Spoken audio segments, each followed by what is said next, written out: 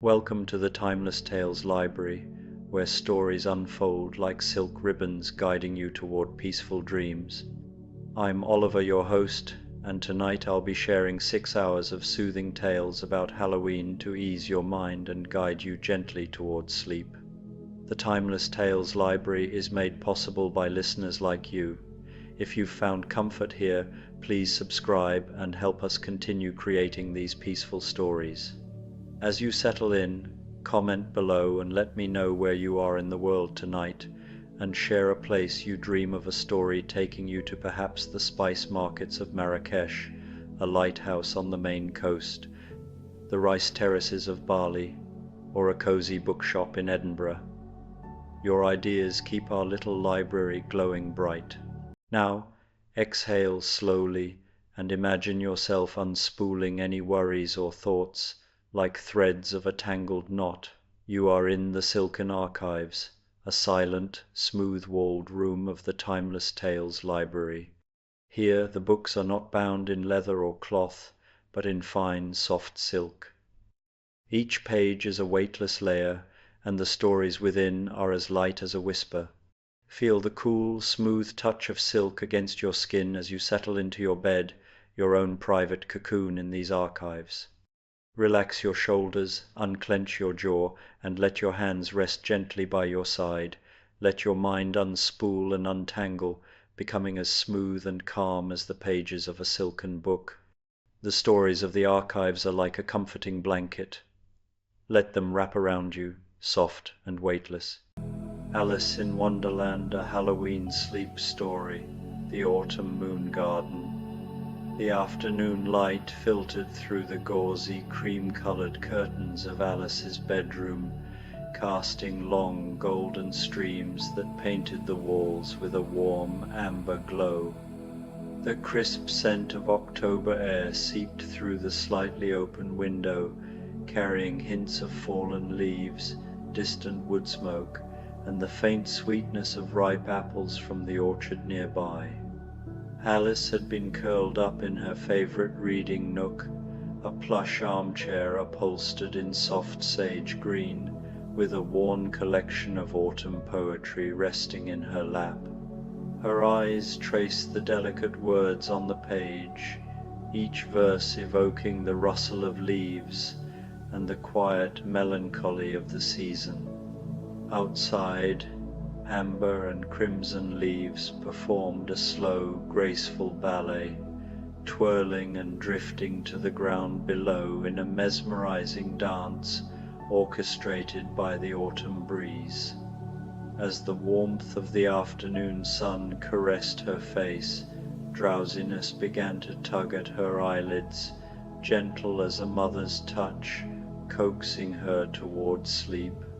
The book slipped from her fingers, its pages whispering as it settled against the armrest, and Alice sank deeper into the cushions, her breathing slowing to a soft, steady rhythm. In that liminal space between waking and dreaming, where the boundaries of reality blur and the impossible feels within reach, Alice felt herself gently pulled into a familiar yet exhilarating sensation. It was as if she were adrift on a tranquil river, the current carrying her effortlessly downstream toward a destination that shimmered with promise and mystery. The golden light in her room seemed to pulse and ripple, like sunlight reflecting off water, and the air grew thick with an otherworldly energy that tingled against her skin. Before she could fully register the strangeness of it all, the world around her shifted, and she found herself standing in a place that was both utterly foreign and deeply familiar, as if her heart had always known it existed. The transition was seamless, like stepping through a doorway she hadn't noticed was there, and she stood, wide-eyed, at the edge of a scene so breathtaking it seemed to belong to a dream crafted just for her. The place before her could only be described as an autumn moon garden, though the term felt inadequate to capture the enchantment that unfolded in every direction. Above the sky was a deep, velvety twilight purple, a canvas of rich indigo that seemed to hum with quiet magic.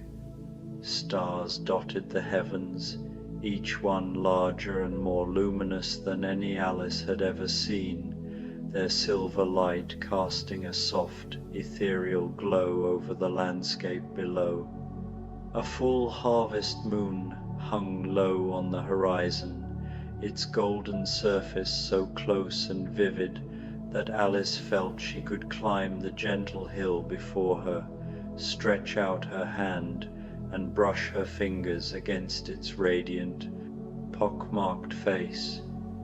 The moonlight bathed the garden in a warm, amber hue, blending with the starlight to create a scene that felt both timeless and alive, as if the very air were infused with the essence of autumn itself. The garden was unlike anything Alice had encountered, even in her previous adventures through the whimsical chaos of Wonderland.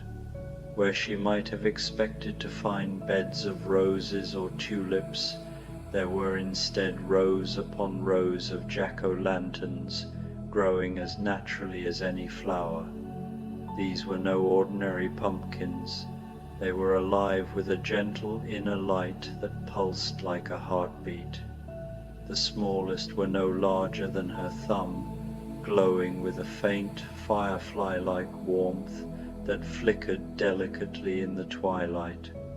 Their tiny, carved faces bore expressions of quiet curiosity, as if they were just beginning to understand the world around them. Medium-sized jack-o'-lanterns dotted the rows, their carved features more defined, kindly eyes that seemed to follow her movements, soft smiles that radiated warmth, and cheerful grins that nodded in silent greeting. Each one seemed to possess a personality, a spark of life that made the garden feel like a gathering of old friends rather than a mere collection of plants. The largest jack-o'-lanterns were truly magnificent, towering nearly as tall as Alice herself, their surfaces etched with intricate designs that rivaled the finest portraits. Their carved faces were not menacing but serene, wise, or gently amused, as if they held the secrets of countless autumns within their glowing cores. Some bore expressions of quiet contemplation, their eyes seeming to gaze into the distance with a knowing calm. Others appeared to share private jokes, their lips curved in subtle, mischievous smiles that invited Alice to join in their silent mirth.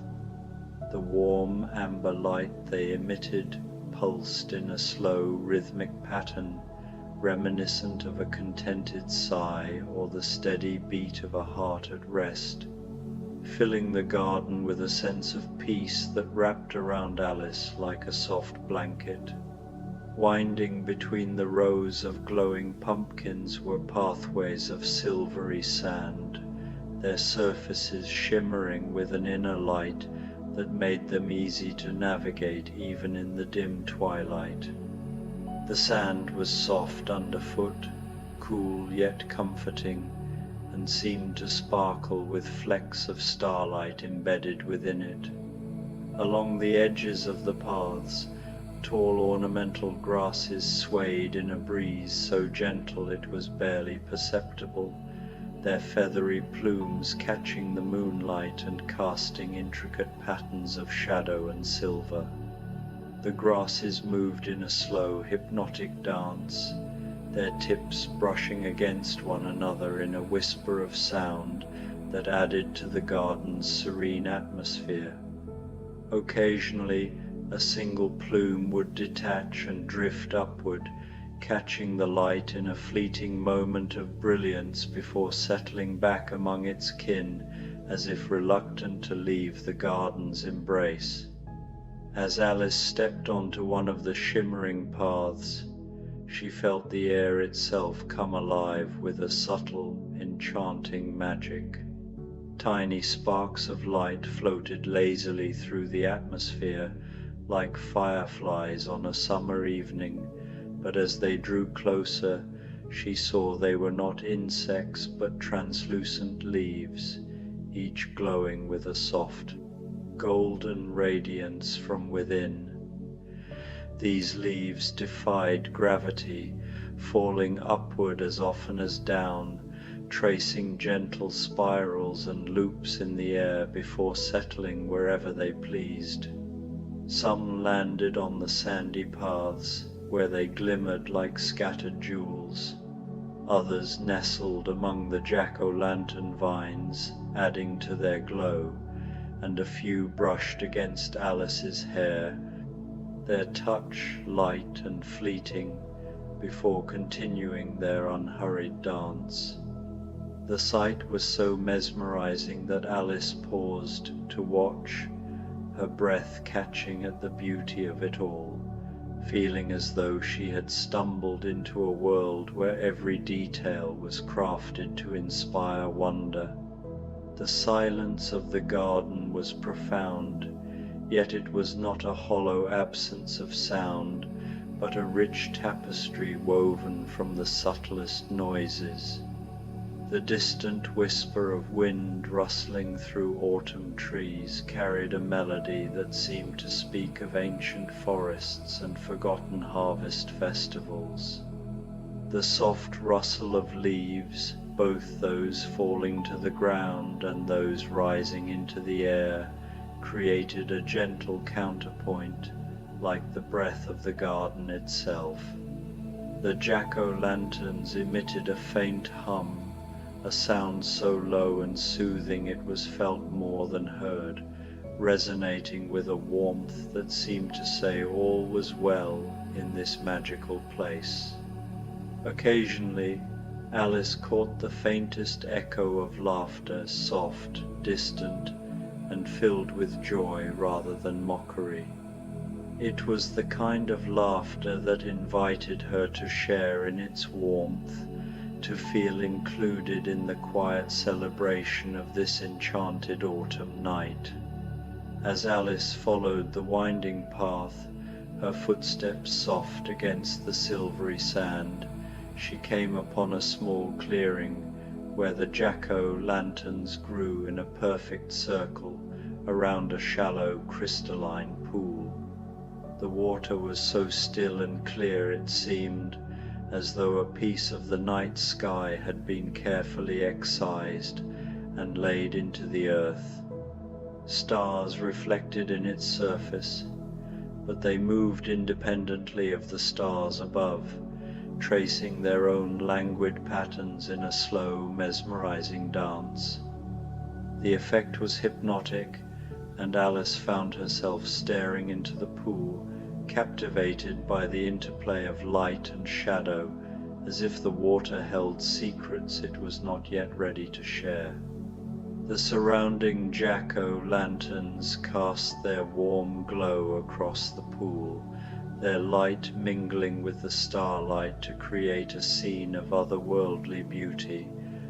Seated beside the pool on a cushion of velvety moss was a figure Alice recognized instantly, though he was transformed by the serenity of this place.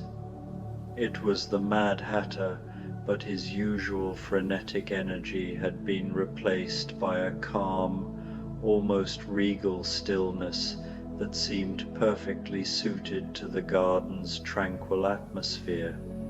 His iconic hat, once tall and tattered, was now a deep midnight blue, adorned with tiny silver stars that twinkled in harmony with the sky above. His coat, too, had undergone a transformation, its patchwork fabric replaced by soft velvet in a rich forest green, with polished brass buttons that caught the light from the surrounding jack-o'-lanterns and reflected it in warm golden glints.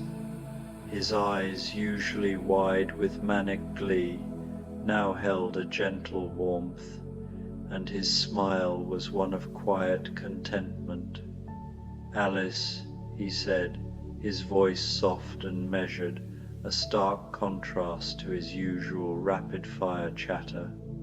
"How delightful that you've found your way to the autumn moon garden.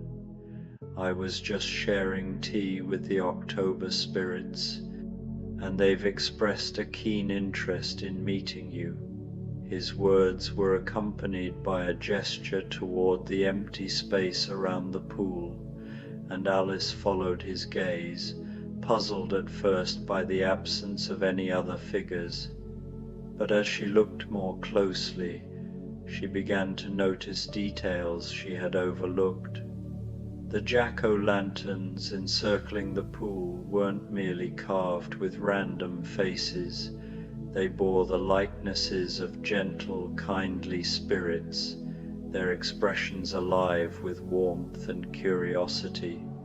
Some blinked slowly, their carved eyes moving with a subtle lifelike grace. Others tilted their heads thoughtfully, as if considering her presence, and a few nodded in silent acknowledgement, their smiles welcoming her into their quiet gathering.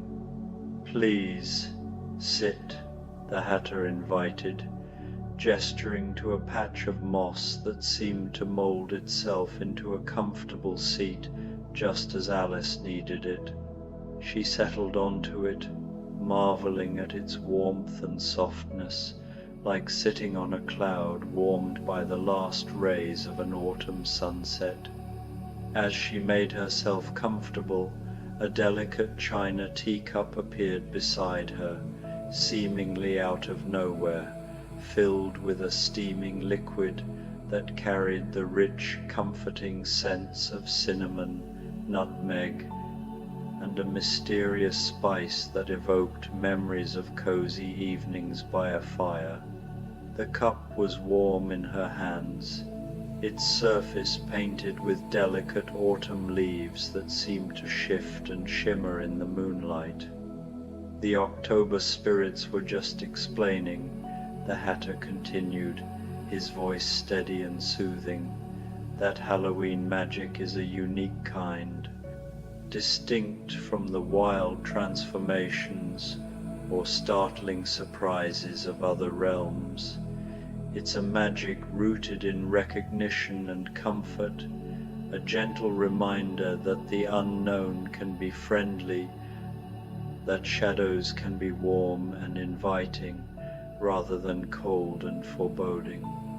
As he spoke, Alice noticed that the shadows cast by the jack-o'-lanterns were not stark or ominous, but a soft, glowing grey, radiant with their own subtle light.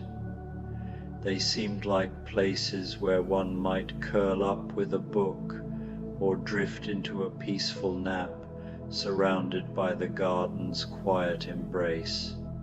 "Would you like to help us tend the garden?" came a voice, warm and grandmotherly, from one of the larger jack-o'-lanterns, though its carved mouth remained still. The tone was so kind and welcoming that Alice felt an immediate sense of belonging, as if she had been invited into a cherished family tradition. She nodded instinctively, her heart answering before her mind could catch up, drawn to the idea of contributing to this magical place. She stood, still clutching her fragrant tea, and looked to the Hatter for guidance. "It's quite simple," he said, rising with a graceful ease that seemed entirely natural in this serene setting. "We need to help the jack-o'-lantern seeds find their perfect places in the garden, ensuring each growing pumpkin receives just the right balance of moonlight and starshine." He led her to a corner of the garden she hadn't noticed before, where the ground was blanketed with tiny, glowing seeds, scattered across the silvery sand. Each seed pulsed with its own unique light, some warm amber, others soft orange, deep red, or pale yellow, each with a rhythm that felt alive and individual, like the heartbeat of a tiny, hopeful creature. Some pulsed quickly, as if eager to grow, while others glowed with a slow, contemplative rhythm that spoke of patience and wisdom.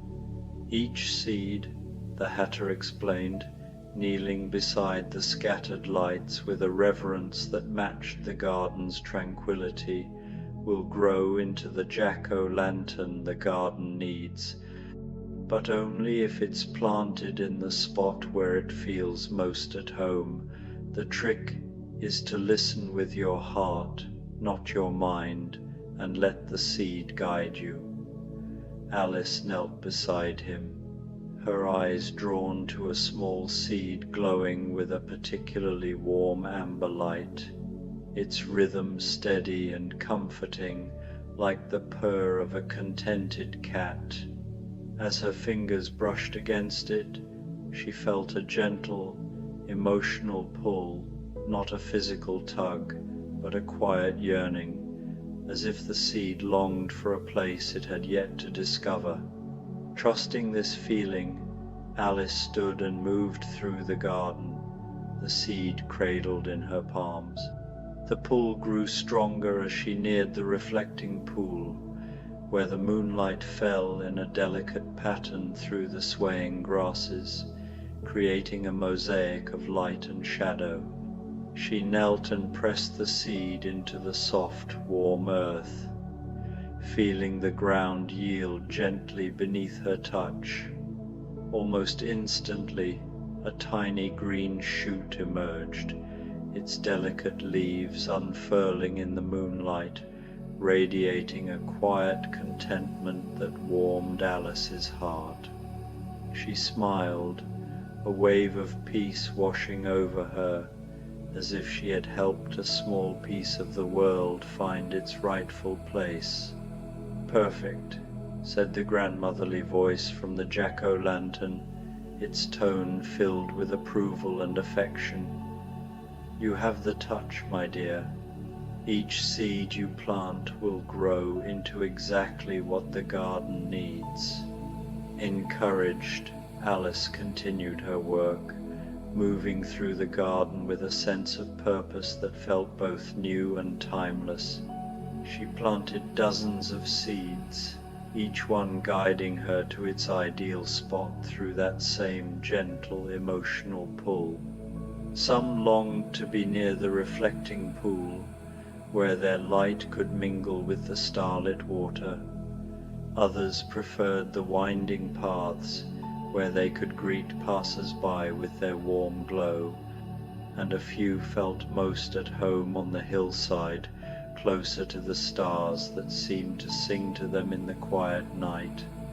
As she worked, Alice's movements grew slower, more deliberate, each action a meditative act that deepened her connection to the garden. The rhythm of walking, kneeling, and planting became a soothing ritual, her breathing aligning with the gentle pulsing of the jack-o'-lanterns around her. Her mind grew quiet, free of the usual clutter of thoughts, filled instead with the simple joy of being part of this magical place. The Hatter worked beside her, his own movements graceful and unhurried, occasionally humming soft melodies that seemed to coax the seeds into settling happily into the earth. At times she overheard him speaking quietly with the October spirits, their voices blending into the garden's symphony as they discussed the balance of colors and rhythms needed to complete the garden's harmony. The hours slipped by, though time seemed to flow differently in the autumn moon garden, stretching and contracting like a dream. Alice felt no fatigue, only a deep sense of fulfillment, as she tended to the seeds, each one a small promise of light and warmth. The garden seemed to respond to her efforts, its glow growing brighter, its hum more resonant, as if it were thanking her for her care. And as she worked, she couldn't help but feel that she, too, was finding her place in this enchanted world, her heart aligning with the quiet magic of the October night. As the evening deepened, Alice's senses sharpened, and she began to notice subtle movements in the garden's soft twilight that she had initially mistaken for mere shadows cast by the glowing jack-o'-lanterns. At first they appeared as fleeting flickers, dancing at the edges of her vision, but as she focused, she realized they were not shadows at all, but gentle, translucent spirits, ethereal inhabitants of the garden itself. These figures moved with a grace that seemed almost choreographed, their motions fluid and deliberate, like dancers performing a silent ballet under the harvest moon. They tended to the growing jack-o'-lanterns with delicate touches, adjusting vines, brushing silvery sand from leaves, or gently coaxing a seedling to stand a little taller. Though they never spoke, their presence was warm and welcoming, and occasionally one would pause to nod at Alice, their translucent faces radiating quiet approval. The acknowledgement filled her with a profound sense of connection, as if her careful work planting seeds was not just appreciated but woven into the very fabric of this magical place, a shared effort that transcended time and space. The spirits themselves were a vision of otherworldly beauty, their forms crafted from moonlight and autumn mist, substantial enough to interact with the garden, yet so ethereal that Alice could see the twinkling stars through their shimmering outlines. Their garments flowed like liquid night, as if woven from the deep indigo of the twilight sky, adorned with intricate patterns of constellations that shifted and reformed with every movement. Some bore the faint outlines of Orion or the Pleiades, while others displayed unfamiliar star formations that seemed to tell stories of forgotten skies. Their faces were serene, ageless, and imbued with a timeless quality that suggested they had been tending this enchanted garden for centuries, perhaps millennia, their presence as constant as the turning of the seasons, their eyes, glowing softly with the same silver light as the stars above, held a kindness that made Alice feel instantly at ease, as if she were among old friends who had known her long before she arrived in this magical place.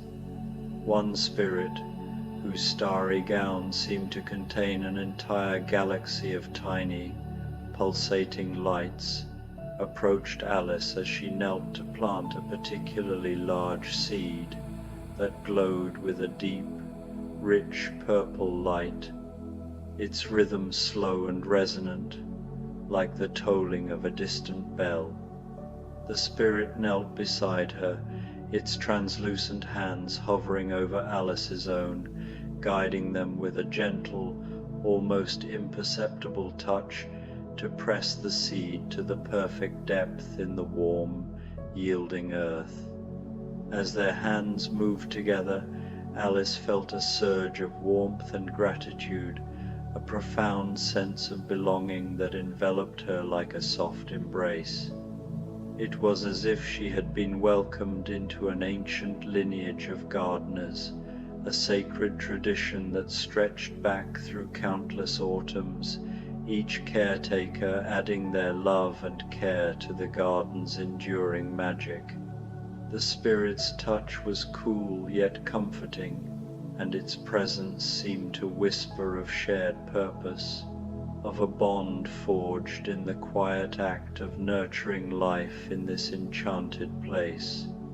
When the seed was planted, a tiny sprout emerged almost instantly, its leaves unfurling with a soft glow that mirrored the purple light of the seed.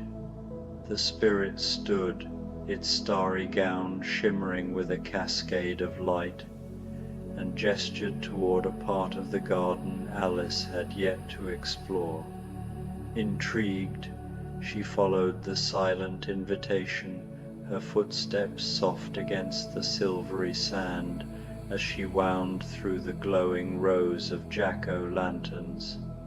The path led her to a grove of trees, their branches heavy with hanging lanterns that were not made of glass or metal but of hollow gourds and small pumpkins, each carved with intricate lace-like patterns. These natural lanterns glowed with a warm golden light, casting delicate shadow pictures onto the ground below that shifted gently in the breeze. The patterns were mesmerizing, their designs so precise and detailed that they seemed to hold stories within their flickering forms, inviting Alice to pause and lose herself in their quiet beauty. The shadow pictures were not the eerie or unsettling images one might expect in a moonlit grove, but gentle, heartwarming scenes that spoke of the joys of autumn. Alice saw vignettes of harvest festivals, with villagers dancing around bonfires, their faces alight with laughter and camaraderie. Other shadows depicted families gathered around long tables laden with steaming dishes, their hands clasped in gratitude before a meal. She saw children leaping into piles of crisp leaves, their giggles almost audible in the stillness, and couples sharing warm drinks under blankets, their faces illuminated by the soft glow of candlelight. The scenes moved slowly, like a dream unfolding at its own leisurely pace, each one a celebration of the ways autumn brought people together in moments of comfort, connection, and quiet joy. Alice stood transfixed, her heart swelling with a longing to be part of those scenes, to share in the warmth and togetherness they depicted. At the heart of the grove stood a tree that commanded reverence, its presence ancient and wise, its trunk so broad that Alice imagined it would take a dozen friends holding hands to encircle it. Its bark gleamed silver white in the moonlight, smooth yet textured with the wisdom of countless seasons, and its branches stretched upward, their tips brushing the stars as if in quiet conversation with the heavens. From its lower branches hung dozens of jack-o'-lanterns, each one unique in size, shape, and design, their carved faces glowing with expressions ranging from serene contemplation to gentle amusement.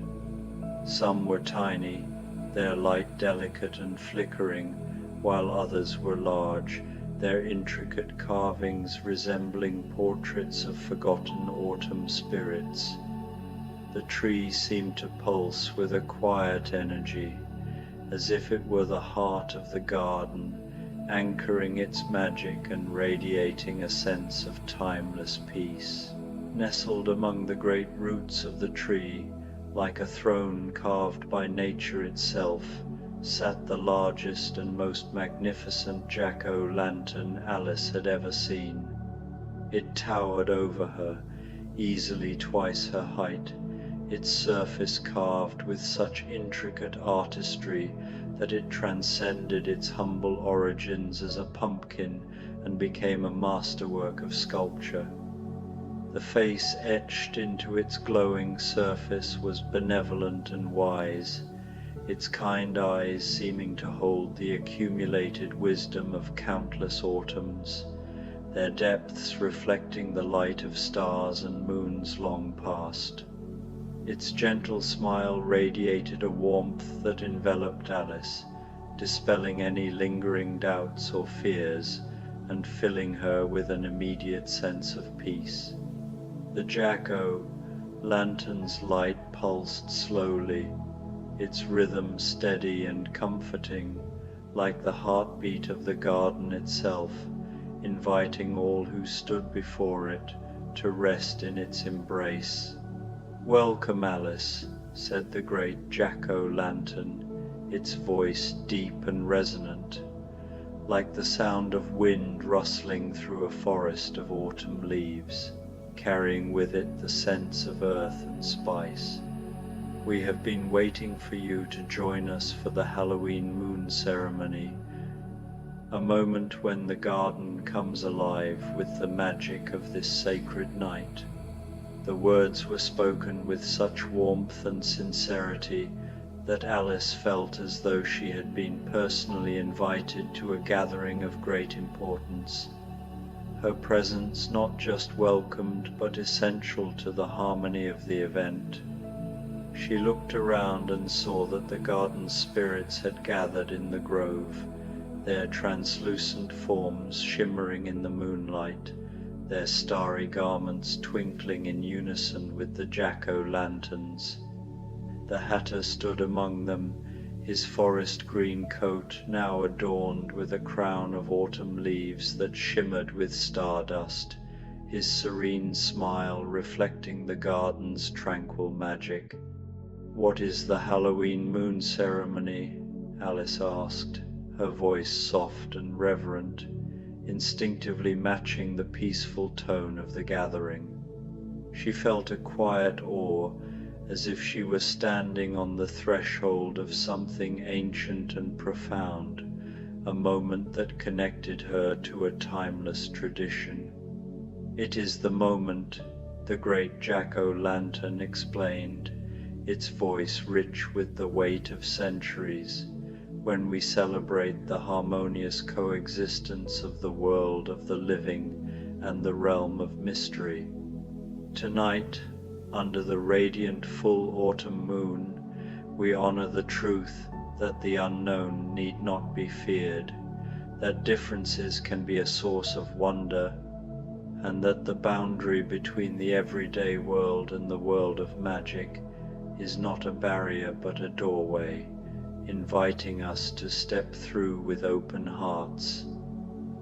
Its words resonated deeply, filling Alice with a sense of clarity and purpose, as if she had always known this truth but needed the garden's wisdom to fully understand it. As if in response to the great Jack-O-lantern's words, the full moon above seemed to blaze with newfound intensity, its silver light flooding the garden with a brilliance that illuminated every detail. The carved faces of the Jack-O-lanterns glowed with warm contentment, their expressions radiating a quiet joy that seemed to echo the moon's light. The spirits shimmered with an ethereal grace, their starry garments sparkling like a celestial tapestry, and the growing plants reached upward, their leaves trembling with gratitude as they bathed in the celestial glow. The entire garden seemed to hum with a shared energy, a collective celebration of the magic that bound it together under the autumn moon. The ceremony itself was unlike any ritual Alice had ever witnessed, its simplicity profound and moving. There were no grand speeches or elaborate gestures, only a shared moment of quiet reverence as everyone in the garden stood together, basking in the moonlight. The spirits, the Hatter, and the Jack-O-lanterns all seemed to breathe as one, their presence unified by a deep sense of connection to the magic surrounding them. Alice felt it too, a profound sense of belonging, as if she were part of an ancient lineage that stretched back through generations of gardeners, spirits, and wise jack-o'-lanterns, all united by their love for this enchanted place.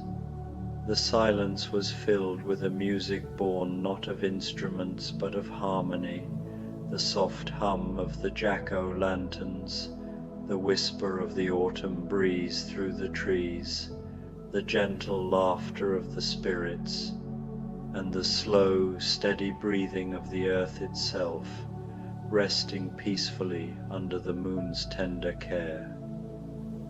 As Alice stood in the grove, enveloped by the garden's gentle magic, a wave of drowsiness washed over her, warm and comforting, like a soft blanket draped over her shoulders. The moonlight seemed to wrap around her, its silver glow soothing her senses, while the warm light from the jack-o'-lanterns made her eyelids grow heavy with contentment. The ceremony continued around her, its quiet rhythm requiring no effort beyond the simple joy of being present, of sharing in the garden's peace. She felt herself swaying slightly, her body relaxing into the moment, carried by the gentle pulse of the garden's magic. "Alice," the Hatter said softly, appearing beside her with his serene smile, his crown of leaves catching the moonlight in a delicate shimmer. "Would you like to rest in the moon garden's most special sleeping place? The ceremony will continue through the night, and you can sleep peacefully, cradled by the gentle magic that surrounds us." His voice was warm and inviting, promising a rest unlike any she had known. Alice nodded, her eyes heavy with the weight of the day's work and the garden's soothing enchantment. The hours spent tending the seeds, combined with the profound peace of this place, had left her in a state of perfect relaxation, her mind quiet and her heart full. The Hatter led her to a small hill nearby, its surface covered in the softest moss she had ever felt, warm and yielding like a bed crafted by the garden itself. The moonlight fell in a gentle pattern across the hill, filtered through the swaying grasses, and the surrounding jack-o'-lanterns cast warm, comforting shadows that seemed to embrace her. A bed formed itself from the moss and scattered leaves, perfectly shaped to her body, its surface as inviting as a cloud warmed by autumn sunlight.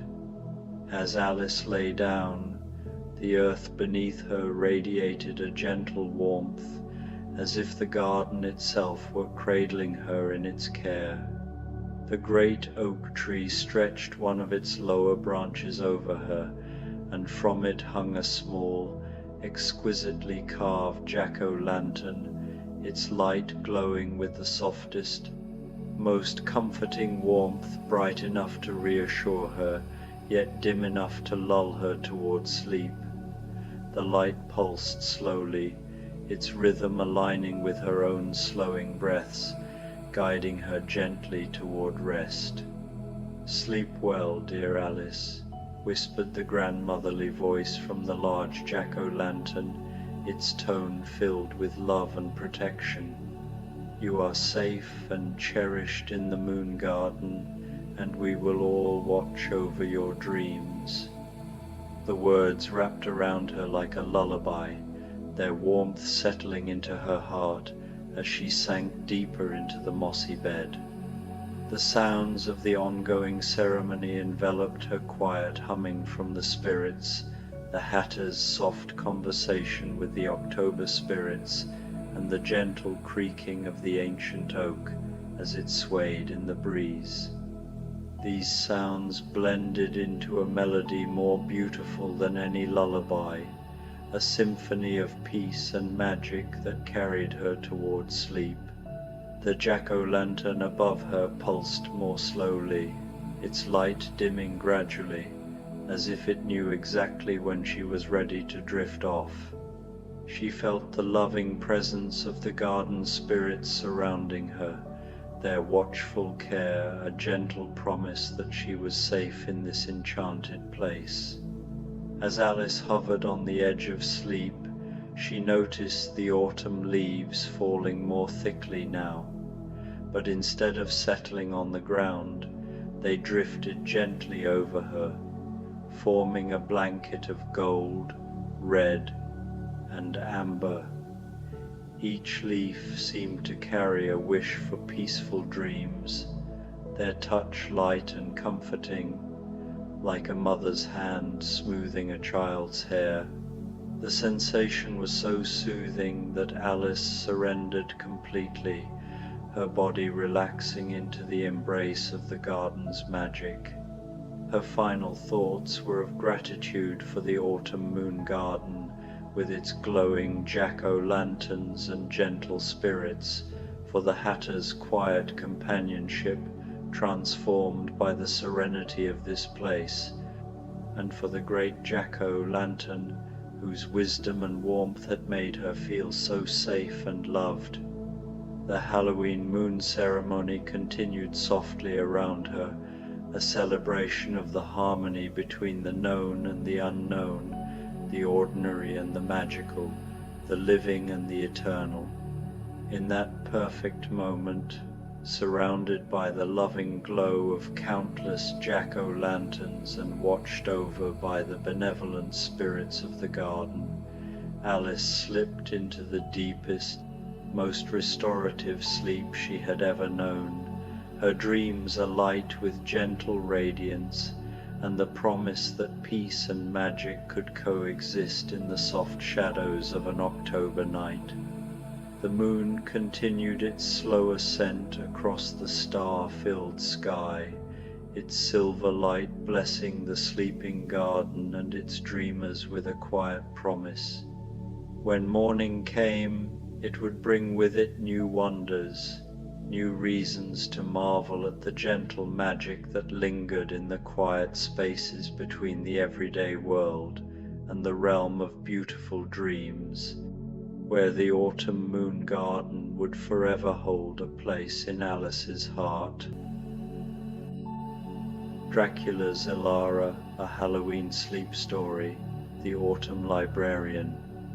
The first thing Elara noticed about Castle Ravencroft's library was not the towering shelves that seemed to stretch endlessly toward the vaulted ceiling, nor the ancient leather-bound volumes that lined them like sleeping sentinels. Her eyes were immediately drawn to the way the candlelight danced across the pages of an open book on the central reading table, as if the flames themselves were reading the words. This initial observation wasn't just a fleeting detail, it was a profound introduction to the unique essence of the castle. The flickering light seemed to have a life of its own, hinting at a sentience within the library that transcended its physical form. This wasn't a mere trick of the light, it was an active, almost sentient quality that immediately set the tone for Elara's new position. The library, it seemed, was a living entity, its quiet hum a prelude to the extraordinary secrets it held. For Elara, who had always viewed books as silent, patient friends, this dynamic display of light and shadow was both mesmerizing and a little unsettling, a subtle hint that her new role would be far from ordinary. It was a silent invitation to a world where the boundary between the mundane and the magical was paper-thin, a world she had only ever dreamed of inhabiting. She had arrived at the castle that very afternoon, responding to a peculiar advertisement in the village newspaper, Librarians sought for private collection, must appreciate the beauty of old books and quiet nights. Autumn position. Inquire at Castle Ravencroft. The salary mentioned was generous enough to make her overlook the oddity of the timing, who hired a librarian specifically for autumn, and the location, which every villager had described with a mixture of reverence and gentle unease. Elara had always been drawn to the tranquility of libraries, the smell of aging paper and leather, a comforting scent. The advertisement's emphasis on quiet nights and old books had spoken to her soul, promising a haven of peace and scholarly pursuit. The timing, however, was a curious detail that had gnawed at her. Why only for autumn? It was a question she hadn't dared to voice, instead choosing to believe it was simply a matter of the Count's personal preference. The villagers' reactions had been even more telling. The people spoke of the Count and his castle with a strange blend of respect for his wealth and status, and a palpable sense of apprehension. Their vague warnings about things being different fueled Elara's curiosity rather than her fear. She had always found comfort in the unusual, drawn to the stories and secrets that lay just beneath the surface of everyday life. This was an opportunity not just for a job, but for an adventure. The Count Island, particular, the innkeeper had said, polishing a glass with unnecessary vigor, but fair, always fair. Just don't be surprised if things seem a bit different up there. The innkeeper's words were a carefully veiled warning, a mix of local gossip and genuine concern. His nervous energy, the way he scrubbed the glass as if to erase his own words, spoke volumes. Elara had understood his message implicitly. Castle Ravencroft was not like other places. The fair part of his description was a reassurance that the Count was not malicious, merely eccentric, but the different part left a wide and tantalizing space for her imagination to fill. Was it a matter of ghosts, of odd schedules, or was it something far more otherworldly? The village, nestled at the foot of the hill leading to the castle, seemed to exist in a perpetual state of watchful quiet, its inhabitants bound by a shared knowledge they were reluctant to articulate. Elara, however, was not one to be easily deterred. She had a deep-seated belief that the most interesting stories were often the ones people were afraid to tell. This job wasn't just about managing a collection of books, it was about uncovering the story of the castle itself. Now, as Elara stood in the doorway of the most magnificent library she had ever seen, she began to understand what he meant. The room felt alive in a way that had nothing to do with the occasional flutter of curtains or the soft whisper of pages turning somewhere in the shadows. This wasn't the dusty, stagnant air of a forgotten collection. It was a tangible presence, a thrumming energy that made the very air feel thick with narrative. It was as if the stories within the books had seeped out and were now part of the atmosphere itself, waiting to be discovered. The library was a repository of knowledge, yes, but it was also a place of potent, almost magical energy.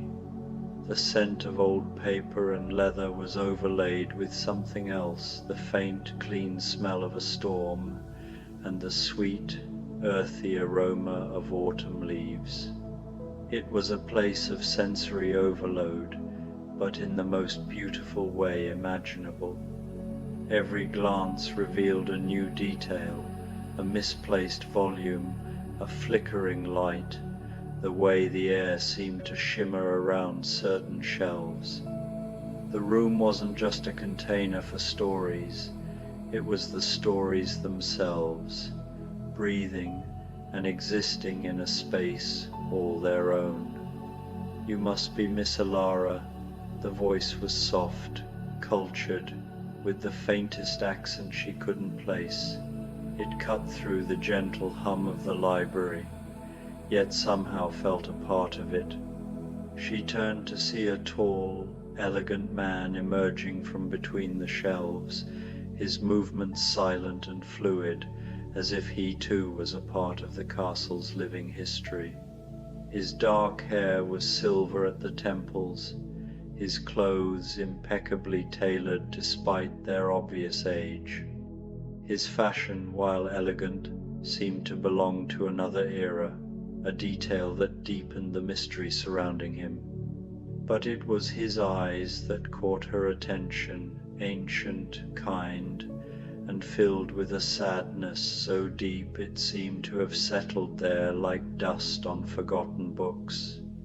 His gaze was not piercing or intimidating, but rather gentle and weary, holding the weight of countless years and unspoken memories. It was the look of a man who had seen too much beauty and too much loss. His presence was not intimidating, but rather magnetic, drawing her in with a sense of profound empathy.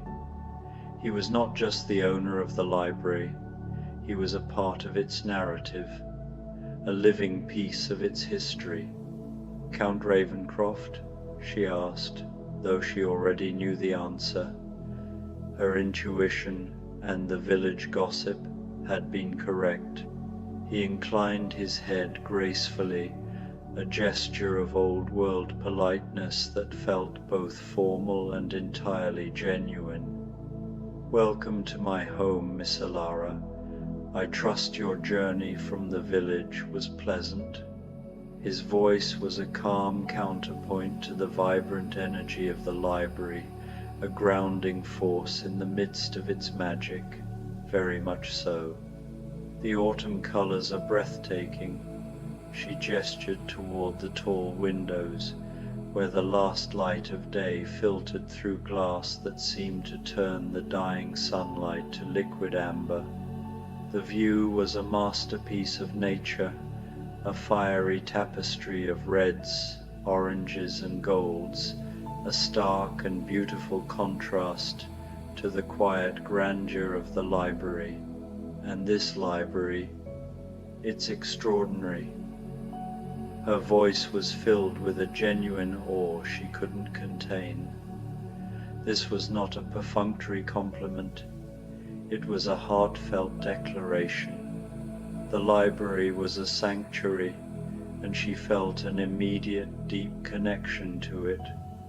A smile touched the corners of his mouth, transforming his austere features. "It has been my life's work, or perhaps I should say, my life's companion. These books have been with me through many seasons, many years, more years than you might imagine." His words were delivered with a gentle sincerity that transcended simple conversation. The weight of his statement hung in the air, a profound truth veiled in casual language. He wasn't just talking about a long life, he was hinting at an existence that defied the normal passage of time. His reference to many seasons, many years, was not a boast, but a simple statement of fact, a window into a life of immense longevity and quiet observation. Ilara's heart thrummed with a mix of curiosity and a deep sense of understanding. She felt as though she were standing at the edge of a vast, deep lake of history, and the Count was the guardian of its secrets. His sadness was not a sign of despair, but rather the quiet melancholy of a man who has outlived all that he has loved. "I've brought you something," the Count continued, lifting a delicate china cup from a nearby table. The cup was filled with tea that steamed gently, carrying with it the sense of cinnamon, cardamom, and something else, something that reminded her of autumn leaves and moonlight. The aroma was rich and complex, a sensory tapestry that perfectly captured the feeling of the season. A blend of my own creation, it helps with the adjustment to evening hours. The tea wasn't just a gesture of hospitality, it was an act of preparation. The choice of spices, cinnamon and cardamom were warm and comforting, but the mysterious third scent hinted at something more. It was the smell of magic, of ancient woods and forgotten lore. The cup itself felt perfect in her hands, a comforting weight that seemed to have been waiting for her all along. The whole scene was a testament to the Count's thoughtful, deliberate nature, a man who saw and understood things that others missed. Evening hours? Elara accepted the cup, noting how perfectly warm it was, as if it had been waiting for her. The question was a simple one, but it opened the door to the heart of the library's secret. "The library keeps unusual hours," he explained, settling into a chair beside the reading table with the ease of someone who had occupied that same spot for centuries. "The books, you see, are most active at night. During the day, they rest, content to be ordinary volumes of paper and ink, but as the sun sets," he gestured around them, and Elara gasped softly. The library was transforming. This wasn't a subtle change, it was a magnificent and breathtaking spectacle, where moments before it had been impressive but static, now it hummed with a gentle, resonant energy. Books on the shelves pulsed with soft light, their titles shifting and changing like living things, revealing secrets to those who knew how to look. A volume on astronomy opened itself, its pages fluttering as constellations rose from the paper to dance in the air above it, a silent ballet of starlight. Somewhere in the poetry section, she could hear the faint sound of verses being whispered by invisible lips, the echoes of 1,000 long-lost voices. "Halloween approaches," the Count said, as if this explained everything. It was the key to the mystery, the reason for the autumn position, the source of the village's unease. The boundary between what is and what might be grows thin.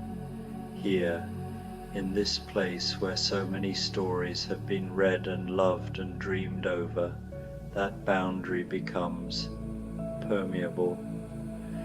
The words were simple, yet they contained a profound truth.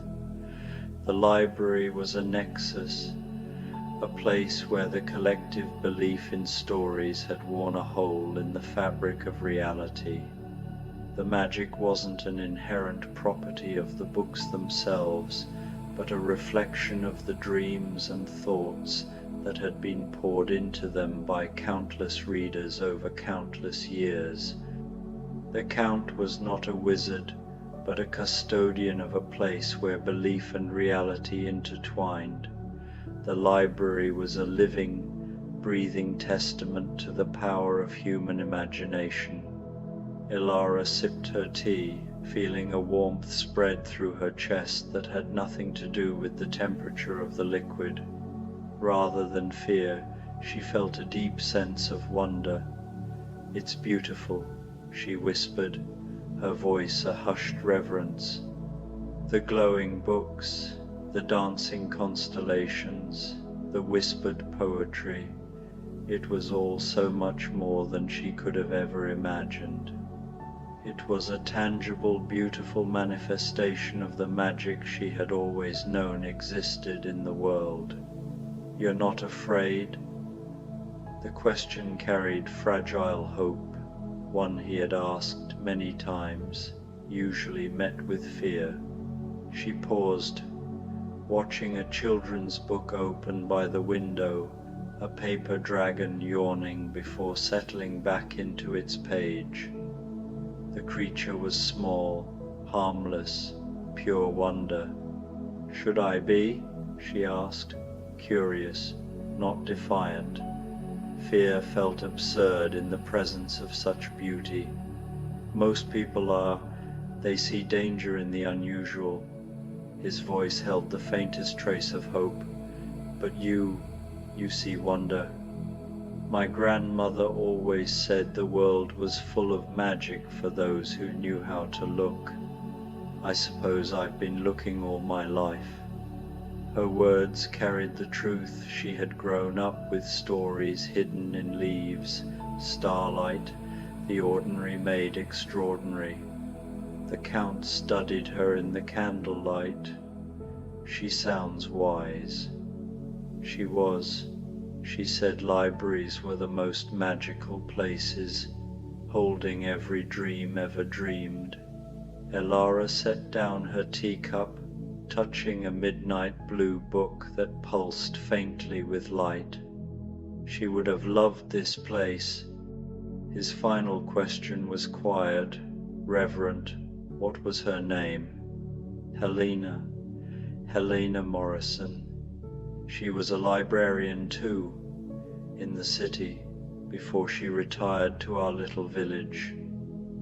Elara traced the spine of the blue book with one finger, feeling a pleasant tingling sensation. "She died last winter. It's part of why I wanted this position. I needed to be somewhere that felt like her, like the magic she always saw in books." "Helena Morrison," the Count repeated slowly, and something in his voice made Elara turn. He was staring at her with an expression of amazement. She was small, with silver hair that caught the light, and eyes the same shade of green as yours. Elara felt her heart skip. "Yes. How could you possibly know that?" The Count rose from his chair, moving to a different section of the library. "She came here once, many years ago. She was researching local folklore for a paper she was writing. Spent 3 nights in this very library, reading by candlelight and asking the most delightful questions." He pulled a book from the shelf, a journal bound in worn leather. "I kept her notes. She had a theory about the connection between stories and magic, about how belief could make the impossible real." He handed her the journal, and Elara opened it to see her grandmother's familiar handwriting. The villagers speak of Castle Ravencroft with a mixture of fear and affection, as if describing a beloved but unpredictable relative. They tell stories of books that read themselves, of a library that comes alive on autumn nights, of a Count who has lived longer than memory. But beneath their words, I sense not darkness, but loneliness. Magic, I suspect, can be a beautiful but isolating gift. Tears pricked at Elara's eyes. "She never told me she'd been here. She promised to return," the Count said gently. "We had such wonderful conversations about the nature of stories, about the way they shape reality even as reality shapes them. I waited for her every autumn, but she got older, and the journey became too difficult," Elara finished. "She spent her last years mostly in the village, helping at the local library, reading to children. She sounds as though she lived a full and beautiful life. She did. Elara closed the journal carefully, but I think she would have loved to see this place one more time, especially during Halloween season. The Count was quiet for several moments, his ancient eyes thoughtful. Perhaps, he said finally, she is seeing it, in a way. Before Elara could ask what he meant, a book fell open on the reading table with a soft thud. Both of them turned to look, and Elara gasped. The book was displaying a photograph that seemed to move and shift like a living memory. Her grandmother as a young woman, sitting in this very library, laughing at something unseen. The books remember everyone who has loved them, the Count explained softly. They hold not just words, but moments, feelings, the essence of those who have found joy in their pages. Elara approached the book slowly, watching as the image shifted to show her grandmother at different ages, always surrounded by books, always with that expression of wonder and delight that Elara remembered so well. It's like she's still here, in the ways that matter most, She Island. The rest of the evening passed like a dream. The Count showed her through the library, explaining the peculiarities of different sections. The history books, he told her, sometimes rewrote themselves to include events that hadn't quite happened yet, possibilities fluttering on the edge of becoming real. The poetry section was particularly active during autumn, with verses composing themselves in the air before settling onto pages like falling leaves. And here, he said, leading her to a cozy nook lined with children's books, is perhaps the most magical section of all. As they approached, the books began to glow more brightly, and Elara heard something that made her heart sing. The sound of her grandmother's voice, reading aloud. She couldn't see the source, but the words were unmistakable, the cadence as familiar as her own heartbeat. She read here often during her visit, the Count explained. The children's books loved her voice. They've been repeating her stories ever since, waiting for someone who would appreciate them as she did. Elara sank into a comfortable chair, listening to the ghostly echo of her grandmother reading The Velveteen Rabbit. Around them, the other books seemed to settle contentedly, as if they too were enjoying the familiar voice. This is why you needed a librarian for autumn, Elara said suddenly, understanding flooding through her. The books become active, and you need someone to tend them, but not just anyone, someone who understands their magic. Someone like your grandmother, the Count confirmed. Someone who sees wonder instead of strangeness, beauty instead of fear. Someone who believes. Exactly.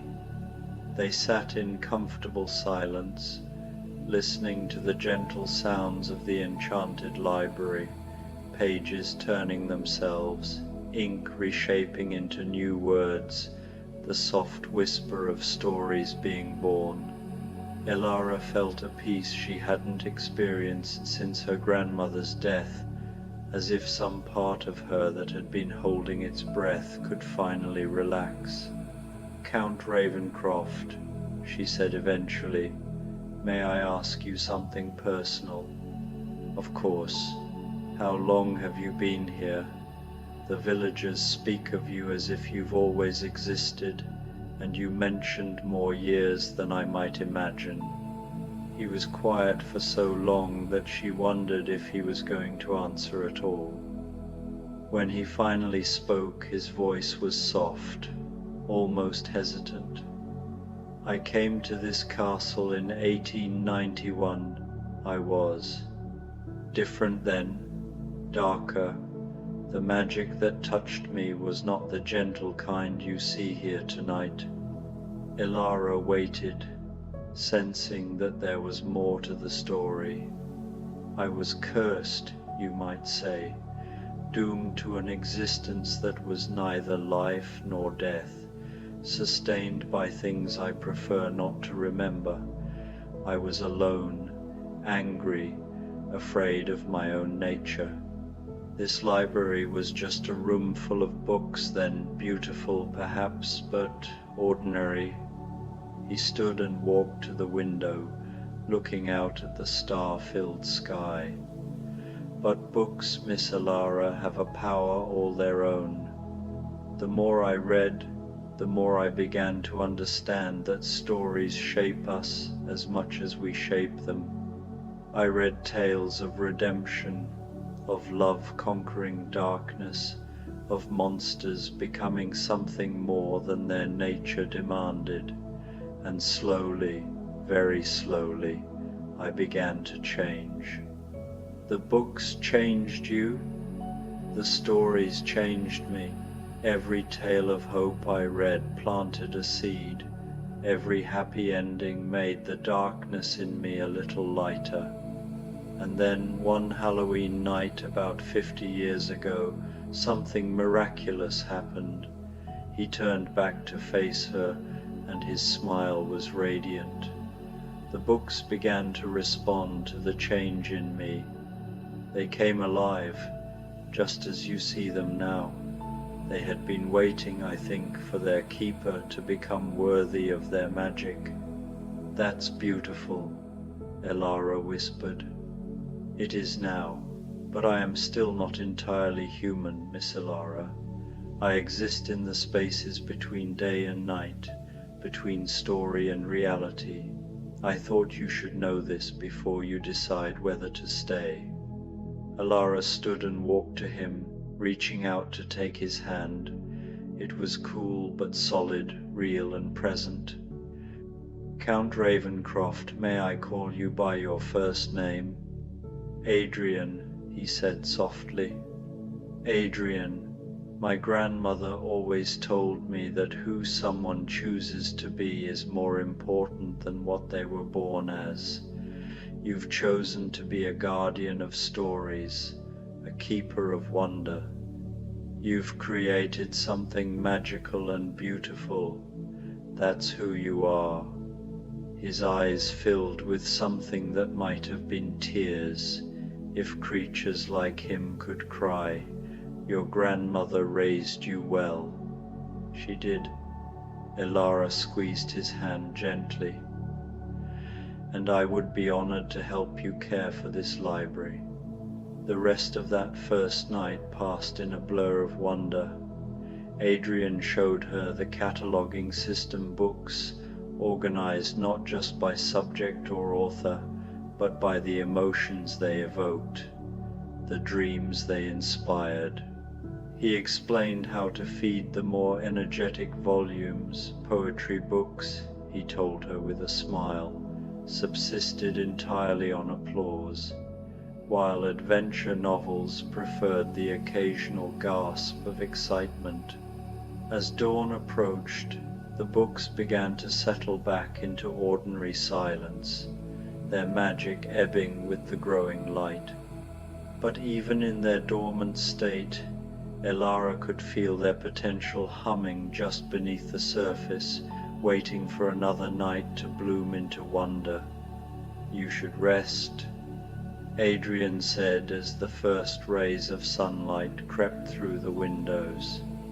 The cottage at the edge of the grounds has been prepared for you. Tonight, if you're willing, your real work begins. Ilara made her way to the cottage as the castle settled into its daytime quietude. The cottage was small but perfect, with a bedroom that looked out over the autumn gardens, and a sitting room lined with books, ordinary books that stayed obediently on their shelves, though she fancied she could see them waiting patiently for evening. She slept deeply and dreamlessly, and when she woke, the sun was setting, painting the sky in shades of orange and purple that seemed to call to something deep in her soul. Halloween was only days away, and she could feel the anticipation in the air like electricity before a storm. The library welcomed her back with what could only be described as joy. Books glowed brighter as she passed, and she could have sworn she heard them sighing with contentment. Adrian was there waiting for her, looking more solid and present than he had in the daylight hours. "Ready for your first real evening as librarian?" he asked. "More than ready." And so began the most magical weeks of Elara's life. Each night she tended the library with Adrian, learning the subtle art of caring for enchanted books. She discovered that the mystery novels occasionally solved themselves if left alone too long, requiring her to gently reset their plots. The cookbooks needed to be prevented from actually producing the foods they described, lest the library become overrun with phantom feasts. And the romance novels had an unfortunate tendency to generate swooning spells in anyone who read them too closely. But it was the children's section that she loved most. There, surrounded by books that remembered her grandmother's voice, she found a peace that had been missing from her life since Helena's death. She began reading aloud herself, and the books responded with evident delight, their pages glowing more brightly with each story she shared. "They love you," Adrian observed one evening, watching as a picture book opened itself hopefully on her lap. "I love them too," Elara replied, beginning to read about a little mouse who dreamed of flying. Around them, other books rustled their pages in approval. As Halloween drew closer, the magic in the library intensified. Books began writing themselves, creating new stories that reflected the dreams and hopes of everyone who had ever read within these walls. Elara found poems dedicated to her grandmother appearing on previously blank pages, stories that seemed to know her deepest wishes and fears. "It's the season," Adrian explained when she showed him a particularly poignant tale about a young woman who found family among the books she tended. "Halloween is when the boundary between the real and the imagined becomes thinnest. The books are responding to your presence, to your love for them and for this place. They're trying to give you the stories you need." "The stories I need?" "We all have stories we need to hear, Elara. Stories that heal old wounds, that show us we're not alone, that help us understand our place in the world." He gestured around the library. "This place exists to provide those stories to whoever needs them most." On Halloween night itself, the transformation was complete. The library pulsed with such vibrant magic that it seemed almost alive, a great heart beating with the rhythm of countless stories. Books floated freely through the air, their pages streaming behind them like wings. Words rose from their bindings to dance through the air in spirals of silver and gold.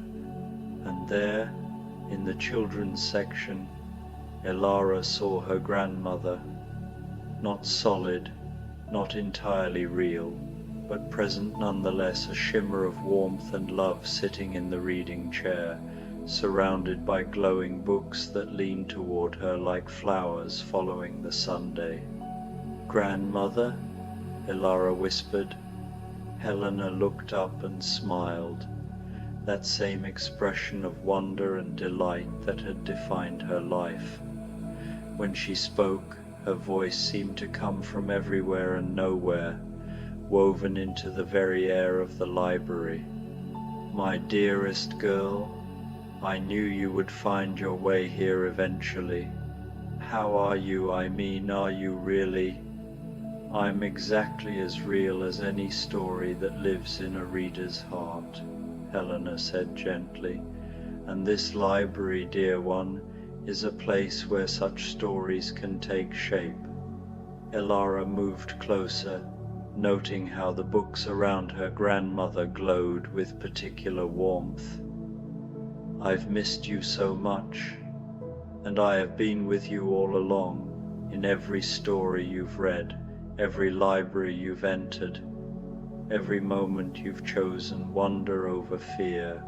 Helena's eyes sparkled with familiar mischief, "though I must say, you've found yourself quite an extraordinary position. Adrian has done well with this place." The Count himself appeared then, approaching with evident respect and affection. "Helena, you look exactly as I remember." "Flatterer," she said with a laugh that made the books around her flutter their pages in delight. "Though I must say, you've changed considerably, for the better, I might add." "I had excellent teachers," he replied, glancing meaningfully at the surrounding books.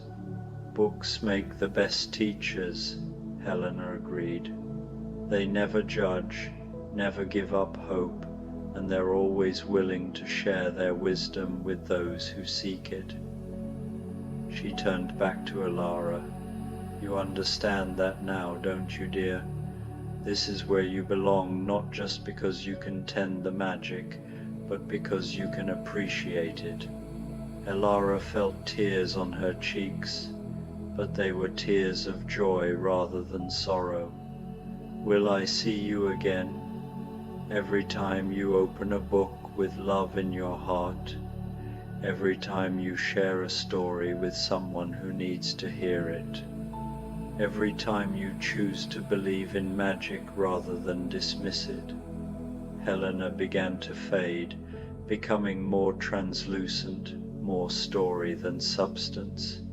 "Take care of this place, Elara, and take care of Adrian. He's been lonely far too long." As her grandmother's form dissolved back into the warm glow of the books, Elara felt a hand on her shoulder. Adrian stood beside her, his own eyes bright with emotion. "She's right, you know," he said softly. "I have been lonely, until now." Elara leaned against his shoulder, feeling the solid comfort of his presence. Around them, the library continued its Halloween celebration, but the frantic energy was settling into something deeper, more peaceful. The books were returning to their shelves, their magic banking like embers that would burn steadily through the long winter ahead. "Will you stay?" Adrian asked. "Not just for the season, but permanently? This library needs a keeper who understands its heart, and I would be honored to share its wonders with you." Elara looked around the library that had become her home, at the books that had welcomed her like old friends, at the man who had shown her magic beyond her wildest dreams. "I can't imagine being anywhere else." As the first light of November dawn began to creep through the windows, the Halloween magic settled into a gentler, more sustainable enchantment. The books returned to their shelves, but retained their glow, their awareness, their love for the woman who tended them with such care.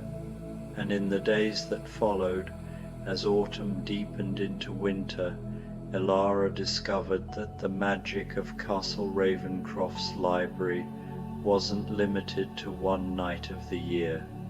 It lived in every shared story, every moment of wonder, every connection between reader and tale.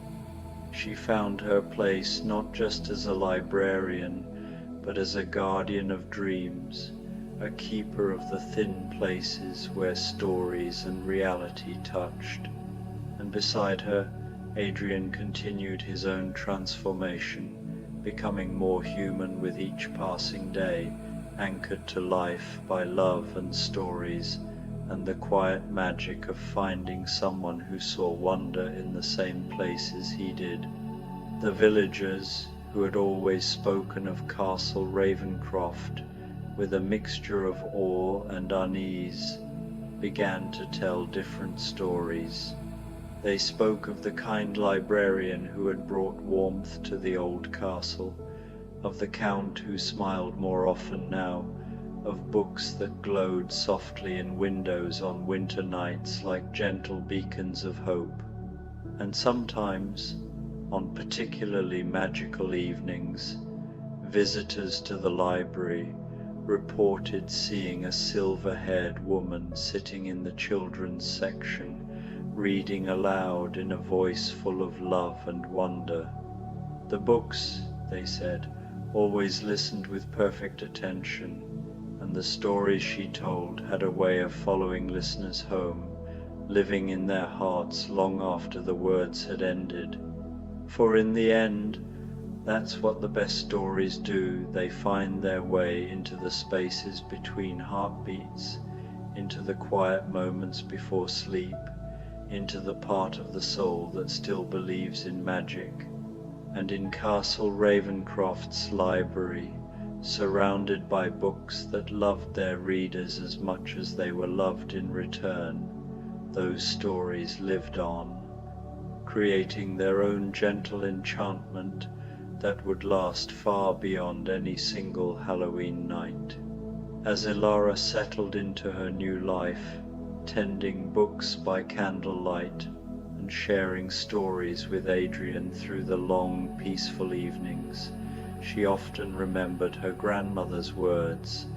The world was full of magic for those who knew how to look for it. She had looked, and she had found not just magic, but home. And in the children's section, where the most beloved books lived, a whisper of Helena's laughter could still be heard on quiet nights, reminding anyone who listened that the best stories never truly end, they simply find new ways to begin again. Frankenstein, a Halloween sleep story, the creature's Halloween garden. Between dusk and midnight, in the quiet of an October night, there lived a creature who saw beauty where others saw fear. He had spent years wandering the edges of civilization, not seeking trouble but a place to belong. He hoped his unusual appearance would be seen as part of the world's rich tapestry, not as something to be feared. His travels had taken him through deep forests and moonlit meadows. He had learned to read the subtle moods of nature, from morning mist to the quality of silence that came with the first frost. On this particular evening, just before Halloween, the creature walked a winding country lane bordered by ancient oak trees. Their leaves in shades of gold, amber, and red rustled overhead like a whispered lullaby. He paused often, listening to the drip of dew and the distant call of a night bird, his breath slowing to match the rhythm of the leaves. The full moon hung in the sky, transforming the familiar world into a dreamlike landscape. Under its light, shadows held wonder instead of fear, and the creature's reflection in a still pond seemed less frightening, blessed with a kind of dignity. He moved silently along the path, his steps hushed not from fear, but from a desire not to disturb the evening's peace.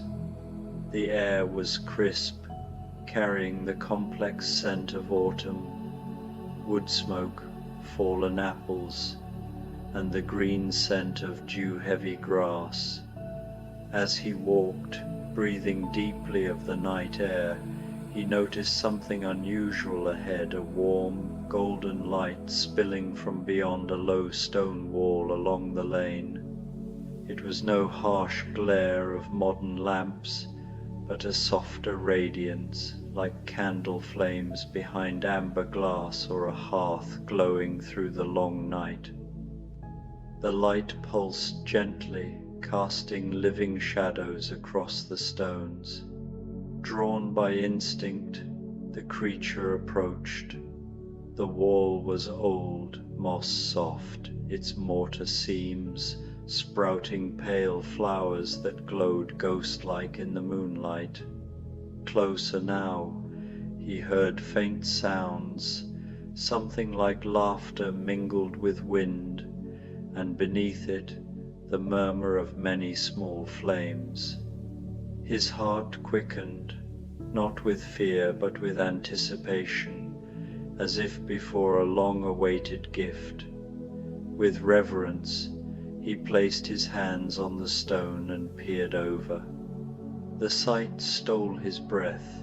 Beyond stretched rolling hills like a vast green quilt, covered with rows of pumpkins glowing as though each held a private Sunday. Some were round and smooth as fallen moons, others lumpy and misshapen, full of character. Tiny ones gleamed like jewels, while giants looked fit for a feast, broad enough for carvings, deep enough to hold whole constellations of candles. But what truly enchanted him were the jack-o'-lanterns, hundreds scattered through the fields, each carved with care, each glowing with warm, living light. They seemed a congregation of friendly spirits, faces lifted to the moon in welcome. Some bore simple triangular eyes and jagged grins, playful or inviting. Others showed intricate vines, flowers, lacework of light, or faces so gentle they seemed alive, glowing with joy, contemplation, or quiet peace. Jack-o'-lanterns carved as cats with whiskers, and alert ears displayed playful or dignified expressions. Others resembled owls with wise, secretive eyes. Some featured intricate scenes, tiny houses, sailing ships, or landscapes with trees, mountains, and star-like cuts that twinkled. The creature noticed the jack-o'-lanterns were arranged harmoniously, with smaller ones clustered around larger ones like children around grandparents. Elaborate carvings were placed for multi-angle viewing, while simpler faces lined pathways through the pumpkin patches. Candlelight flickered, casting shifting shadows and light. Flames burned bright, revealing carved details, or dimmed, creating mysterious shadows, as if the pumpkins whispered in an ancient language of flame. "Beautiful, aren't they?" a soft, calm voice said from behind. The creature turned, expecting fear, but saw an elderly woman with silver hair braided with flowers and leaves. Her lined face and warm, deep brown eyes showed no fear, only kind curiosity, as if she'd been expecting him. A woman in a rust-colored wool sweater, the color of autumn leaves, carried a wicker basket filled with small pumpkins and gourds. Around her neck was a tiny carved pumpkin. Yes, the creature said, his voice gentle. They are beautiful. The woman smiled. I'm Eleanor, she said simply, and I suspect you're admiring my Halloween garden. The creature looked at the glowing expanse. You created all of this? Over many years, Eleanor said, setting down her basket. It started with one small pumpkin patch, but it grew. The pumpkins wanted to become something special. She gestured toward a group of glowing jack-o'-lanterns. It became a kind of calling, creating different moods and personalities. And each year more people came to visit. It must take enormous amounts of work, the creature said quietly. The best kind, Eleanor replied, work that feeds the soul and brings joy to others. Would you like to see them up close? She asked, her gaze accepting. The gate's just there. The creature hesitated, accustomed to being feared. I wouldn't want to disturb anything. Nonsense, Eleanor said. Beauty is meant to be shared. Besides, she added with a smile, I think the jack-o'-lanterns have been waiting for you. They sense kindred spirits. They can tell when someone understands what it means to be different, but to carry beauty inside. Her words resonated, and for the first time in his life, the creature felt a glimmer of hope. Eleanor led him through a midnight blue gate, decorated with stars and vines. It opened silently onto a gravel path, and the creature was immediately surrounded by the warm glow of hundreds of jack-o'-lanterns. The artistry was profound. Some pumpkins had traditional designs, but even these seemed to possess individual personalities. Others were true works of art, like one carved with a delicate tree whose branches swayed in the candlelight, or another showing a contented cat mid-stretch. There were pumpkins carved with entire scenes, villages, landscapes, and starry nights. All of them seemed to glow not just with candlelight, but with the love and creativity that brought them to life. How do you do it? The creature asked, kneeling beside a peaceful-looking pumpkin. How do you make them seem so alive? Eleanor chuckled, a sound like wind chimes. I listen to what each pumpkin wants to become, she said, sitting on the gravel. They all have their own personalities. She adjusted a nearby candle. Some just want to be accepted for what they are, appreciated for their unique beauty. The creature's breath caught. It's beautiful, he whispered. Would you like to try making one? Eleanor asked. I'm not sure I have the skill, he said, looking at his large hands. I'm afraid I might ruin it. Eleanor's smile was gentle. Skill can be learned, but the desire to create is a gift. I can see you have it. She led him to a section with rows of waiting pumpkins and a table of carving tools. She selected a perfect round orange pumpkin. This one, she said, placing it on the table. I think this one has been waiting for you. The creature approached, hesitant, and Eleanor began to explain the process. Under Eleanor's guidance, the creature began to work.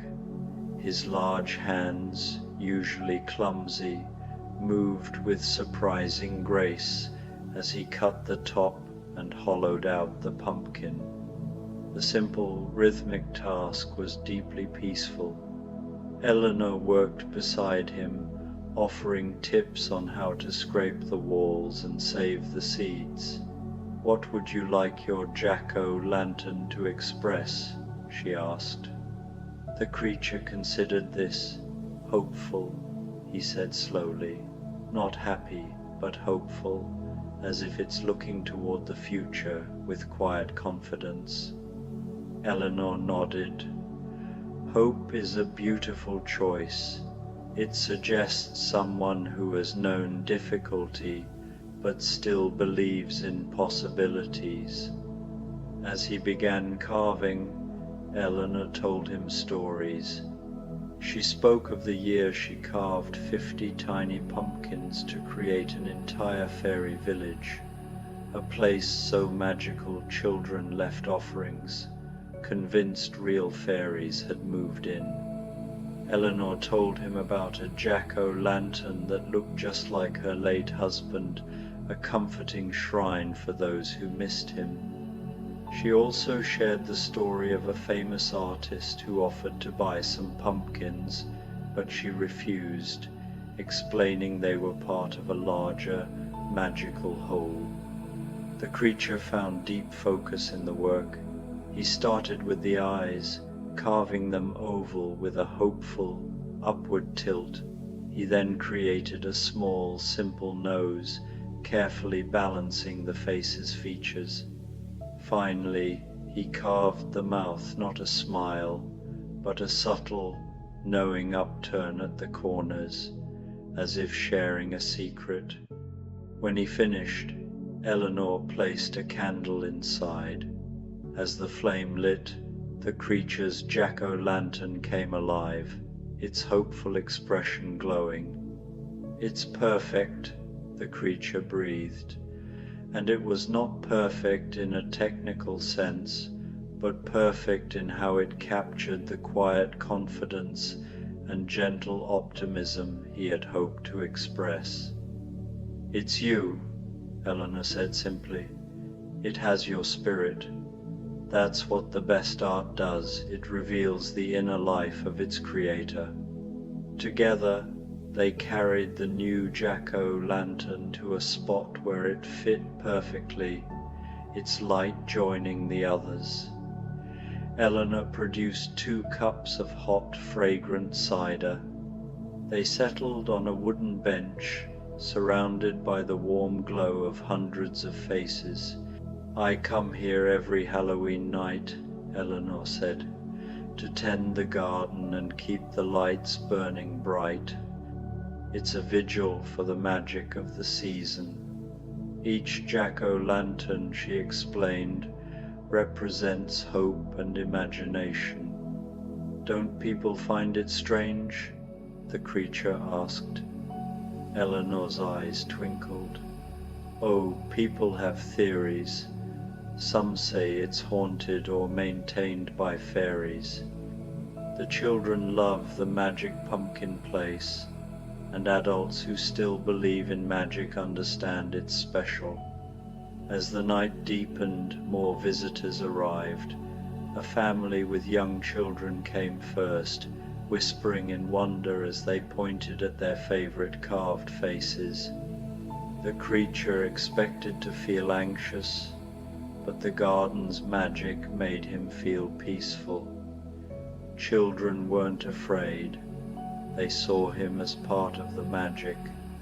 One little girl asked if he had made a pumpkin.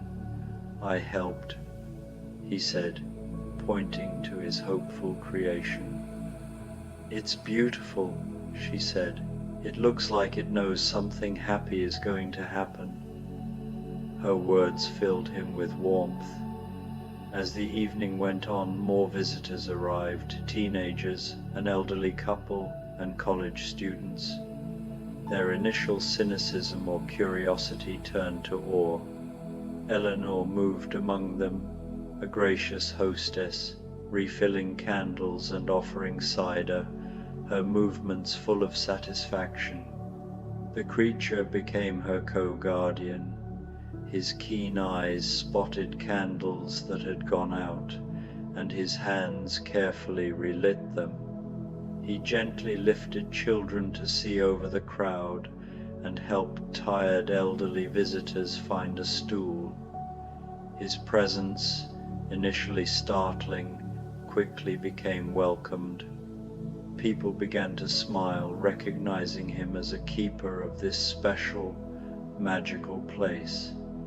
"Excuse me," a middle-aged woman approached him as he was adjusting a candle that had shifted in its pumpkin home. "Could you tell me about this one?" She gestured to an elaborately carved jack-o'-lantern that displayed a scene of a forest at moonlight, complete with tiny deer picked out in delicate detail and trees whose branches seemed to sway in the candlelight. "Eleanor carved this one 3 years ago," the creature replied, his voice growing more confident with each interaction. "She said it was inspired by a dream she had about a magical forest where all the woodland creatures gathered on Halloween night to share stories and celebrate the turning of the season. If you look closely, you can see rabbits hiding among the tree roots, and there's even a tiny owl perched in the upper branches."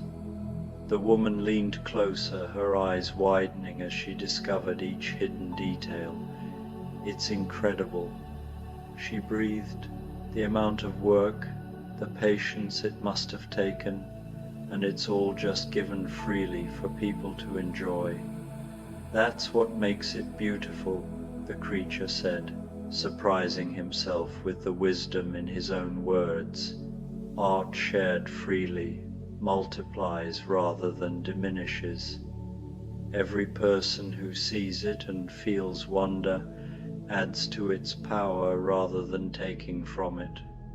As the evening wore on, the creature found himself answering more questions, sharing stories Eleanor had told him, even offering his own observations about the different jack-o'-lanterns and their unique personalities. With growing amazement, he realized that people were actually seeking him out, recognizing him as a knowledgeable guide who could enhance their experience of the garden. A teenage boy, probably around 16, and trying to look unimpressed by the childish Halloween display, found himself drawn to the section where the more artistic and complex carvings were displayed.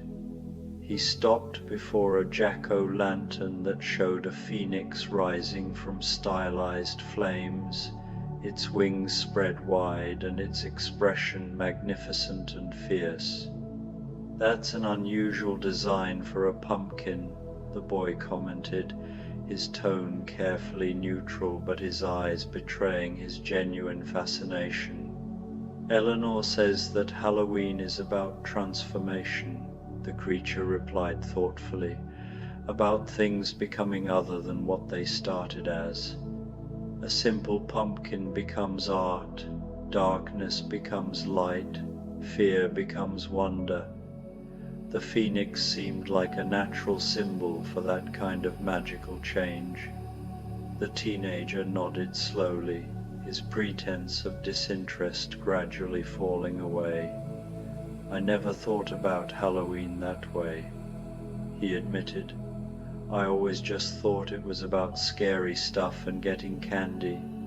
Those things are part of it too," the creature said with a gentle smile. "But I think the heart of it is about celebrating the mysterious, the magical, the possibility that ordinary things might be more extraordinary than they appear. That ordinary people might be more extraordinary than they appear." The boy looked at him with new interest, perhaps hearing something in those words that resonated with his own experience of feeling different, of not quite fitting into expected categories. "Did you make any of these?" The creature led him to his hopeful jack-o'-lantern, still glowing steadily among its companions.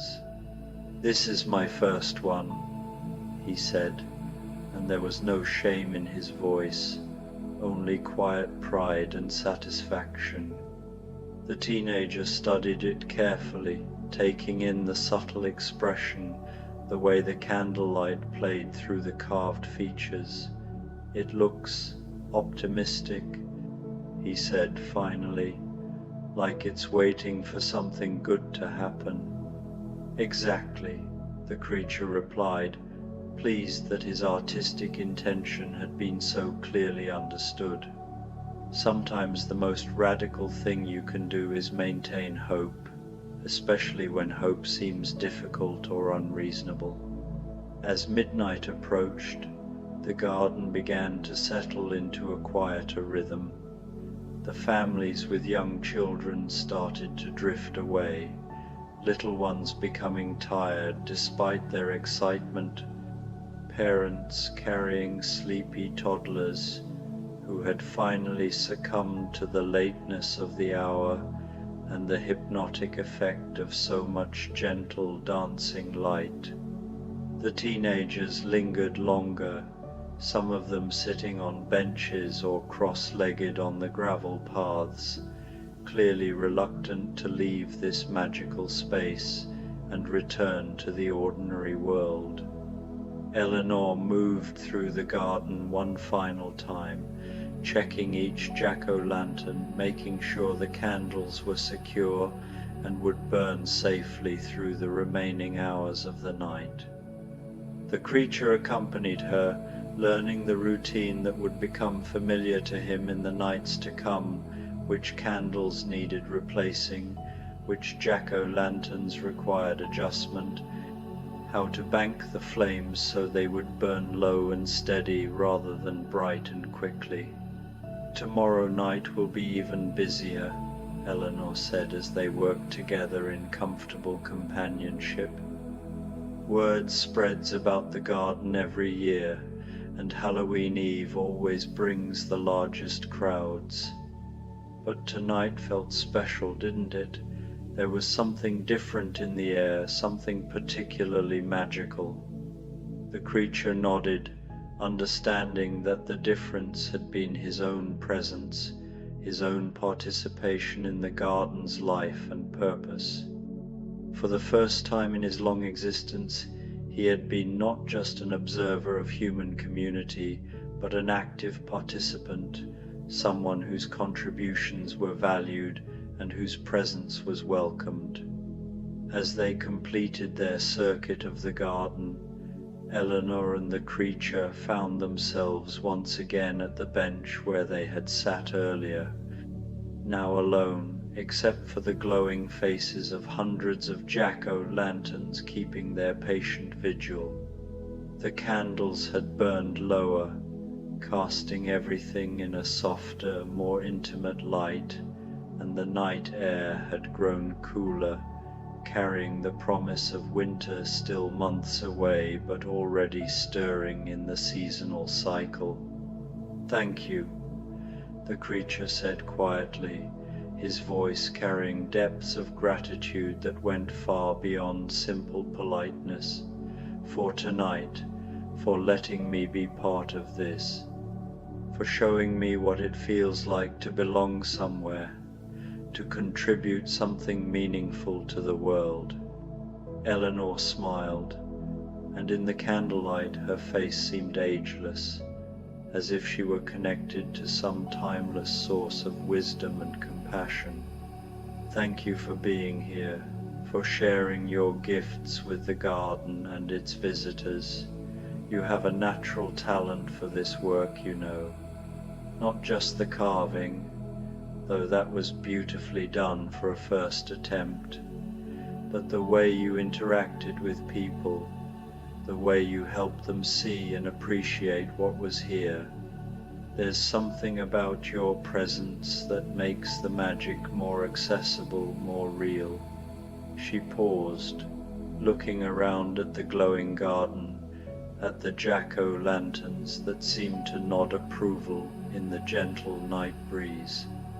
"This place needs someone to help care for it, especially as it continues to grow, and I think," she turned to look at him directly, her eyes warm with invitation and hope, I think you understand what this garden is really about.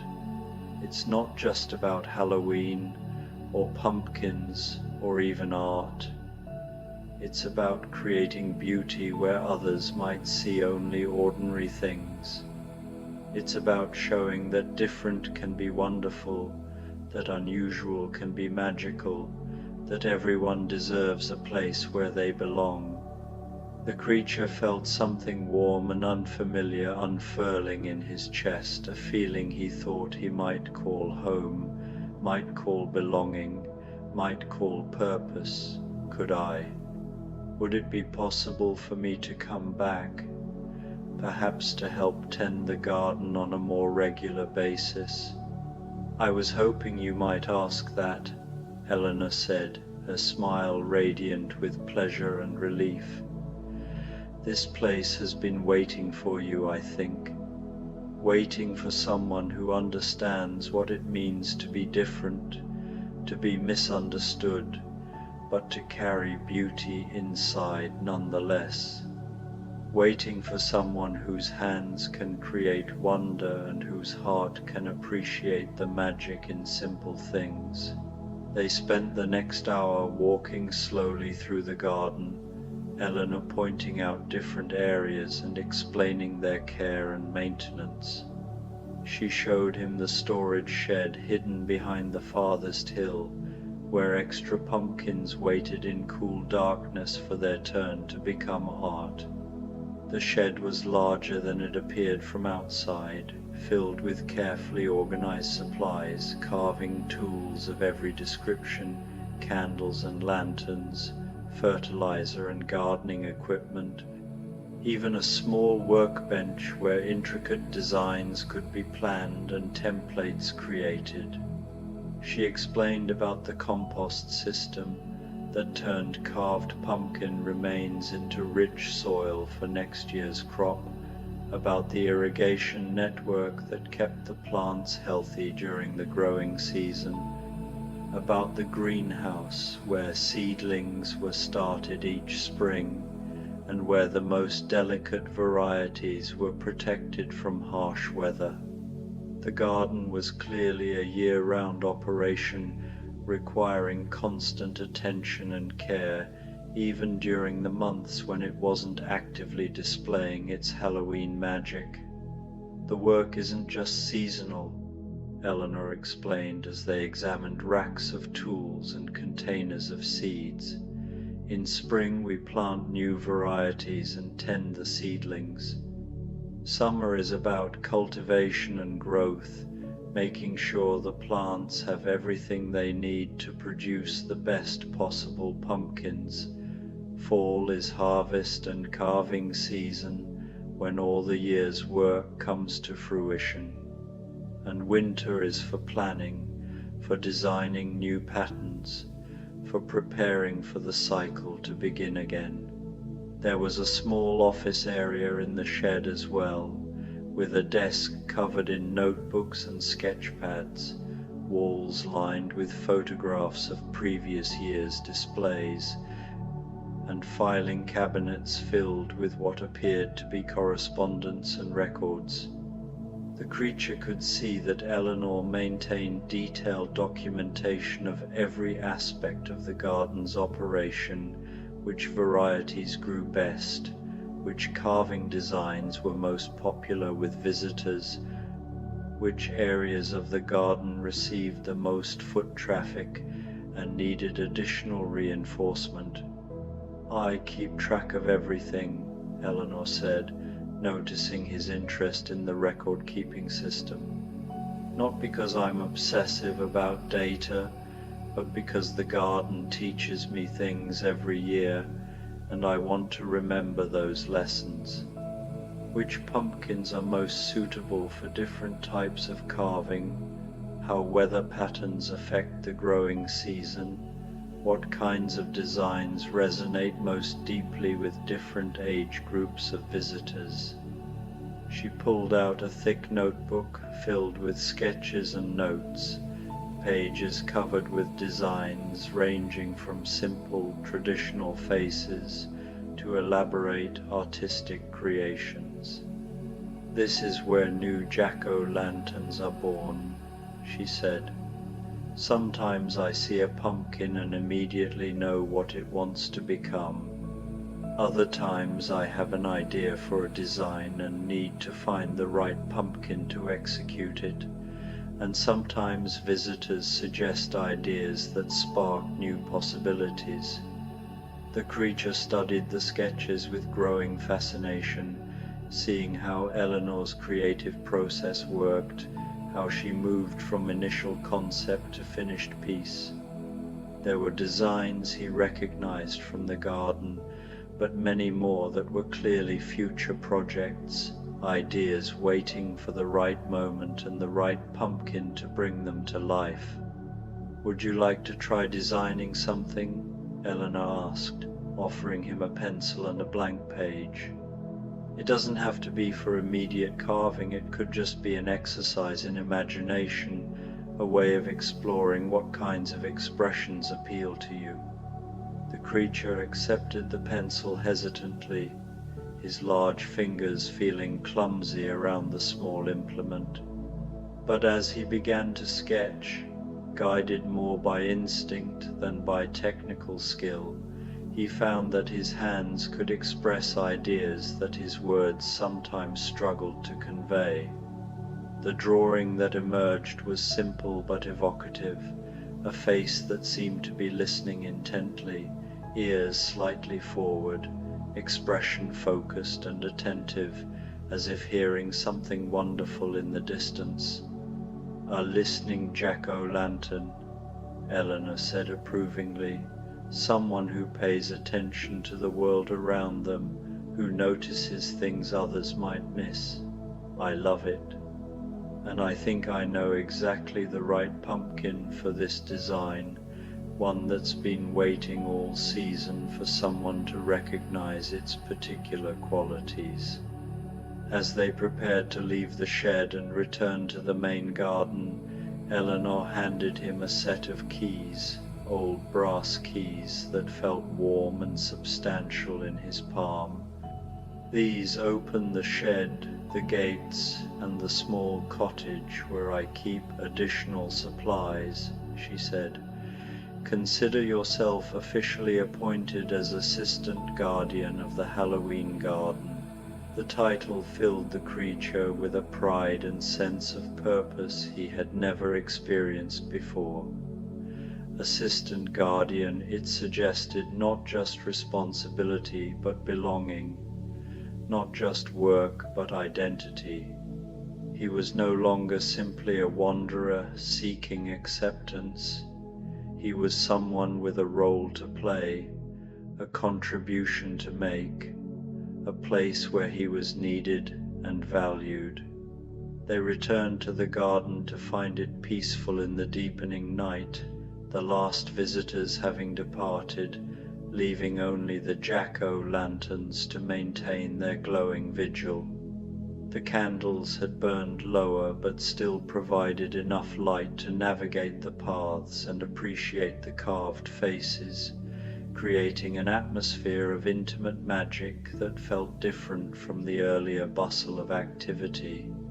Eleanor moved through the garden one final time, performing the nightly ritual of checking each jack-o'-lantern, adjusting wicks, replacing candles that had burned too low, making sure everything was secure for the remaining hours of darkness.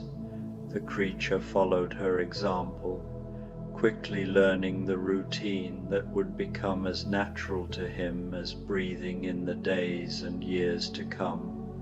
As they worked together in comfortable silence, the creature reflected on how dramatically his life had changed in the course of a single evening. He had begun the night as a solitary wanderer, someone who existed on the margins of human society, accepted nowhere and belonging to nothing. Now he was part of something larger than himself, a guardian of beauty and magic, someone whose presence enhanced rather than diminished the joy of others. "The garden changes people," Eleanor said softly, as if reading his thoughts. Visitors often tell me that they leave here feeling different, more hopeful, more connected to the mystery and wonder that exists in ordinary life. But it changes us too, those of us who tend it. It teaches us about patience and creativity, about the satisfaction that comes from work that serves something larger than ourselves. She paused beside his jack-o'-lantern, which continued to glow with steady hope among its companions. Your pumpkin friend here will burn through the night and welcome tomorrow's visitors with the same optimistic expression you gave it. And tomorrow night you'll be here to tend it and all the others, to help people see the magic that's always present but not always visible. As the cathedral bells in the distant town chimed midnight, marking the official beginning of a new day, Eleanor and the creature completed their rounds and returned to the bench for one final moment of appreciation. The garden stretched around them in all directions, hundreds of jack-o'-lanterns glowing like terrestrial stars, each one a testament to the power of creativity and care to transform simple materials into profound beauty. Tomorrow will bring new challenges, Eleanor said, settling onto the bench with the contentment of someone ending a day well spent. More visitors, more candles to tend, probably a few jack-o'-lanterns that need repair or replacement, but also more opportunities to share the magic, more chances to help people discover wonder in unexpected places. The creature nodded, already anticipating the work ahead, not with anxiety, but with eager anticipation. He understood now that he had found not just a place to belong, but a purpose that utilized his unique gifts, his gentleness with children, his patience with detailed work, his understanding of what it meant to be different and still valuable, still capable of creating and contributing beauty to the world. As they sat in companionable silence, watching the candles flicker and dance, listening to the soft whisper of autumn wind through carved pumpkin grins, the creature felt a peace deeper than any he had known in his long existence. The restless wandering that had characterized so many years of his life had finally led him to where he was meant to be, not just accepted but needed, not just tolerated but valued, not just surviving but truly living. Eleanor rose from the bench and gathered her tools, preparing to return to her cottage for a few hours of rest before tomorrow's preparations began. "The garden will be safe with you watching over it," she said, handing him a thermos of hot cider and a warm blanket. "Sometimes I stay the whole night through just to be present with the magic, to maintain the vigil, but I have a feeling you understand that instinct already." The creature accepted the gifts gratefully, understanding that he was being entrusted not just with the practical care of the garden, but with its spiritual guardianship as well. "I'll keep the lights burning," he promised, and the words carried the weight of a sacred vow. Join them on a peaceful Halloween night journey filled with wonder, sweetness, and the comfort of finding your way home together. From the Halloween Sleep Stories collection, Hansel and Gretel's The Pumpkin Portal, a Halloween sleep story. The autumn evening settled like a soft blanket over the village, carrying with it the gentle whisper of October wind through golden leaves. Halloween night had arrived with all its quiet magic, and the air itself seemed to shimmer with possibility. In their cozy cottage at the edge of the whispering woods, Hansel and Gretel sat by the warm glow of the fireplace, watching shadows dance across the walls like friendly spirits. Gretel, now a young woman with hair the color of autumn wheat, carefully arranged small pumpkins along the windowsill. Each one had been carved with delicate care, their faces glowing softly with the light of beeswax candles nestled safely inside. Hansel, tall and gentle-eyed, added dried corn husks and sprigs of rosemary to complete their Halloween display. The cottage smelled of cinnamon and wood smoke, creating an atmosphere of perfect contentment. "Do you remember," Gretel said softly, her voice carrying the warmth of shared memories, "how we used to wonder what lay beyond the deep woods on Halloween night? We would sit right here just like this and imagine all sorts of magical things happening in the darkness." Hansel smiled, settling into the chair beside her. "I remember you always said that Halloween was when the ordinary world grew thin, and wonderful things could slip through from somewhere else entirely." He gazed out the window toward the forest, where moonlight filtered through branches heavy with autumn's last offerings. "Perhaps tonight is perfect for discovering if you were right." As if summoned by their conversation, a peculiar light began to flicker between the trees, not the harsh glare of a lantern, but something altogether more mysterious. It pulsed gently, like a heartbeat made of golden flame, growing brighter and dimmer in a rhythm that seemed almost musical. The siblings exchanged glances, each seeing the same quiet excitement reflected in the other's eyes. "Shall we?" Gretel asked, already reaching for her woolen cloak. Without hesitation, Hansel gathered his own coat and a small basket, the same wicker one they had carried as children on their adventures.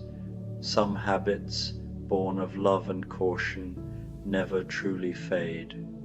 Together, they stepped out into the Halloween night, their breath visible in small puffs of silver vapor. The forest welcomed them like an old friend. Familiar paths that they had walked countless times seemed to glow faintly in the moonlight, as if the very earth remembered their footsteps. Overhead, bare branches created intricate patterns against the star-filled sky, and somewhere in the distance, an owl called softly to its mate. The mysterious light drew them deeper along winding trails carpeted with leaves that rustled pleasantly underfoot. Each step seemed to take them further from the ordinary world they knew, though neither felt any fear. Instead, there was only a growing sense of anticipation, as if they were approaching something they had been meant to find all along. The light grew stronger as they rounded a bend, and there, in a small clearing they had never seen before despite years of exploring these woods, sat the most magnificent jack-o'-lantern either of them had ever imagined. It was enormous, easily 3 feet tall and perfectly round, with a surface that seemed to shift and shimmer like liquid gold in the moonlight. The carved face was unlike any they had seen before, gentle eyes that seemed almost alive with kindness, and a smile that welcomed them with wordless warmth. "How beautiful," Gretel whispered, approaching slowly. The pumpkin's glow intensified slightly at her nearness, as if responding to her presence. "Look at how the light seems to move inside it, almost like it's breathing." Hansel knelt beside the extraordinary gourd, studying its surface with wonder. The carving was exquisite, far too intricate to have been made by any ordinary knife. Delicate vines and leaves wound around the features, and tiny stars seemed to twinkle within the carved patterns. But most remarkable of all was the sensation that emanated from within, a gentle warmth that had nothing to do with temperature and everything to do with welcome. "It's not just light inside," he observed softly. "Look closer, Gretel. Do you see what I see?" Peering into the jack-o'-lantern's glowing interior, Gretel gasped with delight. Instead of the expected hollow space and candle, there was something that defied explanation, a swirling, luminous vista that seemed to extend far beyond the pumpkin's physical boundaries. Colors shifted and danced like aurora borealis, and through the gentle chaos of light she could make out what appeared to be landscapes of impossible beauty. "It's like looking into another world," she breathed, "or perhaps many worlds." As they watched, transfixed, the swirling lights began to stabilize, revealing a clear view of rolling hills covered in what appeared to be gently swaying grass of the most delicious-looking green.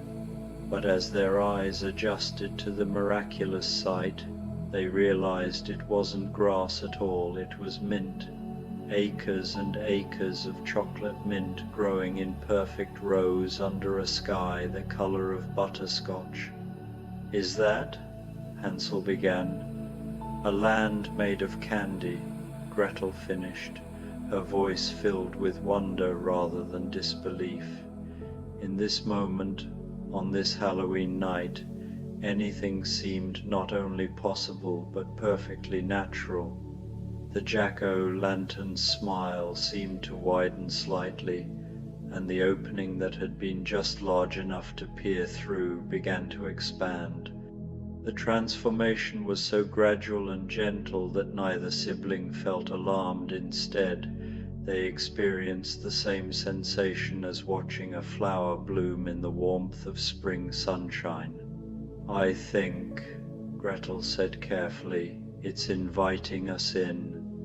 The opening had grown large enough for a person to step through comfortably, and beyond its threshold lay a path of what appeared to be polished river stones, though each one gleamed with the translucent beauty of hard candy in jewel tones. The butterscotch sky stretched endlessly overhead, painted with wispy clouds that looked suspiciously like spun sugar. Hand in hand, the siblings stepped through the portal. The transition was like stepping from a cool evening into the perfect warmth of late spring, with a sensation so gentle it was barely noticeable. Behind them, the jack-o'-lantern remained open, a comforting reminder that their way home waited whenever they were ready to return.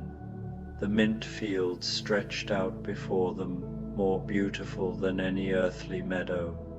Each leaf caught the golden light and released the most wonderful, gentle fragrance, not overpowering, but subtle and refreshing. The chocolate element revealed itself as delicate veining through each mint leaf, creating patterns of rich brown that complemented the vibrant green perfectly. "The air tastes sweet," Hansel observed with delight, taking a deep breath, not cloyingly so, but just enough to make each breath feel like a small gift. They walked slowly along the candy stone path, taking time to admire every detail of this extraordinary realm. Butterflies with wings like stained glass windows fluttered among the mint, and in the distance they could see what appeared to be a grove of trees, bearing fruit in impossible colors, deep purples, electric blues, and soft corals that seemed to glow from within. The path curved gently toward the grove, and as they walked, small details continued to enchant them. Flowers that looked exactly like gumdrops grew in clusters along the pathway, their surfaces catching the light like tiny prisms. A brook ran parallel to their route, its water crystal clear and making the most musical sound as it flowed over what appeared to be a bed of smooth peppermint stones. "Everything here is so perfectly balanced," Gretel observed. "Sweet, but not too sweet, magical, but somehow peaceful." The gumdrop grove welcomed them with arched branches that formed natural doorways between the trees. Each tree was unique. Some bore fruit that looked like enormous gummy bears in rainbow colors. Others were heavy with what appeared to be candy apples that gleamed like rubies in the gentle light.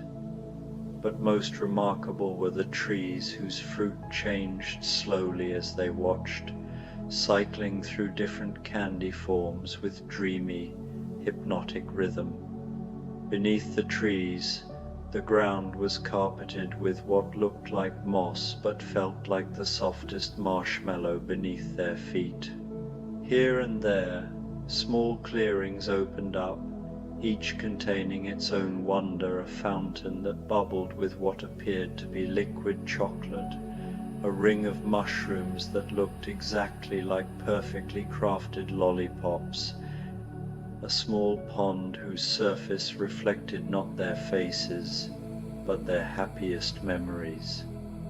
They settled beside the memory pond, sitting comfortably on a fallen log that had the texture of soft nougat, but provided perfect support.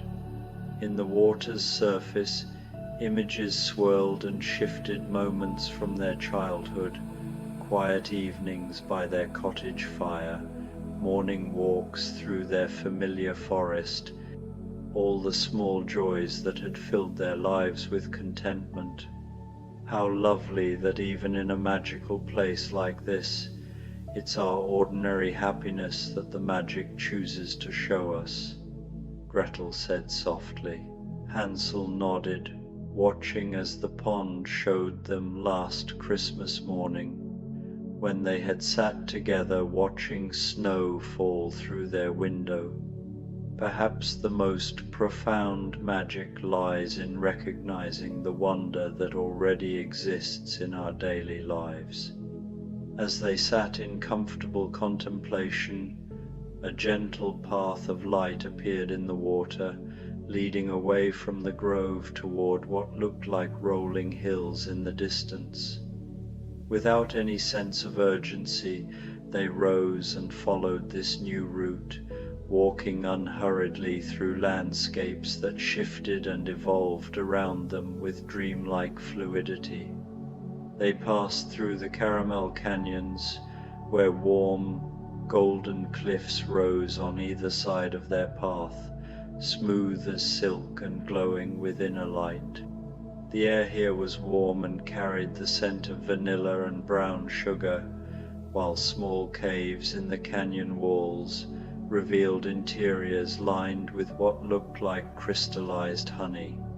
From the canyons, their path led to the Jelly Bean Junction, where thousands of paths made of different colored jelly beans branched in every direction. But rather than feeling lost or overwhelmed, they found that their feet seemed to know exactly which path to follow, one that spiraled gently upward through rainbow-colored hills toward a destination they could sense but not yet see. The chocolate chip meadows spread out before them next, vast fields where every blade of grass was a delicate tendril of white chocolate, dotted with morsels of the finest dark chocolate that caught the butterscotch sunlight like tiny jewels. Here they encountered the first inhabitants of this candy realm, small friendly creatures that looked like rabbits made of marzipan, their eyes kind and intelligent.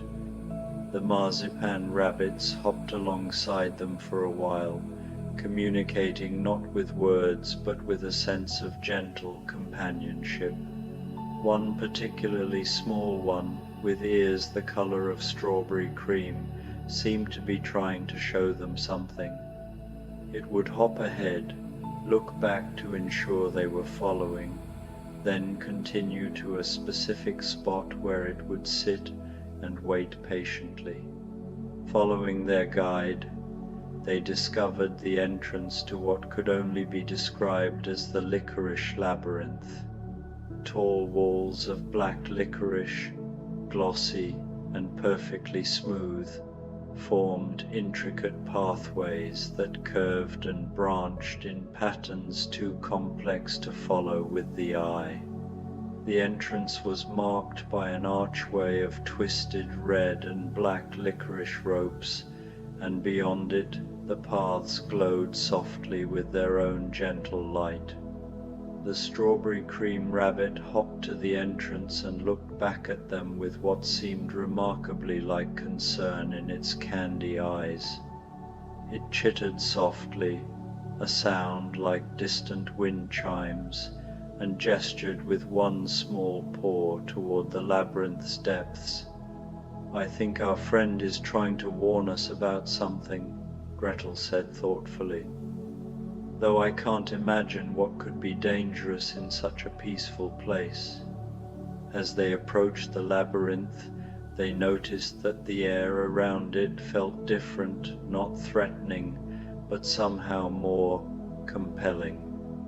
The sweet scent of licorice was stronger here, more concentrated, and there was something about it that made them want to continue forward, even as a small voice in the back of their minds suggested caution. "The scent is lovely," Hansel admitted, "but perhaps almost too lovely.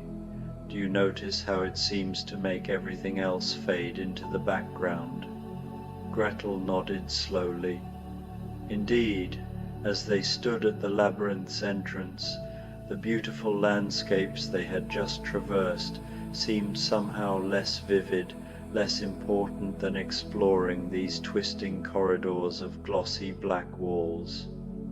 Even the butterscotch sky seemed dimmer in comparison to the enticing glow that emanated from within the maze. The marzipan rabbit hopped nervously from foot to foot, clearly wanting them to understand something important. Finally, it ran to a nearby patch of what looked like licorice flowers and began to eat them with obvious enthusiasm. But after just a few bites, its movements became sluggish, its eyes glazed, and it seemed to forget entirely why it had been trying to communicate with them. Instead, it simply sat among the flowers, contentedly munching and paying no attention to anything else. "Oh," Gretel said with sudden understanding, "it's not dangerous, it's enchanting, but perhaps too enchanting. I think this labyrinth might be designed to make visitors want to stay forever, content to do nothing but enjoy the sweetness." Hansel studied the maze with new eyes, noticing details he had missed before. The walls weren't just beautiful, they were perfect in a way that made him want to reach out and touch them, to taste them, to lose himself in their gleaming surfaces. The very air seemed designed to make rational thought more difficult, to replace careful consideration with simple, overwhelming desire. "A place of lovely imprisonment," he murmured. "But we have a choice, don't we?" We could turn back now and continue exploring the other realms we saw from the pumpkin portal. They stood together at the threshold, feeling the labyrinth's subtle pull, while simultaneously recognizing their freedom to choose. It was, they realized, rather like many situations in ordinary life, the presence of something compelling that offered immediate pleasure while potentially preventing them from experiencing the fuller richness of their complete journey. But perhaps, Gretel suggested gently, we could explore it together, keeping each other mindful of why we came and where we wish to return. If we remember that this is just one stop on our adventure, and if we help each other maintain that perspective, we might discover its wonders without losing ourselves to its enchantment. The marzipan rabbit, still dreamily munching licorice flowers, provided a useful reminder of what could happen to solitary travelers who ventured into the maze without a companion to help them remember their larger purpose. But Hansel and Gretel had always been stronger together than apart, each one's clarity supporting the other when confusion arose. Hand in hand they entered the licorice labyrinth. Immediately, the intensity of the sweet fragrance increased, and the glossy walls seemed to reflect not just their images, but their deepest desires for comfort and contentment. In the shining surfaces, they could see themselves sitting peacefully in a garden of licorice trees with no responsibilities, no concerns, nothing to do but enjoy endless sweetness. Beautiful, Hansel murmured, then caught himself and squeezed Gretel's hand. But remember, we came here to explore and discover, not to stop and settle. Yes, Gretel agreed, though she too had to pull her attention away from the hypnotic reflections. And remember how good it felt to help that little rabbit understand what was happening. There may be others here who could benefit from our company. They walked slowly through the labyrinth's winding passages, each turn revealing new wonders. Some walls were studded with licorice gems that caught the light like stars. Others were carved with intricate patterns that seemed to move and shift when viewed directly. Occasionally, they passed alcoves containing fountains of liquid licorice that bubbled pleasantly, or small gardens where licorice plants grew in impossible formations, spirals and knots and geometric patterns that would have been at home in the most sophisticated mathematical art. The deeper they went, the more dreamlike everything became. Time seemed to stretch and compress unpredictably. Sometimes they felt as though they had been walking for hours, and other times it seemed they had just entered. The paths multiplied and branched in ways that defied logic, yet somehow their joined hands and shared purpose kept them oriented. "Do you notice," Gretel said thoughtfully, "how the labyrinth keeps trying to separate our paths? Each branch seems designed to appeal to one of us more than the other." Indeed, Hansel had observed that some corridors seemed to glow more brightly for him, calling to his particular interests and desires, while others clearly held greater appeal for Gretel. The maze appeared to be designed to gradually lead companions apart, each following their individual attraction until they found themselves alone and fully susceptible to the enchantment. But we don't have to follow those individual calls, Hansel realized. We can choose the paths that appeal to both of us, or take turns choosing while the other provides perspective. This discovery transformed their journey through the labyrinth from a potentially concerning adventure into a delightful game. When they encountered a branching path, they would pause and discuss what they observed. Sometimes they would choose the route that called to both of them equally. Other times, one would select a path, while the other served as gentle guardian, ready to remind their companion of their broader purpose if the enchantment grew too strong. In this way, they explored corridors of red licorice that tasted of strawberries and summer, passages lined with rainbow licorice that shifted through every flavor imaginable, and chambers where licorice sculptures told stories in their twisted forms. They discovered hidden gardens where licorice vines grew in living tapestries, and small theaters where shadow play performers acted out tales using light and licorice screens. At the heart of the labyrinth, they found something unexpected, not a treasure or a trap, but a simple, comfortable room furnished with chairs made of woven licorice rope and a table holding a tea service of the most delicate spun sugar. Sitting at the table was a figure they recognized from childhood stories, though she appeared quite different from the frightening character they remembered. The witch, for that's certainly who she was, looked more like a kindly grandmother than a figure of menace. Her hair was silver white like spun sugar, and her dress appeared to be woven from the finest licorice threads in shades of deep purple and midnight blue. Her eyes held the accumulated wisdom of centuries, and her smile was genuinely warm. "Welcome, dear children," she said in a voice like honey and herbs. "I've been hoping someone would find their way here without losing themselves entirely to my labyrinth's embrace." Hansel and Gretel exchanged glances, feeling no fear, only curiosity.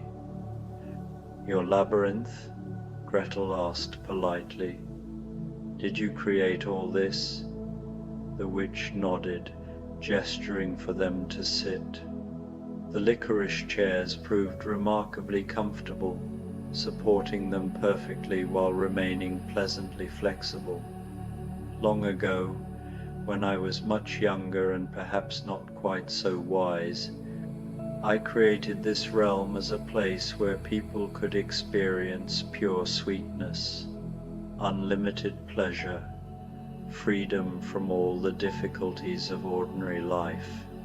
She poured tea for them from a pot that appeared to be made of crystallized ginger, the liquid steaming and fragrant with spices that reminded them of autumn evenings and festive celebrations.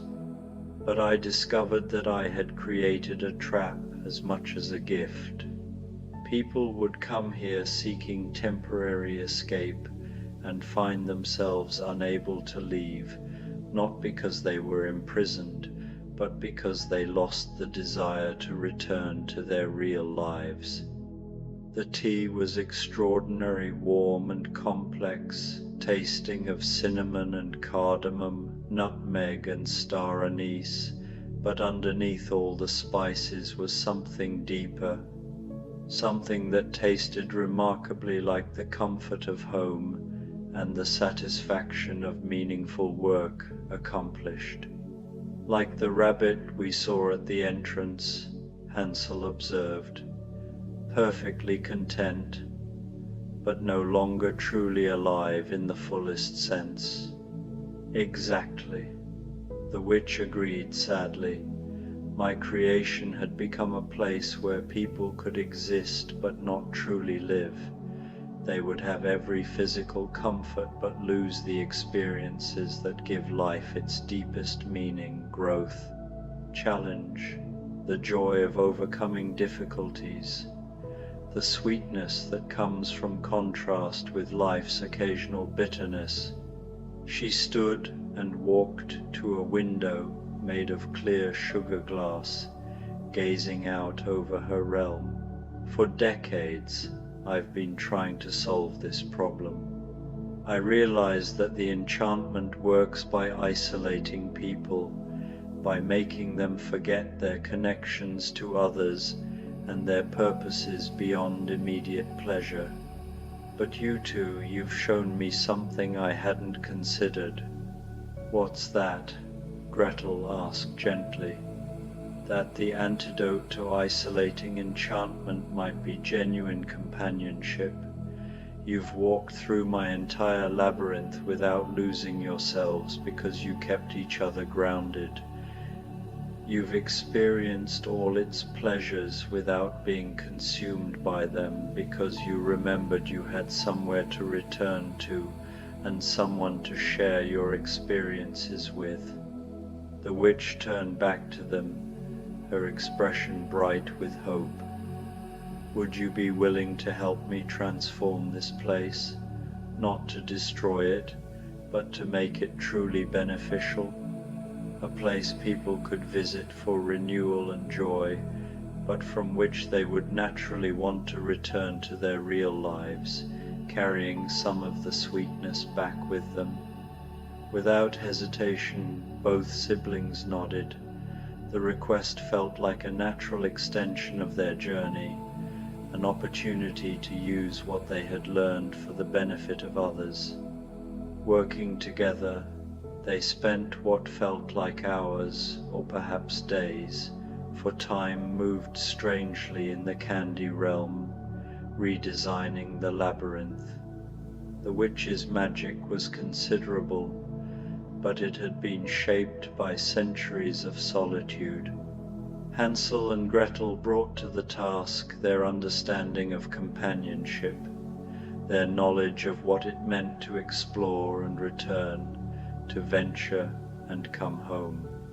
They created resting spots throughout the maze where the enchantment was gentler, places where visitors could sit and remember their reasons for eventually leaving. They established a rule that no one could enter the labyrinth alone. Companionship became a requirement, ensuring that every visitor would have someone to help them maintain perspective. Most importantly, they redesigned the center of the labyrinth. Instead of a place where people might choose to remain forever, it became a space for understanding and integration. Visitors would arrive at the heart of the maze not to stay, but to reflect on what they had experienced and how they could carry the best of it back into their ordinary lives. The tea service remained, but now it served a different purpose. The special tea which they learned was brewed from herbs of memory and intention, helped visitors integrate their journey through the sweet realm with their understanding of their real lives' richness and complexity. Perfect balance, the witch declared when their work was complete.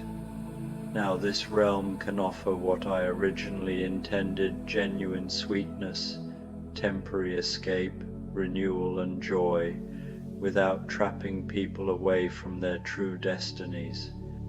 As a thank you gift, she presented them with a small pouch of the special tea blend. For your own moments when you need to remember the sweetness that exists alongside life's other experiences, she explained, and as a reminder of what you've accomplished here. But their most important gift was the knowledge of how they had transformed a place of potential imprisonment into one of genuine hospitality.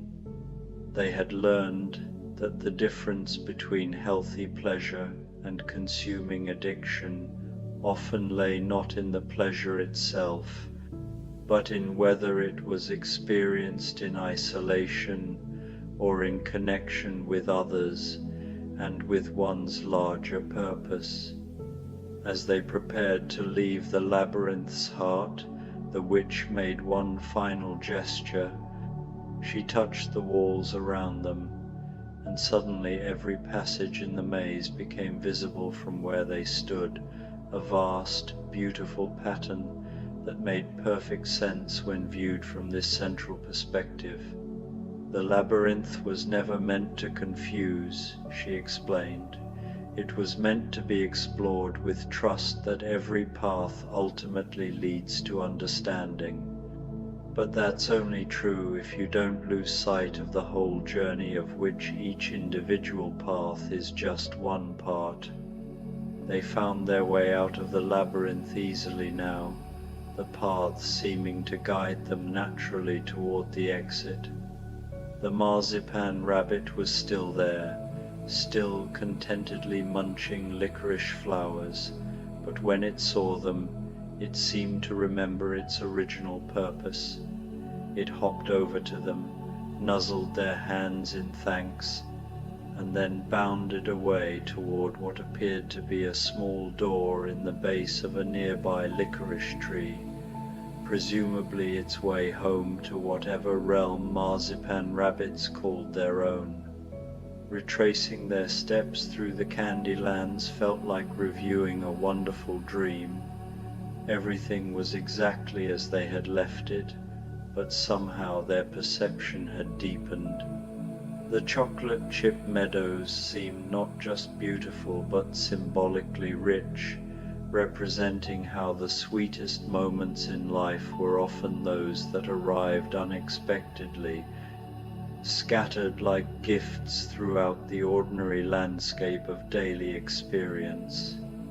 The caramel canyons reminded them of how patience and the slow work of time could transform simple ingredients into something complex and wonderful. The Jelly Bean Junction represented the infinite possibilities available at every moment, while the Gumdrop Grove spoke to the way different approaches to life could coexist in perfect harmony. Even the mint fields at the realm's entrance had new meaning now, the refreshing clarity that came from stepping outside routine, from viewing familiar things from a new perspective, from allowing themselves to be surprised by beauty in unexpected places. The jack-o'-lantern waited for them exactly as they had left it, its welcoming smile unchanged. But before stepping through the portal back to their own world, they paused to look once more at the candy realm they were leaving. "We could stay," Gretel observed quietly. The witch's invitation to help her improve the realm was genuine. "We could spend our lives here, doing meaningful work in a place of constant beauty." "We could," Hansel agreed, "and perhaps someday we'll return for longer visits, but right now our home is calling us back. There are small adventures waiting in our own forest, quiet joys in our own cottage, and probably neighbors who could benefit from what we've learned about the value of companionship in navigating life's sweeter temptations."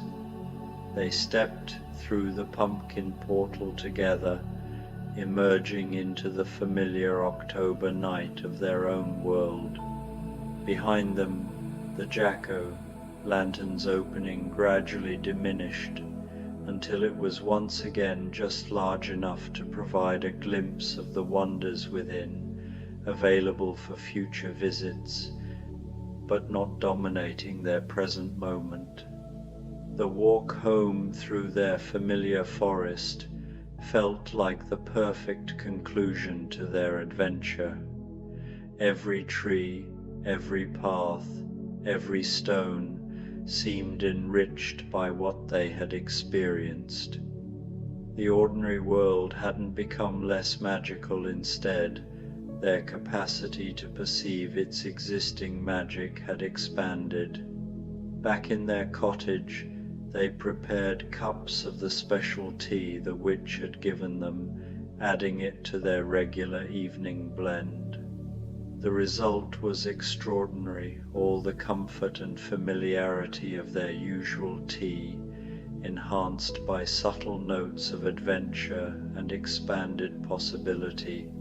"Tomorrow," Gretel said as they sat by their fire, watching shadows dance on the walls, "we should visit the Hendersons down the lane. Mrs. Henderson has been so sad since her husband died, spending all her time alone with her memories. Perhaps she would enjoy hearing about our adventure, and maybe she'd like to share some tea with us. And young Thomas from the mill has been having trouble with those boys who keep pressuring him to skip work and spend all day at the tavern." Hansel added, "He might benefit from hearing about the value of good companionship when facing attractive temptations." They sat in comfortable silence, each thinking about how the lessons of their magical journey might enrich their ordinary lives and the lives of those around them. The adventure had been wonderful not because it offered escape from reality, but because it had given them new eyes with which to see the richness that already surrounded them. Outside their window, the jack-o'-lantern continued to glow softly among the trees, no longer mysterious and unknown, but familiar, now a friend waiting for their next visit, a reminder of wonders always available to those who chose to seek them, but never so compelling as to overshadow the wonders of home. As Halloween night deepened into the gentle hours of early morning, Hansel and Gretel prepared for bed with hearts full of gratitude. They had been reminded that the most profound magic often lay not in escaping from ordinary life, but in learning to perceive and enhance the extraordinary elements already woven throughout their daily experience. The adventure had taught them that sweetness was most delicious when balanced with the full range of life's flavors, that pleasure was most satisfying when shared with others, and that the greatest magic of all was the simple, profound gift of companionship, someone to explore with, someone to remember with, someone to come home with when the adventure was complete. In the morning, they would wake to find their cottage filled with the lingering fragrance of their magical tea, and outside their window, the jack-o'-lantern would rest peacefully among the autumn leaves, ready to offer new adventures when the time was right, but content to wait while they lived fully in the beautiful, ordinary magic of each new day. And so they drifted into sleep, two people who had ventured into a realm of unlimited sweetness and chosen to return home, carrying with them not just memories of magic, but a deeper appreciation for the sweetness that had always been available in their own world, the sweetness of home, of meaningful work, of caring for others, and of the profound comfort that came from facing life's adventures together. The Legend of Sleepy Hollow, a Halloween sleep story, the gentle scholar's autumn evening. The amber light of October's late afternoon filtered through the tall windows of the one-room schoolhouse, casting long, gentle rectangles across the worn wooden floor. Ichabod Crane set down his quill with the careful precision that marked all his movements, watching as the last golden drops of ink settled into the page where he had been recording the day's lessons. Outside, the ancient maples that surrounded Sleepy Hollow swayed in a breeze so soft it barely stirred the curtains. It was Halloween evening, though in this peaceful hollow the day carried none of the frantic energy one might expect. Instead, there was something profoundly serene about the approaching dusk, as if the very air itself had slowed to match the drowsy contentment that seemed to emanate from every weathered stone and moss-covered fence post in the valley. Ichabod rose from his desk, his tall, lean frame unfolding like a piece of parchment being carefully opened.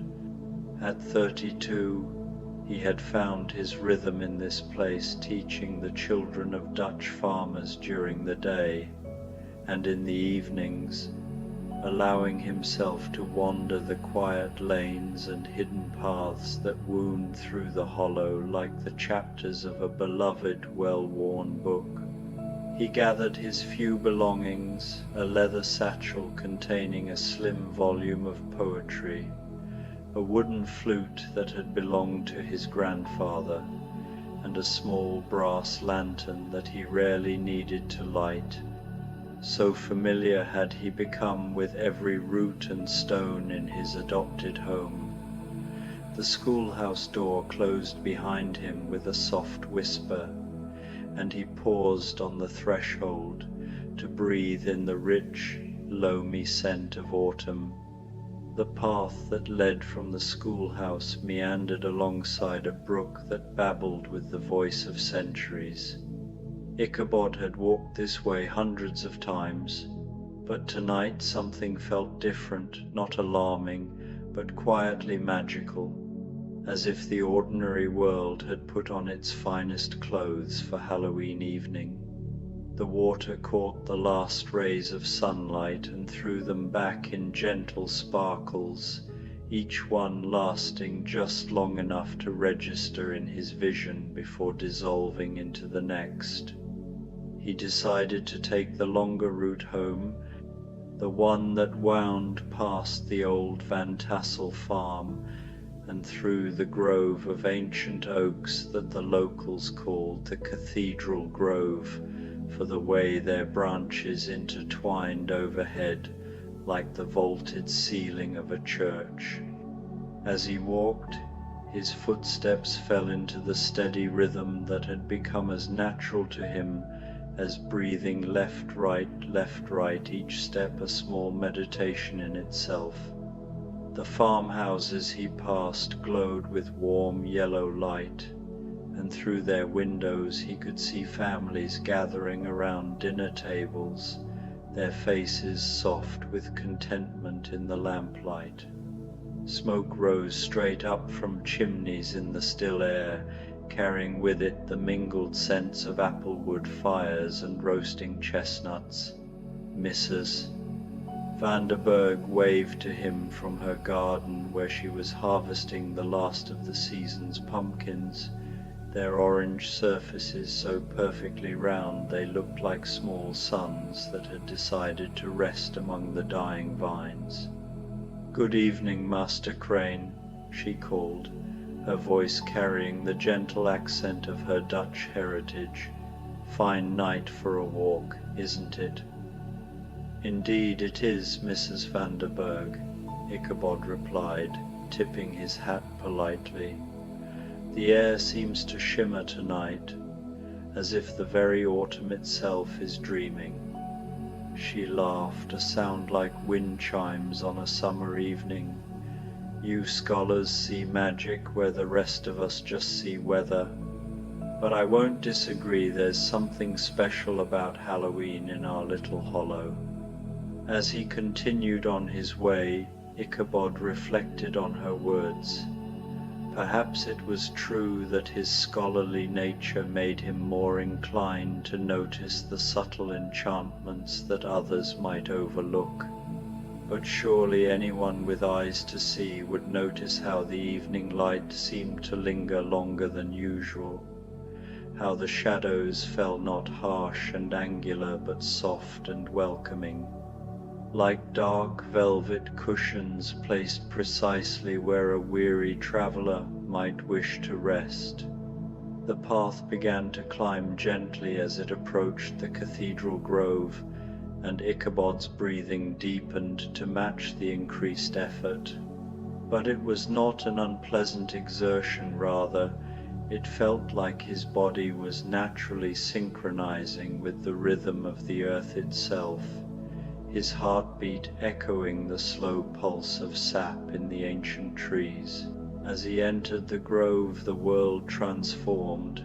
The massive oak trees rose around him like the pillars of a natural cathedral, their trunks so wide that 3 men holding hands could not encircle them. Their branches met overhead in a complex tapestry of wood and leaf that filtered the dying light into patterns of gold and amber and deep forest green. The air was cooler here, and thick with the scent of moss and old wood and the sweet decay of leaves returning to earth. Ichabod paused in the center of the grove, where a natural clearing formed a perfect circle. He had discovered this spot early in his time at Sleepy Hollow, and it had become his favorite place for quiet contemplation. Tonight, as if in honor of Halloween, the clearing seemed to glow with its own gentle light, though he could not identify its source. He settled himself on a fallen log that formed a natural bench, worn smooth by weather and time. From his satchel, he withdrew the small wooden flute and held it thoughtfully in his long fingers. The instrument had been his grandfather's, and before that, his great-grandfather's, a simple thing of maple wood, darkened with age and smooth from generations of handling. The first notes that emerged were soft and low, barely more than whispers of sound that seemed to blend naturally with the evening breeze in the leaves overhead. He played no particular melody, instead allowing the music to flow from some deep, wordless place within him, each note finding its way to the next as naturally as water finds its way downhill. As the gentle music drifted through the grove, Ichabod became aware that he was not alone, but the presence he sensed carried no threat or unease. Instead, it felt ancient and benevolent, like the watchful care of the forest itself. In his peripheral vision he caught glimpses of movement among the trees, but when he looked directly, there was nothing there save the play of light and shadow. He continued to play, and gradually the movements became clearer, though no less mysterious. Will-o'-the-wisps danced between the oak trunks, tiny lights no larger than fireflies, but with a steady, unwavering glow that spoke of something far older than any mere insect. They moved in slow, graceful spirals, weaving patterns in the air that seemed to follow the contours of his music. One of the lights drifted closer, hovering just at the edge of his vision like a curious listener. Ichabod found himself smiling as he played, adjusting his melody to welcome this ethereal audience. The light pulsed gently in response, and soon others joined it, until he was surrounded by a constellation of tiny stars, each one swaying gently to the rhythm of his flute. Time seemed to stretch and fold in on itself within the grove. Minutes could have been hours, or perhaps hours were compressed into minutes. Ichabod found that it no longer mattered. The music flowed through him and around him, connecting him to something vast and timeless, while the will-o'-the-wisps danced their ancient dance among the cathedral pillars of the oaks. When at last he lowered the flute, the lights lingered for a moment longer, as if reluctant to break the spell that had woven itself around the clearing. Then, one by one, they drifted away into the deeper shadows of the forest, leaving only their memory and a sense of profound peace that settled over Ichabod like a warm blanket. He packed the flute carefully back into his satchel and rose from the log, his joints pleasantly stiff from sitting so long in contemplation. The light had faded while he played, and now the grove was filled with the deep blue shadows of true dusk. But his feet knew the path so well that he needed no lantern to guide him, and besides, there seemed to be a gentle luminescence in the air itself, as if the Halloween evening had its own subtle source of illumination. As he emerged from the cathedral grove, the path descended toward the heart of Sleepy Hollow, where the old Dutch church stood, surrounded by its peaceful cemetery. This was the place that gave the hollow its name, for it was said that the dead rested so peacefully here that their slumber cast a drowsy spell over the entire valley. Tonight, the weathered headstones seemed to glow with their own soft light, and the ancient church bells stirred gently in the breeze, creating the faintest whisper of music. Ichabod had never been one to fear cemeteries to his scholarly mind. They were simply libraries of stories, each headstone a brief chapter in the long history of the hollow.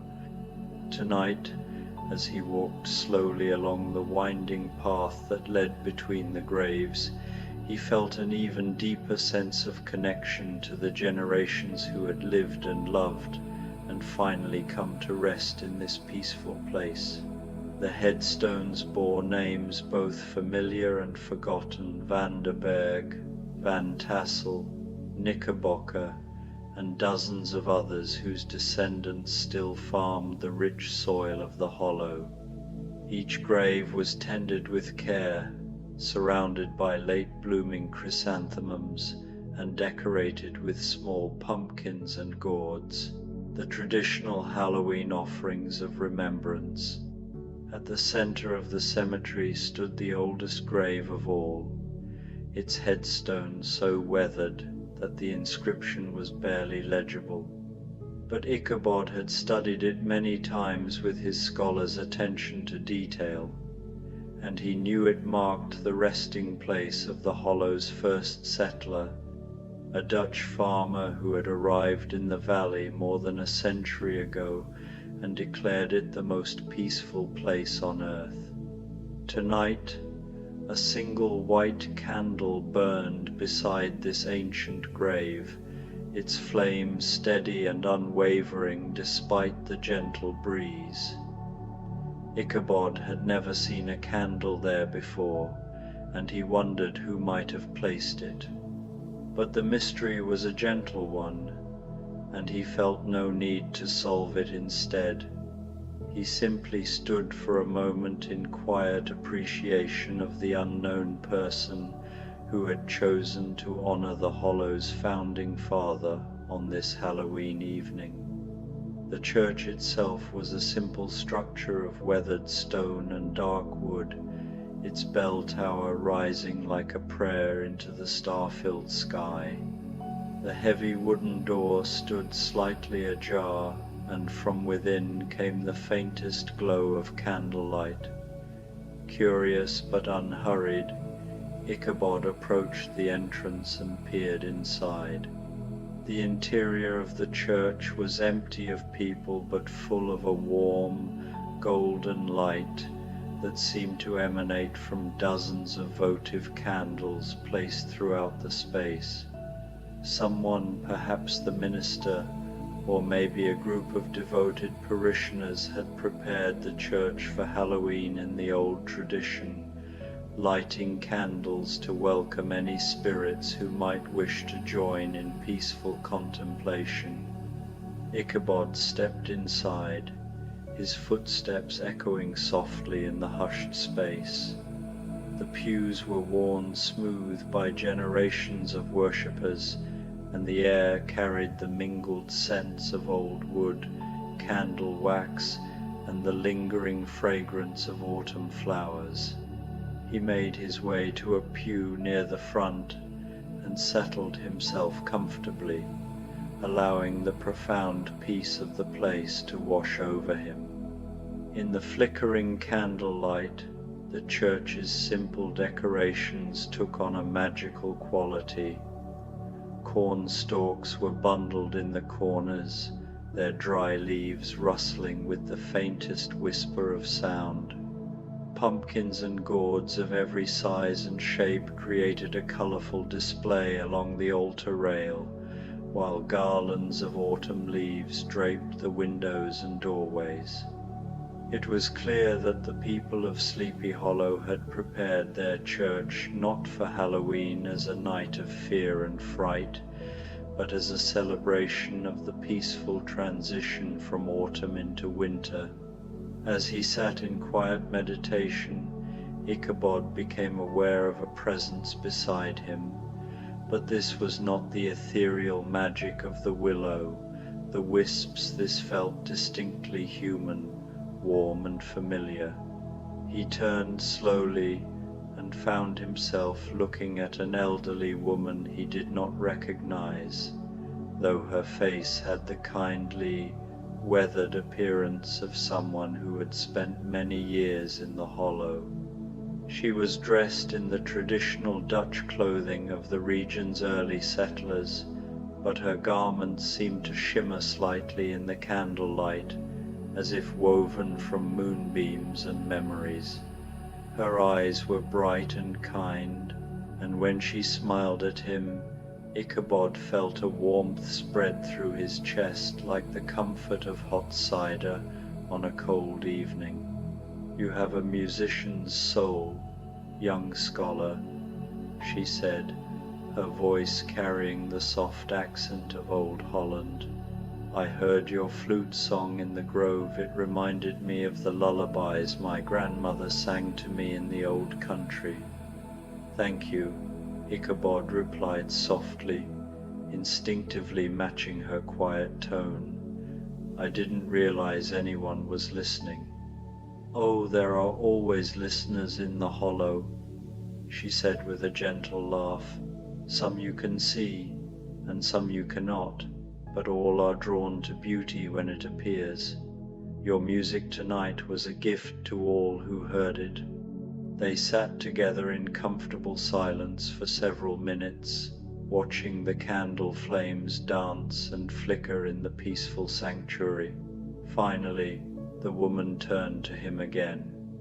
"It is Halloween," she said, "a night when the veil between worlds grows thin. But here in Sleepy Hollow, that has never been cause for fear. The spirits that walk tonight are those who loved this place in life and cannot bear to leave it entirely behind. They bring only blessings and peaceful dreams."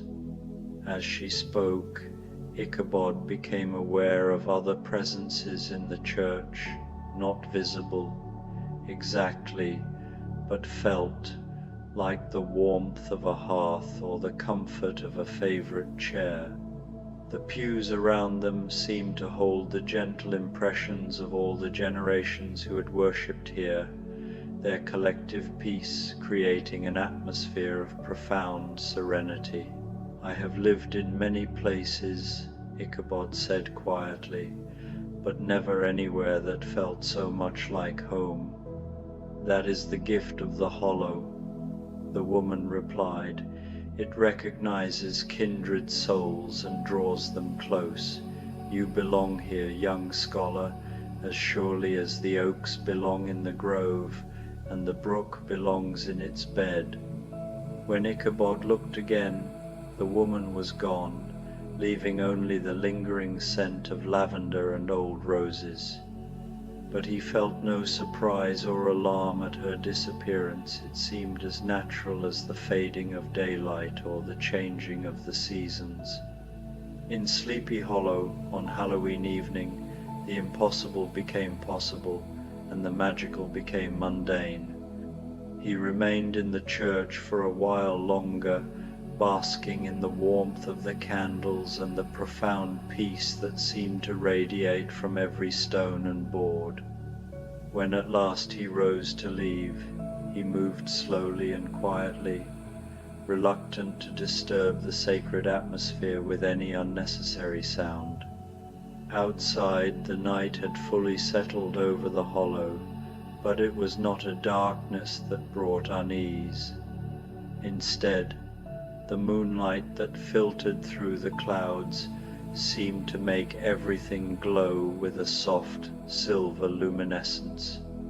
The path that led from the church wound through a small copse of birch trees whose white bark gleamed like candles in the gentle light.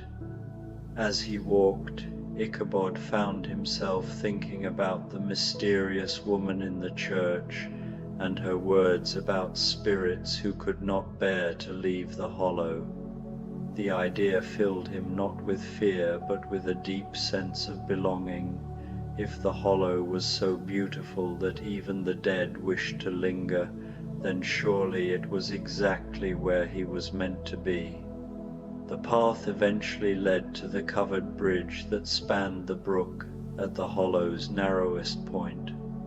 The bridge was old, built of weathered wood that had darkened with age and covered with a peaked roof that sheltered travelers from rain and snow. During the day it was simply a useful piece of architecture, but at night, especially on Halloween, it took on an air of mystery and romance. Ichabod paused at the bridge's entrance, listening to the gentle sound of water flowing beneath the wooden planks. The brook was shallow here, barely knee-deep, and in the moonlight he could see trout moving lazily in the clear water, their silver sides catching and reflecting the light like living jewels. As he started across the bridge, his footsteps echoing hollowly in the enclosed space, he became aware of a soft melody drifting through the air. It was not his own flute music, but something altogether different, a woman's voice, singing a lullaby in what sounded like the old Dutch language of the region's first settlers. The voice seemed to come from everywhere and nowhere at once, weaving through the sound of the flowing water and the gentle creaking of the bridge's timbers. It was hauntingly beautiful, filled with love and longing, and the deep peace that comes only at the end of a well-lived life. Ichabod stood perfectly still in the center of the bridge, letting the melody wash over him like a benediction. The song spoke of autumn evenings and children sleeping safely in their beds, of harvests gathered and winter preparations complete, of love that endures beyond death and peace that passes understanding. When the last notes faded away, Ichabod found himself filled with such a profound sense of contentment that he had to rest his hands on the bridge's railing to steady himself.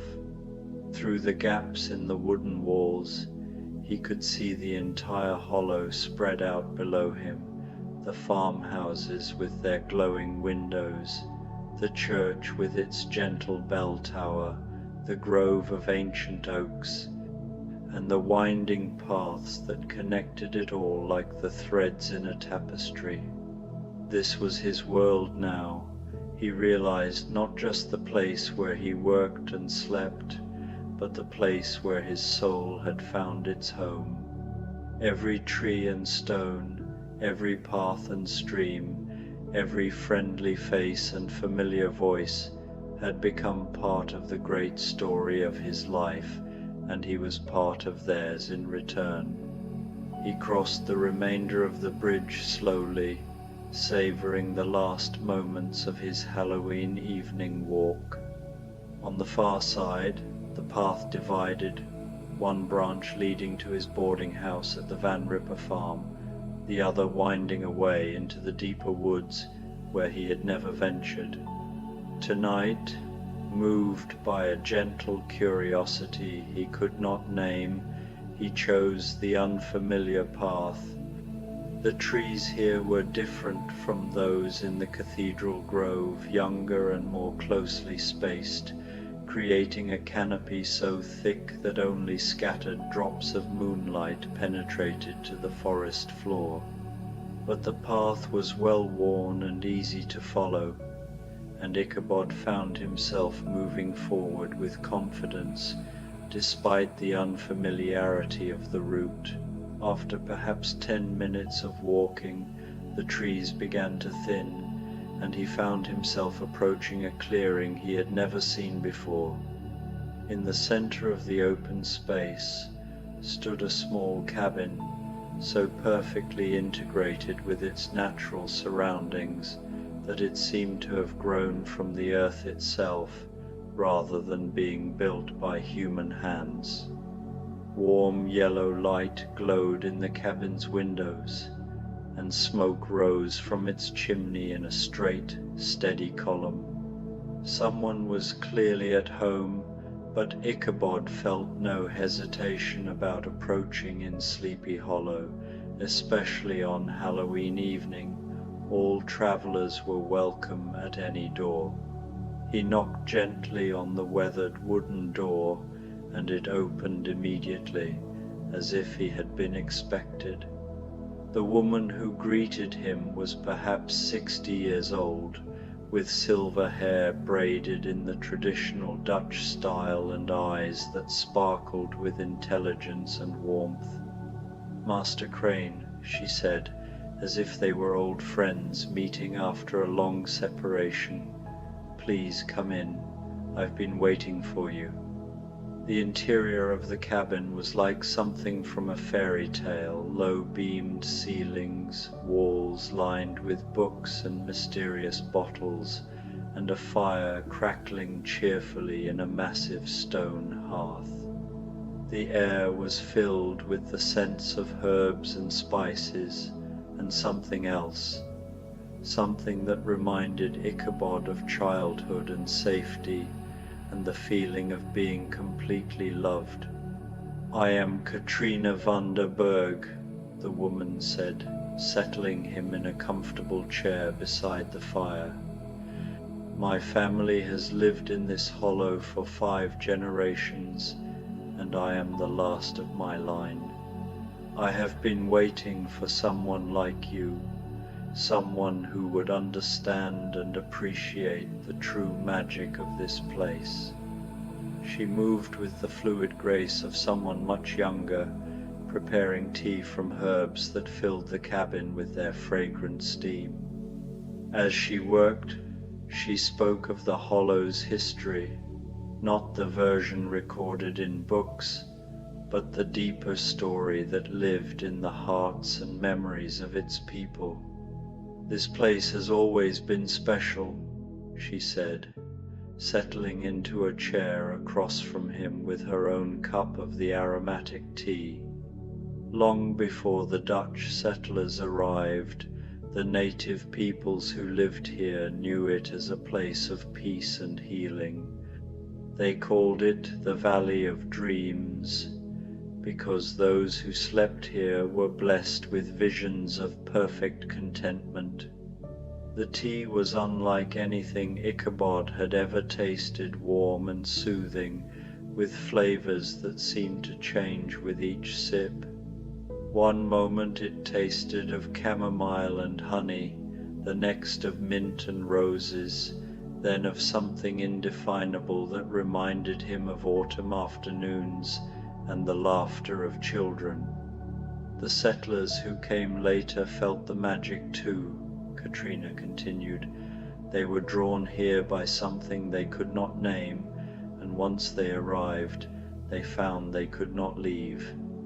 Not because they were trapped, but because they had found what every soul seeks, a place where they belonged completely."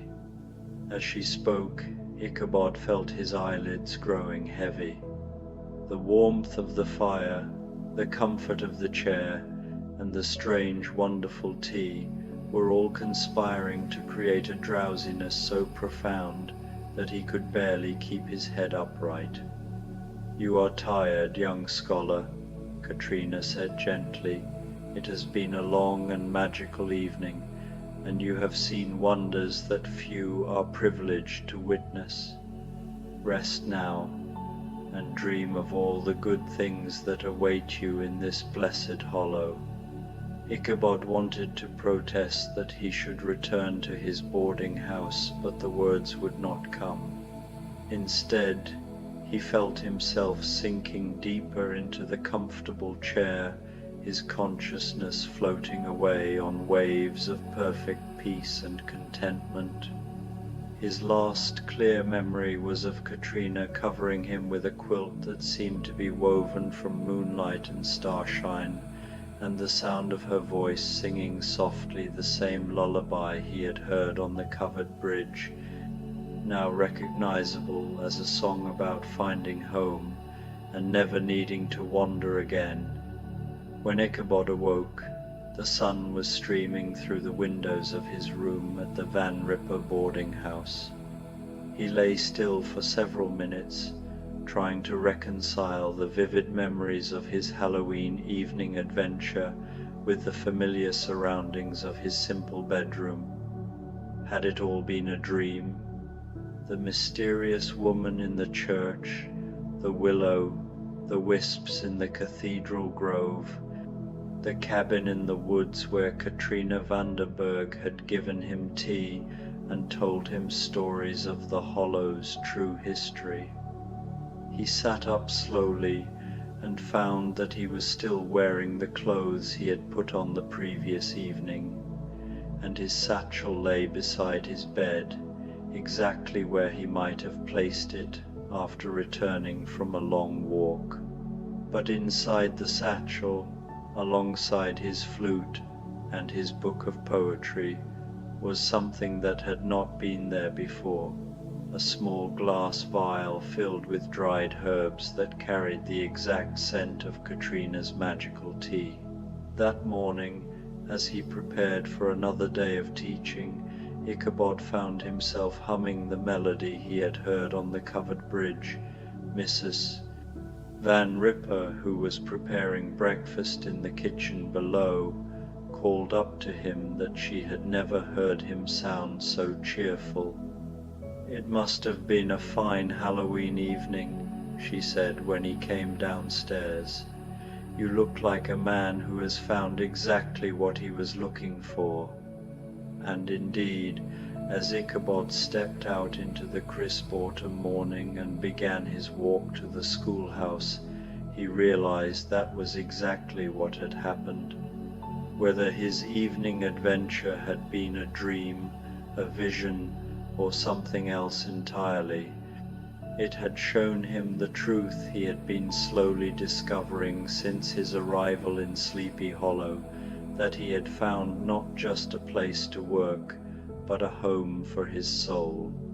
The children who arrived at school that morning found their usually serious teacher unusually animated, telling them stories of the Hollow's history with a passion and warmth they had never seen before.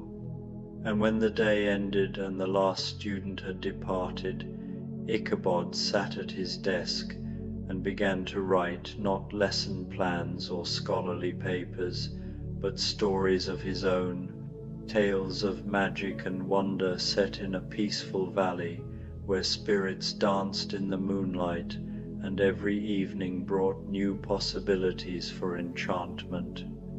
As he wrote, the late afternoon sun slanted through the schoolhouse windows, casting the same golden rectangles across the floor that had marked the beginning of his Halloween adventure.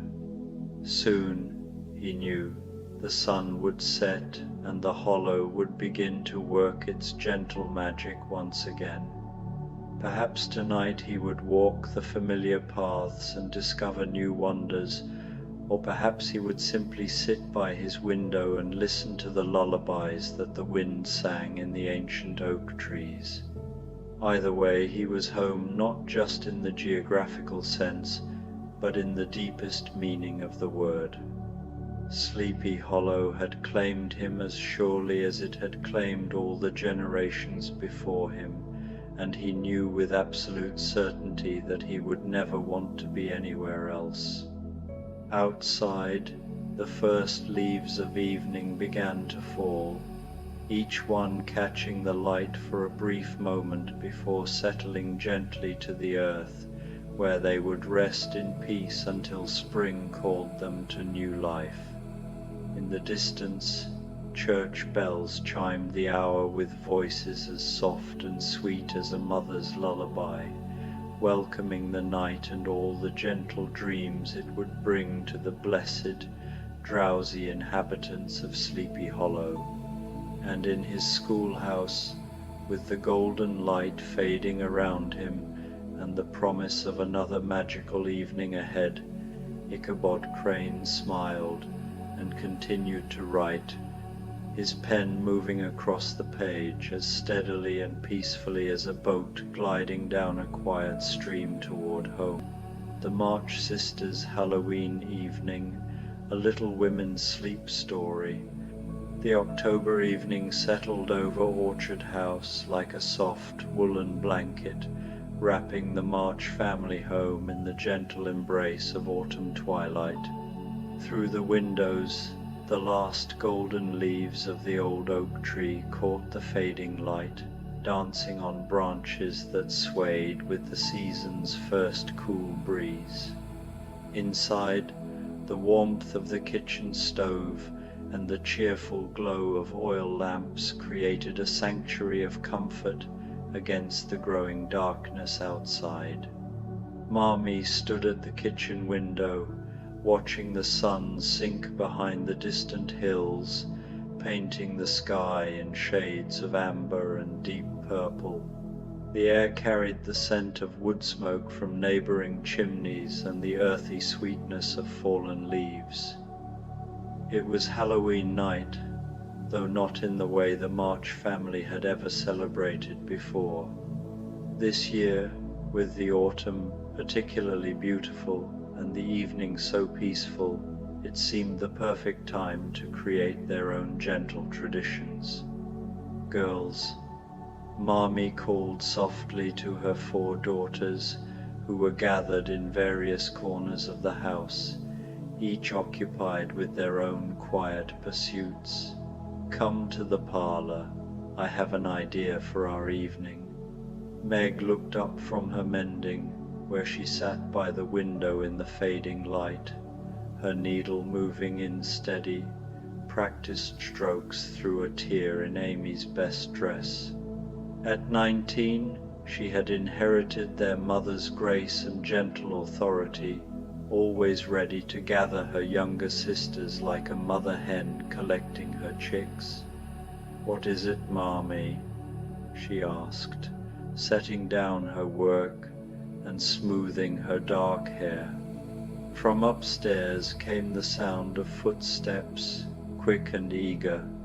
Jo appeared at the top of the stairs, her wild curls escaping from the ribbon she'd used to tie them back, a pencil still tucked behind her ear and ink stains on her fingers. She'd been writing again, lost in one of her stories, and her eyes held that dreamy, faraway look that meant she was still half living in whatever world she'd been creating on paper.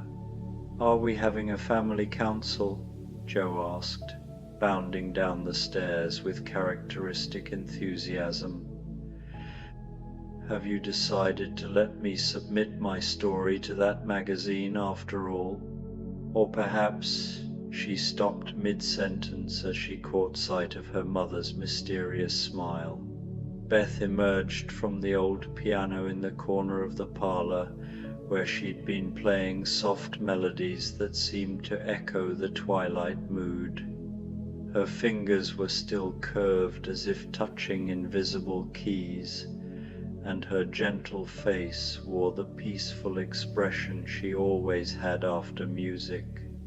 Of all the sisters, Beth moved most quietly through the world, as if she were made of moonlight and whispered prayers. Amy appeared last, carrying her small easel and paint box, a dab of yellow ochre on her cheek, where she'd absently touched it while thinking. At 16, she was growing into her beauty, her golden hair catching the lamplight as she moved with the unconscious grace of someone who had always seen the world as something to be made more beautiful. "What's this about, Marmee?" Amy asked, setting down her art supplies with careful precision. Marmee smiled, her eyes twinkling with the kind of gentle mischief that had made her daughter's childhoods magical. "I was thinking," she said, settling into her favorite chair by the fireplace, "that tonight being Halloween, we might create our own celebration. Nothing elaborate or frightening, mind you, but something peaceful, magical in its own quiet way." Joe's eyes lit up immediately. "Oh yes, we could tell ghost stories, but gentle ones," she added quickly, seeing Beth's slight hesitation. "Stories of friendly spirits and mysterious happenings that make you wonder rather than worry. And we could have special treats," Meg suggested, already mentally cataloguing what they had in the pantry. "I saw apples in the root cellar, and we have molasses and spices. We could make something warm and sweet." Amy clapped her hands softly. "Could we make costumes? Simple ones, from the fabric scraps in the sewing basket. I've always wanted to dress up like a fairy or a princess from one of Joe's stories." Beth nodded shyly. "I could play music, Halloween songs if I know any, or perhaps autumn melodies that sound like the wind in the trees." Marmee rose from her chair, her face glowing with pleasure at her daughter's enthusiasm. "Then it's settled. Meg and Amy, would you help me in the kitchen? We'll make warm cider and molasses cookies. Joe, you can gather your stories and prepare to transport us to other worlds. And Beth," she paused, listening to the gentle sigh of wind against the windows. "Beth, would you play for us as we work? Something soft and magical to set the mood." The house immediately came alive with purposeful activity, but it was the kind of gentle bustling that felt more like a dance than work. Beth returned to the piano, her fingers finding a melody that seemed to capture the essence of autumn evening, something that spoke of falling leaves and distant memories, of cozy fires and the mysterious beauty of the seasons turning. In the kitchen, Marmee moved with practiced efficiency, gathering ingredients while Meg pumped water and Amy carefully measured spices. The familiar routine of cooking together had always been one of the family's quiet pleasures, and tonight it felt especially precious. The kitchen filled with the warm scents of cinnamon and nutmeg, of apples heating on the stove and molasses being stirred into cookie dough. "Tell me about the costumes, Amy," Marmee said as she worked, her voice encouraging her youngest daughter to share her artistic vision. Amy's face brightened as she described her ideas. "Well, I thought perhaps we could use that old white sheet, the one with the small tear, and turn it into a ghostly robe for Joe, since she loves mysterious stories. And there are those blue silk scraps left from when you made Meg's best dress. We could fashion them into a water sprite costume for Beth, since she's so ethereal. For Meg, perhaps something elegant, a medieval lady with that burgundy velvet we've been saving. And for yourself? Meg asked with a smile, watching Amy's eyes dance with creative possibilities. I thought, an autumn fairy, with the golden and brown fabrics, and perhaps some of the preserved leaves from our nature collection. Something that looks like I'm part of the season itself. Marmee nodded approvingly. Lovely ideas, dear. We'll have just enough time to put together simple versions while the cookies bake. Meanwhile, Jo had disappeared into the small alcove where she kept her writing materials, emerging with a notebook filled with her careful handwriting and several loose pages covered with crossed-out lines and marginal notes. She settled cross-legged on the floor near Beth's piano, reading through her stories by lamplight, selecting the ones that would best suit their peaceful Halloween celebration. The stories Jo chose were different from her usual dramatic tales of adventure and romance. These were gentler pieces, stories of mysterious lights seen dancing in forests on autumn nights, of voices that whispered helpful secrets to those who knew how to listen, of old houses that seemed to remember all the love and laughter they had sheltered. There was one about a ghostly woman who returned each Halloween not to frighten, but to finish the quilt she'd been working on when she passed away, adding one more square each year until it became the most beautiful coverlet anyone had ever seen. As the afternoon light faded completely and true darkness settled over Orchard House, the sisters reconvened in the parlor. The fire had been built up until it cast dancing shadows on the walls, and the room glowed with warm lamplight. The scent of baking cookies drifted from the kitchen, mixing with the faint fragrance of the last roses from Marmee's garden, which Amy had arranged in a small vase on the mantelpiece. Now for the costumes, Marmee announced, carrying in her sewing basket and several pieces of carefully selected fabric. We'll keep them simple but magical. The process of creating their costumes became a meditation in itself.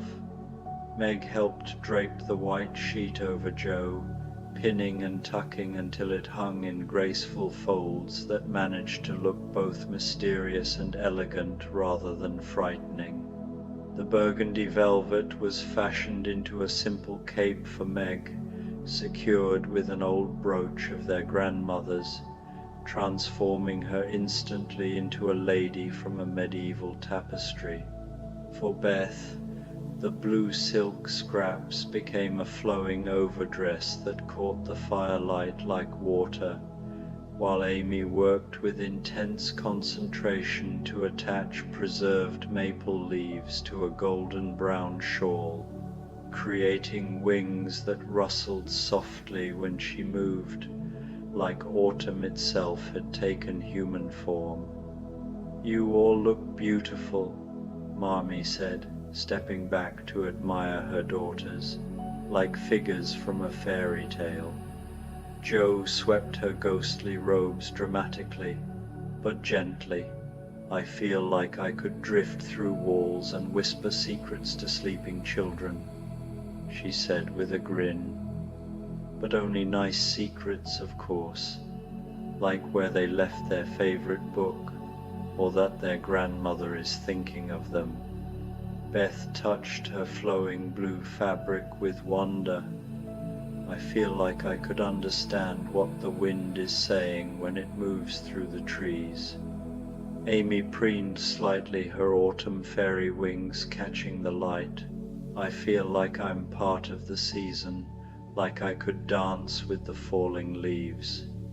Meg adjusted her medieval cape with dignity, and I feel like I could preside over a castle full of gentle magic where everyone is welcome and every story has a happy ending. The timer chimed softly from the kitchen, and soon they were gathered around the parlor table with warm cider in their best cups and a plate of molasses cookies still warm from the oven. The cookies were soft and fragrant with spices, tasting of home and comfort and all the best parts of autumn.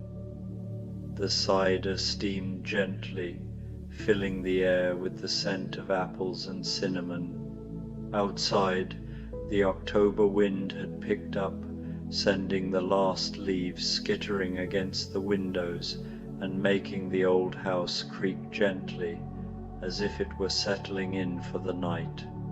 But inside the parlor, all was warmth and light, and the particular kind of contentment that comes from being exactly where you belong, with exactly the people you love most.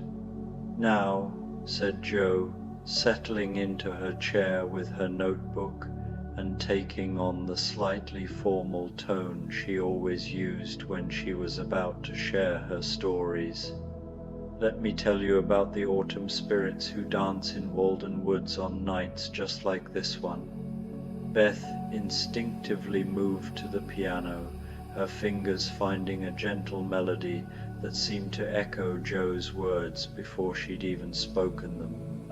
The music was soft and mysterious, with little runs of notes that sounded like leaves falling or distant laughter. Jo began to read in her clear, expressive voice, but slowly, letting each word settle into the peaceful atmosphere like stones dropped into still water. Her first story was about a family of foxes who lived in the woods near Concord, and how on Halloween night they would emerge from their den dressed in the colors of autumn leaves, dancing in circles around the oldest oak tree while the moon watched approvingly from above. The eldest fox wore a coat of deep burgundy, like the maples in their final glory, Jo read, her voice taking on the hypnotic rhythm of a lullaby. The youngest wore gold, bright as the sun filtering through October afternoon light, and as they danced, their movement created a gentle magic that blessed the forest, ensuring that spring would return when winter had finished its work. Amy sighed contentedly, curled up in her chair with her feet tucked under her autumn fairy skirts. "I can picture them perfectly. Do you think they're dancing tonight?" "Perhaps they are," Mommy said softly, refilling Amy's cup with warm cider. "Perhaps all over the world, gentle spirits are celebrating the beauty of the season in their own quiet ways." Jo continued with another story, this one about a lighthouse keeper who discovered that his lighthouse was visited each Halloween by the spirits of sailors who had been safely guided home by its light over the years. But these weren't frightening ghosts, they were grateful souls who came to tend the lighthouse lamp, polishing the lens until it shone brighter than ever, ensuring that future travelers would be guided safely home. The lighthouse keeper would find, each November 1st, that his lamp had been filled with oil that never seemed to run out, and the lens cleaned until it sparkled like a star. Jo read, her voice growing softer as the story wound toward its conclusion. And sometimes, on very quiet nights, he could hear them humming old sea chanties as they worked melodies that spoke of home and safe harbors and the joy of journey's end. Beth's music seemed to echo those distant sea chanties, her fingers finding melodies that spoke of vast waters and safe homecomings. The sound blended with the whisper of wind outside, creating a symphony of autumn night that was both mysterious and deeply peaceful. As the evening progressed, Jo shared more of her gentle tales.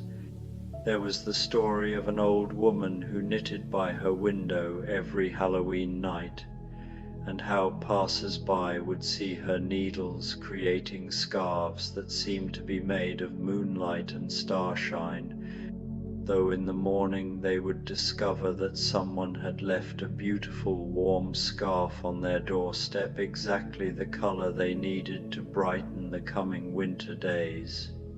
There was the tale of a garden where the flowers that had finished blooming for the season would spend Halloween night sharing stories with the vegetables ready for harvest, creating a conversation between summer's beauty and autumn's abundance that resulted in the most flavorful crops and the most fragrant pressed flowers anyone had ever experienced.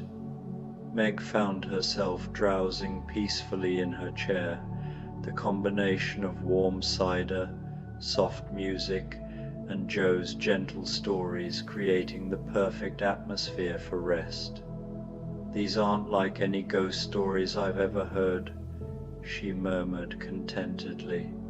"That's because they're not about haunting," Jo explained softly, looking up from her notebook. "They're about lingering love, about the way beautiful things and kind deeds have a way of staying in the world, creating their own gentle magic." Amy nodded dreamily, watching the fire dance in the grate. "Like the way this evening will stay with us, even when it's over. We'll remember the taste of these cookies and the sound of Beth's music and the feeling of wearing these costumes, and it will be a kind of magic we can carry with us." "Exactly," said Marmee, her voice warm with approval. "That's the very best kind of magic, the kind that comes from love and togetherness and taking time to notice the beauty in simple moments." Jo turned to a story she had written just that afternoon, inspired by their own evening. "This one," she said, "is about 4 sisters who decided to celebrate Halloween in their own way, creating costumes and sharing stories and discovering that the most powerful magic was the love they shared for each other and for the peaceful beauty of an autumn night."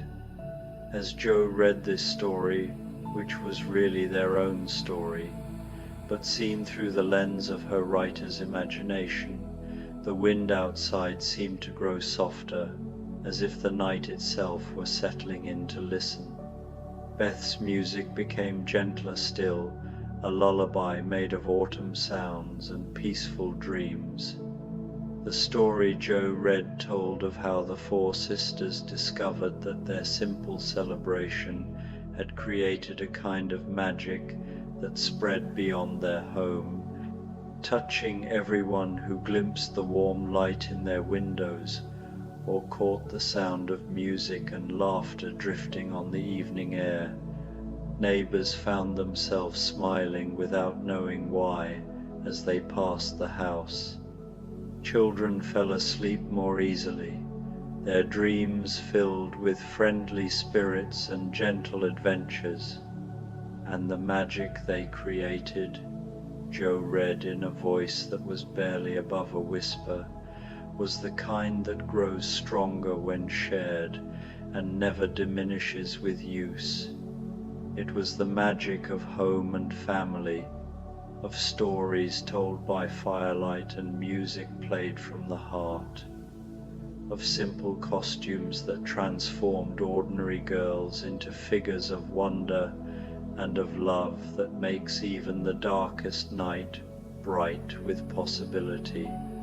By the time Joe finished the last story, Amy was nearly asleep in her chair, her autumn fairy wings draped around her like a golden blanket. Beth's music had become so soft it was almost part of the silence, her fingers barely touching the keys as they found the gentlest of melodies. Meg roused herself enough to help clear away the empty cups and the plate of cookies, now holding only crumbs and the lingering scent of molasses and spices. "This has been the most perfect evening," she said softly, not wanting to break the spell of peace that had settled over them all. Marmee stood and gently shook out the costumes, folding them carefully to be put away as treasured memories. "I think," she said quietly, "that we've discovered something important tonight. Halloween doesn't have to be about frightening things or loud celebrations. It can be about the quiet magic that exists all around us, if we take time to notice it and share it with the people we love." Jo closed her notebook and tucked her pencil behind her ear, already dreaming of the stories she might write about tonight's celebration. "Next year," she said sleepily, "we'll have to do this again. Maybe we can invite the Moffats and the Hummels, share the magic with even more people." "That's a lovely idea," Marmee agreed. "Magic is always better when it's shared." As the family prepared for bed, banking the fire and blowing out the lamps, the old house seemed to settle around them with a contented sigh. Outside, the October wind continued its gentle song, but it sounded less like the harbinger of winter and more like a lullaby sung by the season itself. Beth was the last to leave the piano, her fingers lingering on the keys for one final, soft chord that seemed to echo long after the sound had faded. It was a chord that spoke of gratitude and peace, of the kind of deep contentment that comes from an evening spent exactly as it should be spent, surrounded by love and gentle magic. In her room, Amy carefully hung up her autumn fairy wings, already imagining how she might paint a picture of tonight's celebration, something that would capture not just how they looked in their costumes, but the feeling of the evening, the sense of magic created not by spells or supernatural forces, but by the simple alchemy of family love and shared wonder. Meg folded her medieval cape with the same care she gave to her finest dresses, knowing that it would always remind her of this particular Halloween, when they discovered that the most powerful transformations happen not through elaborate magic, but through the decision to see the world with eyes full of wonder and hearts full of love. Jo sat at her small writing desk for just a few minutes before sleep, making notes about the evening, about the stories she had told, and the ones that were still forming in her imagination. She wrote about the way Beth's music had seemed to weave all their separate activities into one harmonious whole, about the pride in Amy's face when she wore her handmade wings, about the gentle authority with which Meg had helped transform them all, about the wisdom in Marmee's suggestion that they create their own tradition. She didn't write about the specific details of their costumes or the recipes for the treats. Those were important, of course, the tangible evidence of their efforts, but they weren't the true subject of her writing. Instead, Jo found herself trying to capture the ephemeral, almost sacred feeling of the evening. It was a sense that something had been touched, something eternal and beautiful that transcended the simple passage of time. This feeling wasn't born from grand gestures or expensive celebrations, but from the quiet moments when people who love each other choose to create something beautiful together. This was the core of what Joe was trying to articulate, the power of a shared, intentional experience. Their Halloween wasn't an obligation or a fleeting amusement. It was a conscious act of co-creation. Each sister had brought a piece of herself, Joe her storytelling, Meg her gentle warmth, Beth her music, Amy her whimsical artistry, and together they had woven a tapestry of joy and wonder. The magic wasn't out there, a force to be sought or stumbled upon. It was an energy they generated themselves, a quiet hum that resonated through the house. It was in the way Meg's laugh rang out as she helped arrange the leaves, or the focused intensity in Beth's eyes as she practiced a new melody, or the way Amy's small hands carefully painted a design on her fairy wings. These weren't just actions, they were expressions of love and dedication, each contributing to a collective masterpiece of an evening. The house itself, Orchard House, became a silent partner in this magic.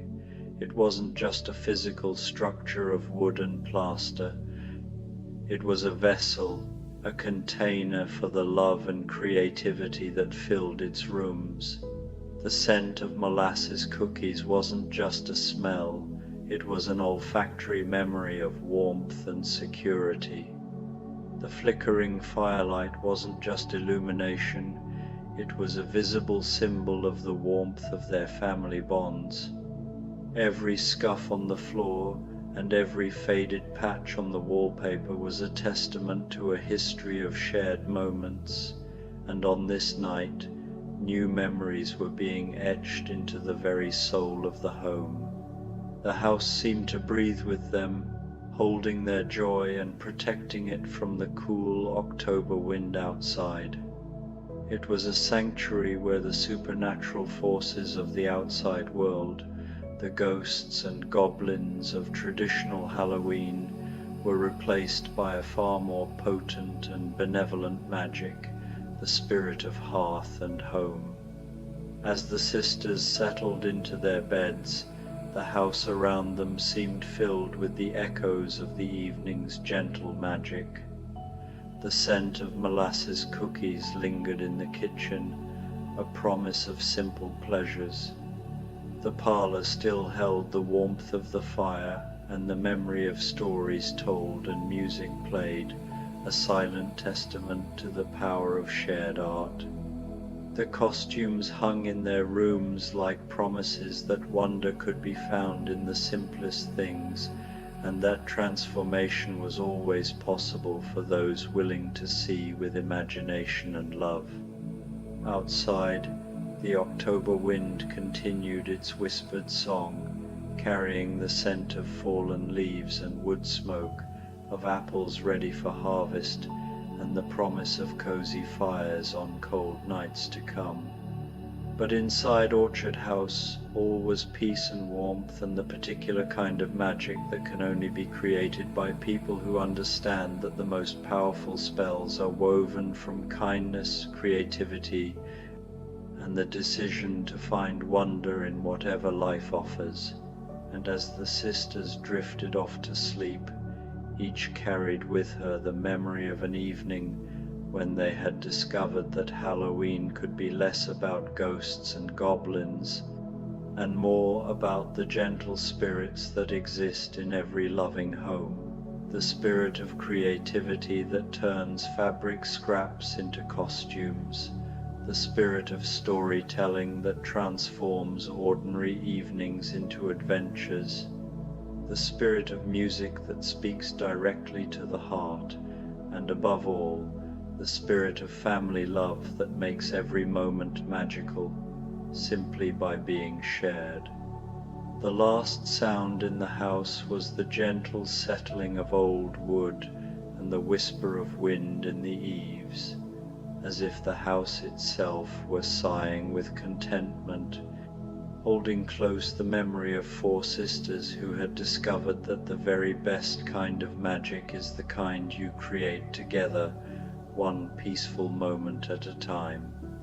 In their dreams that night, the March sisters continued their gentle Halloween celebration, wandering through landscapes made of autumn leaves and starlight, sharing stories with friendly spirits who spoke in voices like wind chimes and music like distant laughter. And when they woke in the morning, they carried with them the certainty that magic is not something that exists only in stories or only on special nights, but something that lives always in the space between people who love each other enough to create wonder together, one ordinary, extraordinary moment at a time. The memory of their Halloween evening would stay with the March sisters for the rest of their lives, becoming one of those precious recollections that seems to glow brighter with time rather than fading. Years later, when they were grown and scattered to their own homes and families, they would still remember the taste of those molasses cookies, the sound of Beth's music weaving through Joe's stories, the rustle of Amy's autumn fairy wings, the warmth of Mommy's approval, and most of all, the feeling of being exactly where they belonged, surrounded by exactly the right kind of magic, the magic that comes not from supernatural forces, but from the supernatural power of love to transform ordinary moments into treasures that last forever.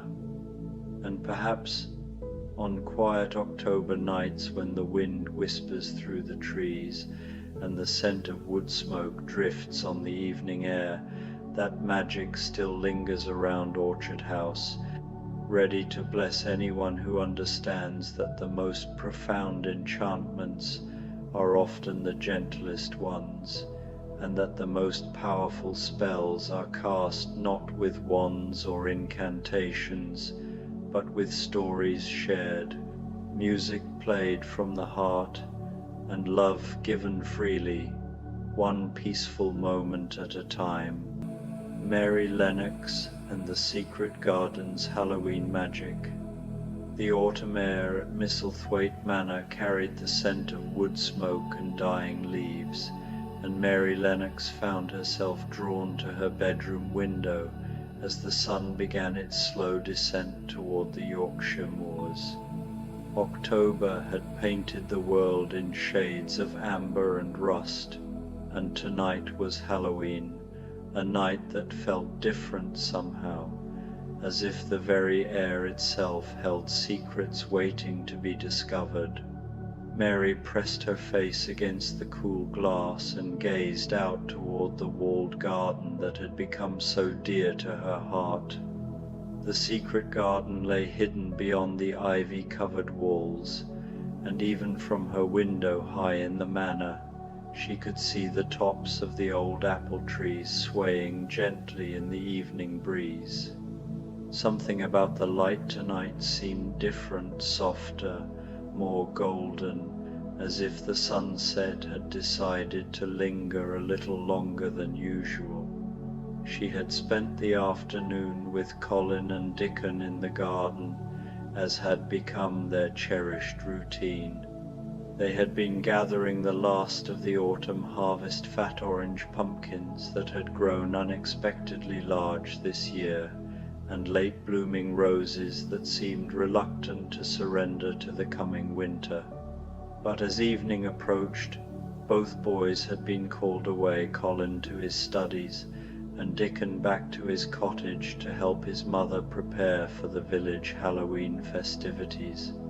Now, as the manor settled into its evening quiet, Mary found herself restless with a gentle kind of anticipation she couldn't quite name. The corridors of Misselthwaite seemed to whisper with October wind, and she could hear the soft settling sounds of an old house preparing for night. But rather than feeling sleepy, Mary felt oddly wakeful, as if something wonderful was waiting for her just beyond the edge of ordinary experience. She moved away from the window and began to pace her room softly, her bare feet silent on the thick carpet. The fire in her small hearth had burned down to glowing embers, casting dancing shadows on the walls. Outside, she could see the first stars beginning to appear in the deepening sky, and the moon, nearly full, was rising behind a veil of thin, silvery clouds. It was then that she noticed something unusual. Through her window she could see a faint, ethereal glow emanating from the direction of the secret garden. It wasn't the harsh light of lanterns or candles, but something softer and more mysterious, like moonbeams that had decided to pool and gather in one particular place. Mary's heart began to beat a little faster with curiosity rather than fear. In all her months of exploring and tending the secret garden, she had never seen anything quite like this gentle luminescence. She moved closer to the window, pressing her nose against the glass once more, and could swear she saw something flickering and dancing just above the garden walls. Without quite deciding to do so, Mary found herself reaching for her warm woolen shawl and wrapping it around her shoulders. Her feet seemed to carry her of their own accord toward her bedroom door, and before she knew it, she was stepping quietly into the long corridor that led toward the stairs. The manor at night was a place of deep shadows and gentle sounds, the soft tick of the grandfather clock in the hall, the distant settling of wooden beams, the whisper of wind around the tall windows. But tonight, these familiar sounds seemed to weave together into something almost musical, as if the house itself was humming a lullaby. Mary descended the stairs slowly, her hand trailing along the smooth banister. Each step felt deliberate and dreamlike, as if she were moving through honey-colored air. The portraits on the walls seemed to watch her with kind eyes, and she imagined she could hear the faintest rustling, as if the painted figures were shifting slightly in their frames to get a better view of her midnight journey. She made her way through the ground floor of the manor, past the library with its leather-bound volumes, and the morning room where she and Colin often took their tea. The servants' quarters were quiet. Martha and the other staff had long since retired to their beds, and Mary moved like a gentle ghost through the familiar spaces. The kitchen door opened with the softest creak, and Mary stepped out into the cool October night. The air was crisp but not cold, carrying scents of earth and dying leaves, and something else, something sweet and mysterious that she couldn't quite identify. Above her the sky was a deep velvet studded with stars, and the nearly full moon sailed between wispy clouds like a silver ship. The path to the secret garden seemed to glow faintly in the moonlight, as if someone had scattered pearl dust along the worn stones. Mary pulled her shawl more closely around her shoulders and began to walk, her feet finding the familiar way almost without thought. The gravel crunched softly beneath her slippers, and night-blooming jasmine released its perfume into the cool air as she passed. As she approached the ivy-covered door that led into her beloved garden, Mary paused. The gentle glow she had seen from her window was definitely stronger here, and now she could hear something else, the faintest sound of music, like wind chimes made of silver bells, floating on the autumn breeze.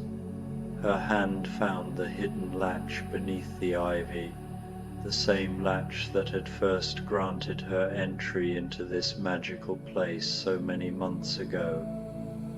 The door swung open with its familiar soft groan, and Mary stepped inside. What she saw took her breath away in the most wonderful way. The secret garden had transformed into something from a fairy tale. Moonflowers, which she had never seen in the garden before, had bloomed along every path and climbing frame, their large white petals glowing with an inner light that seemed to capture and reflect the moon above. The entire garden was bathed in this soft silvery radiance, and everything looked as if it had been dusted with stardust. But it wasn't just the flowers that made the scene magical. As Mary stood in the doorway, hardly daring to breathe, she saw figures moving among the plants, translucent, gentle beings that seemed to be made of moonlight and mist. They tended the garden with loving care, their movements graceful and deliberate as they touched the leaves of plants and whispered to the flowers.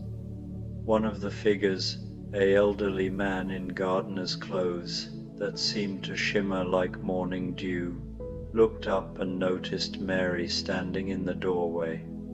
Rather than being startled or alarmed, he simply smiled and raised his hand in a gentle greeting, as if her presence here on this magical Halloween night was the most natural thing in the world. "Good evening, young miss," he said, and his voice was like the sound of wind through wheat fields. "We've been hoping you would come."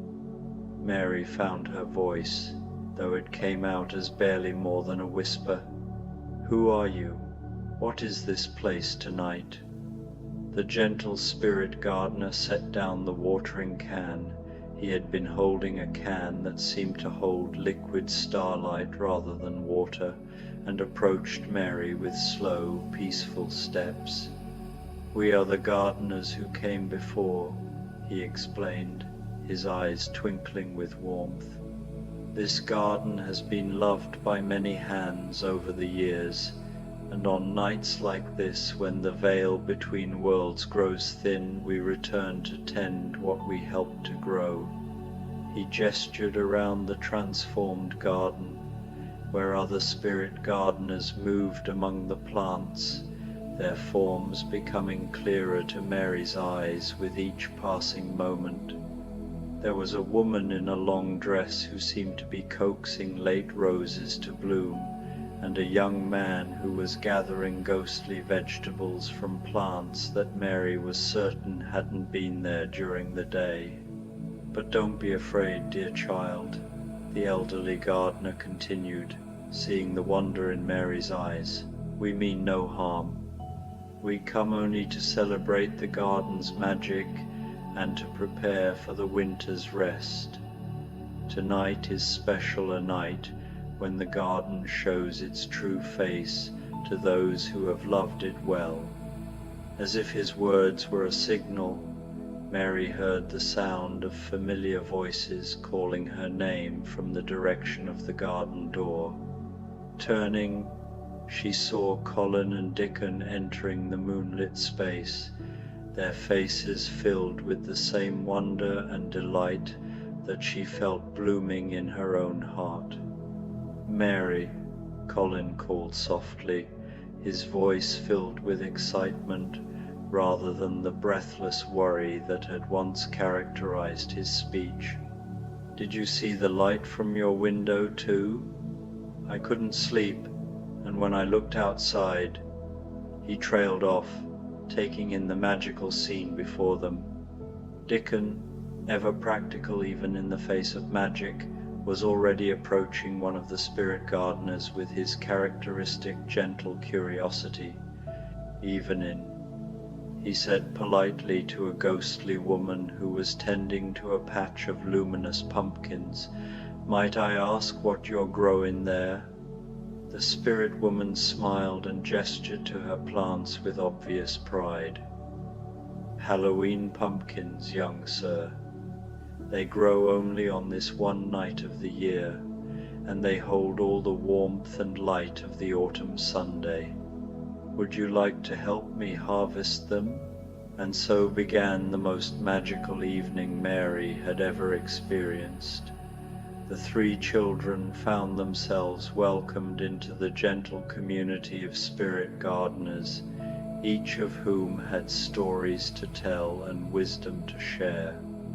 They learned that the garden held layers of history and magic that they had never suspected, and that their love and care for the space had helped to strengthen the connection between the world of the living and the realm of gentle spirits. The elderly gardener who had first greeted Mary showed them how to gather the moonflowers, explaining that their petals could be dried and saved to make tea that would bring peaceful dreams throughout the winter months.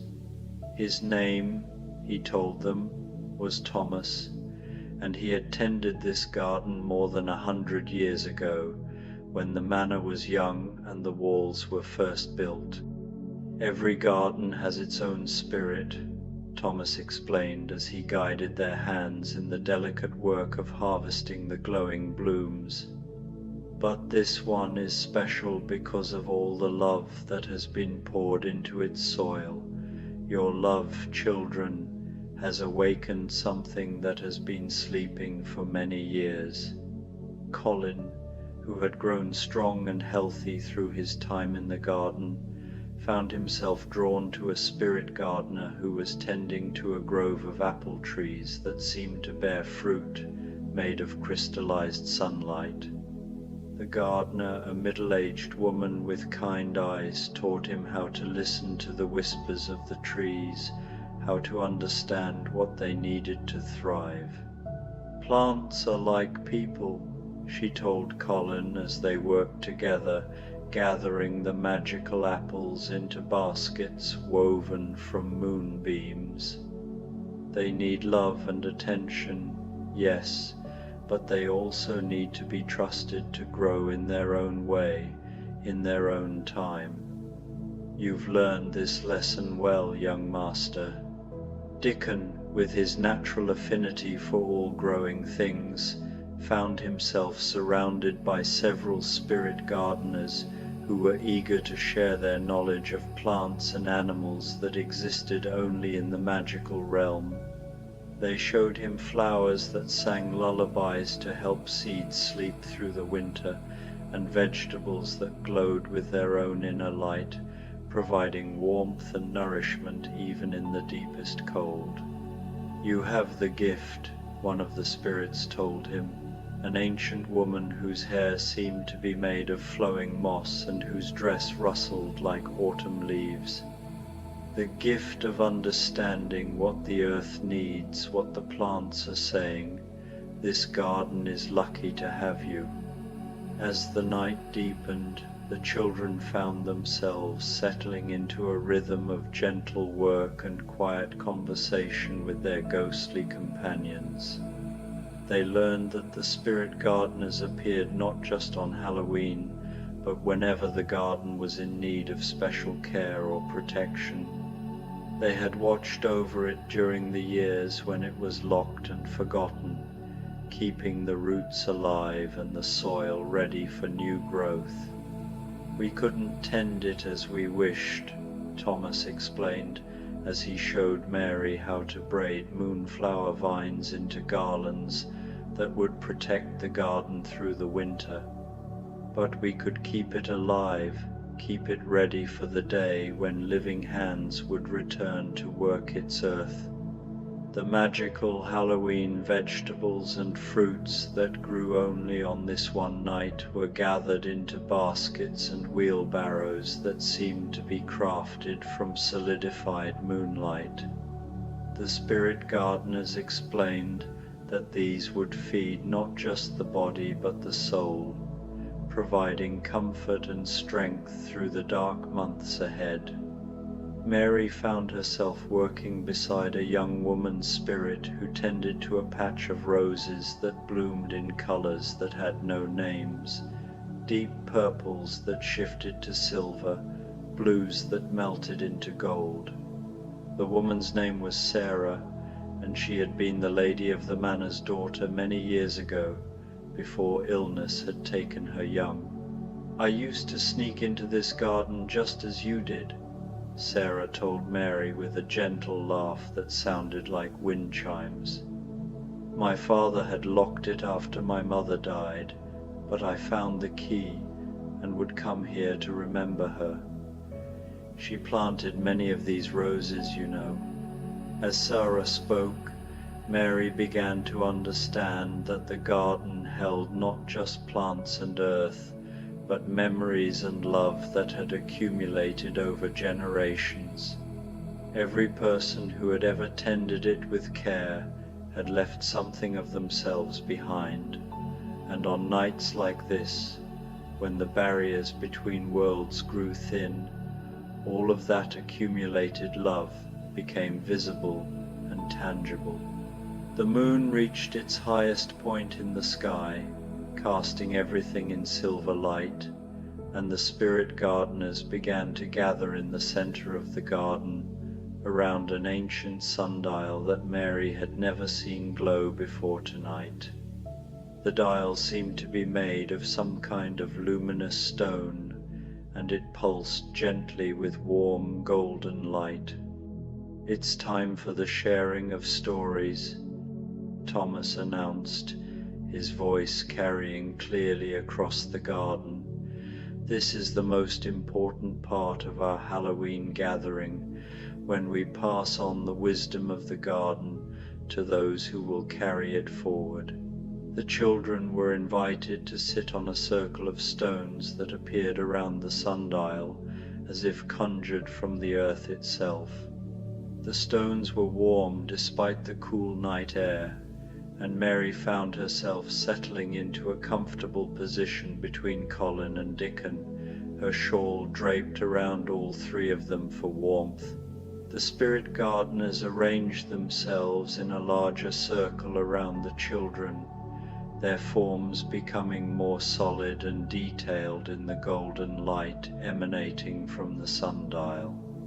Mary could see their faces clearly now, weathered by years of outdoor work, but kind and peaceful, filled with the satisfaction that comes from a life spent nurturing growth and beauty. Thomas spoke first, his voice taking on the cadence of someone accustomed to telling stories to help others rest peacefully. "Long ago," he began, "when this garden was first planted, the lady of the manor, Colin's great-great-grandmother, made a wish as she set each seed in the ground. She wished that this place would always be a haven for healing, a sanctuary where broken hearts could mend and weary souls could find rest." As he spoke, images seemed to dance in the golden light above the sundial, misty, dream-like scenes of the garden through the years. Mary saw generations of gardeners working the soil, children playing among the flowers, and quiet figures finding solace on garden benches during times of sorrow. "The garden heard her wish," Thomas continued, "and took it into its very roots and leaves. That's why it called to you, Mary, when you were lonely and hurting. That's why it welcomed Colin when he needed healing. That's why it embraced Dickon with his gift for understanding growing things. The garden knew you belonged here." Sarah spoke next, her silvery voice weaving through the night air like silk ribbons. "Every plant in this garden has its own story," she said, and as her words floated over them, Mary could see the history of individual roses and fruit trees, vegetables and herbs, playing out in the golden light. The climbing rose by the door was planted to celebrate a wedding. The apple tree in the corner grew from seeds brought back from a journey to distant lands. The herb garden was started by a cook who believed that food grown with love could heal both body and spirit. One by one, the spirit gardeners shared their stories, tales of seasons past, of plants that had struggled and thrived, of the quiet miracles that happened every day in the garden when living hands worked in partnership with the earth. Their voices blended together into a gentle chorus that seemed to harmonize with the whisper of wind through the leaves and the distant sound of night birds calling. Colin found himself growing drowsy in the warm circle of stones, lulled by the peaceful cadence of the stories and the magical atmosphere of the transformed garden. But rather than fighting sleep, he let himself drift, knowing that he was safe and surrounded by love. "The garden remembers everything," one of the spirits was saying, her voice seeming to come from very far away. "Every kind word spoken here, every gentle touch, every moment of wonder and joy. It stores these things in its roots and branches, and gives them back when they're needed most." Dickon, too, was beginning to feel the drowsy contentment that comes after a perfect day. He leaned against Mary's shoulder, and she could feel his breathing becoming deeper and more regular as the spirit gardeners' voices wove their peaceful spell. As the night deepened and the stories continued, Mary became aware that the magical harvest they had gathered was beginning to glow more brightly, as if it were absorbing the love and wisdom being shared around the sundial. The moonflowers seemed to pulse gently with their own heartbeat, and the crystallized fruit sparkled like captured stars. "This harvest," Thomas explained, his voice now barely above a whisper, "will nourish not just your bodies through the winter, but your spirits as well. When the days are short and cold, when the garden sleeps beneath the snow, you'll be able to taste the magic of this night and remember that spring will always return." The golden light from the sundial began to dim slowly, and Mary realized that their magical Halloween evening was drawing to a close. But rather than feeling sad, she felt filled with a deep sense of completion and peace. The garden had shared its greatest secret with them, and they would carry that knowledge forward into all their days to come. The spirit gardeners began to fade gradually, becoming more translucent as the moon started its descent toward the horizon. But before they disappeared entirely, each one approached the three children to offer a parting gift. Thomas pressed a small packet of moonflower seeds into Mary's hand. "Plant these next spring," he told her, "and you'll always have a connection to tonight's magic." Sarah gave Colin a cutting from one of her magical roses, its stem wrapped in silvery moss.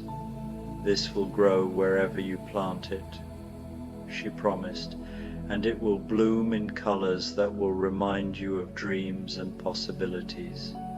The ancient woman who had spoken with Dickon offered him a small wooden whistle carved from a branch of the magical apple tree.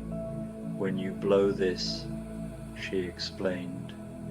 "You'll be able to hear what the plants are saying, even in the depths of winter." As the last of the spirit gardeners faded into the morning mist, for somehow, without Mary quite noticing, the sky had begun to lighten with the first hints of dawn, the garden slowly returned to its familiar appearance. The moonflowers closed their petals and seemed to melt back into the earth. The glowing vegetables settled into ordinary pumpkins and squash, and the magical fruit transformed into baskets of perfectly normal but exceptionally beautiful apples and pears. But the children knew that what they had experienced was real and lasting. They could feel it in the warmth of the gifts they held, in the peaceful contentment that filled their hearts, and in the way the garden seemed to hum with quiet satisfaction as the ordinary world reasserted itself around them. As the sun crested the horizon, painting the sky in soft shades of pink and gold, Mary, Colin, and Dickon made their way slowly back toward the manor. They walked in comfortable silence, each lost in their own thoughts about the magical night they had shared. The baskets of harvest they carried were heavy but not burdensome, filled with the most beautiful fruits and vegetables any of them had ever seen. The ordinary pumpkins and apples seemed to glow with their own inner light, and Mary knew that when they tasted them, they would remember the flavors of starlight and moonbeams. As they reached the manor, Martha was already beginning her morning duties, and she greeted them with a knowing smile that suggested she wasn't entirely surprised to see them returning from an early morning adventure in the garden. "My word," she said, looking at their harvest with obvious delight, "wherever did you find such beautiful vegetables? They look like something from a fairy tale." The three children exchanged glances, and Mary felt a warm bubble of laughter rising in her chest. "The garden has been very generous this year," she said simply, and Martha nodded, as if this explanation was perfectly reasonable. They spent the morning preserving and storing their magical harvest, working together in the manor's kitchen with a contentment that seemed to radiate from their very souls. The fruits would become preserves and jellies that would brighten the darkest winter days. The vegetables would be prepared and stored in the root cellar, ready to provide comfort and nourishment when the garden lay sleeping under snow. As the day wore on and ordinary routine reasserted itself, Mary found herself treasuring the memory of their Halloween night like a precious gem. She knew that she would carry the image of the moonlit garden, filled with gentle spirits and magical plants, for the rest of her life. That evening, as she prepared for bed, Mary planted Thomas's moonflower seeds in a small pot on her windowsill. As she patted the earth gently around them, she whispered a promise that she would tend them with all the love and care she had learned in the secret garden. Colin, in his own room, carefully placed Sarah's rose, cutting in a glass of water, watching as it seemed to shimmer slightly in the lamplight. He had already chosen the perfect spot in the garden where he would plant it come spring, a place where it would have morning sun and afternoon shade, where it would be sheltered from harsh winds but open to gentle rain. Dickon, back at his cottage, tucked the magical whistle carefully into his jacket pocket. Even as he drifted off to sleep, he could swear he heard the faintest sound of plants whispering to each other in the darkness, sharing secrets and dreams as they settled into their nightly rest. And in the secret garden itself, as the moon rose full and bright on this night after Halloween, a single moonflower bloomed quietly by the sundial, a sign that the magic they had experienced was not a dream, but a gift that would remain with the garden forever. The seasons would turn, as seasons do. Winter would come with its blanket of snow, and the garden would sleep peacefully beneath the white coverlet. But when spring returned, bringing with it new growth and renewed life, Mary, Colin, and Dickon would tend their magical plantings with hands that had been blessed by ghostly gardeners, and hearts that held the memory of a Halloween night when the world revealed its deepest secrets. And sometimes, on quiet evenings when the light was just right and the wind carried the scent of roses and earth, they would catch glimpses of their spirit friends, still tending the garden with love, still sharing their wisdom with all who had eyes to see and hearts to understand.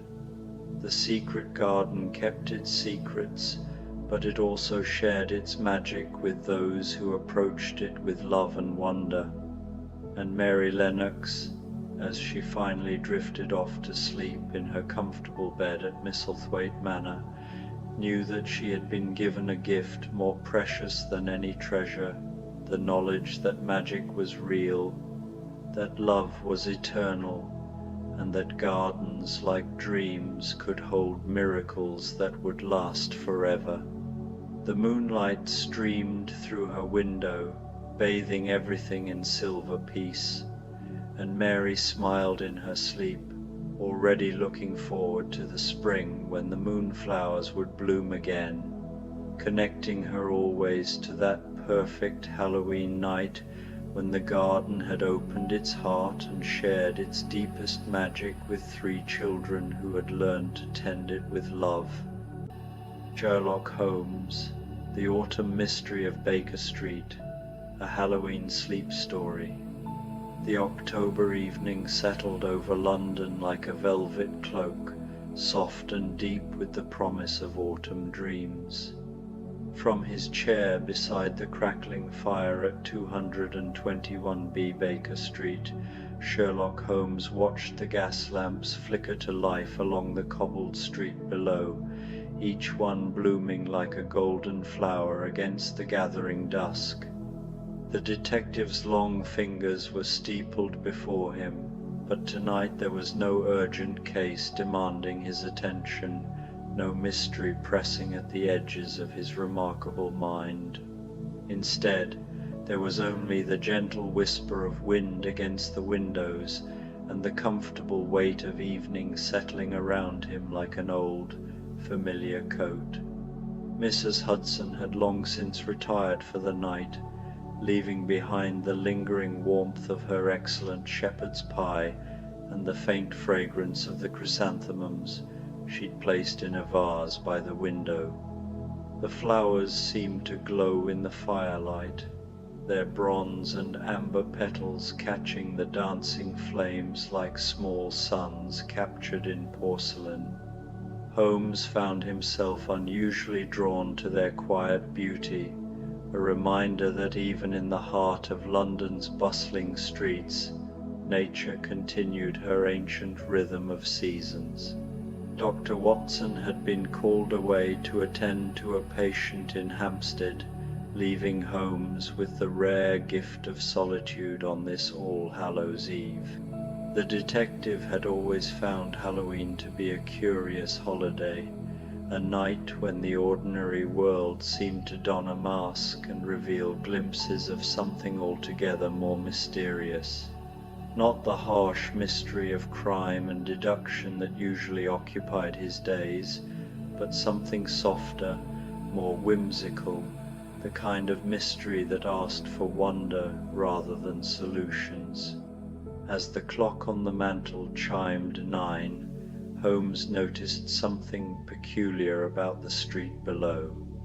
Where usually the evening would see only the occasional hansom cab or hurried pedestrian, tonight there seemed to be a gentle parade of figures moving through the amber circles of lamplight. Children, he realized, though they moved with an unusual grace, their costumes flowing like liquid shadows in the gaslight. A small ghost drifted past, its white sheet billowing in the autumn breeze. A tiny witch followed, her pointed hat bobbing as she walked, a paper lantern swinging gently from her small hand. Holmes found himself smiling, a rare expression that softened the sharp angles of his face. There was something deeply peaceful about watching these small spirits navigate their night of gentle haunting. He observed how they moved in clusters, like constellations of childhood wonder, their laughter floating up to his window like silver bells on the evening air. Rising from his chair with the fluid motion that characterized all his movements, Holmes approached the window for a closer look. The street lamp directly below cast its light in such a way that it created a perfect stage, and as he watched, more figures began to appear. A miniature vampire swept by, his cape trailing dramatically behind him, though the effect was rather spoiled by the way he paused to retie his shoelace. A small pumpkin-shaped child waddled past, so round in her orange costume that she bounced slightly with each step, her parents walking beside her with indulgent smiles. But it was then that Holmes noticed something that made him lean closer to the glass, his breath fogging the window slightly. Among the children and their guardians, there was a figure that seemed somehow different. Not alarming, nothing about this evening held any sense of danger or urgency.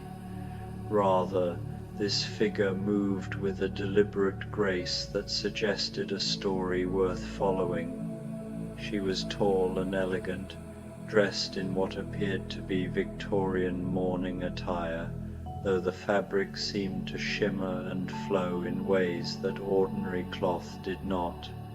Her dark hair was pinned beneath a small hat adorned with black roses, and she carried herself with the bearing of someone from a different era entirely. But what struck Holmes most was not her appearance, but the way the children seemed drawn to her. As she walked, small groups would alter their paths slightly, not following her exactly, but moving in the same general direction, like iron filings responding to a gentle magnet. Holmes felt a familiar stirring, not the sharp urgency of pursuit, but the warm curiosity of a puzzle that promised to be delightful rather than dangerous. On this Halloween evening, with the fire warm at his back and the mysterious autumn night spread before him, he found himself reaching for his coat. The deerstalker hat felt comfortable on his head as he descended the 17 steps to the street. The evening air was crisp but not cold, carrying the scent of wood smoke and the last roses of the season. As he stepped onto the pavement, Holmes felt as though he were entering a different London entirely, one where the familiar streets had been touched by some gentle magic that made everything seem slightly more vivid, more alive with possibility. He began to follow the mysterious woman, though at a distance that felt more like companionship than pursuit. She seemed to glide through the streets, and Holmes found that following her required no effort at all. His usual sharp-edged alertness softened into something more like meditation, his mind clear and peaceful as he observed the small details that made this evening unique. The woman led him through streets he knew well, but tonight they seemed transformed. The familiar shops wore shadows like evening gowns, their windows glowing warmly as proprietors prepared to close for the night. A bakery displayed pumpkin-shaped pastries behind steamed glass. A florist had arranged autumn flowers in great copper urns that caught the lamplight like burnished gold. Even the sounds of the evening seemed different, softer, more musical, as though the very air had been tuned to a lower, more peaceful frequency. As they walked, Holmes began to notice that other figures had joined their curious procession. An elderly gentleman in a top hat walked parallel to their path on the opposite side of the street, his silver-headed cane tapping a gentle rhythm on the cobblestones. A young woman in a flowing green dress seemed to drift along a street that ran perpendicular to theirs. Yet somehow they all maintained the same unhurried pace, as though drawn by the same invisible current. The mysterious woman in mourning attire led them into Regent's Park, where the gas lamps created pools of warm light along the winding paths. The trees, dressed in their full autumn glory, rustled overhead like whispered conversations between old friends. Holmes found himself walking more slowly, his usual precise stride mellowing into something more contemplative. Each step seemed to release the day's tensions, replacing them with a deep sense of peaceful anticipation. In the heart of the park, near the rose garden where a few late blooms still perfumed the air, the woman finally stopped. She stood beside a stone bench that sat beneath an ancient oak tree, its branches spreading wide like protective arms.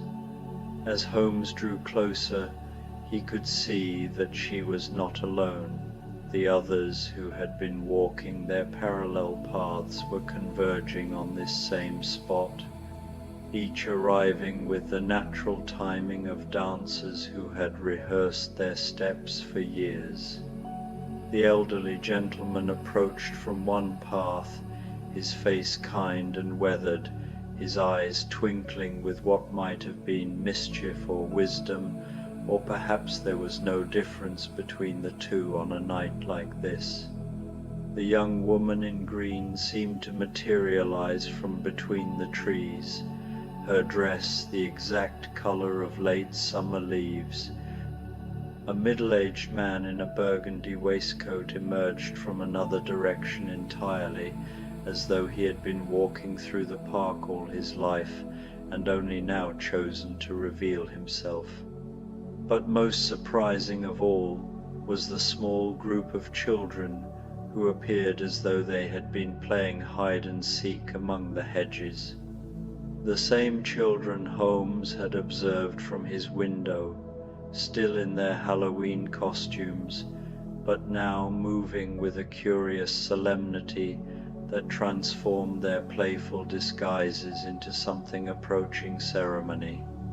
Holmes found himself approaching the gathering with none of his usual analytical detachment. Instead, he felt drawn by the same gentle current that had brought all these disparate souls to this quiet spot in the park. As he drew near, the woman in mourning attire turned to face him, and Holmes saw that her eyes held no mystery after all, only a deep kindness and an invitation he found impossible to refuse. "Mr. Holmes," she said, and her voice was like autumn leaves rustling in a gentle breeze. "We've been waiting for you." There was nothing strange in this statement, though Holmes could not have said why. On this Halloween evening, with the veil between the ordinary and the extraordinary grown gossamer thin, It seemed perfectly natural that a gathering of strangers should be waiting for him in Regent's Park. He found himself sitting on the stone bench without consciously deciding to do so, the woman settling beside him with the easy grace of an old friend. "What brings you all here?" Holmes asked, though his voice held none of its usual sharp curiosity. Instead, he sounded genuinely interested in whatever story might unfold, content to let the evening reveal its secrets at its own pace. The elderly gentleman with the silver-headed cane stepped forward slightly, his face creased in a smile that seemed to hold decades of Halloween nights. "Every year," he began, his voice warm and measured, "on All Hallows' Eve, we gather here to share stories of the mysteries we've encountered. Not the harsh mysteries of the everyday world, but the gentle puzzles that remind us there is still wonder to be found." The young woman in the green dress nodded, her hand resting lightly on the bark of the oak tree. "Tonight, the boundary between the seen and unseen grows thin. We come together to honor those mysteries that don't require solving, only celebrating." Holmes found this explanation both perfectly reasonable and delightfully incomprehensible. He settled back against the bench, feeling the solid warmth of the stone beneath him and the soft rustle of fallen leaves around his feet. "Then please," he said, "share your stories. I find myself entirely at leisure to listen." The middle-aged man in the burgundy waistcoat stepped forward first. His story was of a music box that had belonged to his grandmother, which played a different melody each Halloween night, always a tune she had hummed while baking his favorite autumn cookies. He spoke of waking each November 1st to find the lingering scent of cinnamon and nutmeg in his kitchen, though he lived alone and had baked nothing. As he spoke, Holmes found his analytical mind growing quiet, replaced by something warmer and more receptive. The story washed over him like gentle rain, and he found himself not questioning its impossibility but simply appreciating its beauty. The man's voice was soothing, and Holmes could almost smell the phantom spices, almost hear the mysterious melodies drifting through the autumn night. The young woman in green spoke next, telling of a garden behind her childhood home where flowers bloomed out of season every Halloween. Roses in the snow, daffodils in autumn, Christmas roses in the heat of summer. She described how she would steal out of her room as a child to sit among these impossible blooms, feeling as though she were keeping a secret with the very earth itself. Her story painted pictures in Holmes's mind: a small girl in a white nightgown, sitting among flowers that glowed with their own inner light, the night air warm and sweet around her. He found himself remembering his own childhood, moments of wonder that his adult mind had dismissed, but which now seemed precious beyond measure. The children, still in their Halloween costumes, gathered in a small cluster to share their story together. They spoke in turns, their young voices weaving together like threads in a tapestry, telling of a treehouse they had discovered that was only there on Halloween night. It stood in a grove where no treehouse had ever been built, furnished with cushions that smelled of hot chocolate and books that told new stories each year. Holmes listened to their tale with the complete attention he usually reserved for the most complex criminal puzzles, but this attention was different, soft and open, without the sharp edges of analysis. He found himself envying their ability to accept wonder without question, their natural capacity for believing in magic that required no explanation. The woman in mourning attire spoke last, her story wrapping around the others like a gentle embrace. She told of walking the streets of London every Halloween, not in sorrow but in celebration, gathering the lonely and the lost, the curious and the wondering. She spoke of how the night itself seemed to conspire in her work, bringing together souls who needed to remember that mystery was not always about solving, but sometimes about simply marveling. As she spoke, Holmes realized that this gathering was her story, that he was living inside her tale even as she told it. The thought should have been startling, but instead it felt like coming home to a place he had never known he was looking for. When all the stories had been told, a comfortable silence settled over the group. The children had arranged themselves in a circle on the fallen leaves, their costumes making them look like small mythical beings. The adults sat or stood in easy poses, united by the shared experience of wonder acknowledged and celebrated.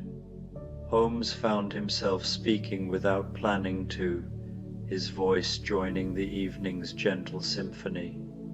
"I have spent my life unraveling mysteries," he said, pulling apart the threads of deception to reveal the truth beneath.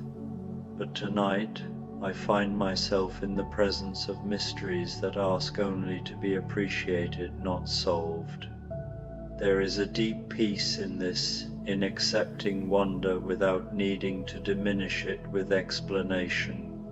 The woman beside him nodded, her dark eyes reflecting the lamplight like still water. "Some mysteries are gifts," she said softly. "They remind us that the world is larger and more beautiful than our understanding of it." As if summoned by her words, a gentle mist began to rise from the ground around them. It was not the thick yellow fog of London's ordinary evenings, but something finer and more luminous, touched with silver and carrying the scent of autumn rain. The mist swirled gently around their feet, rising slowly until it created a soft, glowing cocoon around their gathering. Within this cocoon of gentle light, Holmes felt a profound sense of contentment settling over him. The sharp edges of his usual restless energy had been worn smooth by the evening's gentle mysteries. His mind, so often racing ahead to the next problem, the next puzzle, had finally found a place of perfect stillness. The elderly gentleman began to hum a melody that seemed familiar, though Holmes was certain he had never heard it before. One by one the others joined in, their voices blending in harmony that felt both spontaneous and ancient. Holmes found his own voice adding to theirs, humming a tune that seemed to come from some deep, forgotten place within him. The children began to dance, their movements slow and dreamlike, their costumes flowing around them like liquid moonlight. The ghost child spun gently, his white sheet trailing behind him in graceful spirals. The little witch swayed back and forth, her paper lantern casting moving shadows that looked like butterflies. The pumpkin-shaped child rolled and tumbled with such joy that her laughter became part of the evening's music. Holmes watched this gentle celebration with wonder that felt both foreign and familiar. When was the last time he had witnessed such pure, uncomplicated joy? When had he last allowed himself to simply observe beauty without trying to understand its mechanisms? The questions arose and dissolved without urgency, replaced by the simple pleasure of being present in this moment of grace. The mist continued to swirl around them, and within its soft embrace, Holmes began to see shapes and figures that might have been memories or might have been dreams. He saw himself as a child, lying in a meadow and watching clouds transform themselves into dragons and castles. He saw Watson not as his practical partner in detection, but as the loyal friend whose simple faith in goodness had anchored Holmes through countless dark investigations. He saw London not as a maze of crime and corruption, but as a living tapestry of human stories, each soul carrying its own small light through the vast night of existence. The revelation came not as a sharp insight, but as a gentle unfolding, like a flower blooming in slow motion. The woman in mourning attire rose from the bench and extended her hand to Holmes. Without hesitation he took it, allowing her to draw him into the slow dance that the others had begun. Together they moved in time with the hummed melody, their feet finding the rhythm that seemed to pulse up from the earth itself. As they danced, Holmes felt the last of his usual tensions melting away. His tall frame, so often held rigid with concentration, relaxed into the natural grace that had always been there beneath the surface. His movements became fluid and easy, matching the gentle sway of the tree branches overhead and the soft drift of the luminous mist around them. The dance continued for what might have been minutes or hours. Time had become as fluid as the mist, stretching and contracting with the rhythm of their movements. Holmes found himself completely present in each moment, feeling the soft grass beneath his feet, the cool night air against his face, the warm pressure of hands that guided him through steps he seemed to know by heart. Gradually, the mist began to thin, revealing the familiar shapes of the park around them. The gas lamps still burned steadily along the paths, casting their warm circles of light. The oak tree stood as solid and ancient as ever, its branches rustling with the eternal whisper of wind through leaves. But something had changed. Some subtle transformation that made everything appear both exactly as it had been and somehow more vivid, more alive. The children were the first to fade, not disappearing but simply becoming less substantial, their forms blending with the shadows until they seemed to be part of the night itself. Their laughter remained a moment longer, floating on the air like an echo of joy, before it too dissolved into the gentle silence of the evening. The adults began to drift away as well, each departing in their own direction with the natural timing that had marked the entire evening. The elderly gentleman tipped his hat to Holmes with a smile that seemed to carry the warmth of a lifetime of kind gestures. The middle-aged man in the burgundy waistcoat placed a gentle hand on Holmes's shoulder before walking away down a path that seemed to lead deeper into the park than any path had a right to go. The young woman in the green dress paused beside the oak tree, her hand resting once more on its bark. She looked at Holmes with eyes that held depths he could not fathom, though he no longer felt the need to try. "Thank you," she said simply, "for believing in wonder." Then she too was gone, not walking away, but simply becoming one with the shadows and the rustling leaves. Finally, only Holmes and the woman in mourning attire remained. They stood together beside the stone bench, the silence between them comfortable and complete. Holmes felt no need to ask who she was or where she had come from. Some mysteries, he now understood, were more beautiful when left unsolved. "Will you walk me back to the street?" he asked, his voice soft in the gentle night. She nodded, and together they began to retrace their path through the park. As they walked, Holmes felt as though he were carrying something precious within him, not a solution to a mystery, but the mystery itself, whole and perfect, and asking nothing of him but appreciation. At the edge of the park, where the gas lamps of the city streets began, the woman paused. "Every year," she said, "on Halloween night we gather. You will always be welcome among us, Mr. Holmes, should you choose to remember." Holmes nodded, understanding that the choice would indeed be his. He could wake tomorrow and dismiss this entire evening as an unusually vivid dream brought on by solitude and the romantic atmosphere of All Hallows' Eve. Or he could carry it with him, letting it change the way he saw the world and his place within it.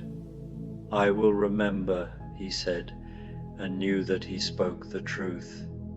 The woman smiled, her face radiant in the lamplight.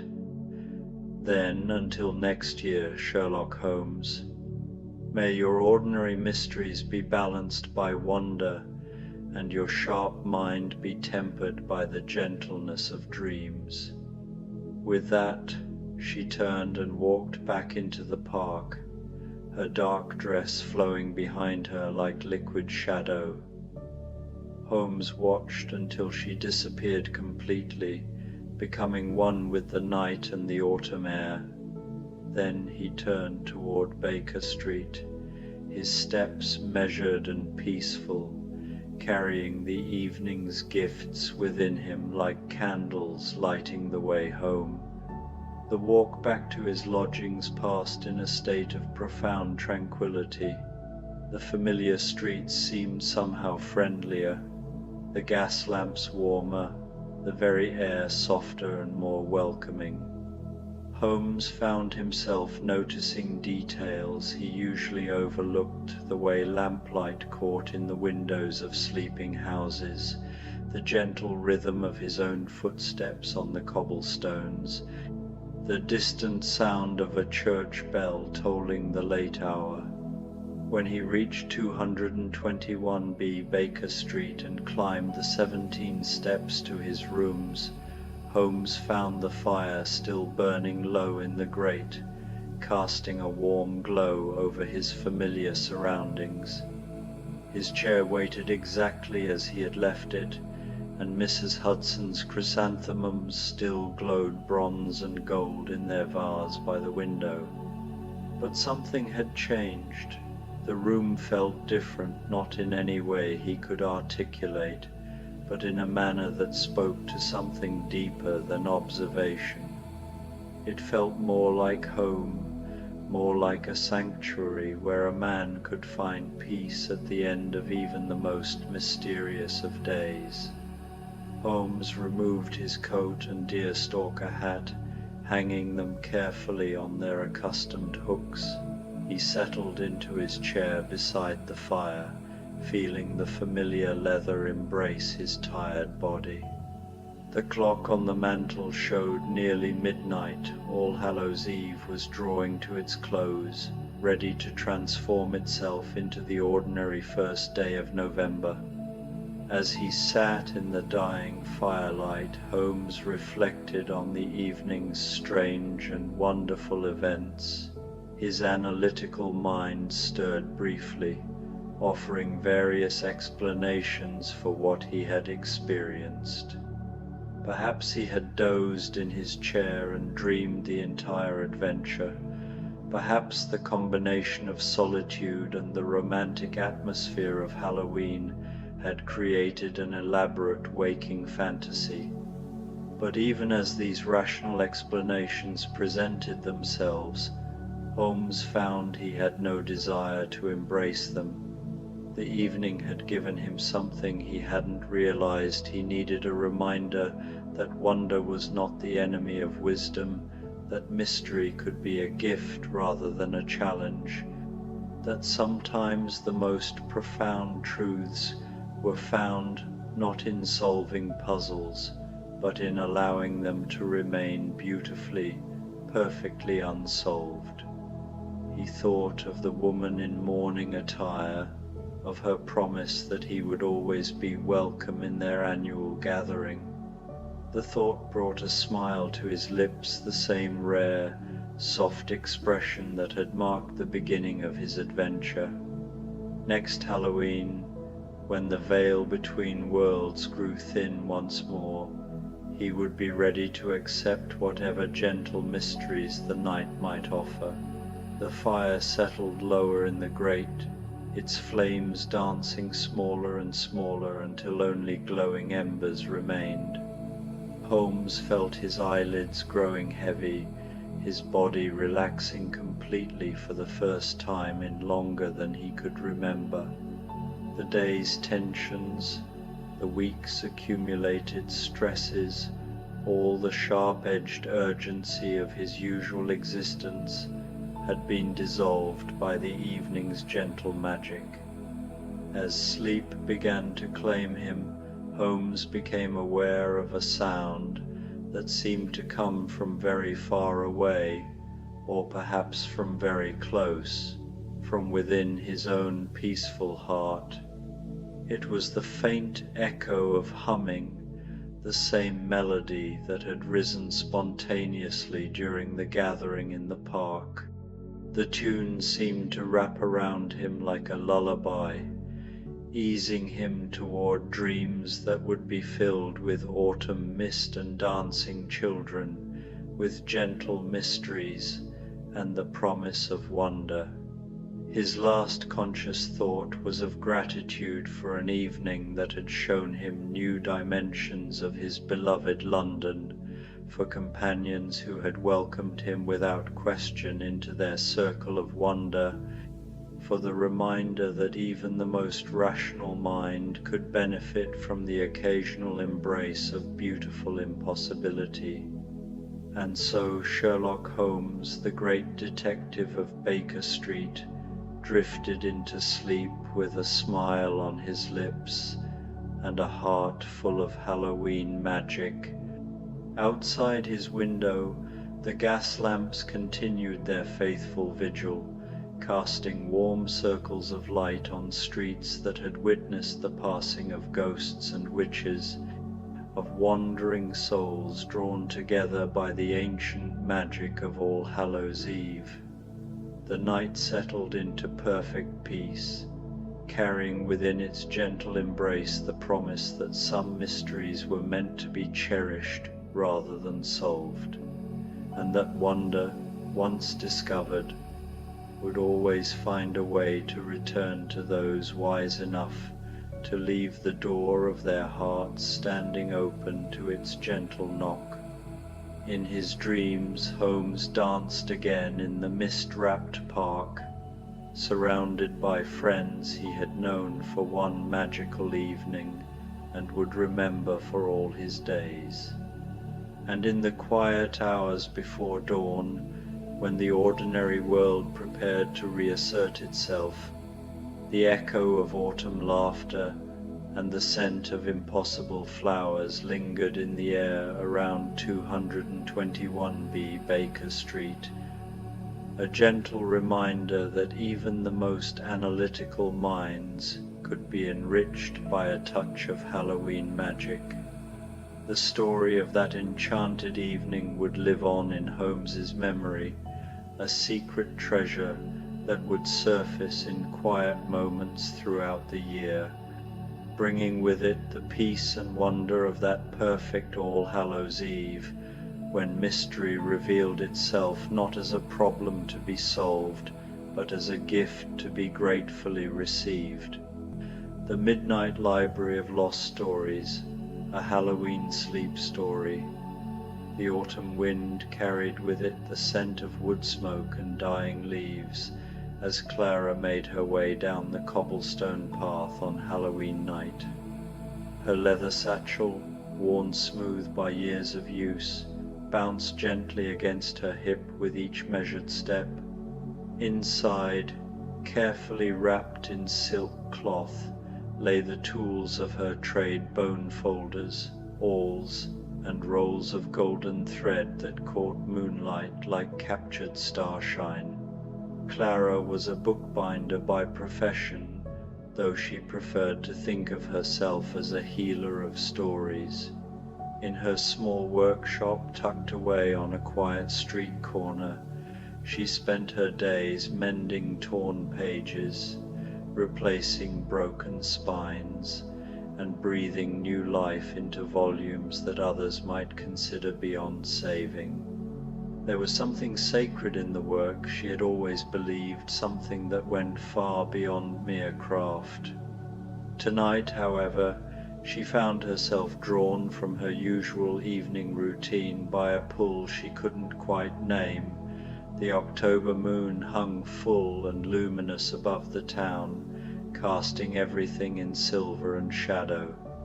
Jack-o'-lanterns grinned from doorsteps with flickering candle eyes, and the distant laughter of costumed children drifted on the crisp air like music from another world. But Clara was walking away from all of that, following a path she had never noticed before, despite living in this town for nearly 30 years. The cobblestones beneath her feet seemed to shimmer with an inner light, leading her deeper into a part of the old quarter that felt both familiar and utterly foreign. The houses here were older, their windows dark and their gardens overgrown with autumn brambles. Mist clung to the ground like ghostly fingers, parting gently as she passed through. The sound of her footsteps seemed muffled, as though the very air had grown thick with dreams and possibilities. And then, quite suddenly, she saw it. The library stood at the end of a small square she was certain had not existed moments before. It was a building that seemed to have grown from the earth itself, its stones the color of moonlight and moss. Gothic arches framed tall windows that glowed with warm, amber light, and ivy climbed the walls in patterns that almost resembled ancient script when viewed from the corner of one's eye. Above the heavy oak door, carved letters spelled out words in a language Clara couldn't identify, yet somehow understood perfectly. The Library of Lost Stories. Below, in smaller script, where forgotten tales find their voice again. The door opened before she could knock, as though it had been waiting for her arrival.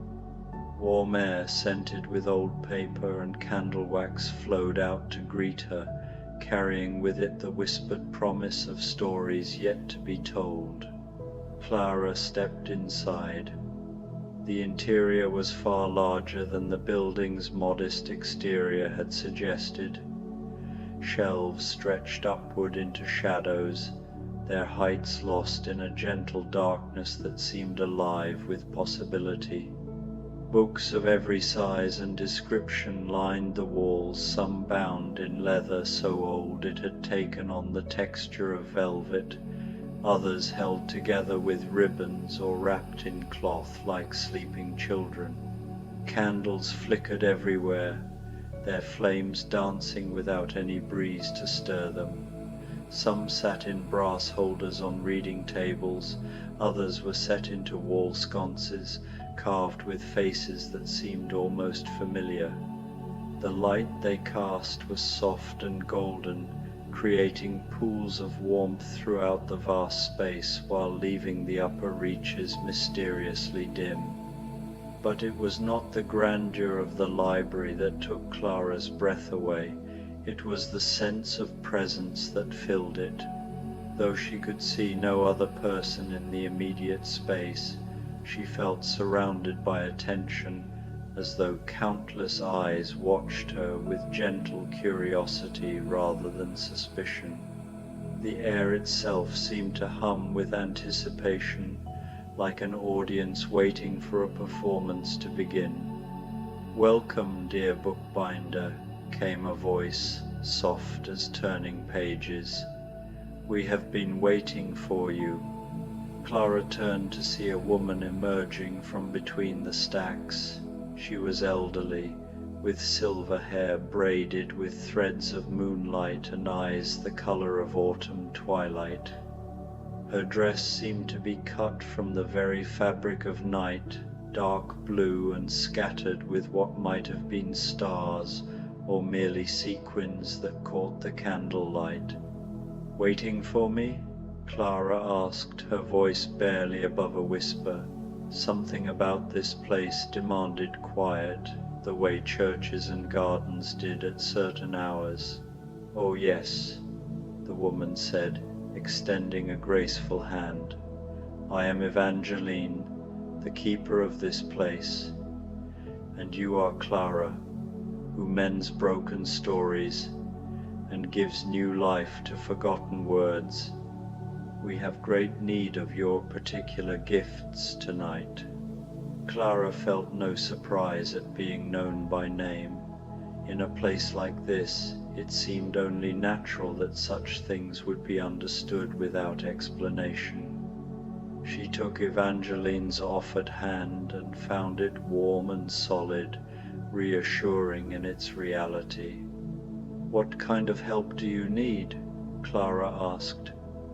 Evangeline gestured toward the deeper reaches of the library, where the shadows seemed to move with their own slow rhythm. "There are stories here that have been wounded, dear one, tales that carry such sorrow within them that they cannot find peace. They whisper in the darkness, reliving their pain over and over, unable to heal or transform." As if summoned by her words, Clara became aware of a soft murmuring that seemed to come from the walls themselves. It was not quite speech and not quite song, but something in between, a sound like wind through broken windows or waves against a lonely shore. "Among them," Evangeline continued, her voice growing more gentle still, "is a story that has haunted these halls for many years. It speaks of a house, grand but cursed, and of a brother and sister whose love for each other could not overcome the darkness that consumed their family line. They call to us still, these poor souls, asking for their tale to be told differently, asking for peace they never found in life." Clara felt her heart stir with the familiar mixture of sadness and determination that came whenever she encountered a story in need of healing. "The House of Usher," she said softly. "You know it?" "I know the sorrow in it," Clara replied. "I've read Poe's telling of it many times. Such beautiful words, but such terrible pain." Evangeline nodded. "Beautiful words indeed, but words that locked Roderick and Madeline Usher into an eternal cycle of their final, tragic hours. What if their story could be told another way? What if there was room in their tale for healing, for love that transforms rather than destroys?" Clara felt the rightness of it settle into her bones like recognition. This was why she had been drawn here tonight, why her feet had found this impossible path. She was meant to be here, meant to offer her gifts to these wounded spirits and their endless sorrow.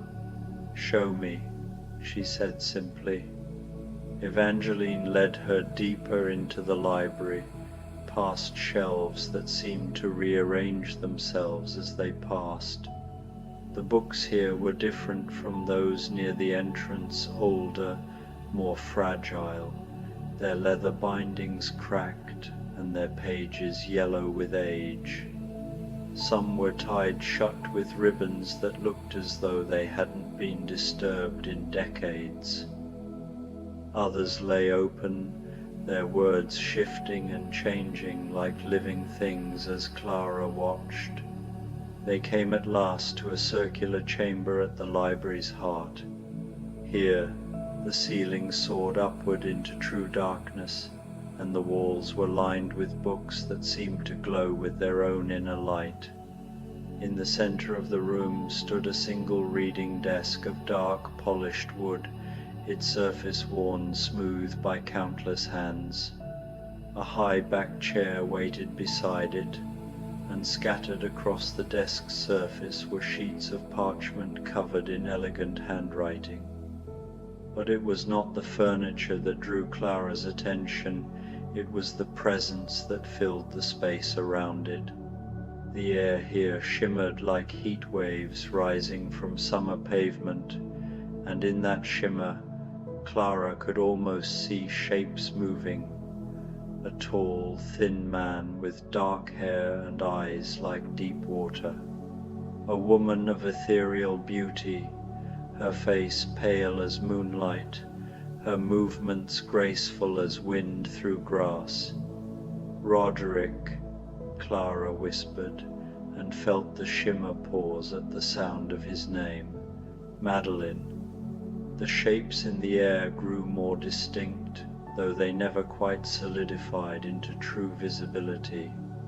Clara could see them clearly now, the brother and sister who had been trapped in their story of decline and doom for more than a century.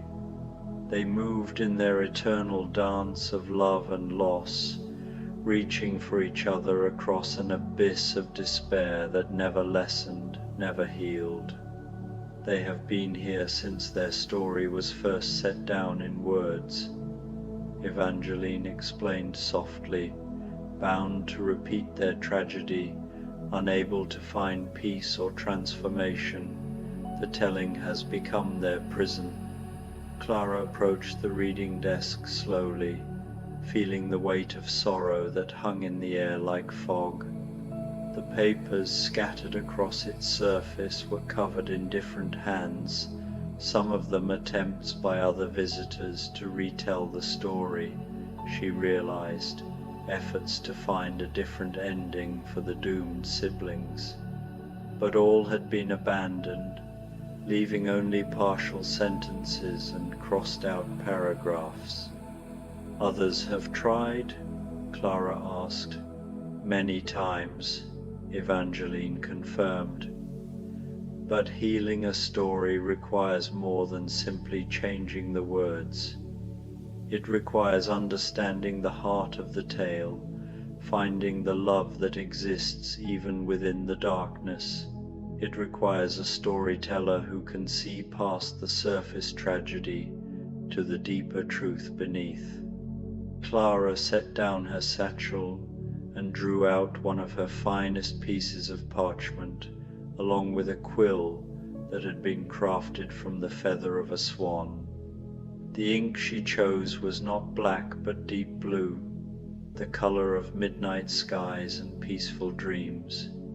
"Will you help me?" she asked the shimmering presences. "Will you trust me to tell your story differently?" The air around her grew warmer, and she felt something like a gentle hand brush across her shoulder.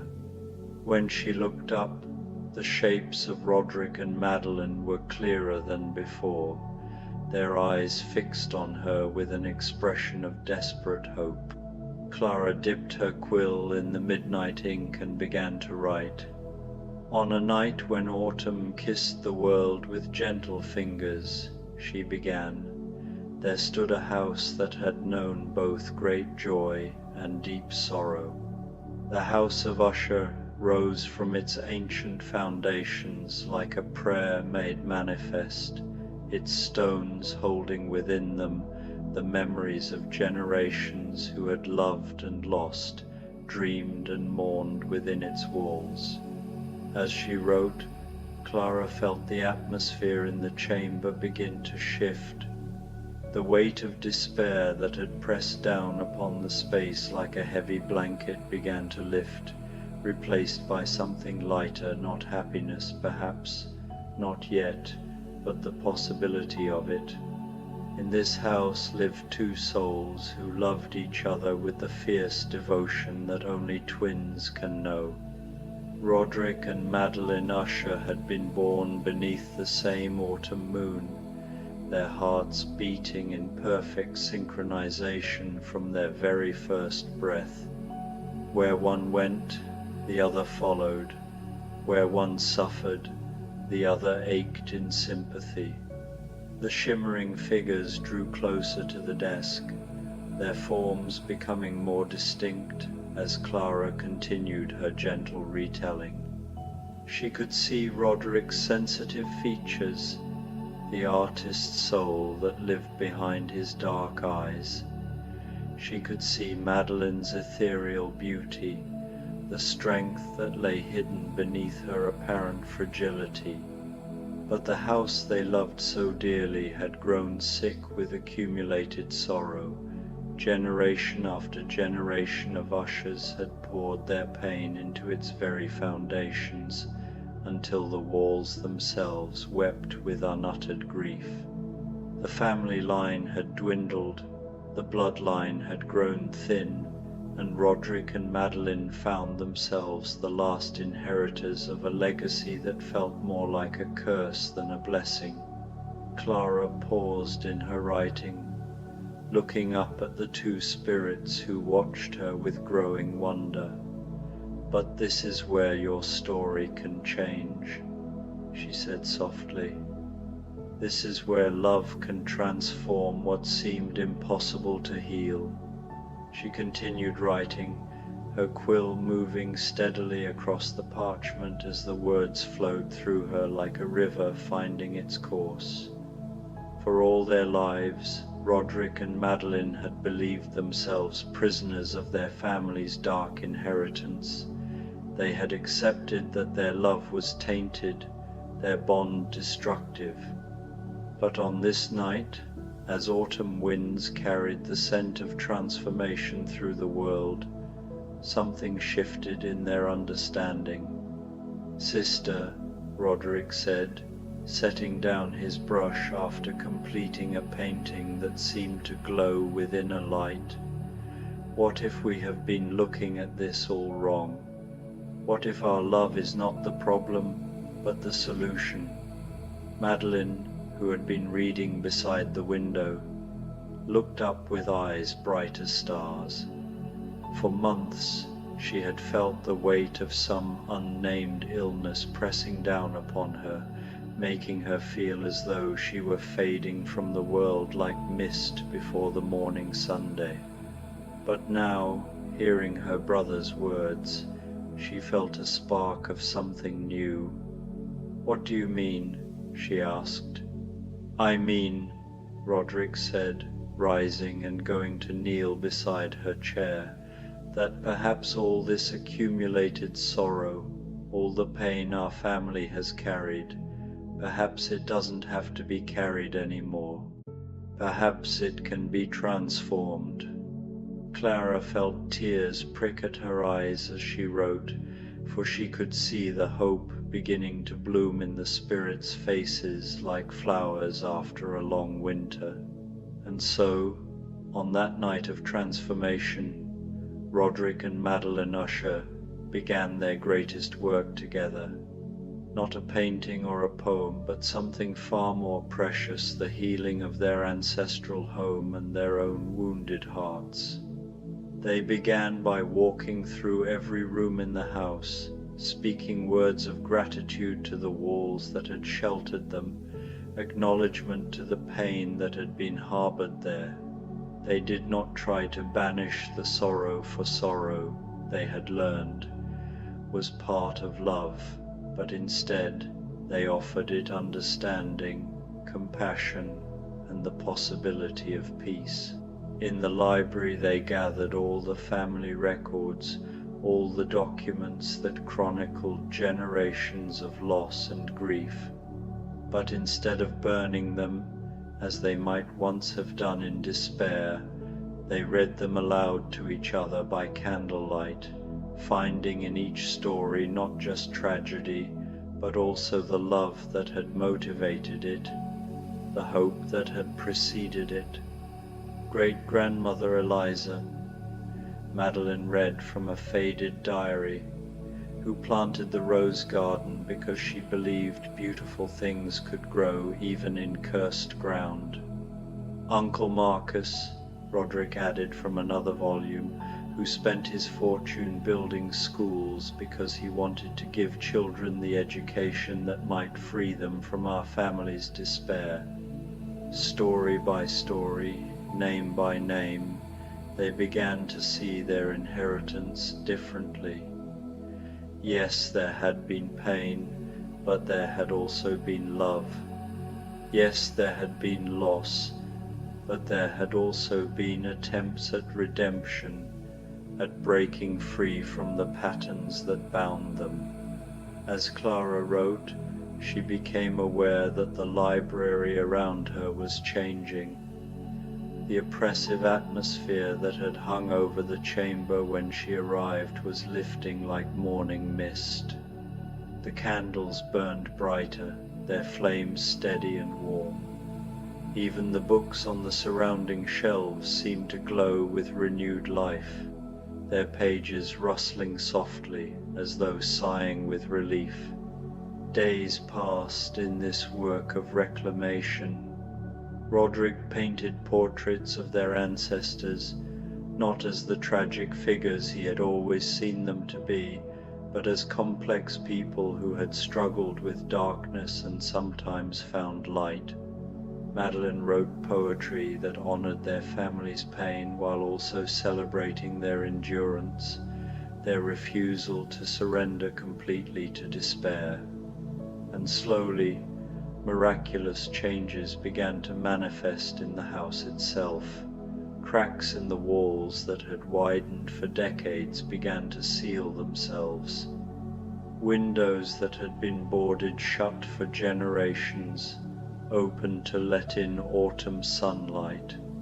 The tarn that surrounded the house, long, stagnant and black, began to clear until it reflected the sky like a mirror made of hope. "Do you feel it?" Madeline asked one evening as they sat together in the music room, she with a book of poetry and he with his sketch pad. "I do," Roderick replied, and his voice was stronger than it had been in years. "It's as though the house is breathing again, as though we're all breathing again." It was then that Madeline understood the nature of her mysterious illness, the sense of fading she had experienced for so long.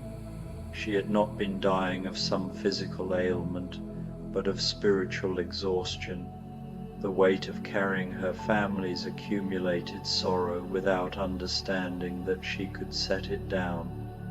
"We're free," she said wonderingly. "We're healing," Roderick corrected gently, "and we can help others heal too." Clara's hand moved faster now across the parchment, the words flowing like music as the story found its new shape. And so the House of Usher became something it had never been before, not a repository of sorrow, but a sanctuary for healing. Roderick and Madeline opened their doors to others who carried their own family wounds, their own inherited pain. They created a place where stories could be retold, where curses could be transformed into blessings through understanding and love. Visitors came from far and wide, drawn by rumors of the house where broken things were made whole. They came carrying their own griefs, their own seemingly insurmountable problems, and found in the usher siblings not fellow victims of fate, but guides who had learned to transform suffering into wisdom. Roderick's paintings began to depict scenes of redemption and transformation. His portraits revealed not just the surface appearance of their subjects, but the light that lived within them, the possibility for growth and change that existed in every human heart. Madeline's poetry spoke to the resilience of the human spirit, the way love could persist even through the darkest times and eventually emerge transformed but unbroken. Her words carried a power that healed hearts and opened minds to new possibilities. Together, they discovered that their deep twin connection, which they had always feared as somehow unwholesome or dangerous, was actually their greatest gift. Their ability to sense each other's thoughts and feelings allowed them to work as one being with two perspectives, creating art and offering healing that neither could have achieved alone. The house itself became their collaborator in this work. Rooms rearranged themselves to better serve those who came seeking help. Gardens bloomed with flowers that had never grown there before. Even the family portraits that had once seemed to watch with accusing eyes now gazed down with expressions of approval and blessing. Years passed in this fashion, each season bringing new visitors and new opportunities for healing. The Usher family line, rather than ending with Roderick and Madeline as all had predicted, was renewed in a different way through all the lives they touched, all the stories they helped to transform, all the hope they spread like seeds on fertile ground. Clara paused in her writing and looked up to find that the shimmer in the air had resolved into clear, solid forms. Roderick and Madeline Usher stood before her, no longer trapped in their endless dance of despair, but free to move and speak and be. Roderick's face, which had been gaunt with suffering in every previous telling of their tale, now bore an expression of serene contentment. His dark eyes were clear and warm, no longer haunted by fear and madness. Madeline stood beside him, her ethereal beauty no longer fragile and fading, but radiant with inner strength. The mysterious illness that had threatened to claim her life had transformed into a kind of luminous vitality that seemed to light her from within. "Thank you," Madeline said, her voice like silver bells in a gentle breeze. "Thank you for seeing who we could become, rather than only who we were. Thank you for showing us that love doesn't have to be a curse," Roderick added, "that it can be the very thing that sets us free." Clara felt her heart swell with joy as she looked at them. "Your story isn't ending," she said. "It's just beginning differently. You have eternity now to explore what love can build instead of what it can destroy." And so, Clara wrote, adding the final words to her retelling, "The House of Usher stands to this day not as a monument to tragedy, but as a beacon of hope. Roderick and Madeline Usher live on, not as cautionary figures trapped in an endless repetition of sorrow, but as guides and healers whose love has been purified by understanding and strengthened by service to others. They have learned the secret that eluded so many of their ancestors, that suffering becomes meaningful when it teaches compassion, that pain becomes bearable when it connects us to others who hurt, and that love becomes redemptive when it seeks not to possess but to heal. In the house that was once cursed, laughter now rings out alongside tears. In the rooms that once echoed only with despair, hope has taken root and grown strong. And in the hearts of two people who once believed themselves damned, peace has finally found a home. As Clara set down her quill, the transformation in the library chamber became complete. The oppressive shadows had lifted entirely, replaced by a warm golden radiance that seemed to emanate from the very air itself. The books on the surrounding shelves glowed with renewed vitality, their stories no longer trapped in cycles of pain but free to unfold in new and healing ways. Roderick and Madeline approached the desk where Clara sat, their faces radiant with gratitude. "You have given us the greatest gift imaginable," Roderick said, "the chance to love without destruction, to be together without bringing harm.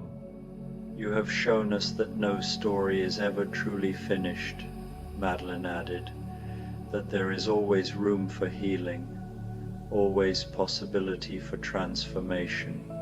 Clara smiled, feeling a deep satisfaction that went far beyond professional pride. This was why she had become a bookbinder, though she had never understood it so clearly before. Not just to repair torn pages or broken spines, but to heal the very heart of stories themselves. "What will you do now?" she asked. The siblings exchanged a look of perfect understanding. The wordless communication that had always existed between them now transformed from a source of fear into an expression of joy. "We will continue the work," Madeline said, "here in this library, in our house, wherever stories need healing and love needs to triumph over despair. We will help other tales find their way to redemption," Roderick added. "Other characters trapped in cycles of pain learn that transformation is possible." As if summoned by their words, Clara became aware of other presences stirring in the library around them, other stories that had been wounded, other characters seeking peace. She could sense them moving through the stacks, drawn by the hope that now filled the air like incense. "There will be much work to do," she observed. "The most joyful work imaginable," Madeline replied, "for every story that heals makes the world a little brighter, a little more hopeful." Evangeline appeared beside them as if she had been there all along, her face glowing with approval and delight. "Beautiful work, dear Clara," she said. "You have indeed proven yourself to be a true healer of stories." "Will I be able to come back?" Clara asked, suddenly aware that the night was growing late and that somewhere beyond this magical place, her own world waited for her return. "The library exists whenever it is needed," Evangeline replied mysteriously, "and stories in need of healing have a way of finding their way to those capable of providing it." Clara gathered her writing materials and placed them carefully in her satchel. The parchment on which she had written the new story of the House of Usher seemed to glow with its own inner light, as though the words themselves had been blessed. Roderick and Madeline walked with her as she made her way back through the library toward the entrance. Other spirits moved in the shadows now, characters from countless stories who were beginning to sense that change was possible, that their tales could be retold with love instead of locked forever in patterns of pain. "Thank you," Clara said as they reached the heavy oak door, "for trusting me with your story, for letting me help you find your way to peace." "Thank you," they replied in unison, "for seeing our love as something that could heal instead of harm." The door opened before them, and Clara stepped out into the Halloween night. The mist had cleared while she had been inside, and the full moon shone down with silver radiance that made every surface gleam like treasure. The path of shimmering cobblestones stretched before her, leading back toward the familiar streets of her own neighborhood. She turned for one last look at the library of lost stories, but found that it was already fading, becoming translucent in the moonlight, like a memory of a dream. Through its walls, she could see warm golden light and moving figures, the eternal work of healing continuing even as she watched. Clara walked home through the sleeping town, her heart full of peace and wonder. In her satchel, the retold story of Roderick and Madeline Usher seemed to pulse gently, as though it contained a living heart. She knew that when she reached her workshop, she would bind it carefully in the finest leather she possessed, with gold thread and silver clasps, creating a volume worthy of the transformation it contained. But more than that, she knew that she would carry the memory of this night with her, always the knowledge that no story was ever truly finished, that love could indeed triumph over despair, and that sometimes, on the most magical of nights, those who heal broken things might find themselves called to heal the very stories that shape our world. As she reached her own front door, Clara paused to look back down the street she had traveled. There was no sign now of the shimmering path or the mysterious library, nothing to suggest that anything out of the ordinary had occurred.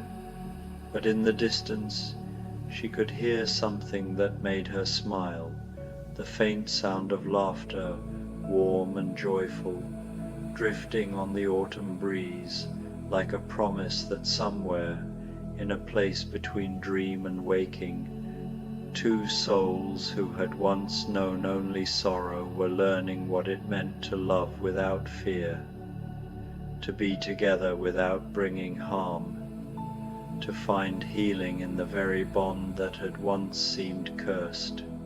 Clara unlocked her door and stepped inside, carrying with her the greatest treasure any storyteller could possess, the knowledge that words have power not just to wound, but to heal, not just to bind, but to set free, not just to end, but to transform endings into new beginnings, filled with infinite possibility and hope. Outside, the Halloween moon continued its ancient journey across the star-scattered sky, blessing all the stories yet to be told, all the love yet to be transformed, all the healing yet to come. And in a library that existed whenever it was needed, the work of redemption continued, one story at a time, one heart at a time, one act of love at a time, until all the wounded tales of the world could find their way home to peace. A rainy day fairy tale, the lantern keeper's Halloween, a Halloween sleep story. The rain began just as the sun disappeared behind the October clouds, each drop carrying with it the scent of dying leaves and wood smoke from distant chimneys.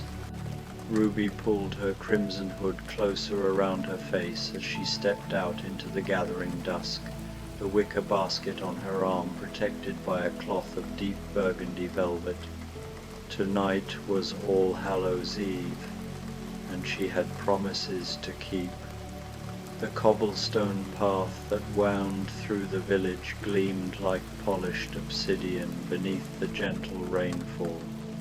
Orange light flickered from behind curtained windows, and the soft murmur of voices drifted out into the evening air.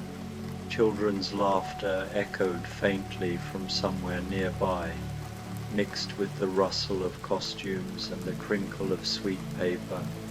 But Ruby's destination lay beyond the village proper, where the old ways were still honoured, and the night held deeper meanings than mere revelry. Her grandmother's cottage sat at the edge of the whispering wood, where ancient oak trees stood like silent sentinels, and the air always carried a hint of mystery. But tonight, Ruby carried something more precious than her usual gifts of bread and honey. Tonight, she bore the responsibility passed down through generations of women in her family, the duty of the lantern keeper. The rain drummed a gentle rhythm against her hood as she walked, creating rivulets that ran alongside the path like liquid silver in the dim light. Each step took her further from the warm glow of the village and deeper into the realm where Halloween night revealed its truest nature. The weight of the basket reminded her of the sacred trust she carried, 7 beeswax candles, each one blessed by her grandmother's weathered hands, each one destined for a specific place along the old boundary paths.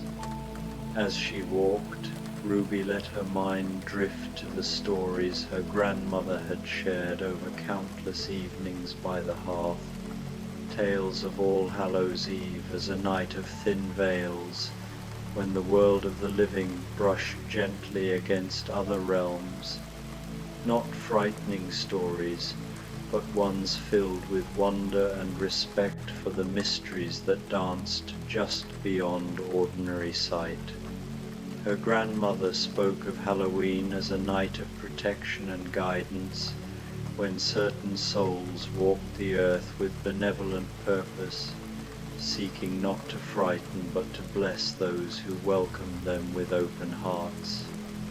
The first stopping place appeared ahead, marked by an ancient stone that had stood at this crossroads since time immemorial.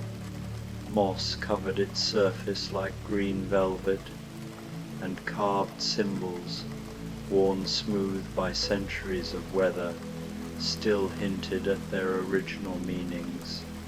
Ruby knelt beside the stone, carefully lifting the first candle from her basket.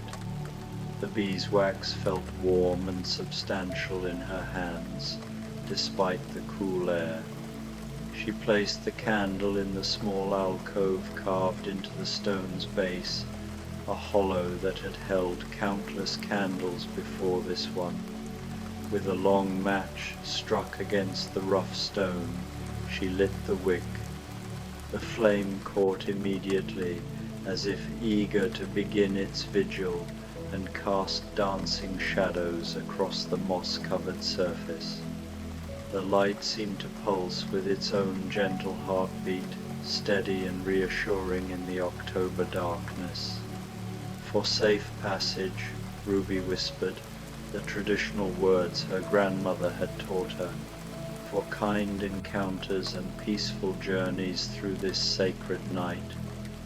The rain continued its soft percussion around her, but somehow the candle flame remained steady, protected by some unseen grace. Ruby pulled her hood back up and continued along the path, leaving the first beacon glowing behind her like a small star fallen to earth.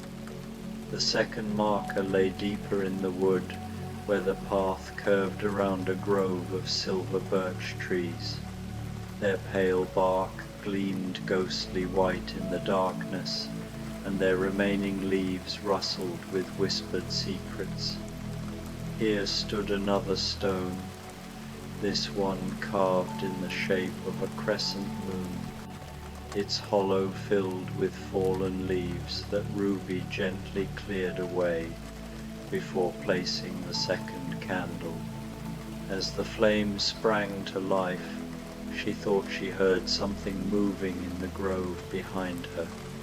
Not the sharp crack of a branch underfoot, but something softer like fabric brushing against bark, or wings settling among the leaves. She turned slowly, her heart calm rather than fearful, remembering her grandmother's words.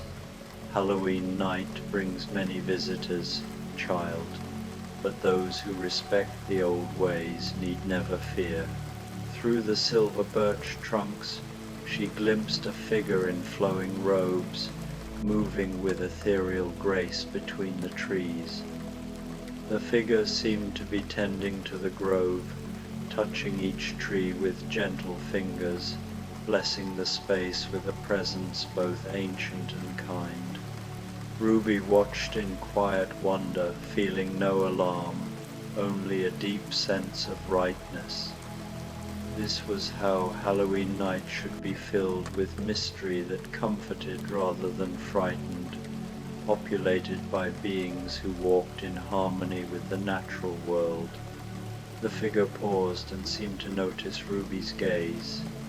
Instead of disappearing, it raised one hand in a gesture that spoke of blessing and gratitude. Ruby lifted her own hand in return, and for a moment the two watchers acknowledged each other across the moonlit grove. Then the figure continued its gentle work, and Ruby resumed her own sacred task, carrying with her a sense of communion with something larger than herself. The third candle found its place beside a small stream that meandered through the wood, its water dark as polished jet and singing softly over smooth stones. The marker here was different, not stone, but a living oak whose hollow trunk had been shaped by nature into a perfect alcove. As Ruby lit this candle, the flame reflected in the stream's surface, creating twin lights that danced together in quiet harmony. She knelt by the water's edge and dipped her fingers into the cool stream, then touched them to her forehead in an old blessing her grandmother had shown her. The water felt alive against her skin, charged with the energy of this most mystical night. In the reflection, her red hood looked like a flower blooming in the darkness, and she smiled at the image. The path grew narrower as she ventured deeper into the wood, but Ruby felt no concern. Each lit candle behind her created a chain of light, a golden thread connecting her to safety and purpose. The rain had gentled to barely more than mist, and the air carried new scents, cinnamon and cloves, wood smoke and something indefinably magical, like starlight given fragrance. The fourth stopping place surprised her. Instead of the usual marker stone, she found a small clearing where someone had built what could only be called a fairy ring of mushrooms. Not the typical circle found in meadows, but a perfect spiral of pale fungi that seemed to glow with their own inner light. In the center of the spiral sat a carved wooden pedestal, no larger than a dinner plate, with a depression perfectly sized for a candle. As Ruby approached, she realized this was not a marker she recognized from her grandmother's teachings. Yet something about the place felt deeply right, as if it had been waiting specifically for this night, this moment, this particular candle. She placed the fourth taper in its destined spot and lit it, watching as the flame seemed to respond to the surrounding spiral with unusual vitality. The moment the light blazed up, the clearing filled with the gentlest music, not quite sound, not quite sensation, but something that resonated in the space between heartbeats. It reminded Ruby of wind chimes made from crystal, or distant bells carried on evening air.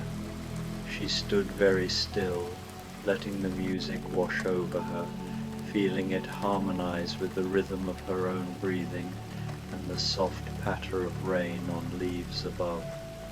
Gradually, the clearing began to reveal its other inhabitants. Tiny lights, no bigger than fireflies, began to dance around the mushroom spiral. But these were not insects. They moved with too much purpose, too much joy. They spiraled upward around the candle flame, creating helixes of gold and silver light that painted the air with their passage. Ruby watched in delight, understanding that she was witnessing something rare and wonderful, a celebration that belonged entirely to this mystical night. One of the lights danced closer to her, hovering near her face with what seemed like curious friendliness.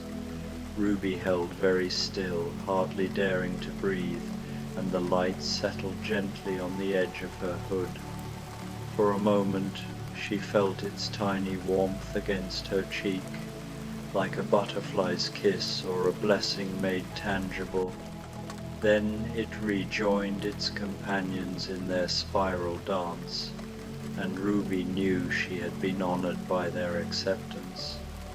She left the clearing with reluctance, but the path ahead called to her, and she had 3 more candles to place before her task was complete.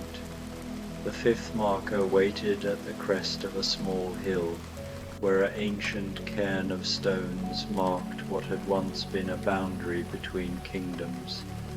Now it served as a boundary between worlds, a place where Halloween night revealed its deepest mysteries. The candle here seemed to light itself, as if eager to join the growing constellation of beacons Ruby had been creating. The flame burned with unusual colors, gold at its heart, but edged with deep purple and silver that should not have been possible in ordinary fire. Yet on this night, the impossible felt perfectly natural. From this vantage point, Ruby could see back along the path she had traveled, marked by the warm glow of the 4 candles behind her. Each light pulsed gently in the darkness, creating a rhythm that seemed to echo the very heartbeat of Halloween night. She could also see forward, where the path descended into a valley cradled by protective hills, and where her grandmother's cottage waited with its windows already glowing amber. But first, there were 2 more stops to make, each one pulling Ruby deeper into the heart of the night's enchantment. The 6th candle belonged at the storytelling stone, a flat-topped boulder perched on the edge of a whispering meadow, where, according to the legends passed down through generations in her family, the spirits of ancient bards still gathered to share tales on special nights like this one. This stone had always held a special place in Ruby's heart. It wasn't just a landmark, but a sanctuary of sorts. As a child, she had often wandered here during the lazy afternoons of autumn, curling up on its sun-warmed surface with a worn book of fairy tales or poetry, losing herself in worlds conjured from ink and imagination. The surrounding trees, ancient oaks and willows with branches like gnarled fingers, would rustle softly, as if applauding her quiet adventures. Even then, she had felt a subtle hum beneath the stone, a vibration that spoke of secrets buried deep in the earth. But tonight, under the veil of Halloween, that familiar spot thrummed with a different energy entirely, one that was alive, pulsating, and profoundly otherworldly. As Ruby approached, her lantern casting flickering shadows that danced like mischievous sprites across the grass, she felt a shiver of anticipation ripple through her. The air around the stone was cooler, laced with the earthy scent of damp moss and fallen leaves, and the distant hoot of an owl echoed like a storyteller's prelude.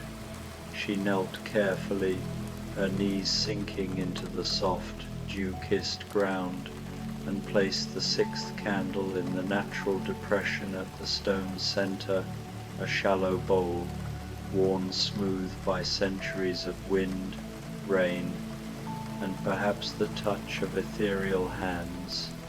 The wick caught the flame from her match with a soft whoosh, and immediately the boulder seemed to awaken. Ruby could swear she heard whispered voices carried on the night air, faint at first, like echoes from a forgotten dream. They weren't threatening or eerie, thank goodness, no ghostly wails or sinister murmurs that might send her fleeing into the darkness. Instead, they were warm and companionable, like friends gathered around a crackling hearth-fire in some cozy, timeless tavern, sharing laughs and wisdom over mugs of mulled cider. The stories being told were in languages she couldn't understand, perhaps ancient Gaelic tongues or the melodic dialects of long-lost Celtic tribes, or even something more primordial, woven from the threads of the wind itself. Yet somehow their meaning reached her heart directly, bypassing the barriers of words and translation. It was as if the emotions and essences of the tales seeped into her soul through osmosis, painting vivid pictures in her mind's eye. She heard of felt, really tales of love and loss, a bard mourning a lover taken by the sea, his song a lament that turned into a celebration of eternal reunion under starlit skies. There were stories of courage and kindness, like the warrior who spared an enemy not out of weakness, but because he saw the shared spark of humanity in their eyes, forging an unlikely alliance that saved a village from ruin. And woven through it all was the enduring magic that connected all living things across time and space, a reminder that the roots of the great oak beside her might entwine with those of trees from millennia past, and that her own bloodline carried echoes of ancestors who had once sat here under the same moon. Ruby settled onto the stone beside the candle, crossing her legs and leaning back against the rough, comforting texture of the boulder. The flame flickered gently, casting a golden halo that illuminated faint carvings on the stone's surface, swirls and runes that she had never noticed before, or perhaps had never been visible until this sacred moment. She listened, letting the ancient stories wash over her like a gentle tide, ebbing and flowing with the rhythm of her breath. The rain that had plagued the earlier part of her journey had stopped completely now, leaving the world washed clean and sparkling. Stars were beginning to peek through breaks in the clouds overhead, like shy eyes winking from the velvet sky, and the air felt charged with possibility, thick with the kind of magic that made Halloween night sacred to those who understood its true nature. It wasn't the commercialized spectacle of costumes and candy that the world outside her family's traditions celebrated. No, this was the raw, pulsating core of All Hallows Eve, a thin veil between the mundane and the mystical, where the ordinary world bent and yielded to the extraordinary. Time seemed to move differently here, stretching and contracting like taffy in invisible hands. Ruby couldn't say if she sat for mere minutes or drifting hours. The boundary between moments blurred as seamlessly as the stories themselves.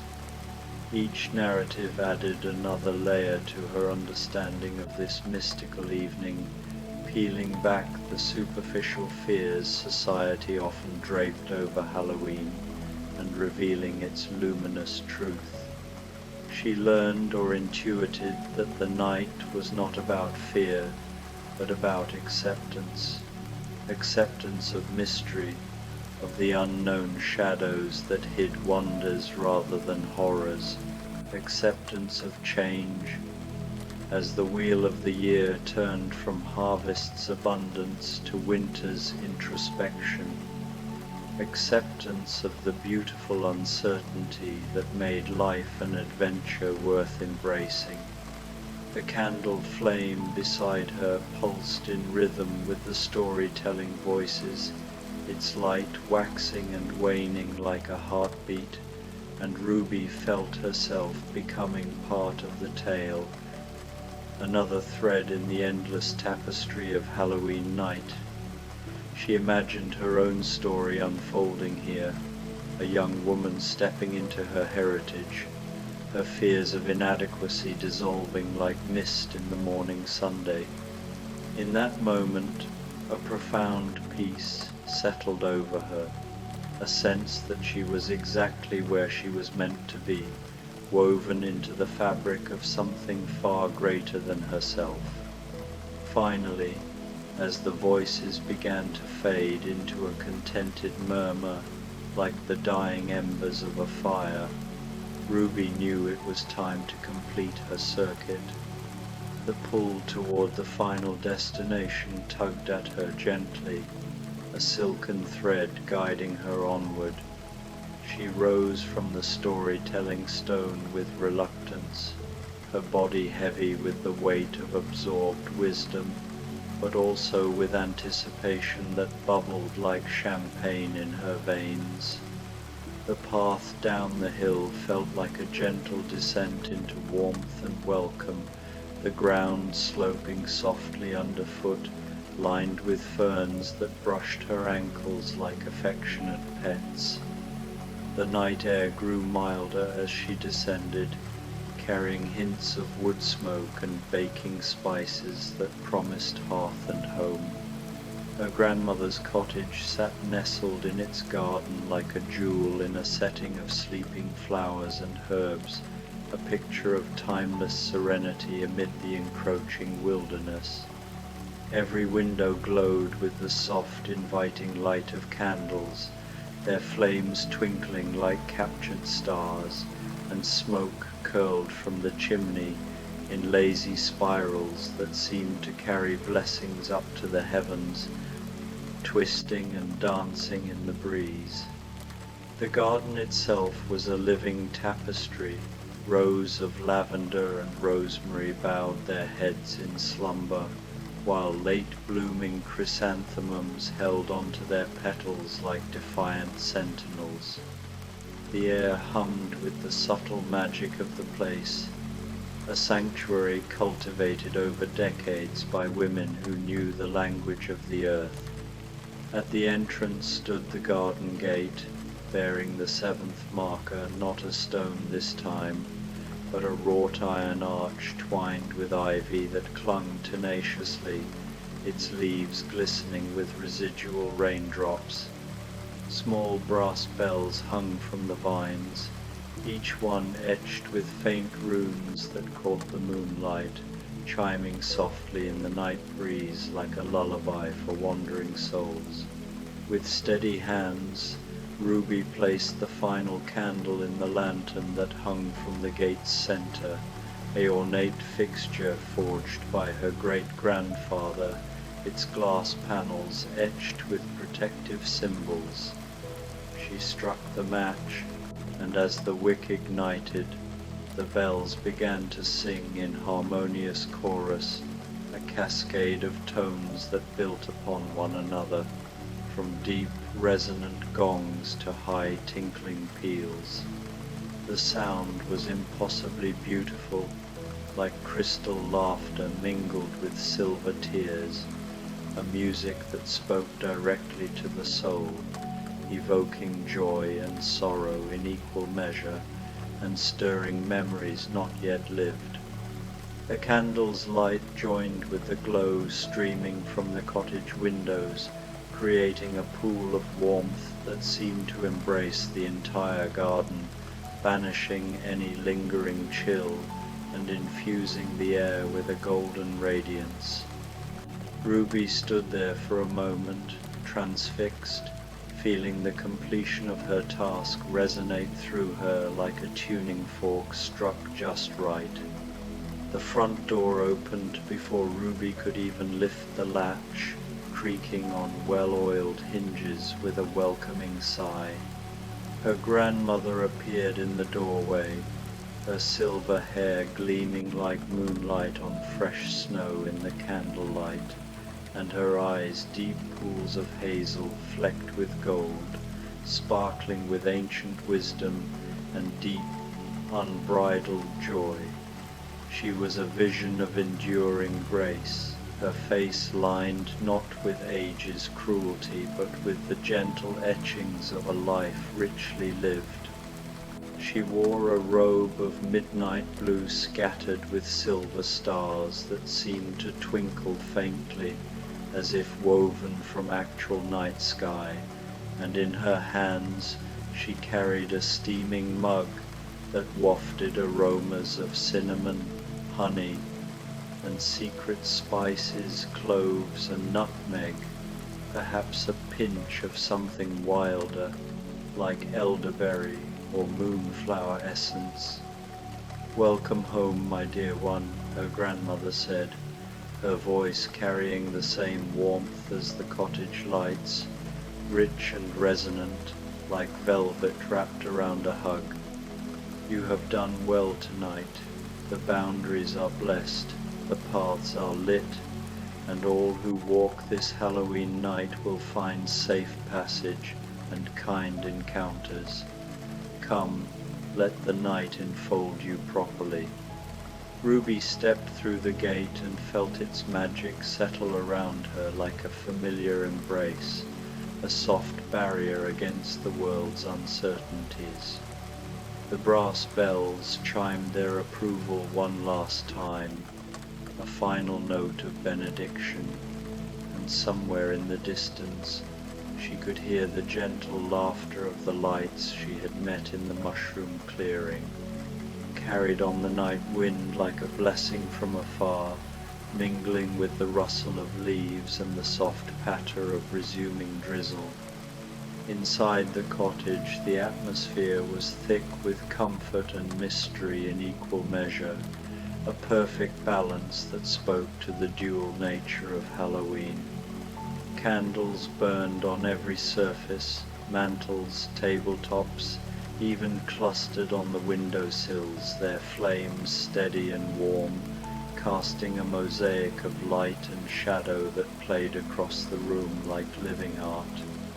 The hearth fire crackled cheerfully in the stone fireplace, its logs popping with bursts of sap-scented smoke, casting dancing shadows on walls lined with books of old stories and ancient wisdom, tomes on herbal lore, grimoires of folk magic, and volumes of family chronicles bound in faded leather. Herbs hung in bundles from the exposed wooden beams, overhead bundles of sage for purification, thyme for courage, and rosemary for remembrance, their scents mingling to create a perfume that spoke of healing and magic combined, a heady brew that cleared the mind and soothed the spirit. Ruby's grandmother guided her to a chair beside the fire, its cushions plump and inviting, worn soft by years of use.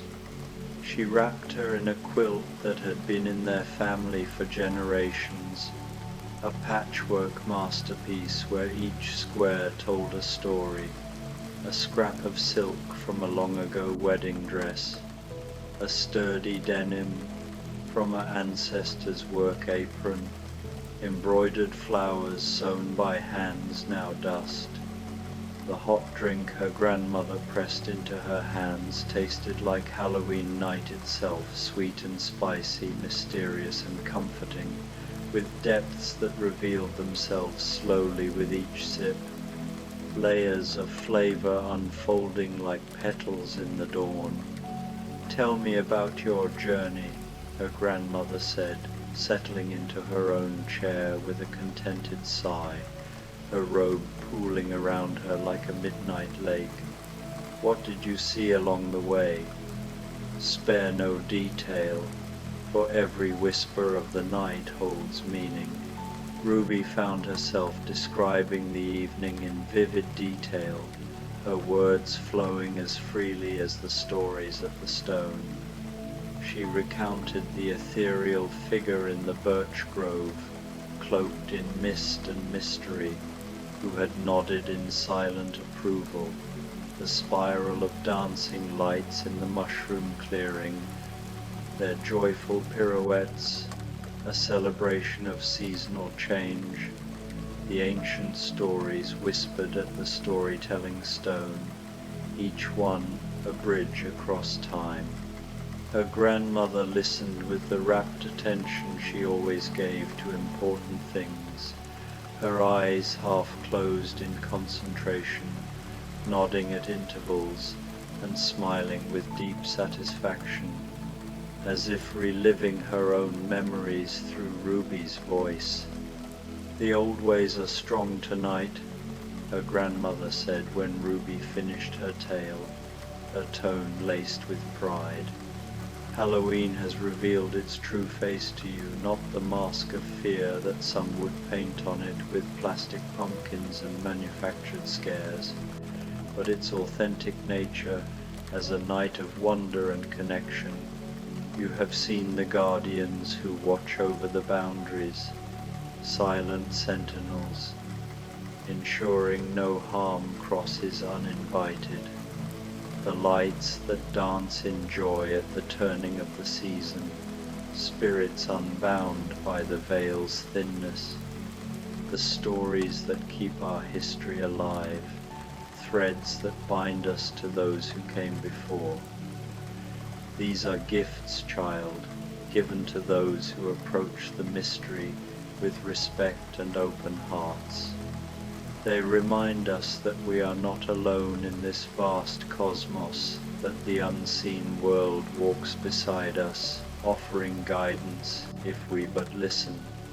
She rose gracefully and moved to a shelf filled with books bound in leather worn soft by countless readings, their spines cracked like old friends' smiles.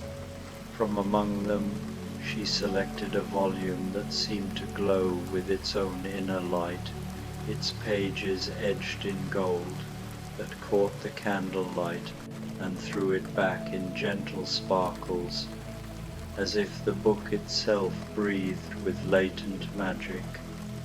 "This has been waiting for you," her grandmother said, placing the book in Ruby's hands with reverence.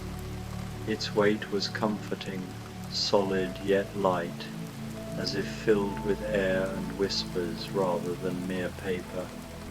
It contains all the stories of our family's Halloween nights, going back centuries to the old country, where the first lantern keeper in our line was a healer who lit fires to guide the lost during famine years. Each woman who has carried the responsibility of the lantern keeper has added her own experiences to these pages, sketches, pressed leaves from sacred groves, even locks of hair tied with ribbons. Tonight you earned the right to read them, and someday to add your own, inscribing your voice into this eternal record. Ruby opened the book carefully, the cover creaking like a door to another world, and the pages seemed to rustle with whispered voices and ancient magic, as if eager to share their secrets. The handwriting changed from section to section, elegant cursive giving way to bold script or delicate flourishes, but all united by the common thread of Halloween night and the sacred duty of keeping the boundaries blessed and the paths lit for safe passage. She read of her great-grandmother, Elara, who had once encountered a lost soul, a translucent figure adrift from the other side, confused by the thinning veil, and had guided it gently toward the light with a song passed down from her own mother, ensuring its peaceful return without a ripple of disturbance. She learned of her great-great-grandmother, Isolde, who had discovered that the dancing lights were the spirits of children who had passed beyond the veil too soon, but returned each Halloween to play and bring joy to the living world, their laughter a balm against the night's chill. There were tales of narrow escapes from mischievous fae, of bountiful harvests foretold by owl omens, and of quiet communions with the earth spirits that renewed the family's strength. Each story added another layer to Ruby's understanding of the role she had inherited, transforming what had once felt like a burdensome duty into a beautiful responsibility, a bridge between worlds, tended with love and light on this most mystical night. As she turned the pages, tears pricked her eyes, not from sorrow, but from the overwhelming sense of belonging, of being part of a lineage that stretched back like roots into the soil of time. As the evening deepened, the cottage clock ticking softly like a heartbeat, her grandmother prepared a simple meal that grounded the magic in the tangible comforts of home. A pot of soup simmered on the hearth, made from vegetables grown in their own garden, carrots sweet as summer, potatoes earthy and filling, onions that released their savory essence with each stir laced with herbs that whispered of protection and plenty. Fresh bread, baked that morning with a touch of wild yeast from the forest, was sliced thick and slathered with butter churned from their own cows. Honey, golden and viscous, gathered from hives buzzing in the orchard during sunnier days, dripped sweetly over it all. They ate by candlelight at the scarred oak table, sharing comfortable silences punctuated by quiet conversation about the old ways, the rituals that had evolved from pagan fires to Christian saints, yet retained their core essence and the new understanding Ruby had gained, her eyes alight with fresh insights. The candles will burn until dawn, her grandmother explained as they finished their meal, clearing the dishes with efficient grace. Each one will serve as a beacon for any who need guidance tonight, wayward travelers, restless spirits, or even the lost in heart who wander the woods seeking solace. The spirits you encountered will continue their own work, tending the groves with gentle hands, dancing their joy in eternal spirals, sharing their stories to illuminate the dark. Halloween night is long and full of wonders for those who know how to see them, but it demands vigilance from its keepers. Ruby felt a deep contentment settling over her, as warm and enveloping as the quilt around her shoulders, chasing away the last echoes of the night's exertions. The cottage seemed to pulse gently with protective magic, a sanctuary of light and love in the mystical darkness outside, its walls a bulwark against any encroaching shadows. Through the windows, framed by lace curtains yellowed with age, she could glimpse the steady glow of the 7 candles she had lit, each one a promise kept and a blessing given, their flames defiant against the encroaching night.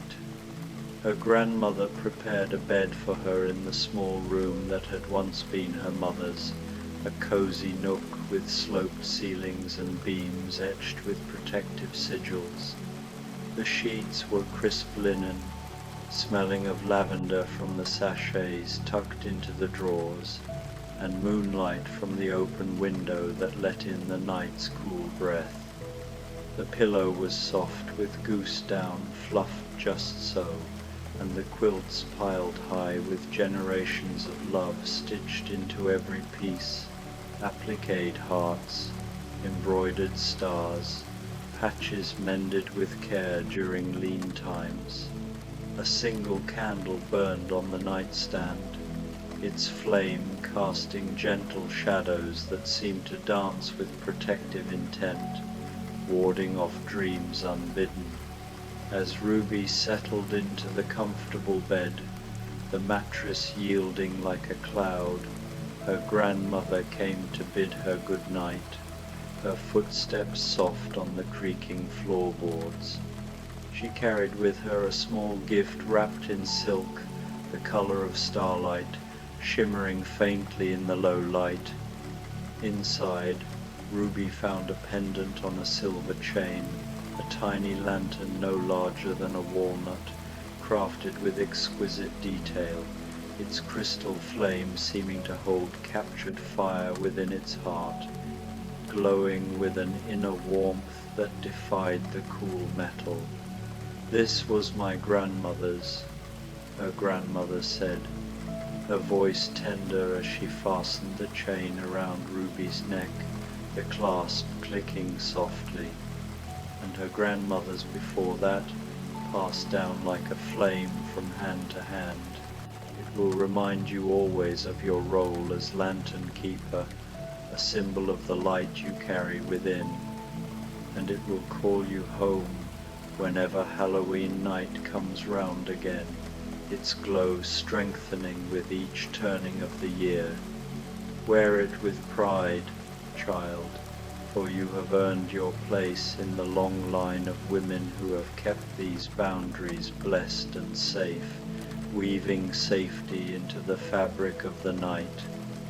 Ruby touched the pendant gently, feeling its warmth against her skin, a steady pulse that mirrored her own heartbeat.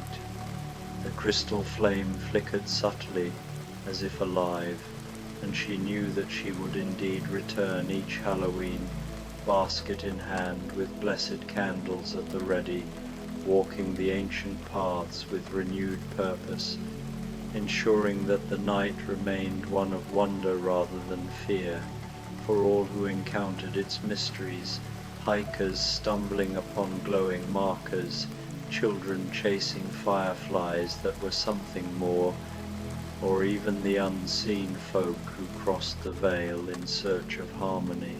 The cottage grew quiet around her, filled with the peaceful sounds of a home at rest, the soft settling of wood as it cooled, the whisper of wind around the eaves like a guardian's murmur, the distant chiming of the brass bells on the garden gate fading into a rhythmic lullaby.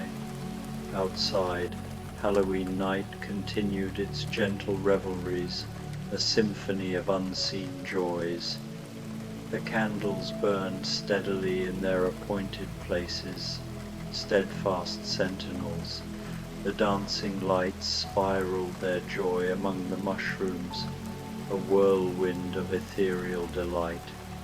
And the ancient stories continued to weave their magic around the storytelling stone, drawing in any who might pass by with open ears.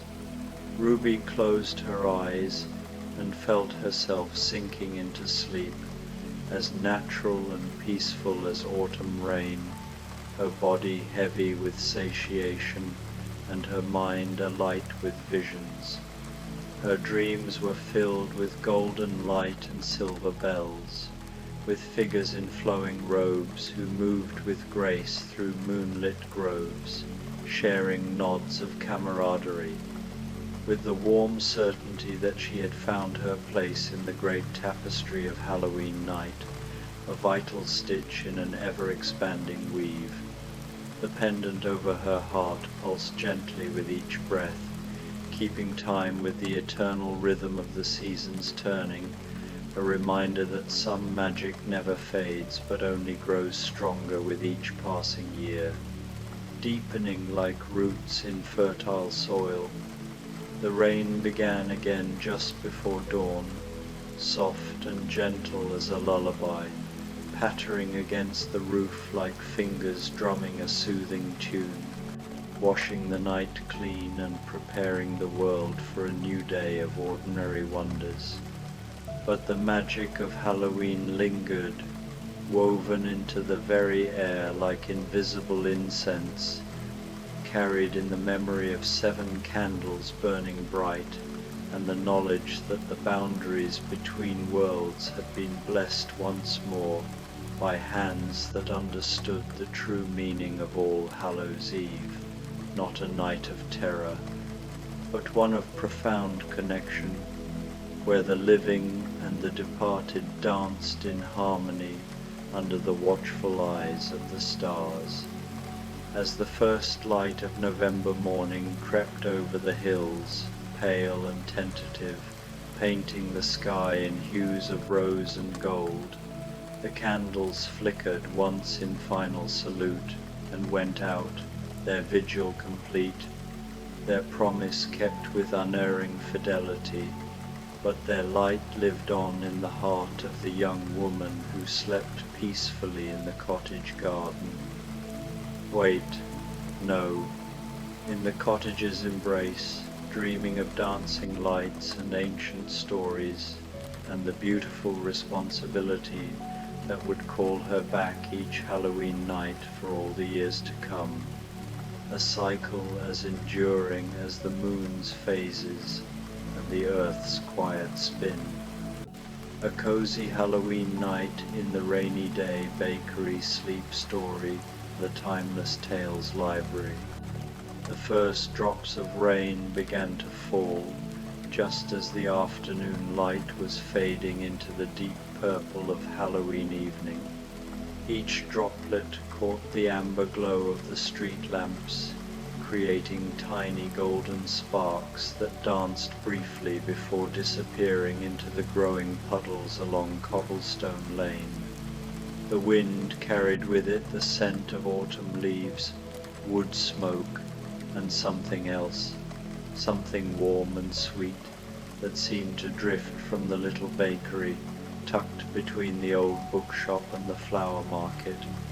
The rainy day Halloween bakery had been there for as long as anyone could remember, though few could say exactly when it had first appeared.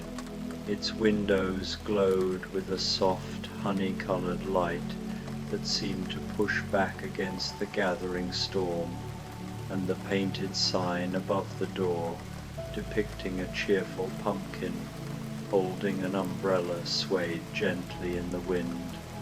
Wisps of steam curled from the chimney, carrying the promise of warmth and freshly baked bread into the cool evening air. Inside, the bakery was a haven of comfort and light. The walls were lined with shelves of warm oak, filled with glass jars containing spices that sparkled like jewels, cinnamon sticks tied with orange ribbon, whole nutmegs that gleamed like small wooden moons, and star anise that looked like tiny bronze flowers. Copper pots hung from hooks near the great stone hearth, where a fire crackled softly, sending dancing shadows across the worn brick floor. The air was thick with the scent of vanilla, brown butter, and the deep, rich smell of chocolate melting slowly in double boilers. Behind the counter, movements could be glimpsed, the flash of flour-dusted hands, the gentle clink of measuring spoons, the soft whisper of oven doors opening and closing. But the baker remained a mysterious presence, never quite fully visible, always just around the corner or behind the great stone ovens. What mattered was not the baker's face, but the baker's gift, the uncanny ability to know exactly what each visitor needed, exactly when they needed it most. The display cases were filled with Halloween treasures that seemed to glow in the warm light. Pumpkin-shaped scones dotted with candied ginger, their golden crusts brushed with honey that caught the firelight.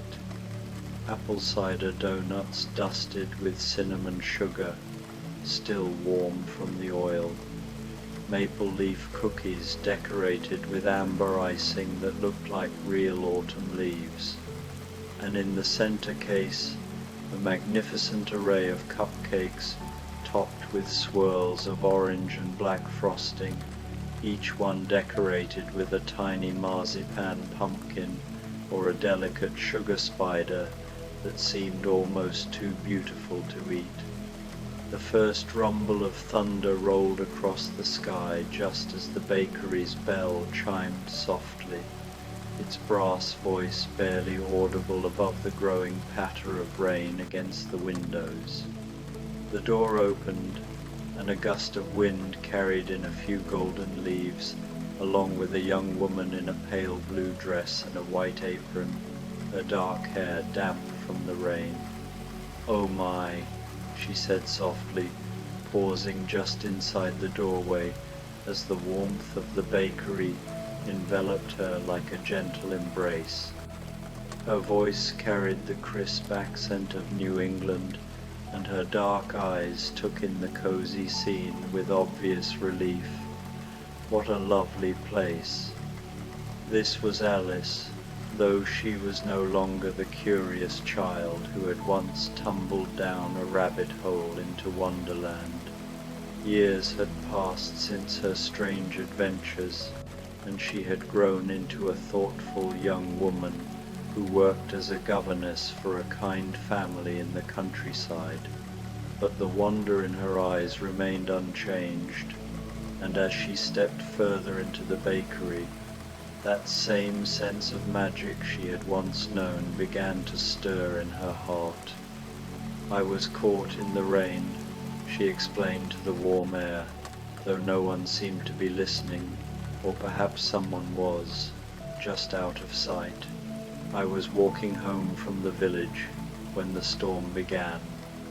I've never seen this bakery before, though I've walked this way 100 times." She moved toward the counter, her wet shoes making soft sounds on the brick floor. The display cases drew her like a magnet, and she found herself gazing at a tray of cookies shaped like playing cards, hearts and spades and clubs and diamonds, each one decorated with royal icing in the most delicate detail. They reminded her of something, though she couldn't quite place what. "How curious," she murmured, and as she spoke, a cup of tea appeared on the counter before her, not placed there by any visible hand, but simply present, as if it had always been there. The cup was delicate china, painted with tiny roses, and the tea within steamed gently carrying the scent of bergamot and honey. Beside it sat a small plate holding a single playing card cookie, the Queen of Hearts, decorated with intricate red icing and tiny pearl dust that made it shimmer in the firelight. Alice wrapped her hands around the warm cup and took a sip. The tea was perfect, not too hot, not too sweet, with just the right hint of lemon. As the warmth spread through her chest, she felt the tension of the long day begin to melt away. She had been worrying about her young charges, about the lessons she needed to prepare, about the letter she needed to write to her sister.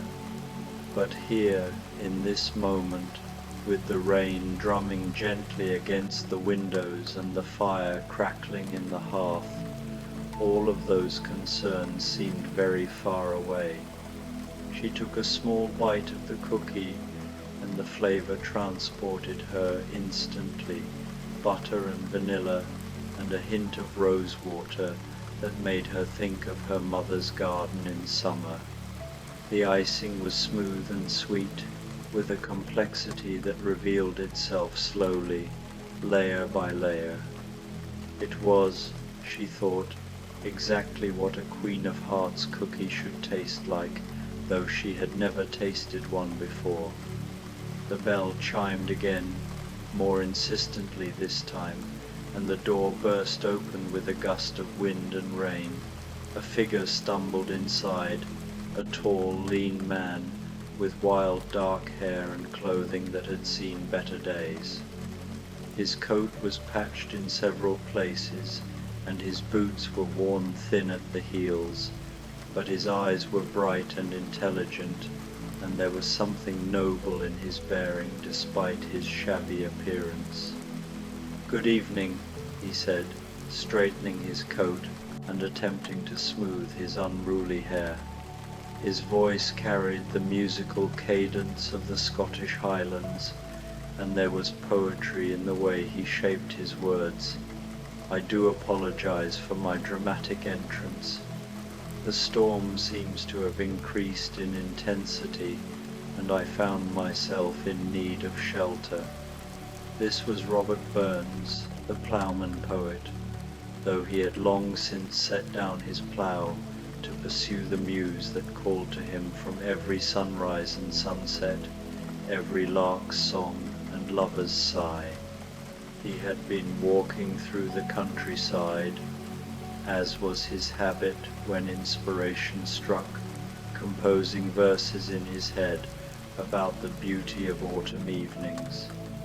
But the storm had caught him unprepared, and he had been grateful to spot the warm light of the bakery through the driving rain.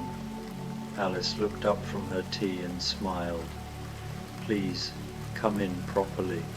The fire is warm, and the tea is excellent." Burns moved toward the hearth, his keen eyes taking in every detail of the cozy bakery. "A magical place indeed," he said, warming his hands by the fire. "I've walked these roads for years, but I've never encountered this particular establishment, though perhaps," he added with a twinkle in his eye, "it only appears when it's most needed." As if in response to his words, a bowl of something hot and fragrant appeared on the counter nearest to where he stood. It was oatmeal porridge, but not the simple fare of his childhood. This was porridge fit for a poet, creamy and rich, topped with a swirl of honey and cream, candied walnuts, and a sprinkle of what looked like gold dust but was actually brown sugar mixed with cinnamon. Beside it sat a thick slice of what appeared to be traditional Scottish bannock, but as Burns approached, he could smell the additions that made it special: dried currants, a hint of whiskey, and herbs that reminded him of the highland meadows of his youth. "Oh, now that's a sight for sore eyes," he said, settling onto a stool by the counter. He took a spoonful of the porridge, and his eyes closed in pure bliss. Aye, that's the taste of home, but better than home ever was.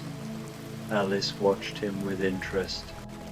There was something about the way he savoured each bite, the way he seemed to find poetry in the simple act of eating, that spoke to her own appreciation for life's smaller pleasures. "Are you a writer?" she asked. "Among other things," Burns replied with a smile. "I write verses about the beauty I find in the world, the way the morning light falls across a field of barley, the sound of a stream running over stones, the way a woman's laugh can make the whole world seem brighter." "How lovely," Alice said. "I've always thought there was poetry in ordinary things, though I've never been brave enough to write it down." "Ah, but courage isn't required, lass," Burns said gently. "Only honesty and a willingness to see the magic that's already there." The storm outside seemed to be settling into a steady rhythm now, the thunder rolling more distantly, and the rain falling in a constant, gentle patter that was almost musical. The fire crackled in response, sending up sparks that danced like tiny fairies before disappearing up the chimney.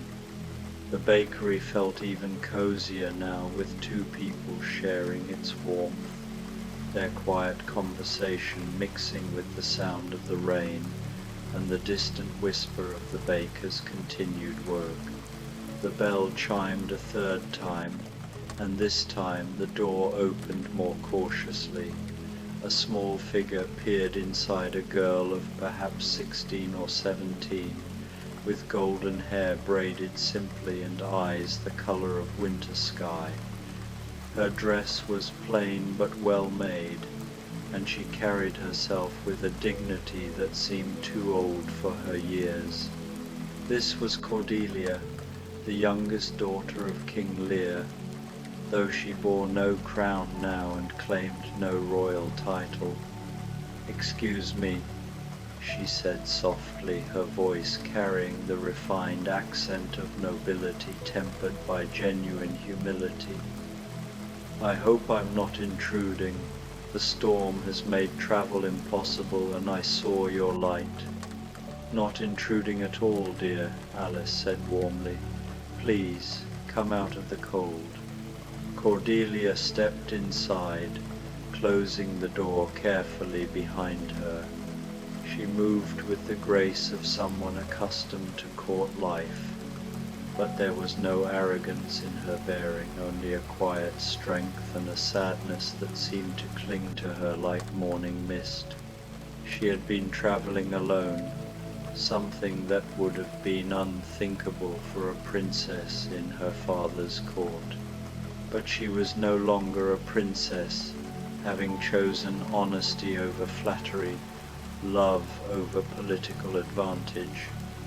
Her father's rejection still stung, though time had begun to heal the worst of that wound. "A weary traveller is always welcome," Burns added, gesturing to the warmth of the fire, "especially on a night like this, when the storm seems bent on reminding us how small we are in the face of nature's power." As Cordelia approached the fire, she found that a place had been prepared for her, a comfortable chair with soft cushions, positioned perfectly to catch the fire's warmth. On a small table beside the chair sat a delicate teacup filled with something that steamed gently, and a plate holding what appeared to be a single piece of shortbread, but as she lifted it, she could see it had been shaped into a heart and decorated with crystallized violets. She took a sip of the drink and discovered it was spiced cider, warm and fragrant with cinnamon and cloves, with just a hint of something else, perhaps cardamom or a touch of brandy. It was exactly what she would have chosen for herself had she known such a perfect drink existed.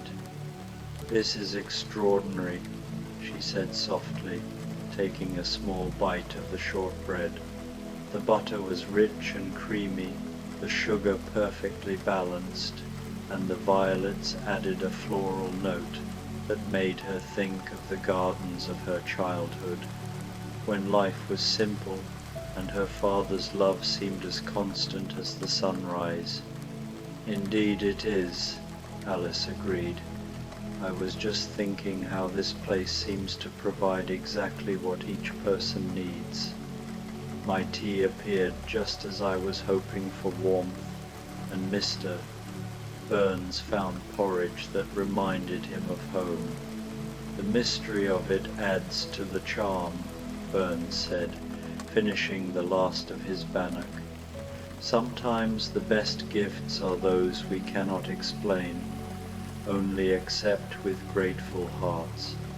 Cordelia nodded, settling more comfortably into her chair. "I've been traveling for some time," she said, "seeking, well, I'm not entirely sure what I'm seeking. A new beginning, perhaps. A place where I can be useful, where my past doesn't define my future." "Ah, the eternal journey," Burns said gently. "We're all seeking something, are we not? The perfect verse, the perfect love, the perfect moment when everything makes sense. I think sometimes the perfect moment is simply this," Alice said, gesturing to the cozy scene around them.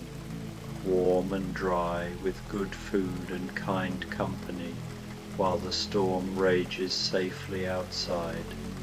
They fell into a comfortable silence then, each lost in their own thoughts, but connected by the shared warmth of the bakery and the gentle rhythm of the rain. The fire continued to crackle, sending dancing shadows across the walls, and somewhere in the back of the bakery they could hear the soft sounds of continued baking, the whisper of flour being sifted, the gentle bubble of something simmering on the stove. The bell chimed once more, and this time it was accompanied by the sound of heavy footsteps on the cobblestones outside. The door opened to admit a large man with a beard like spun silver and eyes that held depths of ancient wisdom.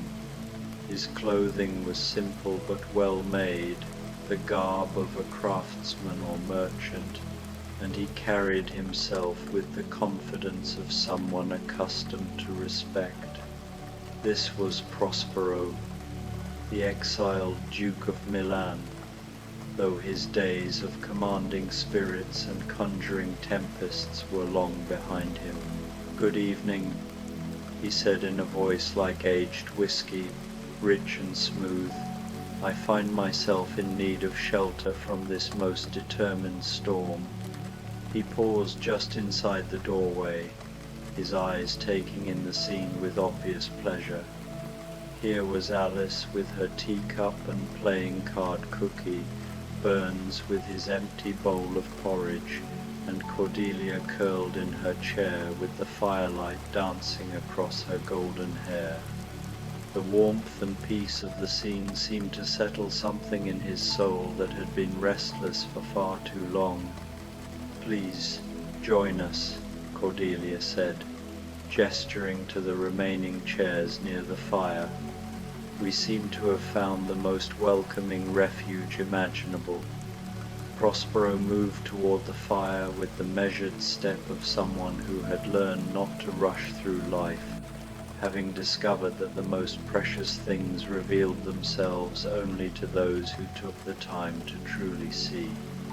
As he settled into a chair that seemed to have been waiting specifically for him, he found a goblet at his elbow, not filled with wine, as might have been expected, but with something far more intriguing. It was hot chocolate, but not the simple drink of childhood. This was chocolate as it might have been served in the court of Spanish kings, rich and dark, with hints of vanilla and cinnamon, a touch of chile pepper that warmed without burning, and topped with whipped cream that had been dusted with what appeared to be edible gold. Beside it sat a single piece of what looked like Turkish delight, but as he lifted it, he could see it had been crafted with extraordinary care, layers of different flavors visible in its translucent depths, like a tiny stained glass window. "Magnificent," he said, tasting first the chocolate and then the confection. "This brings back memories of distant lands and royal banquets, of flavors I had almost forgotten existed." "You've traveled extensively?" Alice asked, intrigued by the worldliness in his voice. "In my youth, yes," Prospero replied. "I was in a position that allowed me to see much of the world, though I spent many years after that in solitude, learning that sometimes wisdom comes not from seeing new places, but from truly understanding where you are." Burns leaned forward with interest. "A philosopher as well as a traveler, I suspect. There's something in your bearing that speaks of deep learning, hard-won wisdom. We all learn if we live long enough," Prospero said with a gentle smile. "I've learned the value of forgiveness, the power of letting go of old grievances, the peace that comes from accepting what cannot be changed while working to change what should be changed." Cordelia looked up from her cider. "Forgiveness," she repeated softly. "Yes, I'm still learning that lesson myself. It's perhaps the most difficult lesson of all," Prospero said, "especially when we must forgive those we love most, for it's their failures that cut us deepest." The conversation flowed gently among them then, touching on travels and dreams, on books they had read and places they had been. Alice spoke of her work with children, how their unguarded curiosity reminded her daily of the wonder that existed in the world. Burns shared fragments of verses that came to him as he spoke, painting word pictures of Scottish hillsides and the laughter of shepherdesses. Cordelia described the small cottage where she now lived, how she had learned to find joy in simple tasks like tending a garden or baking bread for her neighbors. And Prospero told stories of distant islands and ancient libraries, of the satisfaction that came from understanding at last that true magic lay not in commanding others, but in mastering oneself. The storm outside had settled into a gentle, steady rain that no longer seemed threatening but rather comforting, a lullaby sung by the sky to help the world settle into peaceful sleep. Inside the bakery, the fire had burned down to glowing coals that painted everything in warm amber light, and new treats had appeared on the counter as they talked. There was a tray of what looked like miniature pumpkin pies, each no larger than a silver dollar, their crusts flaky and golden, their fillings smooth and spiced with just the right blend of cinnamon, nutmeg, and ginger. Beside them sat a plate of cookies shaped like autumn leaves, each one a different color, some gold like birch leaves, some red like maple, some brown like oak, and all dusted with a sugar that sparkled like morning frost. But most impressive of all was a cake that now graced the center of the counter. It was not large, but it was clearly a masterpiece, 3 layers of what appeared to be spice cake, filled with something that looked like cinnamon buttercream, and covered in fondant that had been painted to look like autumn twilight. The base was deep purple like the evening sky, gradually lightening to gold near the top, and scattered across its surface were tiny sugar stars and a crescent moon that seemed to glow with its own light. "That's the most beautiful cake I've ever seen," Alice breathed, rising to get a better look. "It's like something from a dream," Cordelia agreed, joining her at the counter. Burns stood and moved closer as well, his poet's eye taking in every detail. "Aye, it's a work of art, too beautiful to eat, surely." But Prospero, with the wisdom of his years, smiled and shook his head. "Beautiful things are meant to be enjoyed, not merely admired. The baker, wherever he or she may be, created this to be shared, not preserved." As if summoned by his words, 4 plates appeared on the counter, each holding a perfect slice of the twilight cake. The interior was revealed to be even more magical than the exterior. The cake itself was a warm golden color, studded with what appeared to be crystallized ginger and tiny pieces of candied orange peel. The filling was indeed cinnamon buttercream, but layered with thin sheets of what looked like spun sugar that caught the light, like dewdrops on spider webs. They each took a plate and returned to their seats by the fire, where the coals still glowed with steady warmth. The first bite of cake was a revelation, moist and spiced, sweet but not cloying, with flavors that seemed to change and develop as they ate.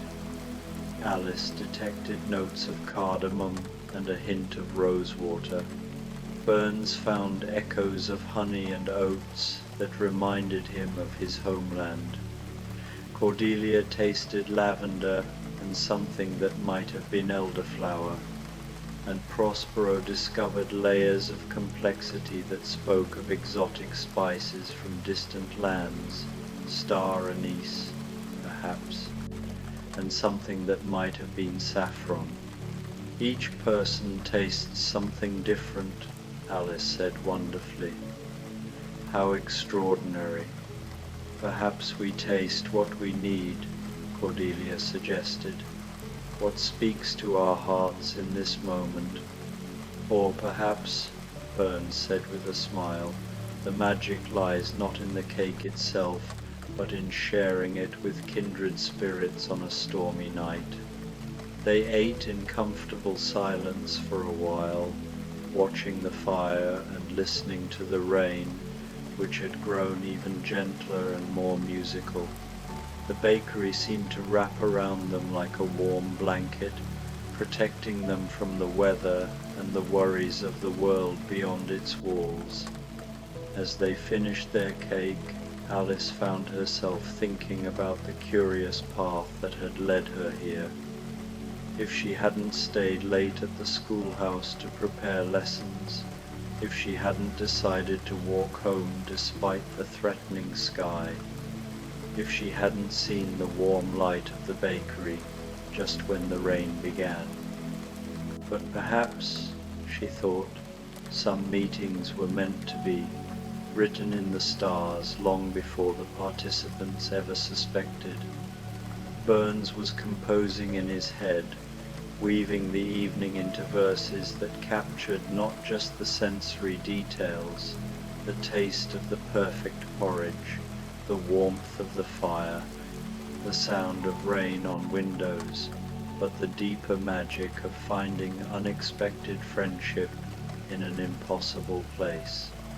Cordelia felt something she had not experienced since leaving her father's court, a sense of belonging, of being exactly where she was meant to be. These strangers had welcomed her without question, shared their warmth without reservation, asked nothing of her but her simple presence. It was, she thought, what true fellowship should be. And Prospero, who had spent so many years mastering the complex arts of magic and governance, marveled at the simple enchantment of this place, this moment. Here was magic that required no spells or spirits, only the willingness to be present, to be grateful, to share what was given with an open heart. The bell chimed one final time very softly, and they all looked toward the door, but no one entered. Instead, the sound seemed to signal something, a change in the atmosphere perhaps, or simply the passage of time. The storm outside had gentled to the softest whisper of rain, barely audible now against the windows. "I believe the storm is ending," Prospero said softly. They all listened, and indeed, the drumming on the roof had faded to the gentlest patter, and through the windows they could see that the wind had stilled. But none of them made any move to leave. "I'm in no hurry to venture out again," Alice admitted. "This has been the most peaceful evening I've had in months."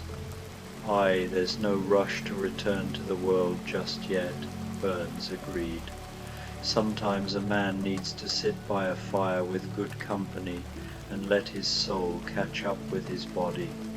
"I feel as though I could stay here forever," Cordelia said dreamily. "When morning comes, perhaps this will all seem like a beautiful dream."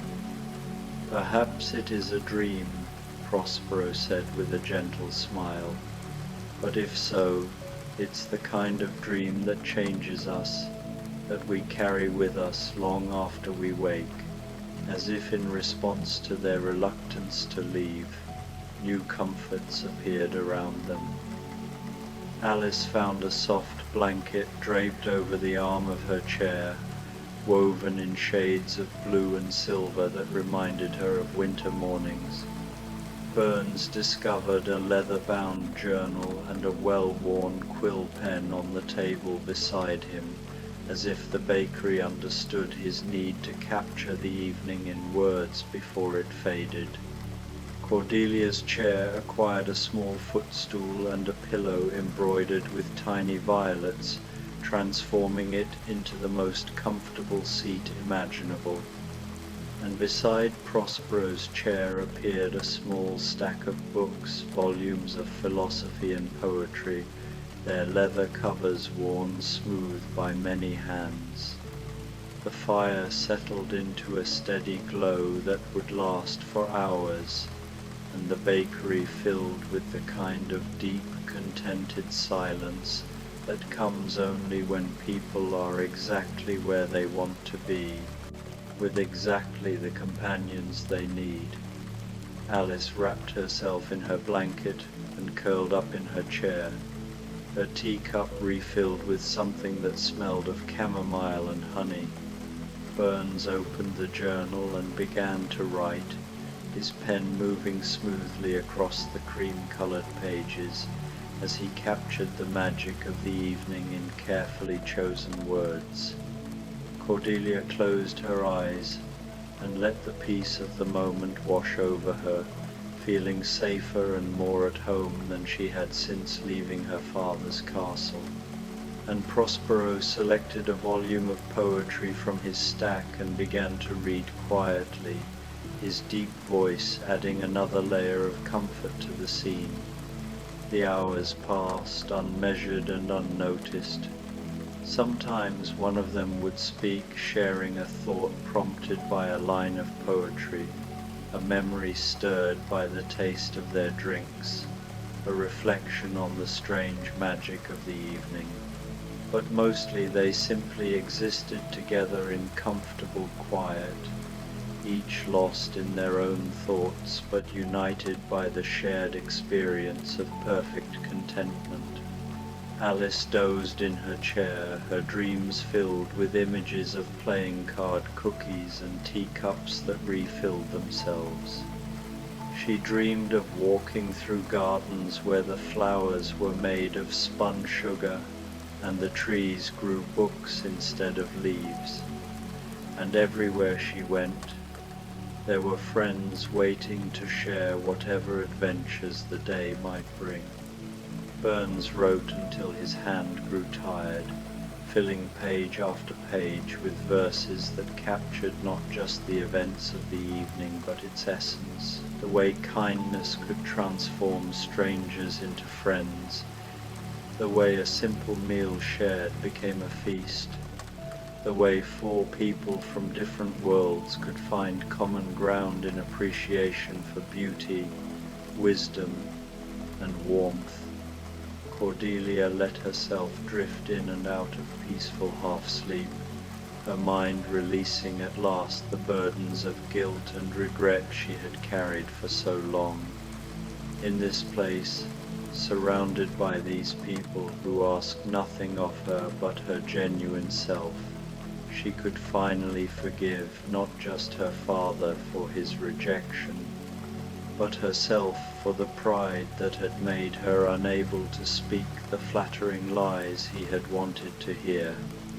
And Prospero read until the words began to blur on the page, not from weariness but from a kind of deep satisfaction that made concentration difficult. He had found what he had been seeking without knowing. He was seeking it a place where his past mattered less than his present kindness, where his magic was not in commanding storms, but in appreciating the simple gift of good company on a rainy night. The rain had stopped completely now, leaving behind only the gentle drip of water from the eaves and the distant sound of wind chimes stirring in the cool night air. Through the windows they could see the first faint lightening of the eastern sky, not yet dawn, but the promise of dawn, the gentle transition from night to morning that would bring with it the return to ordinary time and ordinary concerns. But for now, they remained in the timeless space of the bakery, surrounded by warmth and comfort and the lingering sweetness of shared treats and shared stories. The fire continued to glow, the books continued to offer their wisdom, and the mysterious baker continued to work somewhere in the shadows, preparing for whatever new visitors the next storm might bring. Alice stirred in her chair and smiled without opening her eyes. In a few hours, she would need to return to her duties, to the children who depended on her guidance and the lessons she needed to teach. But she would carry with her the memory of this evening, the taste of perfect tea, the warmth of unexpected friendship, the knowledge that magic could still be found by those who remained open to wonder. Burns set down his pen and flexed his fingers, satisfied with the verses he had created. Tomorrow he would polish them, share them with the world, let others experience through his words some small portion of the magic he had found tonight. But even if the poems were lost, even if no one ever read them, the evening itself was treasure enough. Cordelia opened her eyes and looked around at her companion's Alice, peaceful in her blue blanket, Burns with his ink-stained fingers and contented smile, Prospero absorbed in his book but radiating deep tranquility. She had been alone for so long, carrying her burdens in solitude, but tonight had shown her that loneliness was a choice, not a fate. There would always be other weary travelers seeking shelter from storms, and perhaps she could be for them what these people had been for her, a welcoming presence, a listening ear, a friend discovered in an unexpected place. And Prospero, closing his book at last and settling back in his chair, marveled once again at the evening's gifts. He had spent years learning to command the elements, to bend spirits to his will, to shape reality through force of knowledge and determination. But tonight he had learned a deeper magic, the magic of receiving what was offered with gratitude, of being present without trying to control, of finding in simple human connection the most profound enchantment of all. The bakery settled around them like a gentle embrace, protecting their peace for these last precious hours before the world reclaimed them. Outside, Halloween night was fading into All Saints' Day. The storm was passing into clear skies, and 4 souls had found exactly what they needed in the warm light of an impossible place. As the first birds began to sing in the distance, heralding the approach of dawn, Alice, Burns, Cordelia, and Prospero remained exactly where they belonged, safe, warm, content, and deeply, perfectly at peace. The rainy day Halloween bakery had given them its greatest gift, the knowledge that no matter how far they might travel, no matter what storms they might face, there would always be places like this waiting to be discovered, and people like each other waiting to share in the simple, profound magic of kindness, comfort, and connection. The gentle sound of their breathing mingled with the dying whispers of the fire, the soft settling of the old building, and the distant promise of morning, creating a lullaby that would carry them safely through the remaining hours of the night and into whatever dreams awaited them in the peaceful dawn. Bedtime Halloween story at the Enchanted Halloween Library with Beauty and the Beast reimagined. The rain began just as the sun disappeared behind the forest's golden canopy, each droplet catching the last amber light before dissolving into the gathering dusk.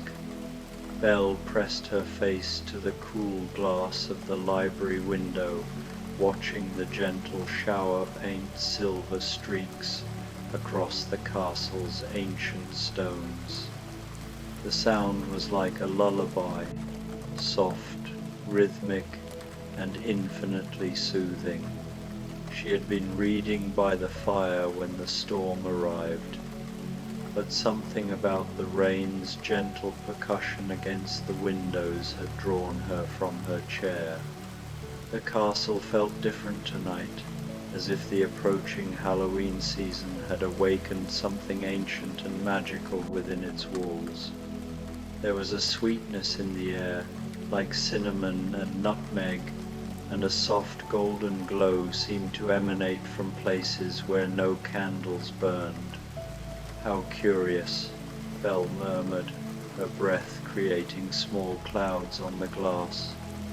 The beast was away this evening, tending to some mysterious business in the castle's lower chambers, and Belle found herself alone with the rain and whatever gentle magic was stirring in the autumn air. As she turned from the window, her eyes fell upon a section of the library she had never noticed before. Between 2 familiar bookcases, where surely there had been a solid wall just yesterday, stood an archway draped with garlands of autumn leaves. The leaves seemed to glow with their own inner light, burnished gold, deep crimson, and warm amber, swaying gently despite the absence of any breeze.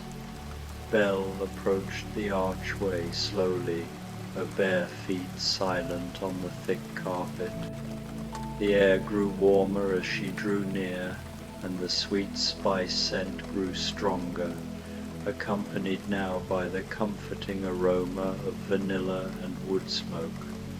Through the archway she could see a corridor she had never explored, lined with tapestries that seemed to move and shift in the flickering light of floating candles.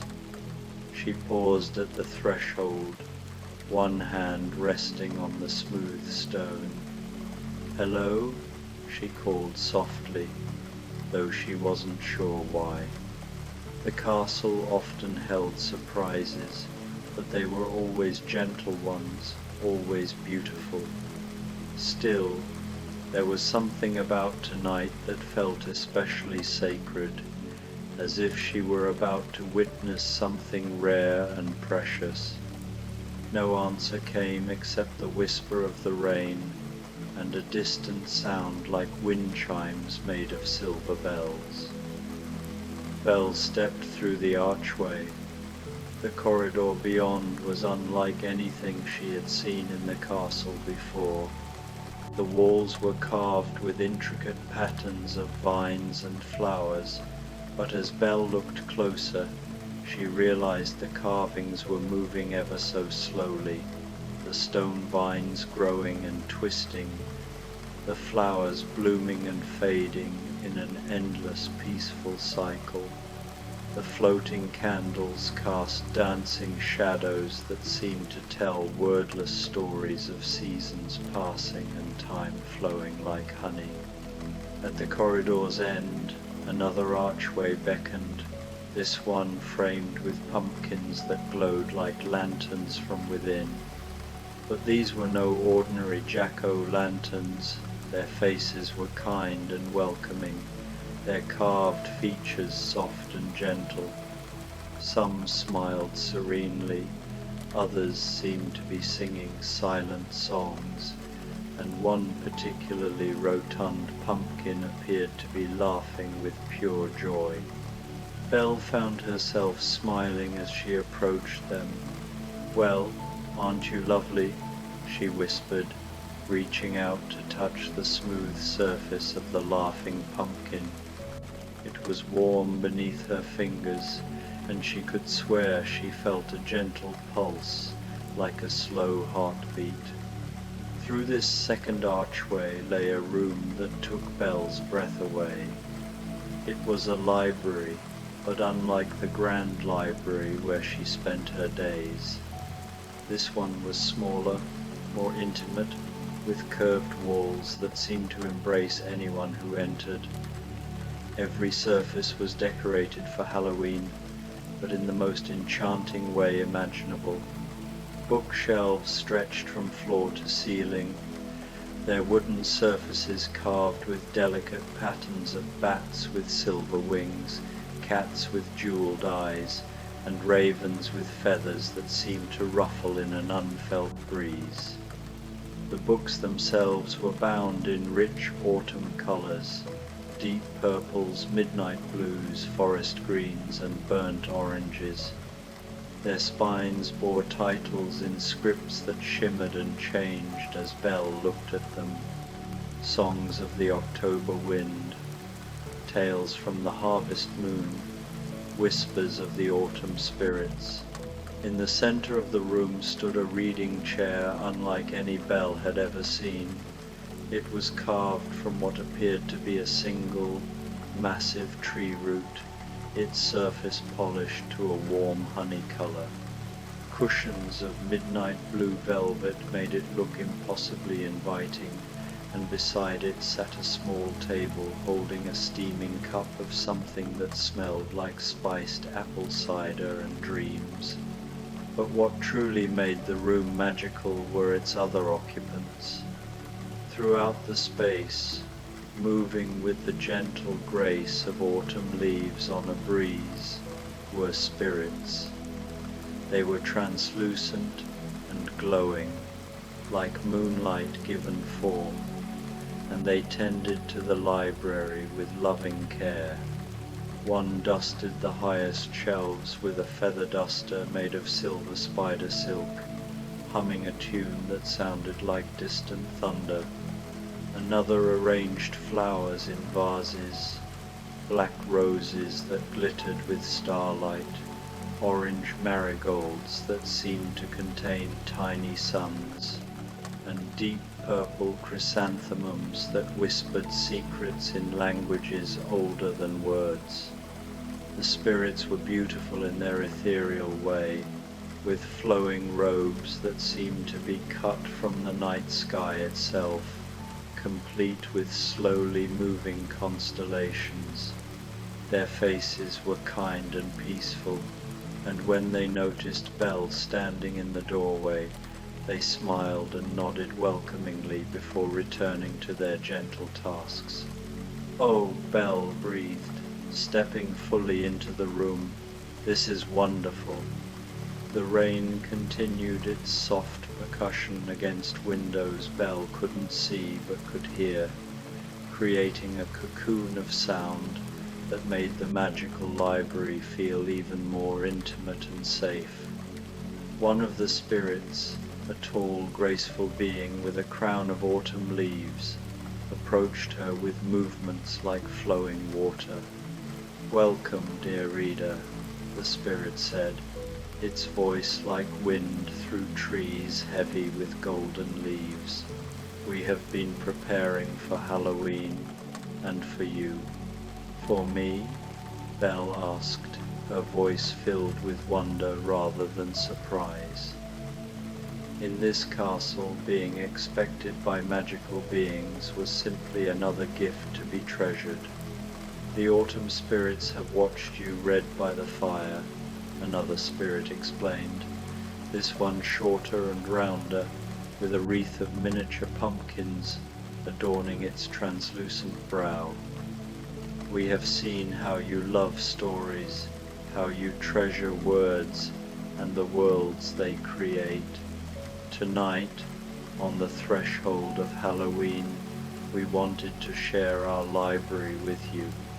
Belle turned slowly, taking in every detail of the enchanted space. "It's the most beautiful library I've ever seen," she said truthfully. "But what makes it special for Halloween?" The first spirit smiled, and when it did, tiny points of light danced around its form like fireflies. "These books contain the dreams and stories of every Halloween night that has ever been.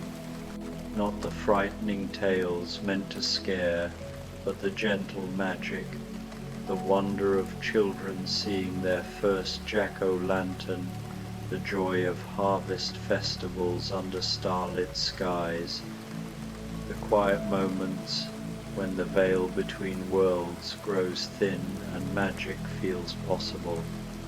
Each book," added the round spirit, "holds memories of peaceful Halloween nights. Would you like to read one?" Belle nodded eagerly, and the spirit floated toward one of the shelves, selecting a volume bound in deep orange leather with silver clasps shaped like crescent moons. "This one is perfect for a rainy night," the spirit said, offering the book to Belle with hands that felt like warm mist. Belle accepted the book and moved to the wonderful reading chair. As she settled into its embracing curves, the cushions seemed to adjust perfectly to her form, and the steaming cup on the side table proved to contain the most delicious spiced cider she had ever tasted. It warmed her from the inside out, carrying flavors of apple and cinnamon, cardamom and star anise, with just a hint of something magical she couldn't quite identify. She opened the book, and the pages seemed to glow with soft golden light. The text appeared in elegant script that was perfectly easy to read, and as Belle began, she realized she wasn't just reading the story, she was seeing it, feeling it. experiencing it as if in the most vivid and peaceful dream. The story told of a small village long ago, where the people celebrated Halloween not with fear, but with gratitude for the harvest and wonder at the changing season. Belle watched through the book's magic as families carved pumpkins by candlelight, their faces soft with concentration and love. She saw children in costumes made with careful hands, not scary monsters, but gentle creatures like fireflies with gossamer wings, or autumn trees with leaves that actually rustled when they moved. The rain outside grew heavier, but inside the enchanted library, the sound only added to the coziness. The spirits continued their quiet work, and Belle found herself utterly at peace. Each page of the book revealed new wonders. A Halloween festival where jack-o'-lanterns were floated on a moonlit lake, like prayers sent skyward. A grandmother telling stories of helpful ghosts who tended gardens while families slept. Children making offerings of cookies and milk, not just for Santa at Christmas, but for the kind spirits who watched over them through the dark months of the year. As Belle read, she became aware of a gentle melody filling the air. The spirits were singing, not with voices, but with the very essence of their being. The song had no words, but it spoke of seasons turning, of the beauty in endings that made room for new beginnings, of the magic that lived in quiet moments and simple joys. The book in her hands grew warmer, and the pages began to show her something new. Instead of the historical village, she was seeing the beast's castle on other Halloween nights. She watched as the beast himself, in years past, had wandered these very halls, pausing to touch decorations that appeared as if by magic, smiling at small gifts left by unseen hands, a perfect autumn leaf on his pillow, a small pumpkin by his breakfast plate, windows that cleaned themselves to better show the beauty of the changing seasons outside. He's not alone, Belle realized aloud, looking up at the spirits around her. He's never been alone.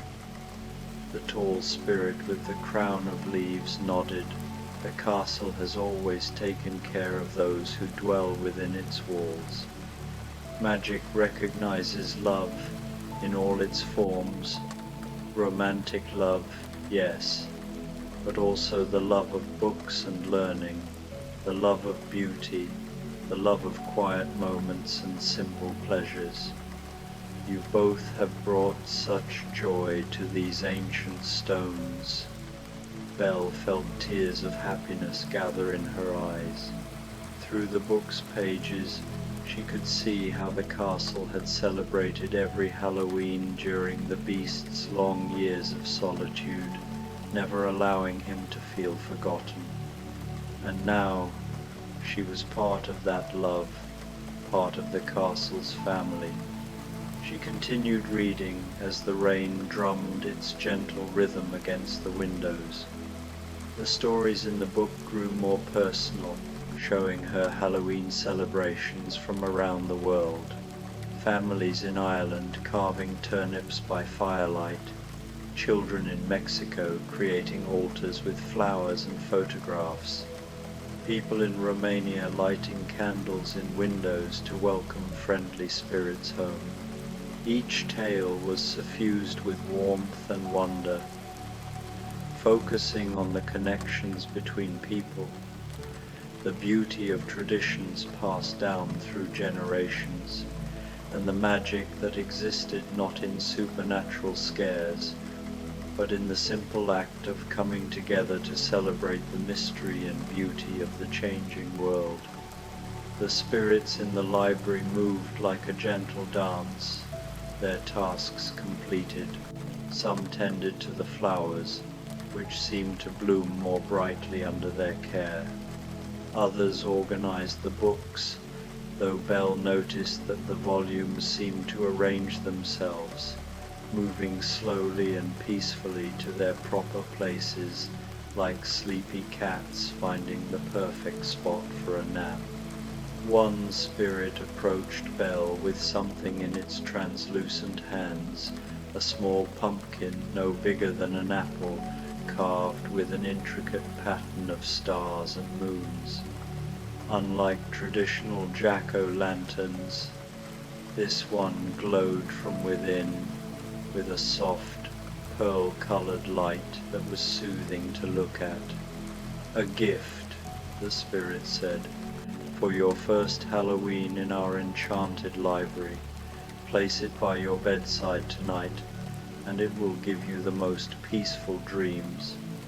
Belle accepted the tiny pumpkin with reverence, feeling its warmth pulse gently against her palms. "Thank you," she whispered. "This has been the most wonderful evening." The round spirit with the pumpkin crown floated closer. "But the evening is not over yet, dear reader. There is one more gift we would like to share."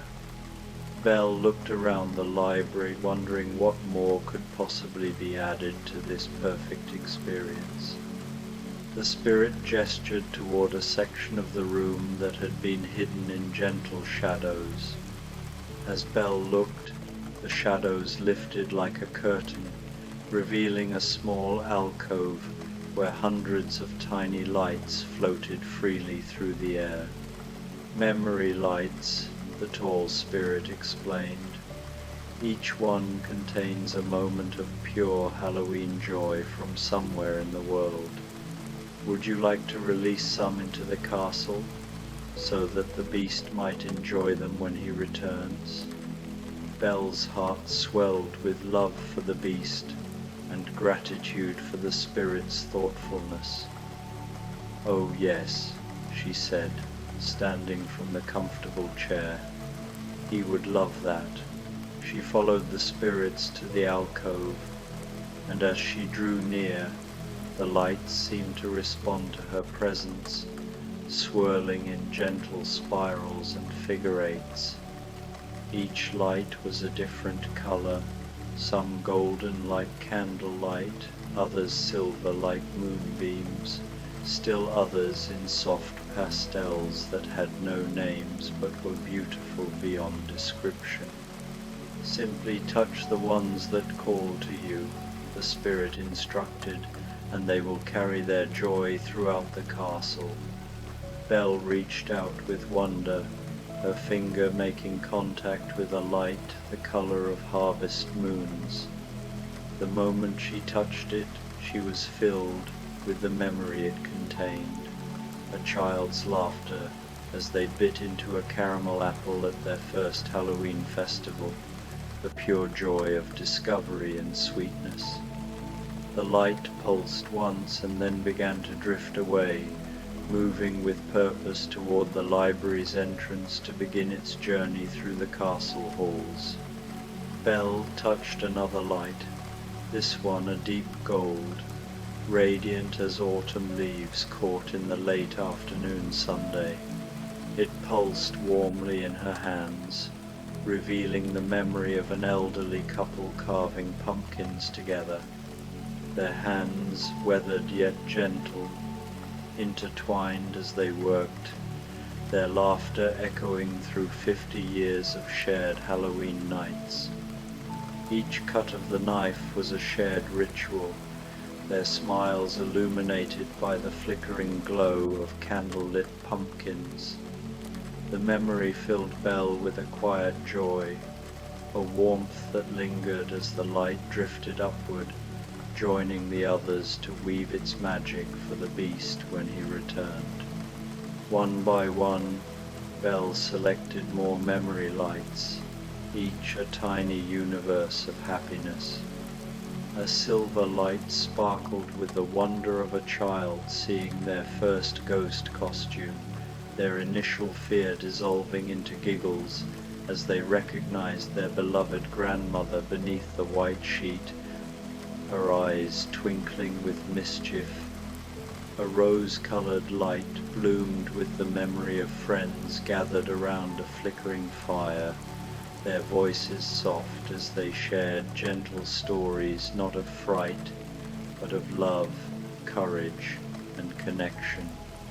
A green light shimmered with the moment someone first understood that Halloween was about transformation, not just slipping into costumes, but turning ordinary nights into extraordinary ones, filled with possibility and wonder. Each light pulsed with its own unique warmth before floating away, carrying its gift through the castle's ancient halls. As Belle released the lights, the library around her seemed to come alive, its shelves and corners pulsing with a quiet contentment. The air grew softer, as if the castle itself were exhaling a sigh of satisfaction. The rain outside had gentled to the softest whisper, each drop a delicate note in a lullaby that wrapped the world in peace. The spirits, their task complete, arranged themselves in a loose circle around Belle. Their translucent forms glowed with a serene joy, their faces radiant with the fulfillment of sharing magic. The tall spirit, its cloak shimmering like moonlight on a still lake, stepped forward, its voice resonant yet tender.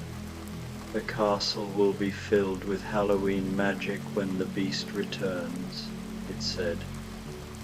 He will find memory lights in his study, glowing gently by his favorite books, casting warmth over the pages he loves. Others will drift through the dining hall, their light creating patterns like constellations on the ceiling, a celestial map of joy. Some will settle in the garden, where they'll transform raindrops on the autumn flowers into tiny prisms, scattering rainbows across the petals.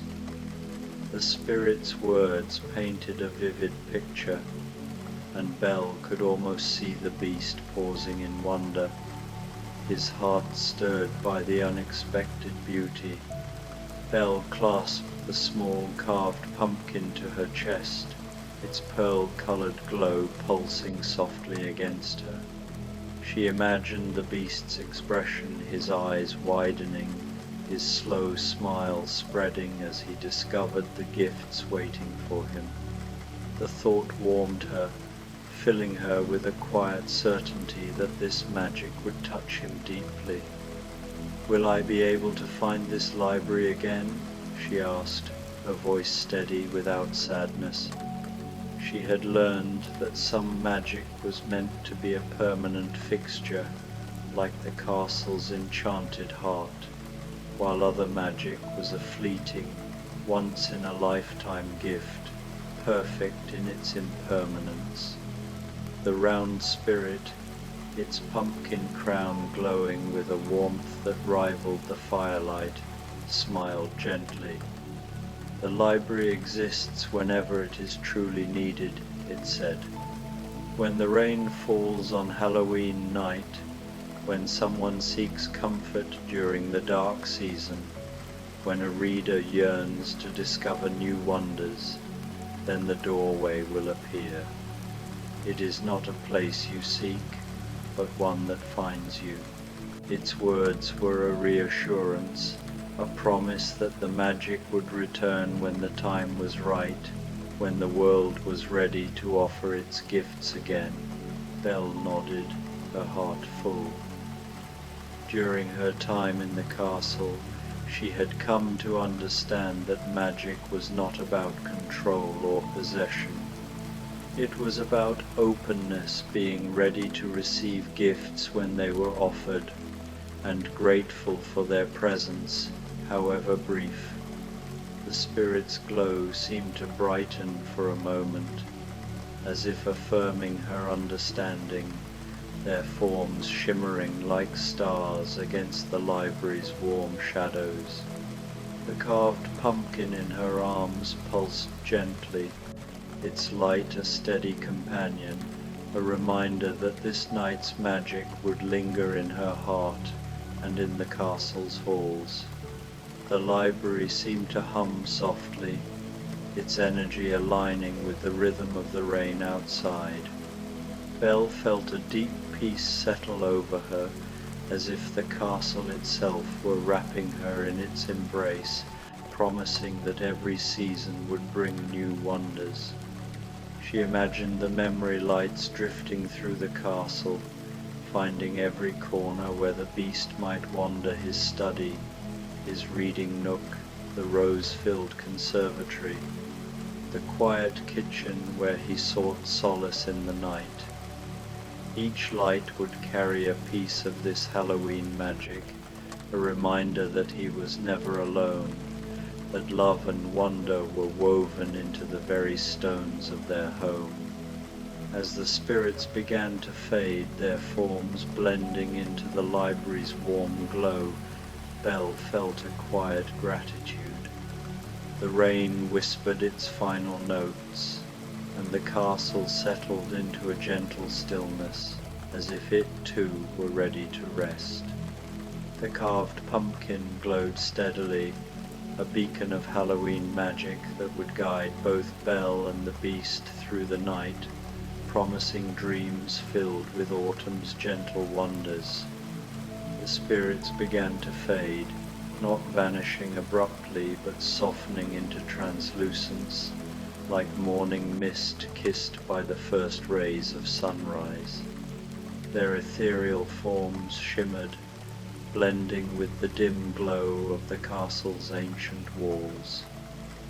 "Sleep well, dear Belle," they whispered in unison, their voices weaving together into a delicate harmony, like wind chimes crafted from silver and starlight.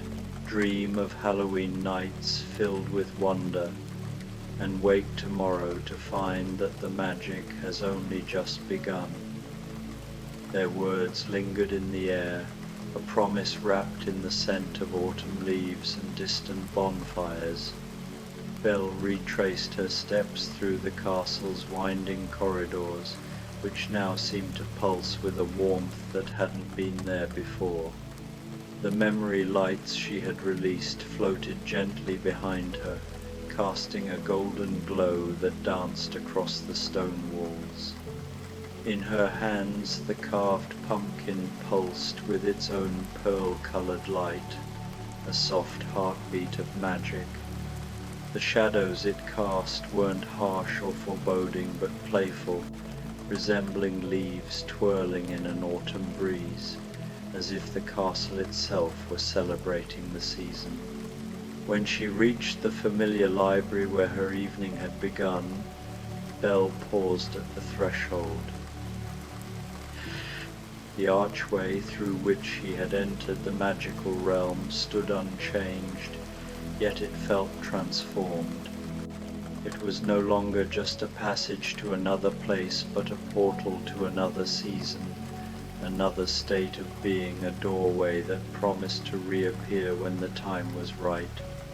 She imagined it waiting for her, perhaps on another rainy evening when the world grew quiet and the air thrummed with possibility. The thought filled her with a quiet anticipation, as if the castle were whispering that this was only the beginning of many such nights. Settling into her favorite chair by the fire, Belle placed the glowing pumpkin on the small table beside her.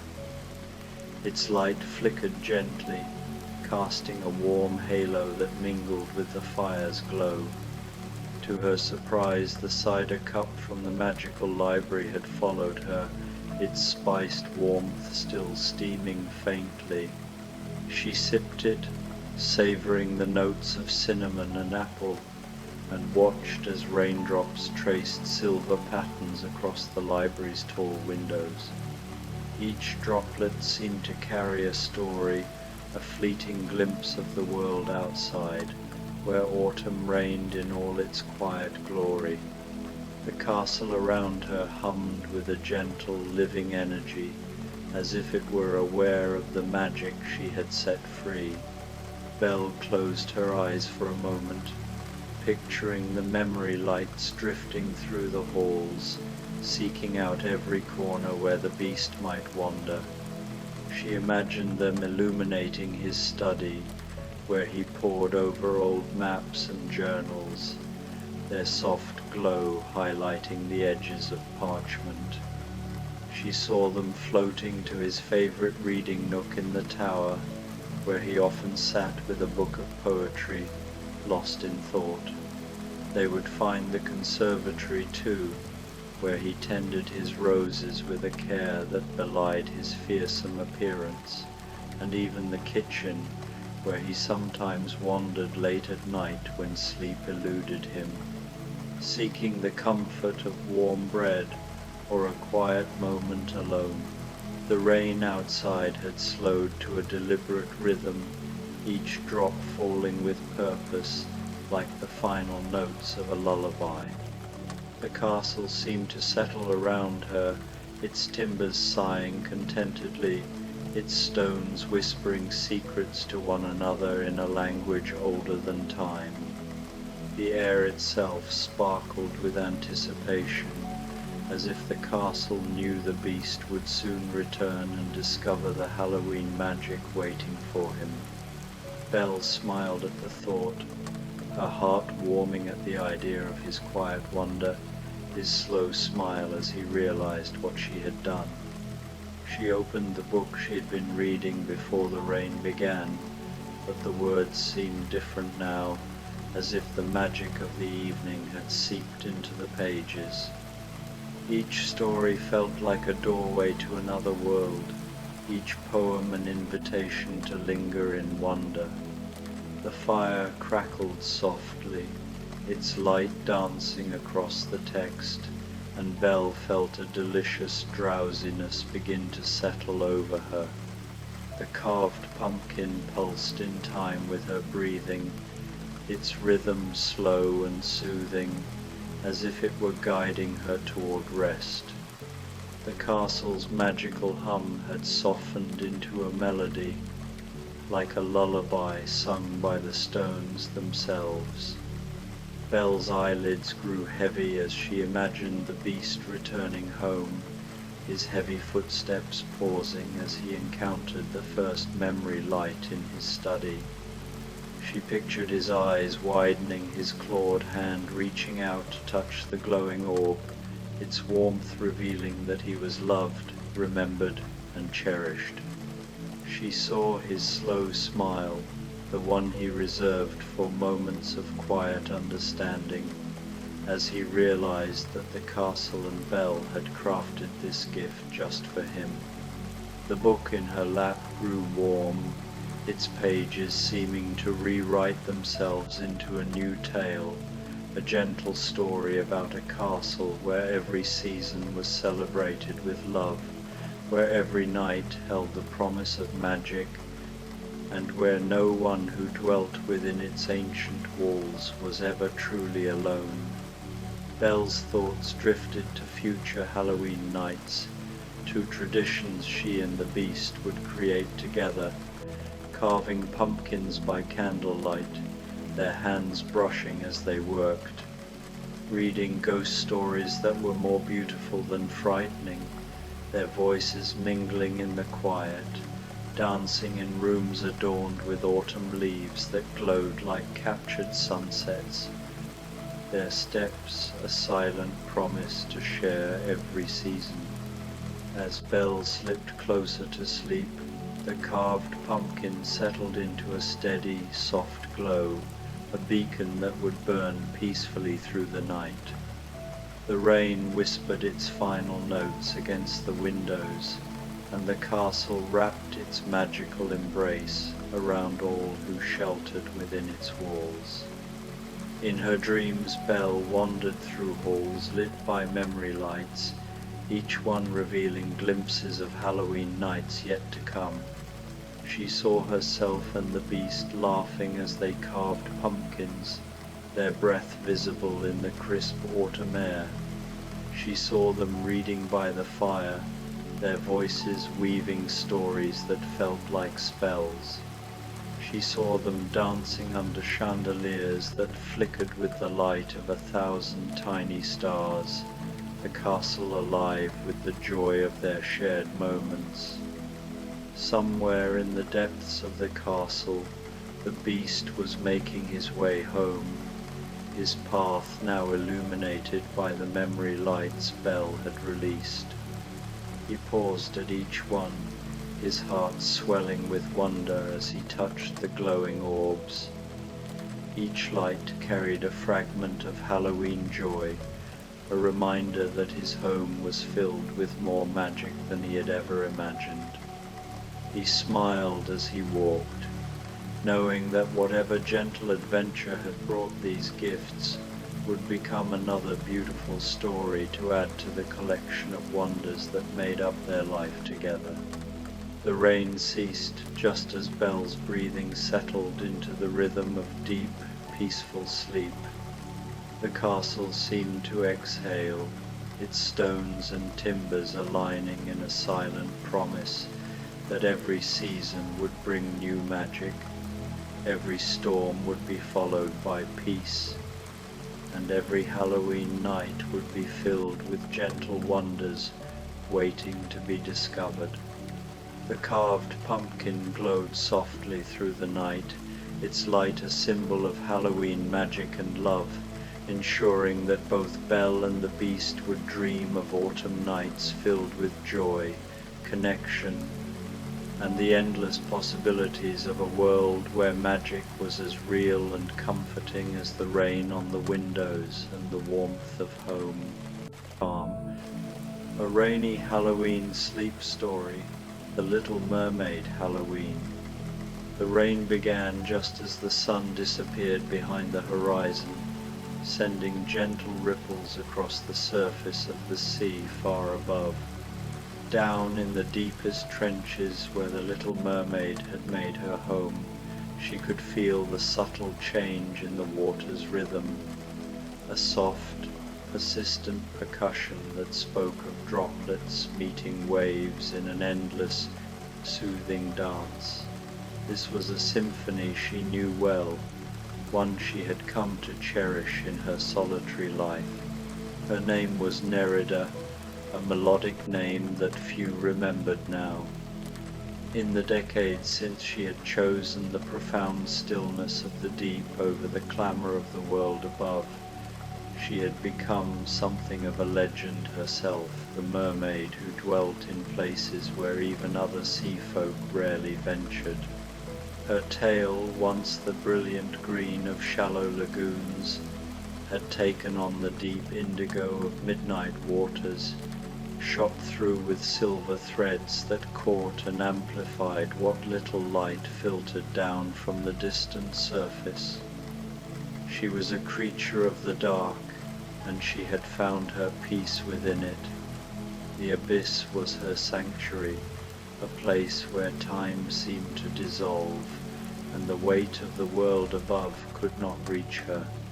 She had woven her life into the fabric of the deep, her days spent tending to the delicate ecosystems that thrived in the absence of sunlight, her nights filled with the quiet songs of the ocean. Tonight, however, felt different from other nights. The water itself seemed to hum with a gentle anticipation, as if the entire ocean were holding its breath. A new kind of energy flowed through the deep currents, a delicate vibration that spoke of something extraordinary. Nerida glided through her underwater garden, a grove of ancient kelp trees she had tended for a lifetime. Their massive fronds swayed in the deep currents like the arms of sleeping giants, a familiar and comforting sight. Each frond was a testament to her care, their surfaces smooth and vibrant, despite the crushing pressure of the depths. She had learned their rhythms, their needs, and in return, they offered her companionship in a world where solitude was both a choice and a necessity.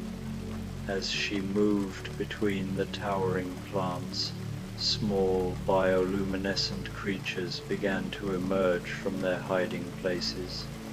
Jellyfish no larger than her palm, pulsing with a soft blue light, and tiny fish that sparkled like scattered stars. They followed her as she swam, creating a living constellation of gentle illumination that danced around her form. She was a queen of these silent, sparkling subjects, and their presence brought her a quiet joy. She extended a hand, and a tiny jellyfish settled there, its light pulsing in time with her heartbeat.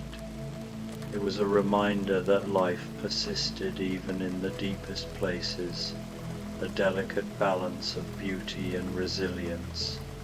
The rain above grew steadier, and with it came something she had rarely seen. Leaves autumn, leaves of gold, crimson, and burnt orange began to drift down through the water column. They spiraled and fluttered like slow, graceful dancers, their colors vibrant against the deep blue backdrop. This phenomenon happened only a few times in her long life beneath the waves, when the autumn storms were particularly strong, stripping the coastal forests bare and sending their treasures spiraling into the sea. Each leaf was a fleeting visitor from a world she had left behind, a reminder of seasons that turned far above her eternal night. She caught one of the leaves as it fluttered past, a perfect maple leaf, the color of sunset. As she held it up to examine its delicate veins, she noticed something that made her pause. The leaf was glowing with the same soft light as her bioluminescent companions, as if it had absorbed some of the magic from its long journey through the depths. She turned it over in her hands, marveling at its texture, the way it seemed to pulse with a life of its own. It was not just a leaf, but a relic of some ancient enchantment, carried by the storm to her hidden world. Curious now, Nerida began to follow the trail of falling leaves upward, swimming with the unhurried grace of one who had all the time in the world. The leaves seemed to be gathering in a particular direction, drawn by some invisible current toward the ancient coral formations that marked the edge of her territory. These formations were older than she was, their skeletal structures a testament to millennia of patient growth. She had always found them beautiful, their intricate patterns a kind of silent poetry written in calcium and time. As she swam, she began to notice other changes in her underwater realm. The coral polyps, usually closed tight at this hour, were opening their tiny mouths to catch the falling leaves. As they did, they too began to glow with that same warm golden light. Sea anemones stretched their tentacles toward the drifting foliage, their tips alight with a gentle shimmer. Schools of deep-sea fish emerged from the coral caves to dance among the floating autumn treasures, their movements creating swirling patterns of light and color. The ocean was coming alive in a way she had never seen, as if the leaves were a catalyst for some hidden magic that had lain dormant until this moment. The further she swam, the more magical the scene became. An old shipwreck that she had explored countless times was now draped with garlands of glowing leaves, as if some unseen hand had decorated it for a celebration. The broken masts and rotting wood were transformed into something beautiful, an underwater palace adorned for a festival. The ship, once a relic of tragedy, now seemed to hum with life, its surfaces alive with the interplay of light and shadow. Nerida paused to run her fingers along a beam encrusted with barnacles, now softened by the glow of the leaves that clung to it. Nerida approached the wreck slowly, marveling at the transformation. As she swam through what had once been the ship's great cabin, she discovered that the leaves had arranged themselves into intricate patterns, spirals and stars and symbols she didn't recognize, but that filled her with a sense of peace and belonging. The patterns seemed almost deliberate, as if the ocean itself were speaking to her, weaving a story in light. In her old life, Nerida had heard stories of Halloween, whispered tales of a night when ghosts walked among the living and strange wonders unfolded under the moon's watchful gaze.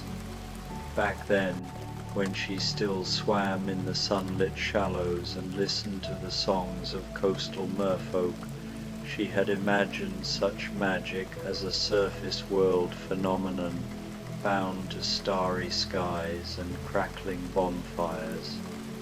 She had never dreamed it could penetrate the crushing weight of the deep ocean, transforming her quiet underwater realm into a vision from a dream woven of starlight and shadow. Yet here it was, a cascade of enchantment that reached even the deepest trenches, where light was a stranger and time moved to the rhythm of eternal tides.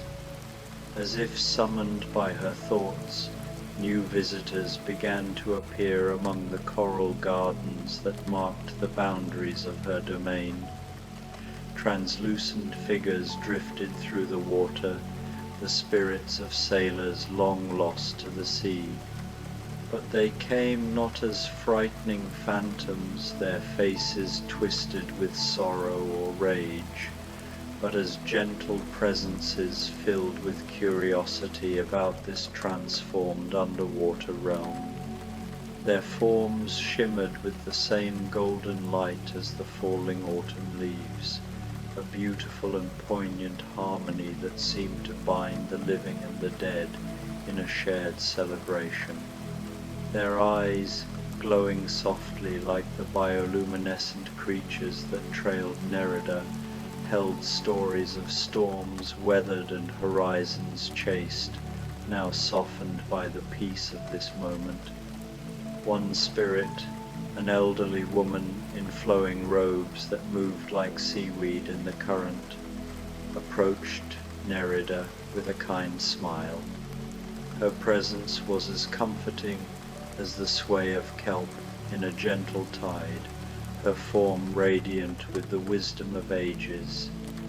She carried a basket woven from what appeared to be moonbeams and sea foam, its delicate strands glowing with an ethereal light that pulsed faintly like the heartbeat of the ocean itself. Within the basket lay objects that shimmered with their own inner fire, treasures of the spirit world brought to the depths. "A gift," the spirit said, her voice like the whisper of waves on distant shores, soft yet resonant, carrying the weight of countless tides. She reached into her basket and drew out a crown made of twisted driftwood, its gnarled branches adorned with small shells that rang like tiny bells when they moved, their chime a delicate counterpoint to the ocean's deep hum. "For the guardian of the deep gardens," she added, her eyes crinkling with warmth. Nerida accepted the crown with wonder, her fingers tracing the smooth, worn edges of the driftwood, and the cool pearlescent shells. As she placed it gently on her head, she felt a sudden connection to something vast and ancient, a collective wisdom of all who had ever loved the sea, all who had found peace in its depths. The crown was more than an ornament, it was a conduit, linking her to the souls who had sailed, fished and drowned in these waters, their lives now woven into the fabric of her own. She was not alone in her underwater realm. She was part of an eternal community of spirits who had chosen the sea as their home, their stories now hers to carry. More spirits appeared, each bringing gifts that sparkled with the magic of this night. A young sailor, his translucent form clad in a tattered jacket, offered her a compass that gleamed with a strange silver light. Unlike any compass she had seen, it pointed not north but toward whatever the holder most needed to find, be it a lost memory, a hidden truth, or a forgotten dream. A fisherman's daughter, her hair adorned with ghostly pearls, presented Nerida with a net woven from silver light, its delicate strands strong enough to catch dreams and wishes that drifted through the currents. An old captain, his face weathered by a lifetime at sea, gave her a map drawn on what looked like pressed kelp, its surface etched with secret currents and hidden grottos throughout the seven seas, places even Nerida had never explored. As the gifts accumulated around her, piling like treasures in the coral-encrusted ruins of the shipwreck, Nerida realized that this was more than just Halloween magic. This was a celebration of her choice, her decades of patient guardianship over this deep-sea realm. The spirits were honoring her for creating a sanctuary in the depths, a place where lost things could find new purpose and beauty could flourish in the darkness.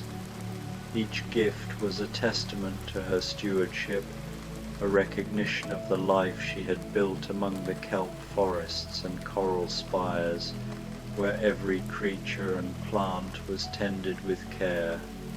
The rain continued to fall above, its rhythm a distant drumbeat that sent new wonders spiraling into the depths. Carved pumpkins began to sink through the water column, their faces glowing with a gentle inner fire that was not extinguished by the sea's embrace. They settled among the coral like lanterns, casting warm orange light that mixed with the blue bioluminescence of the deep-sea creatures, creating a tapestry of color that seemed to breathe with life. Some pumpkins bore smiling faces, others mischievous grins, their expressions frozen in mid-laughter as they illuminated the ocean floor. Children's costumes drifted down as well, a pirate hat adorned with a ghostly feather, a fairy wand trailing sparkles of light, a wizard's cloak rippling with arcane energy. Each one sparkled with residual magic from the night above, as if the joy and imagination of children had been woven into their fabric. The sea creatures investigated these strange new additions with curious delight.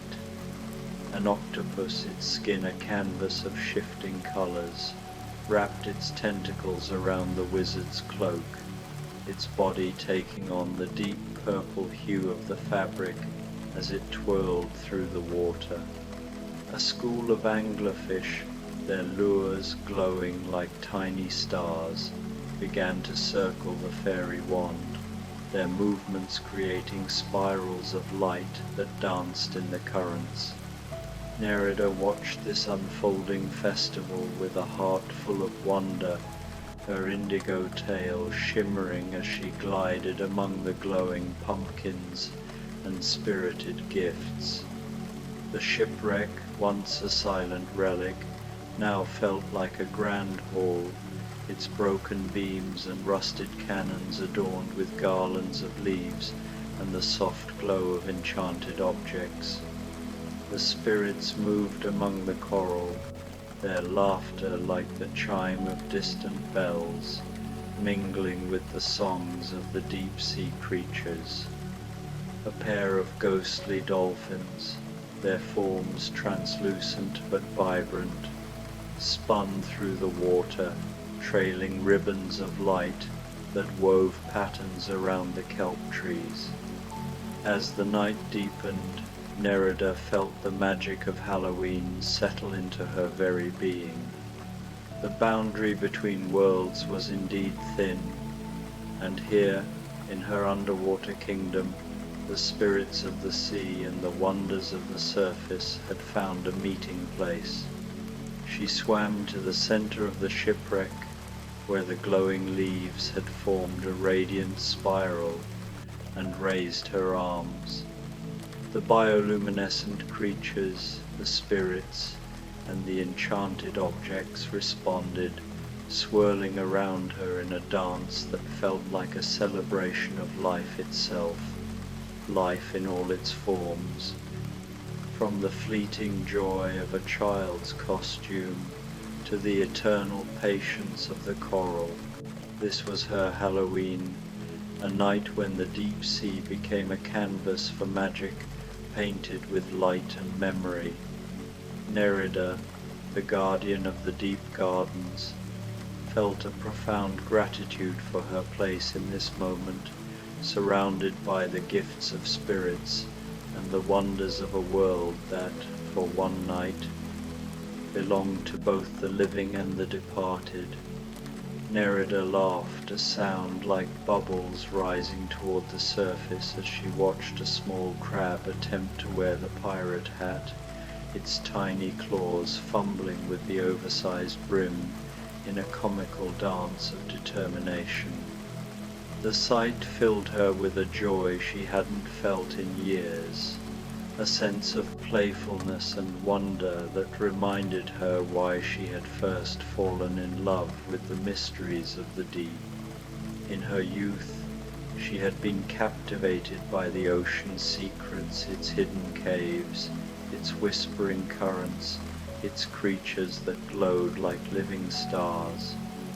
That same spark of curiosity and delight now flared anew, kindled by the magic of this Halloween night, which had transformed her solitary realm into a vibrant festival of light and life.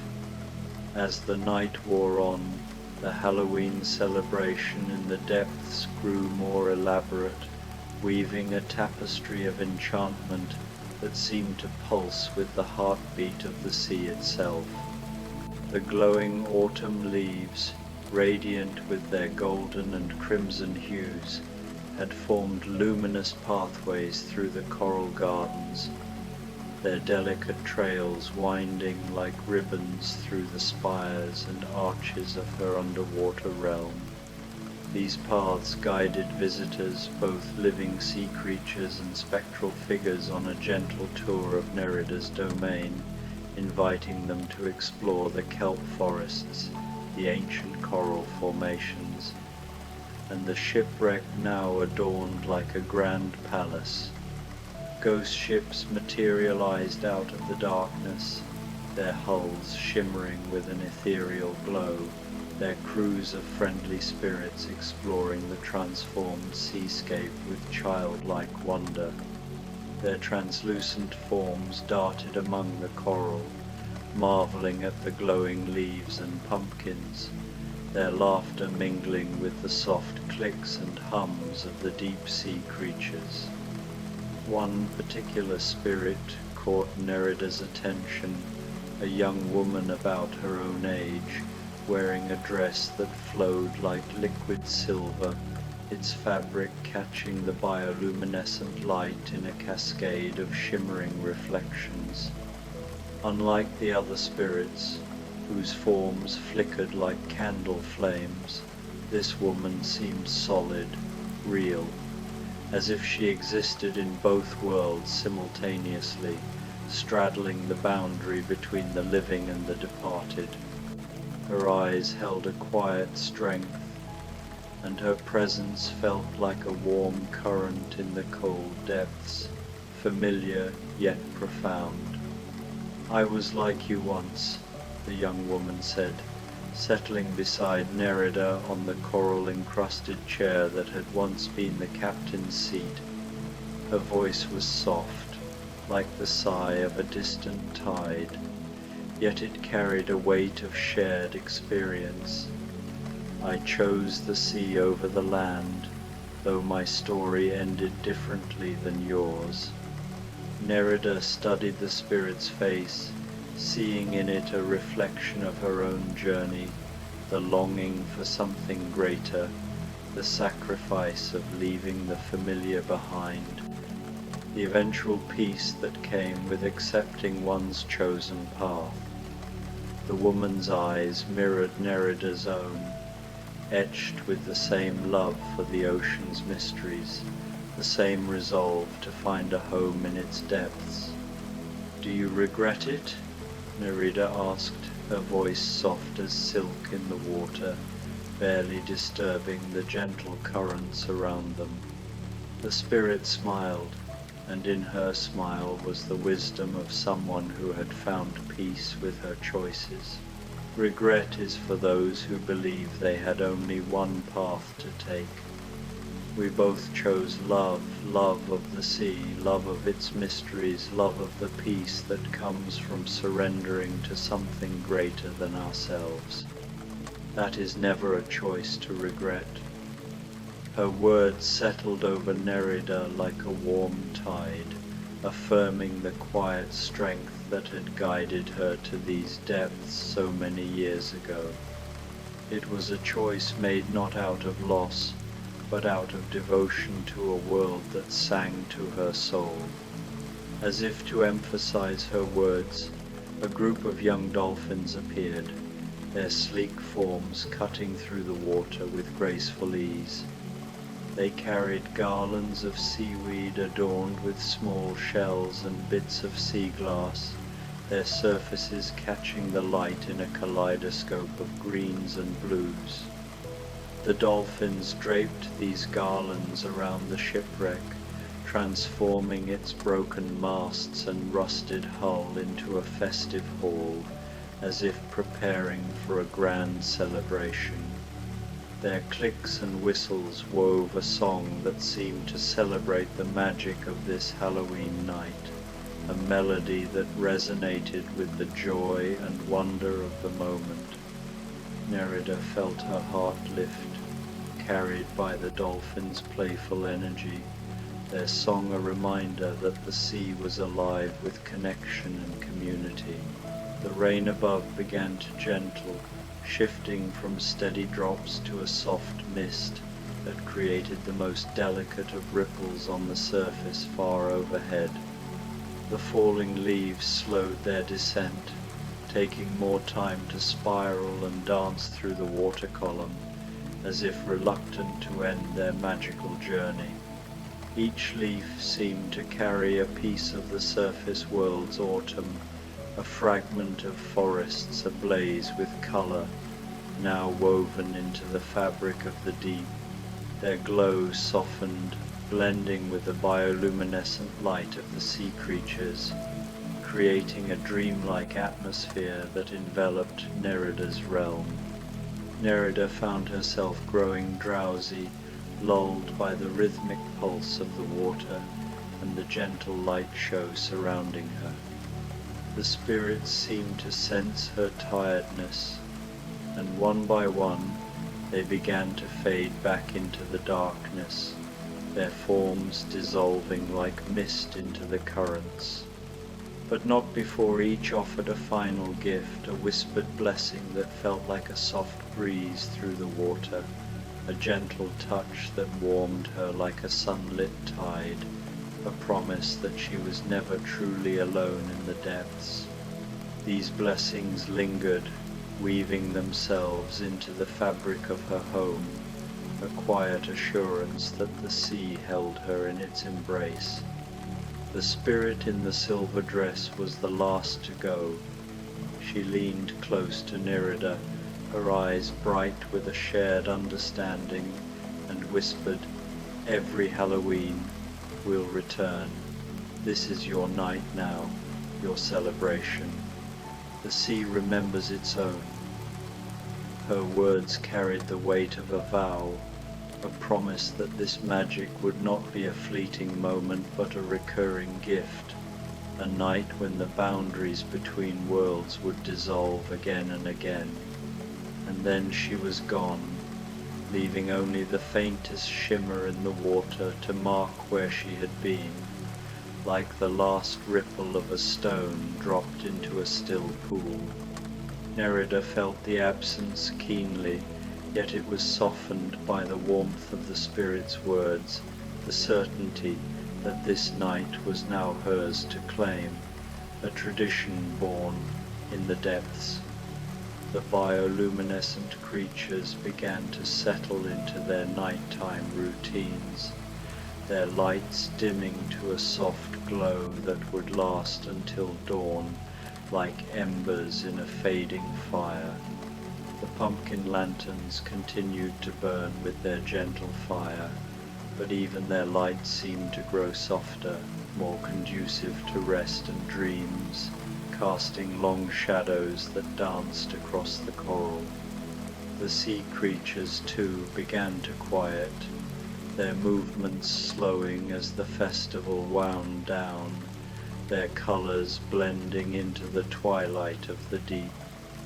Nerida gathered the gifts the spirits had given her, marveling at how solid and real they felt, despite their magical origins.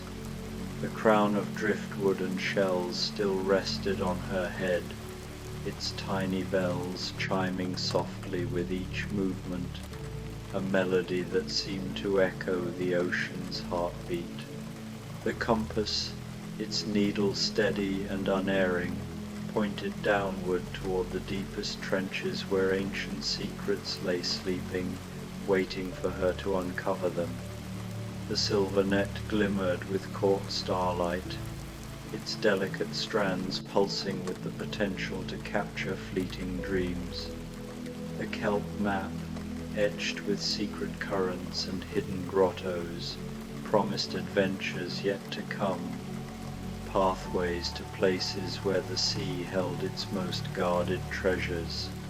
As she arranged her treasures in a small grotto near her favorite resting place, a sheltered nook cradled by towering kelp and soft sea moss, she noticed that the glowing leaves had formed a perfect circle around the area, creating a natural boundary of soft, golden light. It felt like a blessing, a protection, a reminder that she belonged in this place between worlds, where the living and the spiritual intertwined. The circles seemed to hum with quiet energy, a ward against the solitude that sometimes crept into her thoughts, a promise that her home was a sanctuary for all who loved the sea. The rain had stopped completely now, and the surface of the sea far above had grown calm and still, a mirror reflecting the stars like scattered diamonds. But here in the depths, the magic lingered, woven into the very fabric of Nerida's world. The coral continued to glow with gentle warmth, its polyps open like tiny stars catching the last of the falling leaves.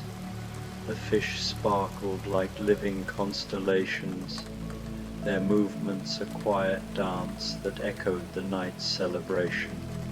The autumn leaves, now rooted among the sea plants, had become part of the underwater garden, their vibrant colors a permanent reminder of this night, when the boundaries between air and water, between the living and the spiritual, had dissolved into something beautiful, Nerida curled up in her grotto, her indigo tail tucked beneath her like a sleeping cat, its silver threads catching the faint glow of the surrounding leaves. The sounds of the deep sea surrounded her, the distant songs of whales, their mournful notes carrying through the water like a lullaby, the gentle whisper of currents moving through underwater canyons, the soft clicking of crustaceans settling in for the night. But underneath it all was something new, a harmony that spoke of celebration and community, of magic that would return with each Halloween, bringing wonder and connection to her solitary realm. As she drifted towards sleep, she felt a presence beside her, not visible, but warm and comforting, like a hand resting gently on her shoulder. Perhaps it was the spirit in the silver dress, keeping watch through the night, her promise of return a quiet vigil. Perhaps it was the collective blessing of all the souls who had found peace in the sea's embrace, their stories now part of hers. Or perhaps it was simply the ocean itself, acknowledging her as one of its own, a keeper of its deepest mysteries and most beautiful secrets. The last thing she saw before sleep claimed her was a single, perfect leaf, deep red as wine, glowing within a fire settling onto the coral beside her head. As it touched the living rock, it transformed into a flower unlike any she had ever seen, its petals the same deep red, but shot through with veins of silver that pulsed gently with the rhythm of her heartbeat. The flower seemed to hum with life, a living emblem of the night's magic, a gift from the sea itself. In her dreams, Nerida swam through gardens of these magical flowers, each one representing a moment of wonder, a connection made, a gift freely given. She dreamed of future Halloweens when the spirits would return, bringing new stories and new gifts, weaving an ever-expanding tapestry of magic and memory in the depths. The flowers bloomed in endless variety, some crimson, some gold, some the deep blue of her tail, each one a testament to the moments that defined her life in the deep. And in the deepest part of sleep, where dreams become prophecy, she saw herself not as a solitary guardian, but as the heart of a community that spanned the worlds, living and dead, mortal and eternal, bound together by love of the sea and the quiet courage it took to choose one's own path, no matter how unconventional. She saw herself swimming through currents lit by glowing leaves, surrounded by spirits and creatures who shared her devotion, their presence a reminder that the sea was a place of connection, not isolation. The rain might return tomorrow night, and with it new gifts from the world above, more leaves, more pumpkins, more fragments of a world she had left behind, but could still touch in these magical moments. But the magic of this Halloween would remain, a permanent part of her underwater realm, a reminder that even in the deepest, most solitary places, one is never truly alone. The sea remembers its own, and on nights when the barriers between worlds grow thin, that memory becomes a celebration, a blessing, a gentle lullaby that carries its faithful servants safely into dreams. And so Nerida slept, crowned with driftwood and shells, surrounded by glowing flowers and the soft light of magical creatures, while far above the surface of the sea reflected the stars like scattered diamonds, and the world prepared for another day, never knowing what wonders had bloomed in the darkness below. Her grotto, her treasures, her glowing garden, they were all part of a legacy she had built, a testament to a life chosen for love of the sea. And as she slept, the ocean sang to her, a quiet promise that this night, this magic, would return again and again, as eternal as the tides. The Phantom's Halloween Garden, a Halloween sleep story. The rain fell like whispered secrets against the tall windows of the Paris Opera House, each droplet catching the amber glow of the gas lamps that lined the empty corridors. Christine Daae moved through these familiar halls with the quiet grace of someone who had walked these paths countless times, yet tonight felt different, softer somehow, as if the very air held the promise of gentle mysteries.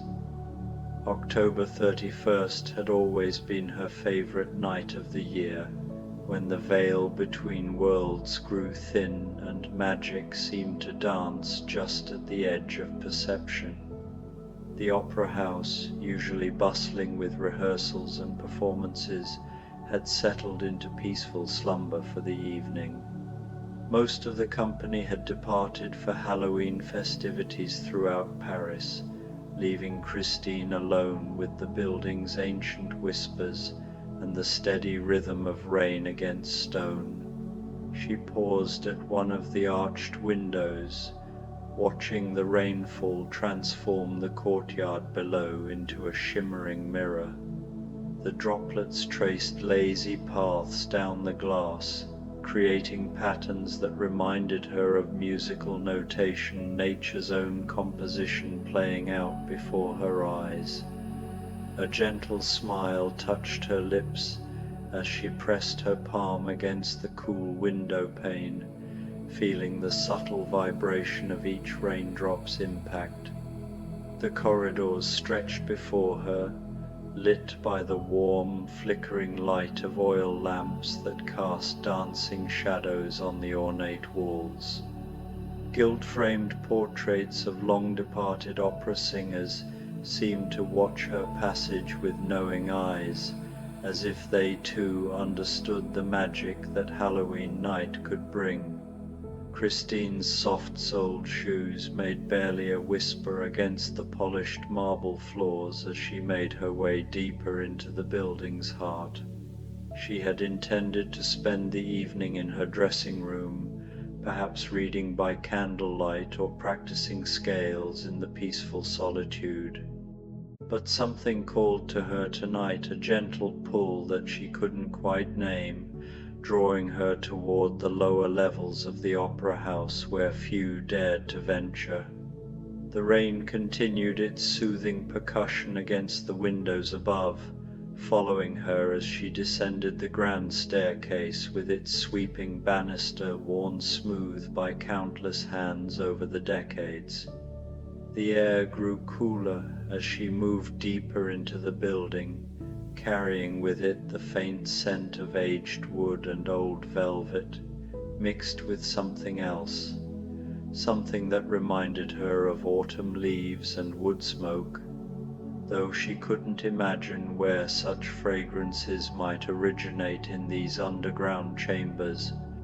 The gas lamps became fewer and more widely spaced, their warm circles of light creating pools of amber in the gathering shadows.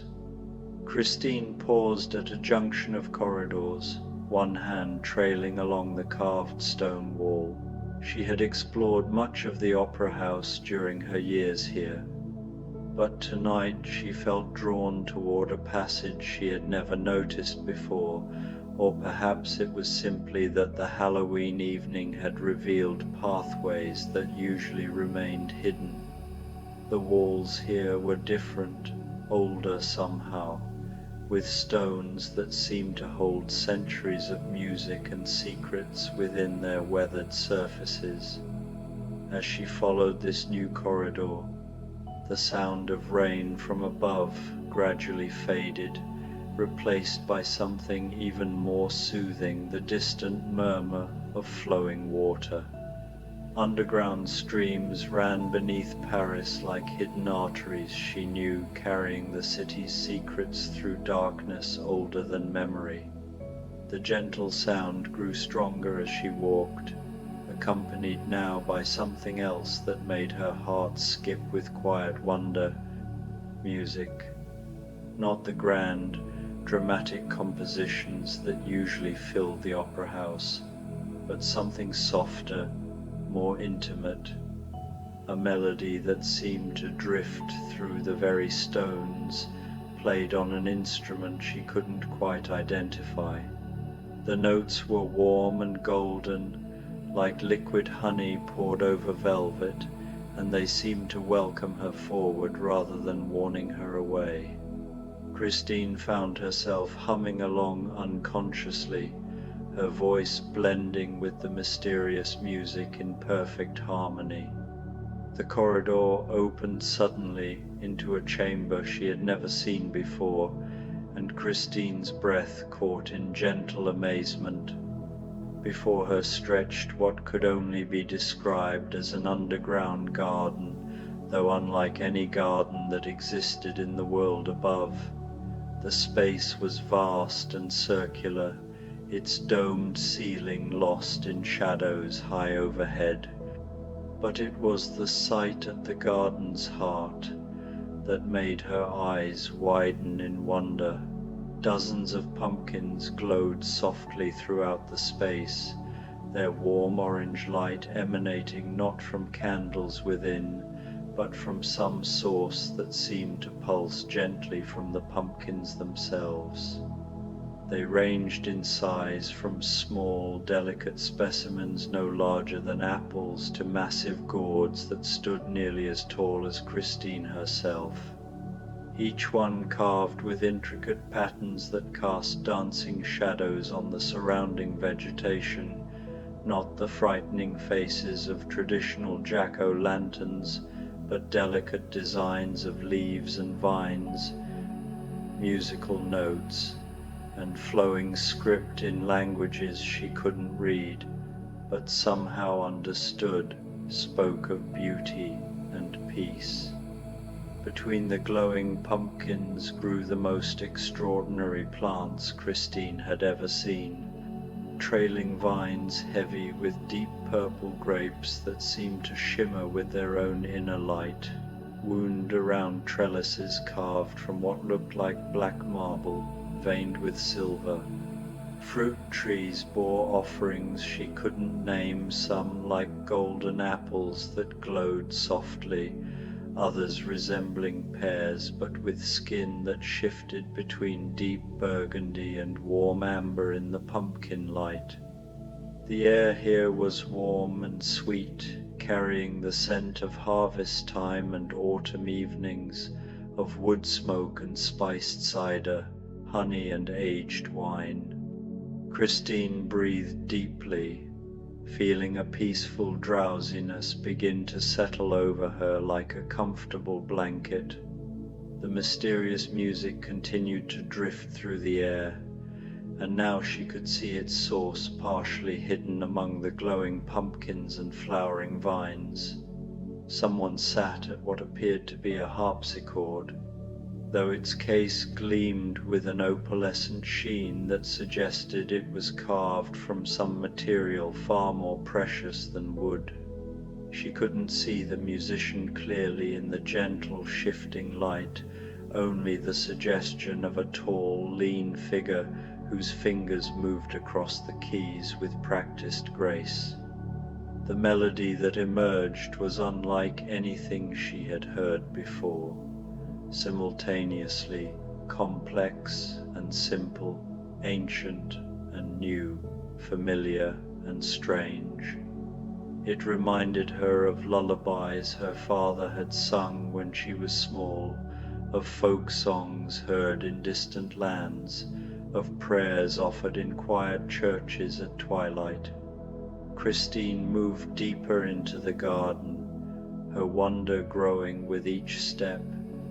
paths of crushed shells wound between the plantings, their surface soft beneath her feet and gleaming like mother of pearl in the pumpkin light. Small benches carved from stone had been placed at intervals, each one cushioned with deep velvet that looked impossibly soft and inviting.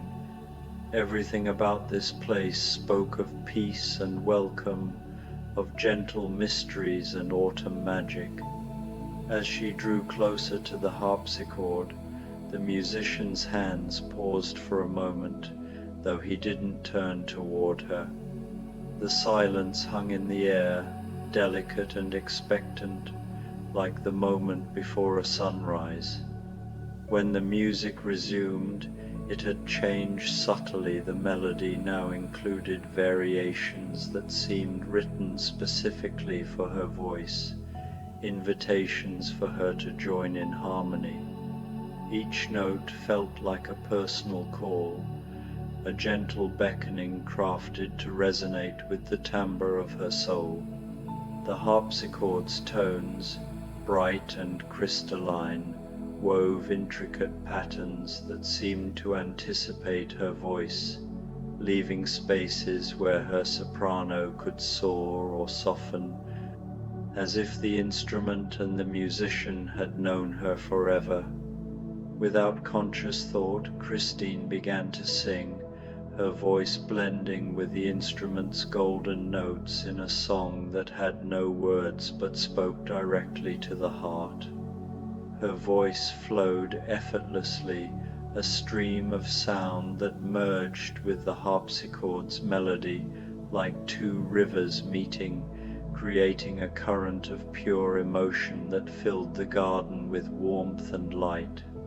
The music wove around them both like a gentle spell, and Christine felt herself relaxing completely for the first time in months.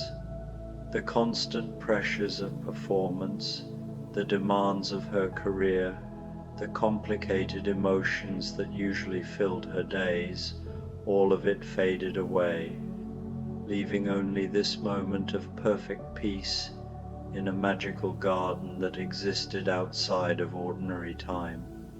The weight of expectation, the endless rehearsals, the scrutiny of audiences and critics, it all dissolved in the presence of this music, as if the garden's magic had the power to erase the world above. Her shoulders, perpetually tensed from the strain of her profession, softened. Her breath deepened, unhindered by the corset of worry she hadn't realized she wore. The garden seemed to cradle her, its air infused with a quiet energy that whispered of rest and renewal, as if time itself had paused to let her simply be. She settled onto one of the velvet-cushioned benches, still singing softly, and noticed for the first time that the garden held other wonders as well. Butterflies with wings like stained glass drifted among the plants, their colors shifting and flowing in the warm light. Their wings shimmered with hues of sapphire, emerald, and amber, catching the glow of the pumpkins and refracting it into delicate patterns that danced across the leaves. They moved slowly, dreamlike, occasionally settling on her hands or shoulders with touches so gentle they felt like blessings. Each contact was a fleeting moment of connection, as if the butterflies were sharing their own quiet magic with her. One lingered on her wrist, its wings pulsing faintly, and Christine felt a warmth spread through her, as if the creature had gifted her a fragment of its serenity. The sight of them, drifting like living jewels, filled her with a sense of wonder that made her heart feel lighter than it had in years. Above her head, the trailing vines had grown so thickly that they formed a canopy, and nestled among their leaves were tiny lanterns that glowed with the same soft radiance as the pumpkins below. The lanterns were delicate, no larger than acorns, and seemed to be crafted from the husks of seeds, their surfaces etched with intricate designs that caught the light. The effect was like sitting beneath a constellation of golden stars, each one pulsing gently in rhythm with the music that continued to flow around her.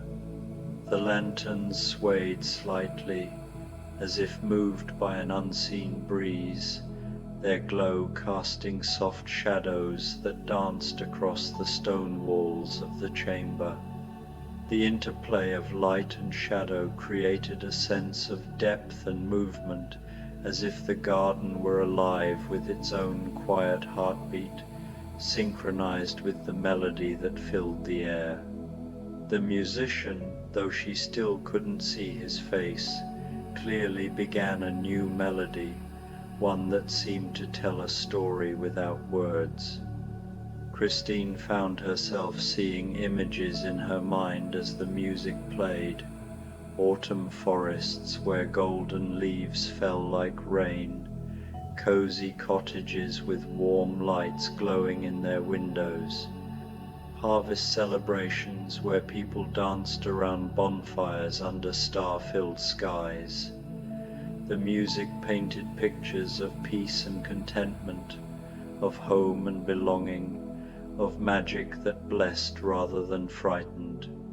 Each note conjured vivid scenes: children laughing as they gathered apples, old women weaving stories by firelight, couples swaying in each other's arms under a harvest moon. The melodies carried the scent of wood smoke and the taste of spiced cider, evoking a world where time moved slowly and every moment was savored. Christine felt as though she were walking through these scenes, her heart swelling with a longing for a life filled with such simple, profound joys. As the song continued, Christine noticed movement among the pumpkins. Small figures emerged from behind the larger gourds, not frightening creatures, but beings that looked like they had stepped from a fairy tale. They were no taller than her hand, with faces like flower petals and clothing that seemed to be woven from autumn leaves and spider silk. Their petal faces were delicate, with eyes like dewdrops and smiles that radiated quiet joy. Their garments shimmered faintly, catching the pumpkin light in a way that made them seem almost translucent, as if they were woven from the essence of the garden itself. They moved in slow, graceful dances around the garden, tending to the plants with tiny tools crafted from twigs and seeds. Some polished the pumpkins with soft cloths, while others adjusted the vines, ensuring each leaf was perfectly placed. They paused occasionally to listen to the music, their expressions of pure joy mirroring the warmth in Christine's heart. One of the little beings approached Christine's bench, carrying what looked like a miniature chalice carved from an acorn cap. Inside, a liquid that glowed with soft amber light swirled gently, its surface shimmering like liquid gold. The tiny creature offered it to her with a bow so courtly that Christine couldn't help but smile, her heart touched by the gesture's sincerity. She accepted the gift carefully, her fingers brushing against the creature's delicate hands, which felt cool and smooth like a flower petal. Bringing the chalice to her lips, she sipped the liquid, which tasted like everything wonderful about autumn: warm spices and honey, the sweetness of ripe fruit, and the earthiness of harvest time. It was as if the drink captured the essence of a crisp October evening, with hints of cinnamon, nutmeg, and the faint tang of apples warmed by the Sunday. The warmth spread through her entire body, relaxing muscles she hadn't realized were tense and easing thoughts she hadn't known were troubled. The drowsiness she had felt earlier deepened, but it was the most pleasant tiredness she had ever experienced, not the exhaustion of overwork, but the gentle sleepiness that came after a perfect day spent in peaceful contentment. The music shifted again, becoming even softer and more lullaby-like. The harpsichord's notes were now like whispers, each one lingering in the air like a sigh. Christine's eyelids grew heavy as she listened, but she didn't want to miss a single note of this extraordinary experience. The garden around her seemed to pulse gently with the rhythm of the song, as if the very air was breathing in harmony with the melody. The pumpkins' glow softened, their light becoming a gentle caress, while the vines above swayed slightly, their lanterns casting patterns that seemed to dance with the music. The entire garden felt alive, its elements working together to create a symphony of tranquility that enveloped Christine like a warm embrace. More of the tiny garden dwellers appeared, carrying between them what looked like gossamer threads that sparkled with dew. They began weaving these threads into a canopy above Christine's bench, their movements precise and graceful, like dancers performing a sacred ritual. The threads glowed faintly, each one catching the light of the pumpkins and lanterns, creating a bower that shimmered with the same soft radiance as the rest of the garden. As they worked, the threads formed patterns, images of musical notes, autumn leaves, and flowing vines that seemed to move and dance even after they were woven into place. The patterns were intricate, telling stories of harvest moons and starlit nights, of music that flowed through the earth like a river. The canopy felt like a protective cocoon, shielding Christine from the world above and inviting her deeper into the garden's magic. As the canopy took shape above her, Christine felt herself sinking deeper into peaceful relaxation. The music continued its gentle flow, now joined by the sound of flowing water from somewhere deeper in the garden. The water's murmur was soft and rhythmic, like a heartbeat, blending seamlessly with the harpsichord's melody to create a symphony of tranquility that seemed designed specifically to ease all worries and invite perfect rest. The sound of the water carried a faint echo of distant places, perhaps underground streams that wound through the earth beneath Paris, carrying dreams and secrets from ages past. Christine felt as though she could listen to it forever, letting its gentle rhythm lull her into a state of complete peace. The musician finally turned slightly in her direction, and Christine caught a glimpse of a profile that was both familiar and mysterious, angular features softened by the golden light, eyes that held depths of knowledge and kindness, hands that coaxed beauty from the keys as if magic flowed through his very fingertips. His presence was both enigmatic and comforting, as if he were a guardian of this sacred space, a keeper of its secrets. She felt no fear, only a deep sense of recognition, as if she had always known this place and this person existed, waiting for the right Halloween evening to reveal themselves. The garden, The music, the musician, they were all part of a truth she had always sensed but never named, a promise that beauty and peace could exist even in the shadow of the world's chaos. He began to sing then, his voice joining the harpsichord in a wordless melody that seemed to contain all the peace and wonder of this hidden realm.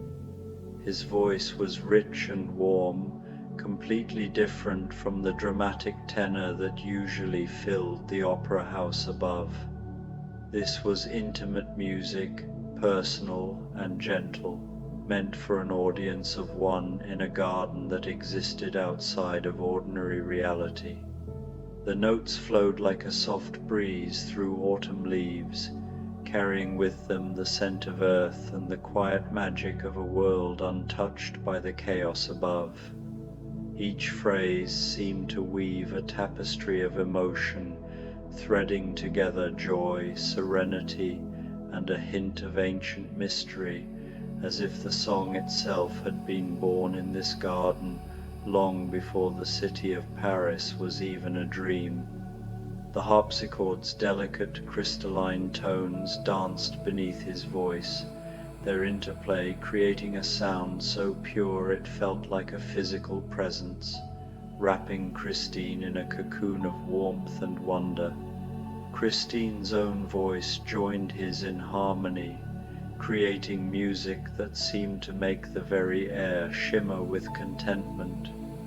Her soprano, usually trained for the soaring arias of the stage, softened here into something tender and unguarded, blending with his voice as naturally as a river joins the sea. Their duet was not a performance but a conversation, an exchange of trust and vulnerability that transcended words. The pumpkins glowed a little brighter in response to their song, their golden light pulsing gently as if they, too, were part of the music. The tiny garden dwellers, creatures no taller than a hand, with faces like delicate flower petals, paused in their work to listen, their eyes wide with delight. Some stood still among the vines, their tiny hands clasped as if in reverence, while others swayed gently, their movements mirroring the rhythm of the melody.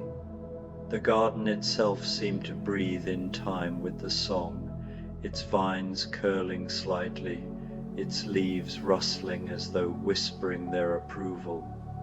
As they sang together, Christine felt herself becoming part of the garden's magic.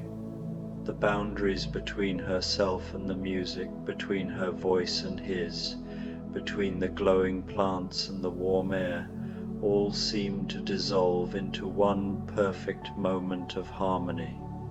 She was the song, and the song was her, flowing through this peaceful space like water through a stream, like light through a prism, like love through an open heart. The sensation was overwhelming yet gentle, as if the garden itself was embracing her, welcoming her into its essence. She could feel the pulse of life in the plants around her, the quiet energy of the earth beneath her feet, and the subtle vibrations of the air, all resonating with the music they created. It was as if the garden had been waiting for her, as if her voice was the final note needed to complete its symphony. For the first time in her life, Christine felt utterly connected not just to the music or the mysterious musician, but to the very fabric of this hidden world. The tiny creatures finished their work on the gossamer canopy and retreated to their places among the pumpkins, but not before each one offered Christine a small bow of respect and gratitude. Their movements were graceful, almost ceremonial, as if they recognized her as more than a visitor, as a vital part of this moment. She understood somehow that her presence here, her voice joining in their guardian's music, was a gift to them as much as their magical garden was a gift to her.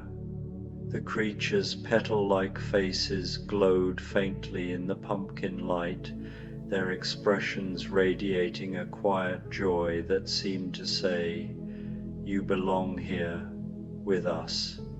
Christine's heart swelled with a warmth she couldn't name, a sense of belonging that was as unfamiliar as it was profound. She had spent so much of her life on stages, performing for crowds who admired her voice but never truly knew her. Here, in this hidden garden, she was seen not as a performer, but as a soul, welcomed and cherished. The music began to slow and soften further, becoming more lullaby than song, more whisper than melody. The harpsichord's notes grew quieter, each one lingering like a sigh, while the musician's voice wove a gentle thread of sound that seemed to cradle Christine's very being. She found her eyelids growing impossibly heavy, though she struggled to keep them open to preserve every detail of this extraordinary experience. The golden light of the pumpkins seemed to pulse in rhythm with her heartbeat, their glow casting soft shadows that danced across the stone walls of the chamber.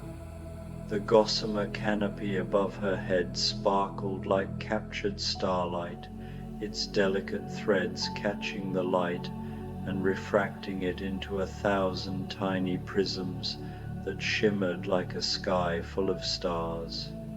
Every element of the garden seemed to work in harmony, creating a space that was both otherworldly and deeply comforting, a sanctuary where time itself seemed to pause. Through the gentle music, she became aware of other sounds, the contented rustling of leaves, the soft breathing of sleeping creatures hidden among the plants, the distant murmur of underground waters carrying dreams through the darkness beneath Paris. These sounds wove themselves into the melody, creating a symphony of tranquility that filled the air with a sense of timeless peace. The rustling leaves seemed to whisper secrets of the earth, tales of seasons long past and promises of renewal to come. The breathing of the tiny creatures was soft and rhythmic, like the tide of a distant sea, while the murmur of the underground waters carried a faint echo of voices, perhaps the dreams of those who had once found refuge in this garden, or the hopes of those yet to discover it. Everything in this hidden realm spoke of peace and protection, of magic used not to frighten but to comfort and heal. Christine felt as though she were being woven into the very fabric of this place, her presence adding a new thread to its ancient tapestry. The mysterious musician's song grew softer still, and Christine realized he was playing her towards sleep as gently as a parent might sing a lullaby to a beloved child. There was such kindness in the melody, such careful attention to her comfort and peace, that tears of gratitude gathered in her eyes.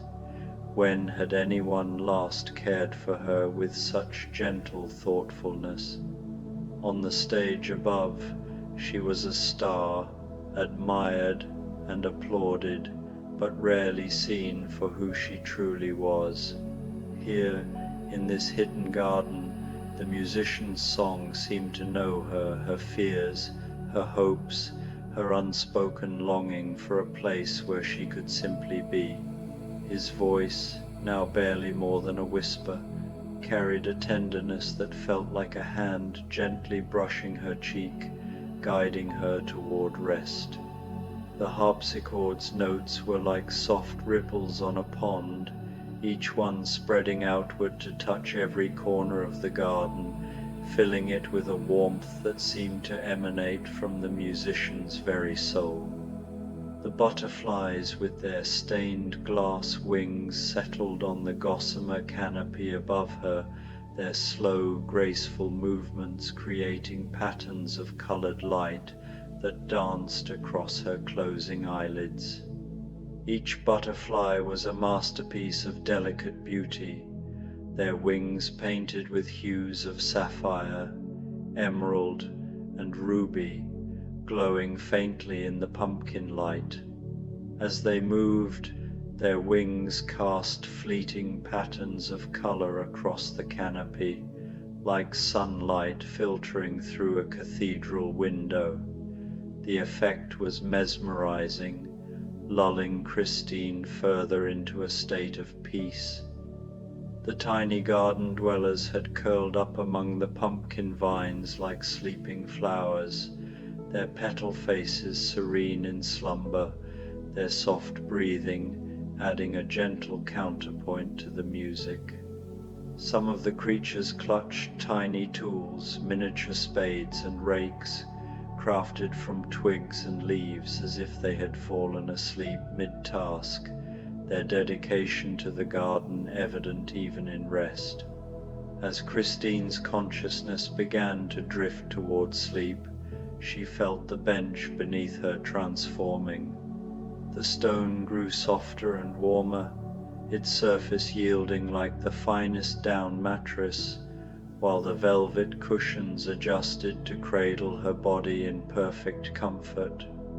It was as if the garden itself was reshaping to accommodate her, ensuring that every moment of her rest was as gentle as the music that surrounded her. The gossamer threads above her head lowered slightly, their delicate strands weaving together to form a cocoon of light and warmth that enveloped her like the most luxurious bedding she had ever known. The threads shimmered with a soft luminescence, their glow mingling with the pumpkin light to create an atmosphere of perfect serenity.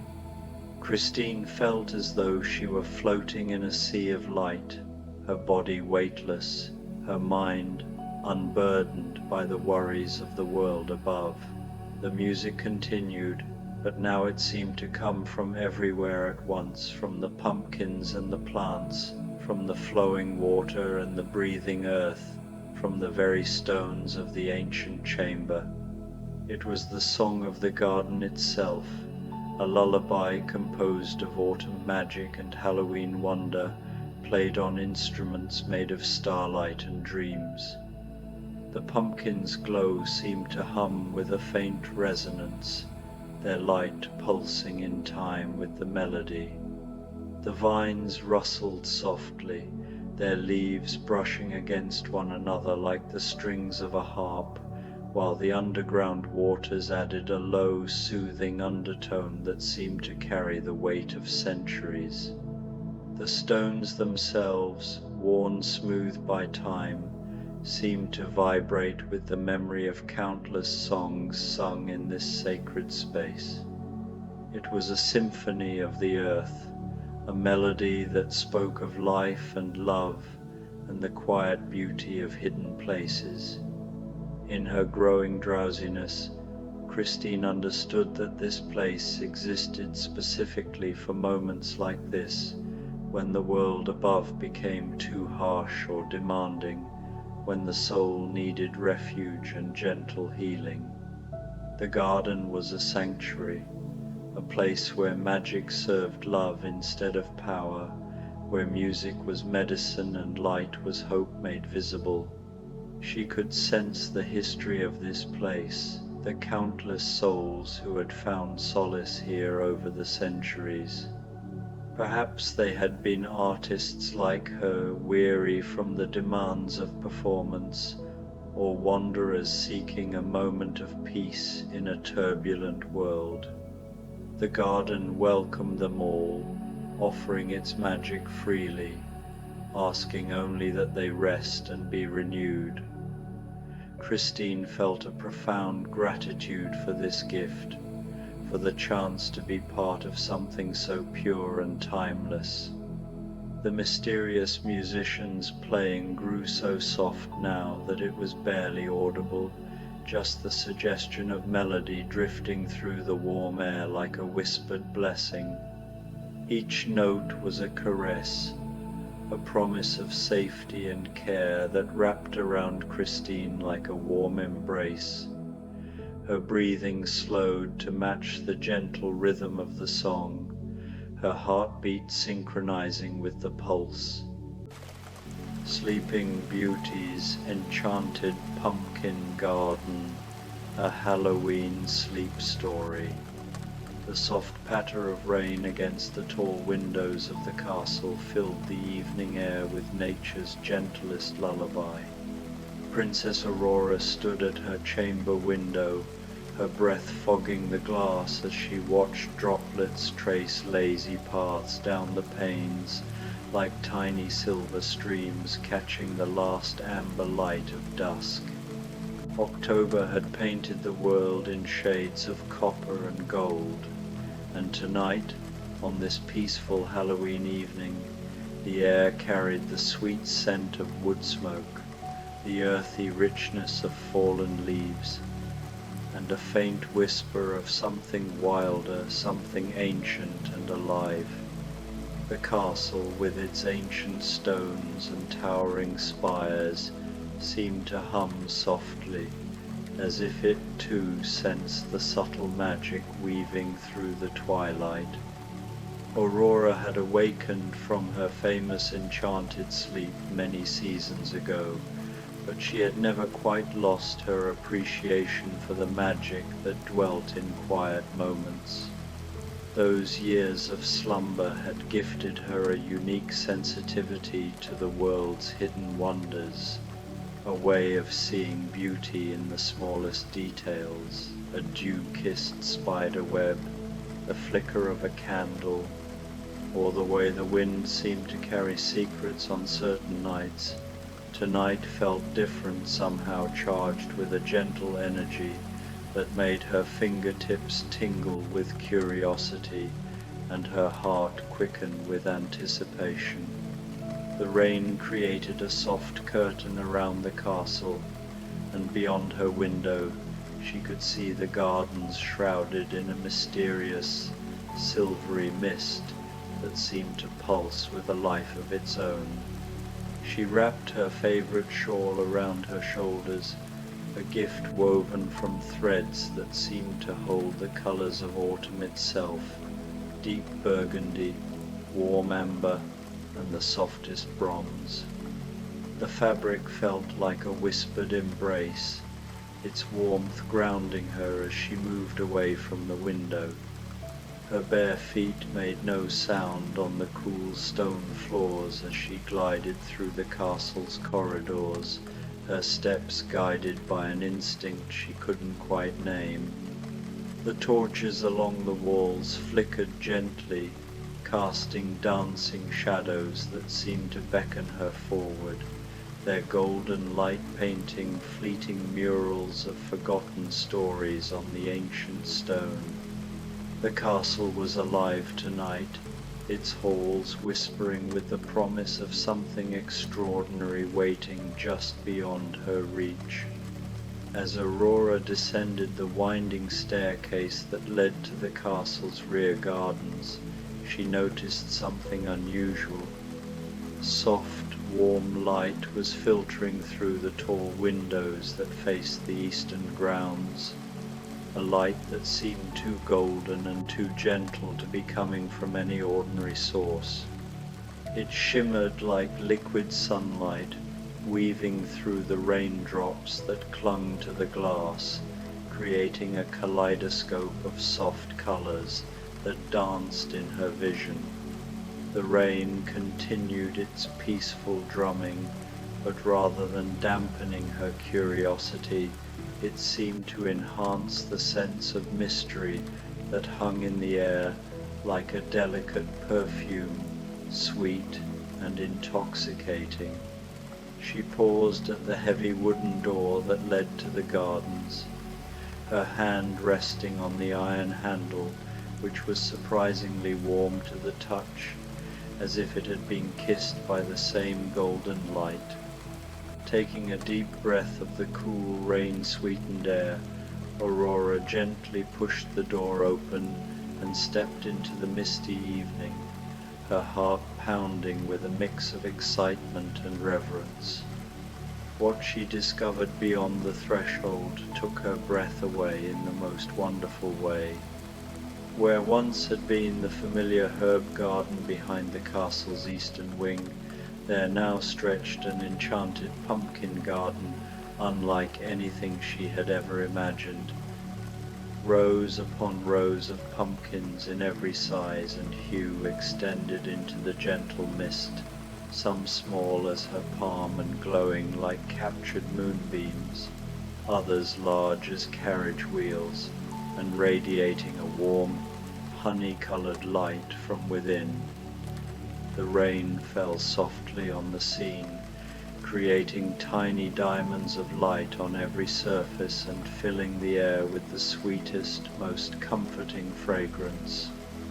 Aurora stepped onto the gravel path that wound between the pumpkin rows, and her feet seemed to find their way without any conscious direction. The path was dry despite the rain, as if some invisible canopy protected it, though she could feel the gentle mist kissing her cheeks and dampening her dark hair in the most refreshing way. As she walked deeper into the garden, she began to notice that many of the pumpkins had been carved with the most intricate and beautiful designs. But these were not the frightening faces she had sometimes seen in village celebrations. Instead, they bore delicate patterns of stars and crescent moons, spiraling vines and blooming flowers, gentle animals and swirling clouds. Each carving glowed from within with a soft, warm light that seemed to pulse gently like a peaceful heartbeat. The rain continued to fall in its steady, soothing rhythm, and Aurora found herself walking slower and slower, allowing herself to truly absorb the magic of this unexpected place. She paused beside a particularly beautiful pumpkin, one carved with an intricate pattern of sleeping birds nestled among flowering branches. As she bent to examine it more closely, she heard the softest sound like a gentle sigh mixed with the whisper of silk.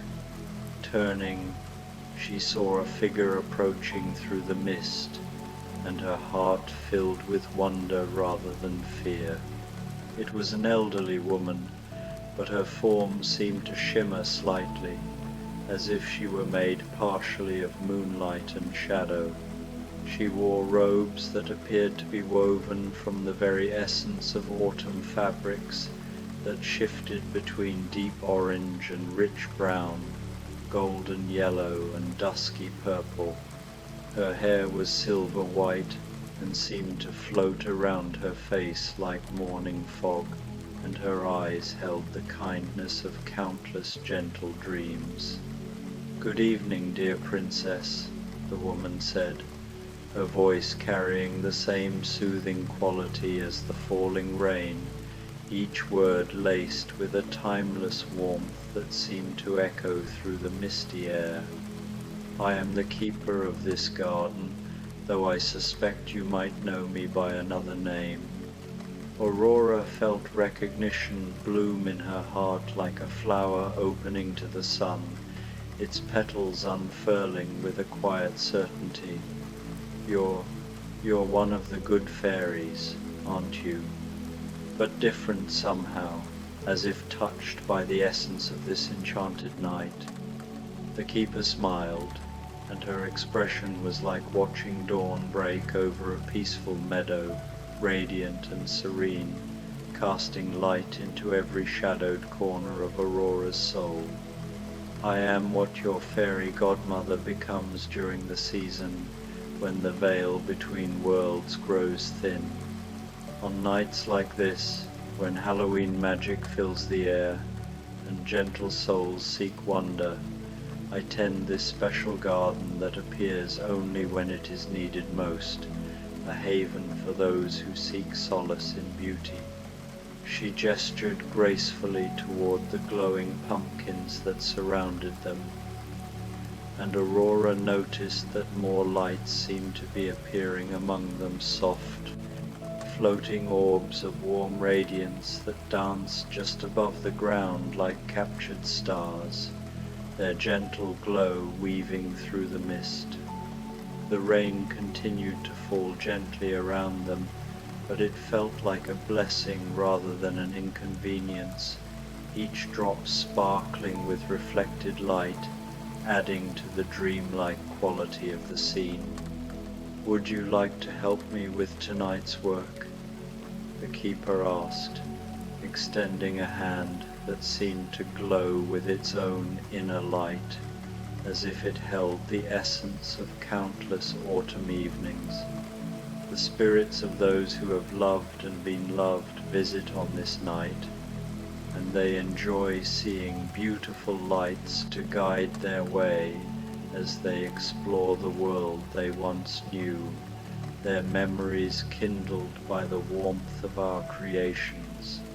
Aurora took the offered hand without hesitation, feeling a warmth spread through her entire being, a current of magic that connected her to the garden's timeless purpose. "I would be honored to help." The keeper led her deeper into the garden, where Aurora discovered a small clearing surrounded by the largest and most beautiful pumpkins she had yet seen, their surfaces shimmering like polished amber. In the center of the clearing sat a simple wooden table covered with carving tools that gleamed like silver in the magical light. But these tools seemed to work almost by themselves, requiring only the gentlest guidance to create the most beautiful patterns, as if they were extensions of the garden's own enchantment. "Choose a pumpkin that calls to your heart," the keeper instructed, her voice blending harmoniously with the sound of the rain, a melody that seemed to resonate with the very pulse of the earth. "Then simply allow your hands to work as your spirit guides them. The magic will do the rest." Aurora walked slowly around the clearing, letting her gaze rest gently on each pumpkin until she found the one that seemed to glow a little brighter when she looked at it. It was medium-sized and perfectly round, with skin the color of warm honey, its surface smooth and inviting. When she lifted it, it felt light as a cloud and warm as sunshine in her hands, as if it had been waiting for her touch all along. Settling at the table, Aurora picked up one of the carving tools and immediately felt a gentle tingling in her fingers. As she began to work, she found that the tool seemed to know exactly where to cut, creating patterns that flowed like water and bloomed like flowers beneath her touch. She carved delicate roses intertwined with sleeping doves, crescent moons cradling stars, and gentle spirals that seemed to draw the eye inward toward a place of perfect peace. As she worked, Aurora became aware of soft presences moving around the garden, not visible exactly, but felt like warm breezes or gentle touches on her shoulder. The keeper worked nearby, creating her own beautiful designs, and occasionally offered soft words of encouragement or shared gentle stories about the spirits who visited on nights like this. "They come not to frighten or haunt," the keeper explained as she carved an intricate pattern of sleeping cats curled among pumpkin vines, "but simply to remember the beauty of the world they once loved. Our lights help them find their way to the places and people they cherish most." The rain continued its peaceful symphony overhead, and Aurora found herself falling into a meditative rhythm with her carving. Time seemed to move like honey, slow and sweet, and she felt a deep sense of purpose and contentment settling into her bones. This was magic of the gentlest kind, not the dramatic spells of fairy tales, but the quiet enchantment that lived in moments of pure creativity and connection. As Aurora put the finishing touches on her pumpkin, she felt a presence beside her and looked up to see a figure that made her heart fill with joy. It was translucent and shimmering, but unmistakably the spirit of her beloved grandmother who had passed many years ago. The spirit smiled at Aurora with all the love and warmth she remembered, reached out to gently touch the carved pumpkin, and then faded away like morning mist, leaving behind only the faintest scent of lavender and the feeling of having been deeply blessed.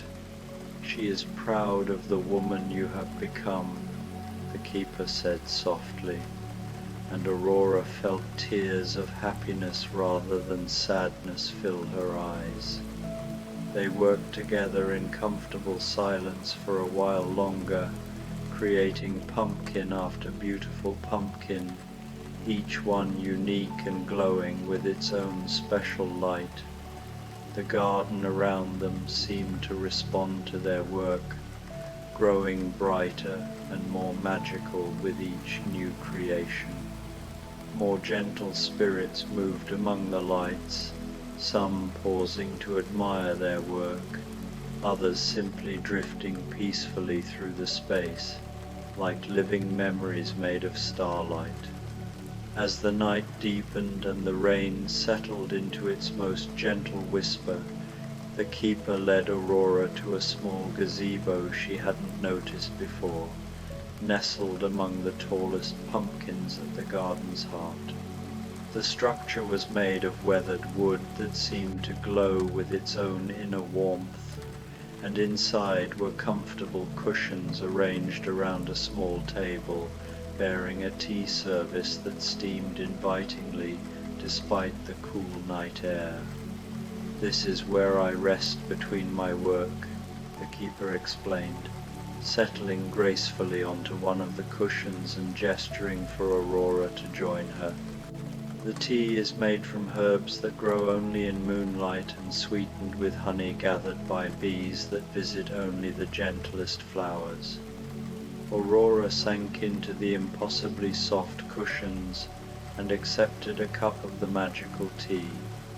It tasted like comfort itself, warm and soothing, with hints of chamomile and lavender, mint, and something that might have been liquid starlight. As she sipped, she felt any remaining tension in her body melt away completely, leaving her feeling perfectly relaxed and beautifully drowsy.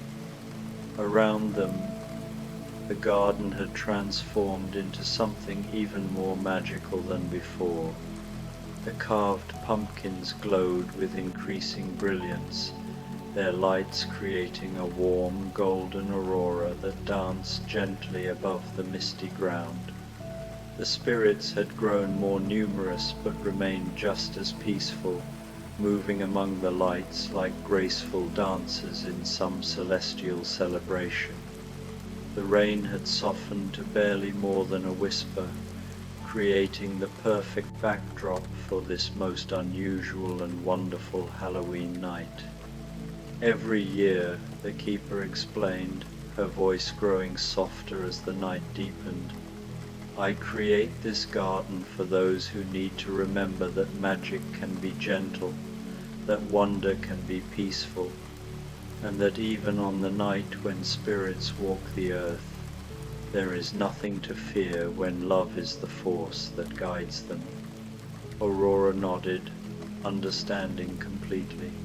She had spent so much of her life surrounded by the dramatic magic of fairy tale adventures, but this quiet enchantment felt even more profound. There was something deeply healing about working with her hands to create beauty, about sharing space with loving spirits, about discovering that Halloween could be about connection and remembrance rather than fright and shock. As they finished their tea, Aurora noticed that some of the floating lights had begun to form patterns in the air above them, gentle spirals and flowing streams of radiance that seemed to be drawing the eye toward the eastern horizon, where the faintest hint of dawn was beginning to touch the sky. "The night is nearly over," the keeper observed, rising gracefully from her cushions. "Soon the garden will fade back into the space between seasons, waiting for next year's Halloween to call it forth again. But the peace you have found here, and the beauty you have created, will remain with you always." Aurora stood as well, feeling reluctant to leave this magical place, but also deeply satisfied by the experience she had been given. She looked around one last time at the glowing pumpkins, the dancing lights, and the gentle spirits still moving peacefully among them, knowing that she would carry this memory like a treasure for the rest of her days. The keeper walked with her back toward the castle, the path now glowing softly beneath their feet to guide the way. As they walked, Aurora noticed that each step felt lighter than the last, as if the magic of the garden was lifting away all the small worries and tensions that had accumulated in her spirit over the passing days. "Will I see you again?" Aurora asked as they reached the garden door. "Whenever you need to remember that magic lives in the quiet moments," the keeper replied. "Whenever you wish to create beauty with your own hands, whenever you want to honor those who have loved you by living fully in the present moment, I will be there in the work itself, in the peace you find, in the gentle wonder that fills your heart."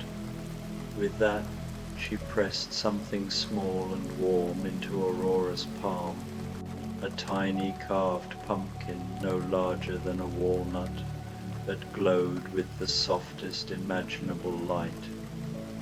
"A reminder," the keeper said with a smile, "that every night can hold its own gentle magic if we know how to look for it."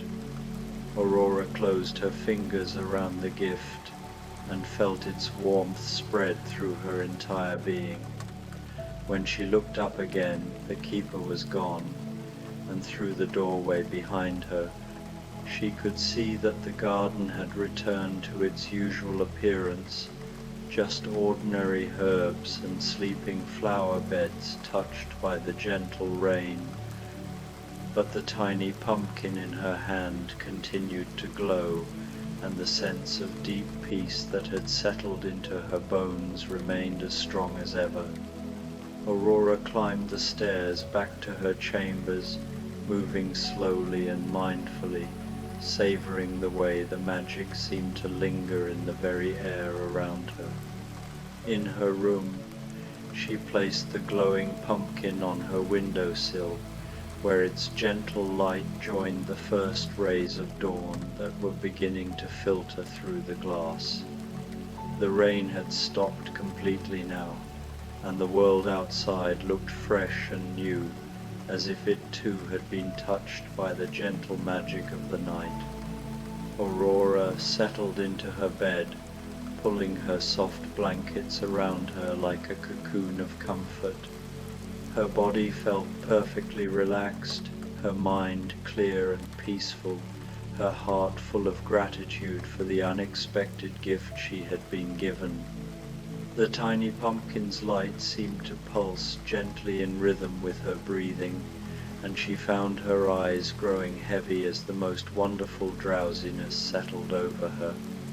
As she drifted towards sleep, Aurora could still feel the lingering magic of the enchanted garden, the warmth of creating beauty with her own hands, the comfort of knowing that love continues even after death, the deep peace that comes from moments of pure wonder. She understood now that Halloween magic didn't have to be about fear or fright, but could instead be about connection, remembrance, and the gentle mystery that lives in the spaces between what we know and what we dream. The revelation settled over her like a soft blanket, wrapping her heart in a quiet certainty that the world was far more wondrous than she had ever imagined. The rain began again outside her window, but softer now, like a lullaby sung by the earth itself.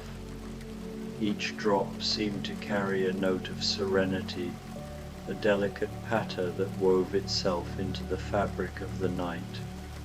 Aurora's breathing deepened and slowed, matching the gentle rhythm of the drops against the glass. The tiny pumpkin on her windowsill continued its soft glow, a beacon of warmth in the cool darkness. It stood sentinel, like a guardian made of light and love, its carved smile radiating a quiet promise that the magic of this night would not fade with the dawn. As Aurora hovered on the edge of slumber, her thoughts lingered on the enchanted garden she had visited. She could still see the rows of pumpkins, their carved faces glowing with stories of lives well lived and loves well cherished. She could still feel the weight of the magical tools in her hands, the way they seemed to hum with purpose as she shaped light into beauty. The garden had been a place of transformation, not just for the spirits who found solace in its glow, but for Aurora herself. It had taught her that magic was not something distant or unattainable, but a gift that lived in the act of creation, in the courage to honor memory, and in the choice to seek wonder over fear. In her dreams that followed, Aurora found herself walking again through the enchanted pumpkin garden, but now it stretched on forever under a sky full of gentle stars. The air was crisp with the scent of autumn leaves and the faint sweetness of ripened pumpkins, and the ground beneath her feet felt soft, as if the earth itself were cradling her steps. The carved pumpkins sang soft lullabies, their voices weaving together in a chorus that was both mournful and joyful, a melody of lives remembered and loves eternal. The spirits danced like wisps of loving memories, their forms shimmering in the golden glow of the pumpkins, each one a testament to the enduring power of connection. Aurora moved through the garden with a sense of purpose, her hands once again holding the magical tools that had guided her earlier. She knelt beside a pumpkin, its surface smooth and cool beneath her touch, and began to carve. The knife moved with an ease that felt like an extension of her own heart, each cut releasing a soft burst of light that floated upward like a firefly. She shaped stars and crescent moons, delicate swirls and intricate patterns, each design a tribute to someone or something she held dear. With every stroke, she felt the garden's magic flow through her, a current of warmth and peace that connected her to the spirits, to the earth, to the very stars above. As she worked, the garden seemed to grow around her, its boundaries dissolving into an endless expanse of light and possibility. New pumpkins sprouted from the earth, their vines curling gently around her ankles as if to anchor her in this sacred place. Fireflies danced in the air, their tiny lights mingling with the glow of the pumpkins to create a tapestry of radiance that stretched as far as the eye could see. Aurora laughed softly, her heart swelling with the joy of creation, and the sound seemed to ripple through the garden, answered by the rustle of leaves and the soft hum of the spirits. In the distance, she saw figures moving, other dreamers, perhaps, or spirits who had found their way to this eternal garden. They too were carving pumpkins, their hands guided by the same magic that had touched Aurora. She felt a kinship with them, a shared understanding that this place was not just a dream, but a truth that lived beyond the veil of sleep. It was a place where love could be crafted into light, where memories could be honored with beauty, and where the heart could find rest in the gentle mystery of existence. And there, in the heart of her dreams, the keeper's voice whispered one final blessing. Sleep now, dear one, and know that the magic you have touched tonight will always be part of you. In every moment of creativity, in every act of love, in every choice to see wonder instead of worry, there you will find the enchanted garden waiting, ready to fill your heart with peace. The voice was warm and familiar, like a parent's lullaby or a friend's gentle reassurance, and it seemed to come from everywhere and nowhere, as if the garden itself were speaking. Aurora paused in her carving, lifting her eyes to the starlit sky. The stars seemed to pulse in time with the keeper's words, their light a reflection of the glow within her own heart. She felt a profound gratitude, not just for the magic of this night, but for the life she had been given the chance to love, to create, to dream. The tiny pumpkin's glow pulsed once more on her windowsill, as if acknowledging the truth of these words, and then settled into a steady, gentle light that would burn softly through the remaining hours of the night and into whatever dreams might come. Outside, the world settled into its own peaceful rest, cradled by the gentle rain and watched over by the last few stars that lingered in the lightening sky. The castle stood silent, its stone walls steeped in the quiet magic of the season. In her chamber, Princess Aurora slept the sleep of those who have touched magic and found it good, her heart full of the quiet wonder that comes to those who choose to see Halloween as a celebration of love, memory, and the beautiful mystery of existence itself. The enchanted pumpkin garden had faded back into the space between seasons, but its gift remained a reminder that magic lives not in grand gestures or dramatic spells, but in the gentle moments when we create beauty, honor, love, and open our hearts to wonder. Aurora knew now that she carried the garden within her, a spark of light that would guide her through the days and nights to come. She could return to it whenever she needed, in the quiet act of painting a picture, writing a story, or simply sitting beneath the stars and listening to the whispers of her own heart. And perhaps, if one knew how to look, one might still see the faint glow of carved pumpkins in the morning mist, or catch the whisper of grateful spirits on the autumn wind, or feel the lingering warmth of a night when Halloween showed its gentlest and most loving face. The world was full of such moments. Aurora realized moments when the veil between the ordinary and the magical grew thin, and the heart could glimpse the eternal. For magic, after all, belongs not to any single night or season, but to all those who choose to embrace it with open hearts and peaceful dreams.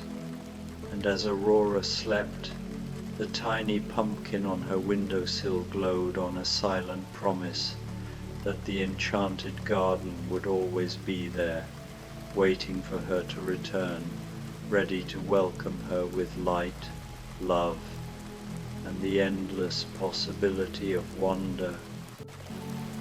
A Snow White and the Seven Dwarfs' sleepy Halloween fairy tale. The rain had come softly at first, like a secret whispered through the treetops. It was not the kind of rain that rushed or shouted, not the kind that rattled rooftops or swept in fierce waves. No, this rain was gentle, delicate as a sigh. It began as a faint murmur, a hush that brushed across the forest like a lullaby. Snow White listened to it from the open window of the dwarf's cottage, her head resting against her hand, her long dark hair loose upon her shoulders.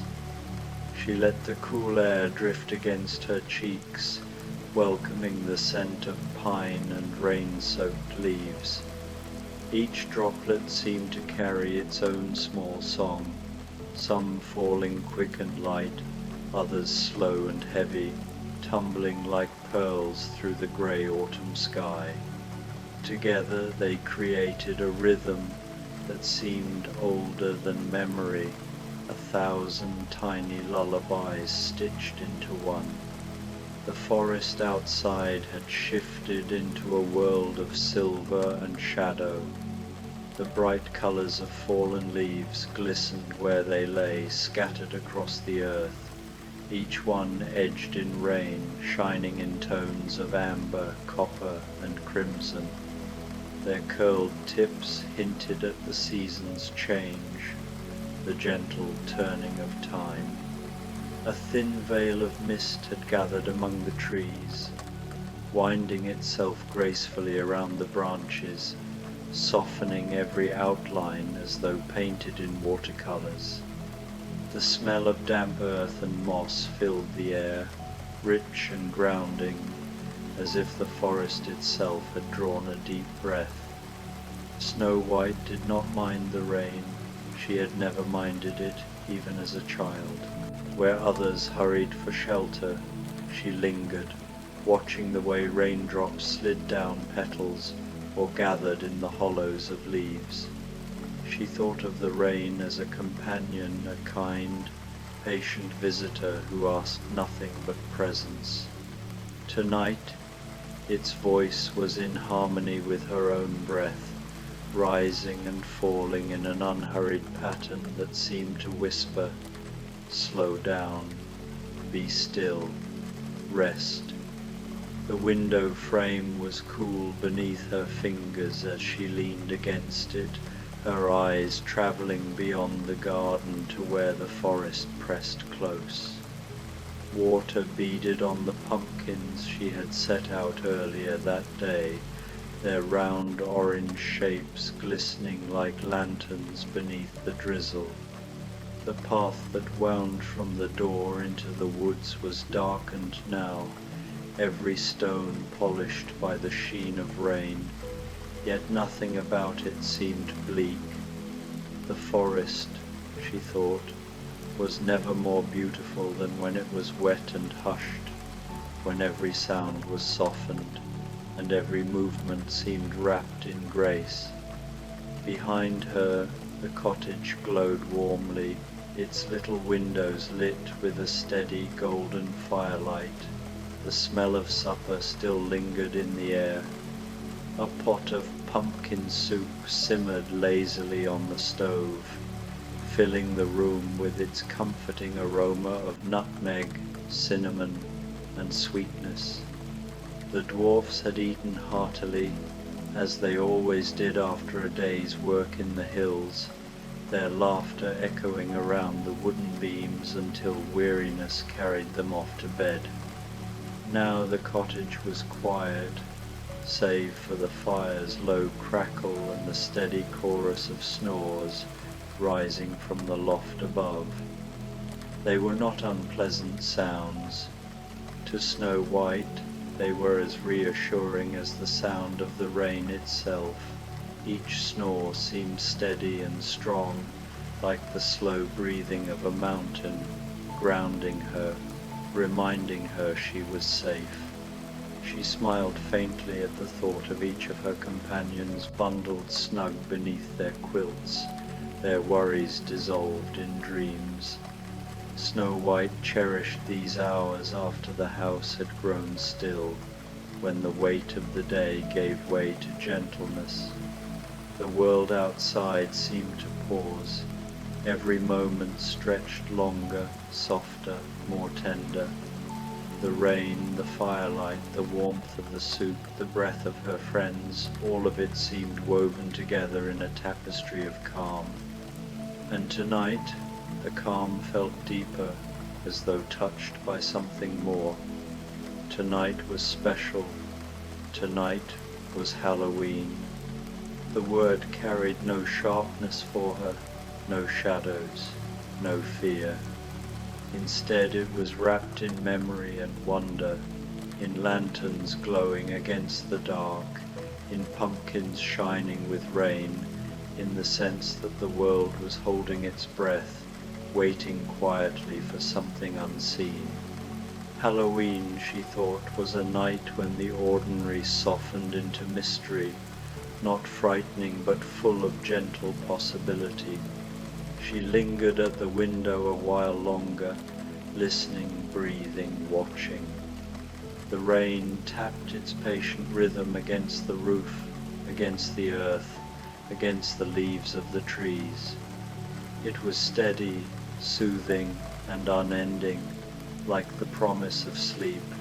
Though the dwarfs had spoken of tricks and pranks in their younger days, Snow White felt Halloween as something gentler, a night when the veil between worlds seemed thinner, not frightening, not sharp, but wondrous and soft, like a curtain of mist parting to reveal hidden beauty. Where others might think of shadows, she thought of lantern light.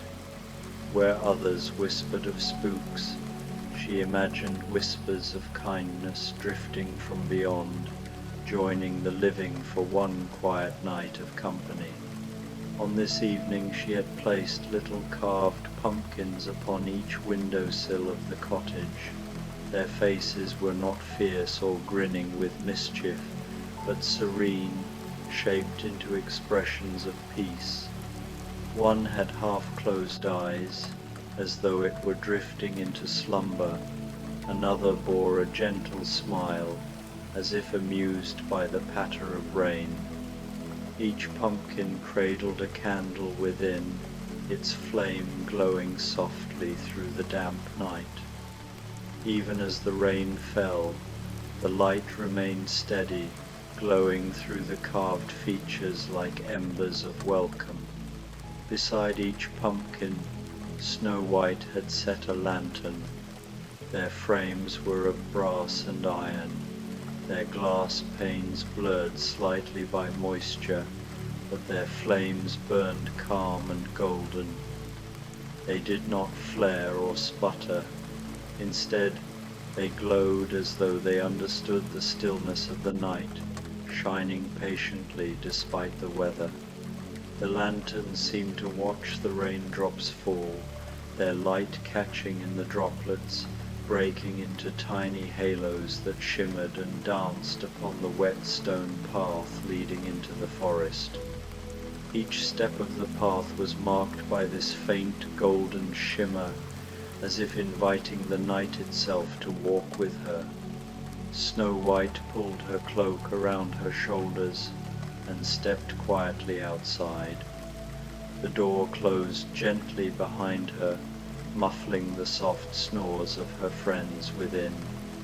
The rain met her at once with a cool kiss upon her cheeks and forehead, a touch that made her draw her cloak tighter but also deepened her smile. She carried a lantern of her own, one she had polished earlier in the day. Its frame was sturdy iron, its glass already fogging with warmth from the candle burning within. The handle felt cool and smooth in her hand, grounding her as she stepped slowly forward. Each step pressed softly into the softened earth, and little ripples formed where puddles gathered around her shoes. The stones of the path shone darkly, reflecting both the lanterns and the silvery sky above. The sound of her footsteps was gentle, swallowed quickly by the forest's hush. The air was rich with scent, thickened by the rain. She breathed in the earthy sweetness of moss, the resinous sharpness of rain-soaked pine, and beneath it all, the faint, lingering spice of pumpkin drifting from the chimney, where the last of the soup still simmered. It was a fragrance both grounding and comforting, wrapping her in familiarity even as she stepped into mystery. She did not walk with haste. Halloween, she felt, was not a night for rushing, it was a night for noticing, for savoring.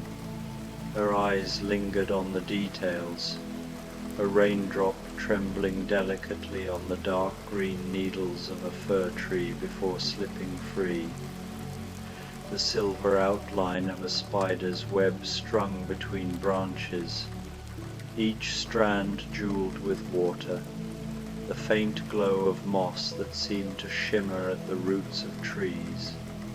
The forest waited, hushed and patient, as though it too were listening for something just beyond the veil. And so Snow White walked on, unhurried, her lantern swaying gently at her side, carrying her deeper into the night's quiet wonder. The forest seemed alive with subtle magic, as though every branch, every droplet, and every stone had awakened to take part in the quietness of the night. Shadows stretched long and soft between the trees, but they were not the kind of shadows that pressed in with unease. Instead, they seemed to breathe in harmony with the rain, swelling and fading like tides, as if the entire forest was exhaling together. Though it was dark, it was not unfriendly. The darkness here was more like a blanket, draped tenderly across the world, tucking the earth in for its rest. The trees, tall and ancient, stood like guardians, their trunks glistening where rain traced silver lines down their bark.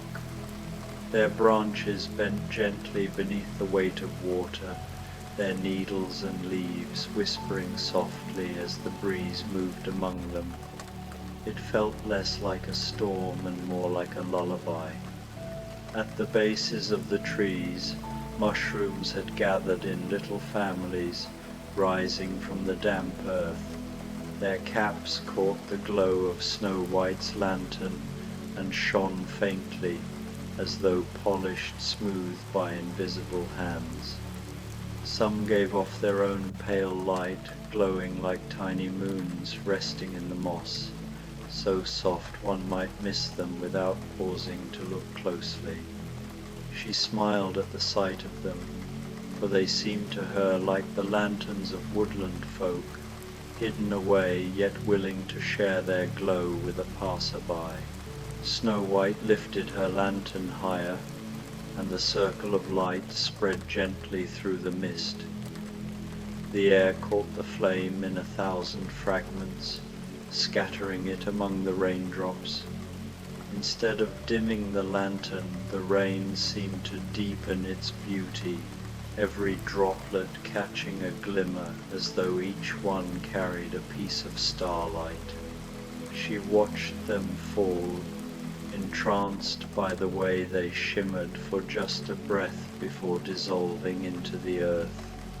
From the corners of her vision, she thought she saw shapes beyond the trees, not solid, not threatening, but soft movements like figures gliding quietly through the shadows. They did not linger, only passing slowly, as if curious. Snow White felt no fear stir in her heart. On this night she knew, even the unseen held a gentleness about them. Halloween, she thought, was a night when the worlds touched not with sharpness, but with kindness, a reminder that mystery could be tender too. An owl called from a hidden branch overhead, its voice low and steady. The sound did not break the silence, it joined it. The call seemed woven into the rhythm of the rain, echoing gently in Snow White's chest until she felt her own breath move in time with it. She smiled softly, warmed by the sense of belonging, as though the forest had recognized her as part of its quiet song. The path curved onward, carrying her steps to a small glade where the ground lay thick with fallen leaves. They formed a soft carpet of russet and gold, their edges curling with the season's chill. In the center of the glade stood a circle of stones, smooth and ancient, their surfaces dark and slick with rain. Snow White paused at the edge, her lantern casting a soft glow across them, their wet sides gleaming like mirrors. The stones reminded her of stories, tales the dwarfs had whispered by the fire. They had spoken of nights when folk of the forest, both seen and unseen, gathered in such circles to share warmth, light and song. Tonight, with the rain falling gently around her and the air filled with the hush of the unseen, she wondered if the forest itself might be preparing for its own quiet gathering, one she had been gently invited to witness. Snow White placed her lantern carefully upon one of the stones, the iron handle clicking softly against the smooth, wet surface. Its flame burned steadily, though the rain traced down the glass in shining trails. The light flickered and spread across the stone, reflecting in little ripples upon the slick surface as though the rock itself were glowing from within. She gazed into the mist beyond the circle. At first, she thought she imagined it that perhaps her lantern had multiplied its glow in her tired eyes, yet the faint shimmer did not fade, it grew. Slowly, she noticed other lanterns appearing, one by one, their lights small and delicate against the shadowed trees. They were not harsh or sudden, they emerged as gently as dawn, as if the forest itself were lighting tiny candles in honor of the night. Snow White leaned forward slightly, her breath caught in her chest, not with fear but with quiet awe. The lights approached at an unhurried pace, weaving gracefully between the trees. Some bobbed higher, some lower, as if carried by unseen hands or drifting upon a silent breeze. The closer they came, the more she could see their golden glow, soft and calm, never wavering. Soon the lanterns reached the clearing. They floated into the circle of stones and began to gather around her own flame, as if greeting it. Snow White's heart swelled at the sight. Each lantern hovered gently, like a star that had descended from the sky, finding its place upon the earth. The glow deepened, mingling with the light of her own lantern until the clearing was bathed in warmth. The rain seemed to hush in response, falling more softly now, its sound subdued as though it too wished to listen. Snow White whispered, her voice hushed with wonder, "How beautiful you are." The lanterns seemed to answer. Their glow pulsed faintly, each one brightening for a heartbeat before softening again, as though they were breathing with her.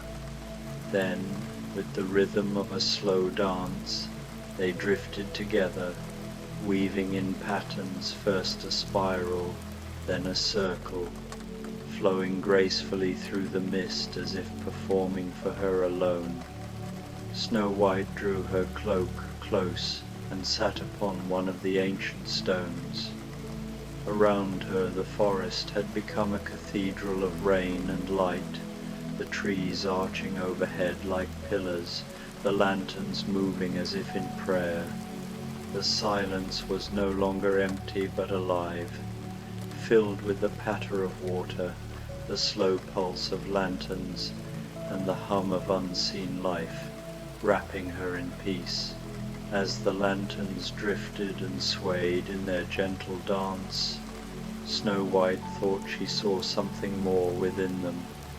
Their golden glow seemed to shimmer in such a way that shapes appeared, soft, fleeting impressions that faded almost as soon as she noticed them.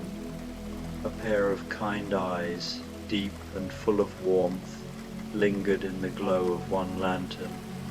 In another she glimpsed the faint curve of smiling lips, as if an unseen friend were quietly amused by her wonder. Some lanterns seemed to hold whole faces, peaceful and serene, as though the forest itself had chosen to take form for a brief moment just to be near her. She could not say if they were memories, reflections of her own thoughts, or spirits of the forest come to share their presence. Yet it did not matter. Whether born of imagination or mystery, they carried no weight of fear. They were gentle, as steady and soft as the rain. Perhaps, she thought, they were simply the forest's way of reminding her that nothing truly vanished, that kindness lingered, glowing on like a lantern in the mist. The lights drifted closer, curious and unhurried. A few hovered near her, their glow so near that it brushed warmth against her cheeks and fingertips. The sensation was tender, as though being greeted by an old friend's touch. Snow White closed her eyes for a moment, surrendering to the feeling. It was like being surrounded by a quiet choir, each lantern humming a lullaby in tones too soft for words. Together, their presence wrapped around her like a quilt of light, carrying her deeper into calm. When she opened her eyes again, she noticed the lanterns had shifted. They no longer floated in a circle around the stones, but had arranged themselves in a long, slow curve, their glow steady and deliberate. The curve stretched outward into the mist, becoming a path of light that reached deeper into the forest. Each lantern was a beacon, small and steady, and together they looked like stars fallen to earth, laid gently upon the ground to guide her steps. Snow White felt her heart grow still, steady and sure, as though she had been invited into a dream she could walk within. Rising slowly from the stone, she gathered her cloak around her shoulders. Her lantern swayed gently in her hand, though she hardly needed its light now. With quiet steps, she began to follow the glowing path, unhurried, her breath matching the rhythm of the rain, her spirit carrying the same calm as the lanterns themselves. The lanterns led her onward, their golden glow winding through the trees until the forest seemed to open of its own accord.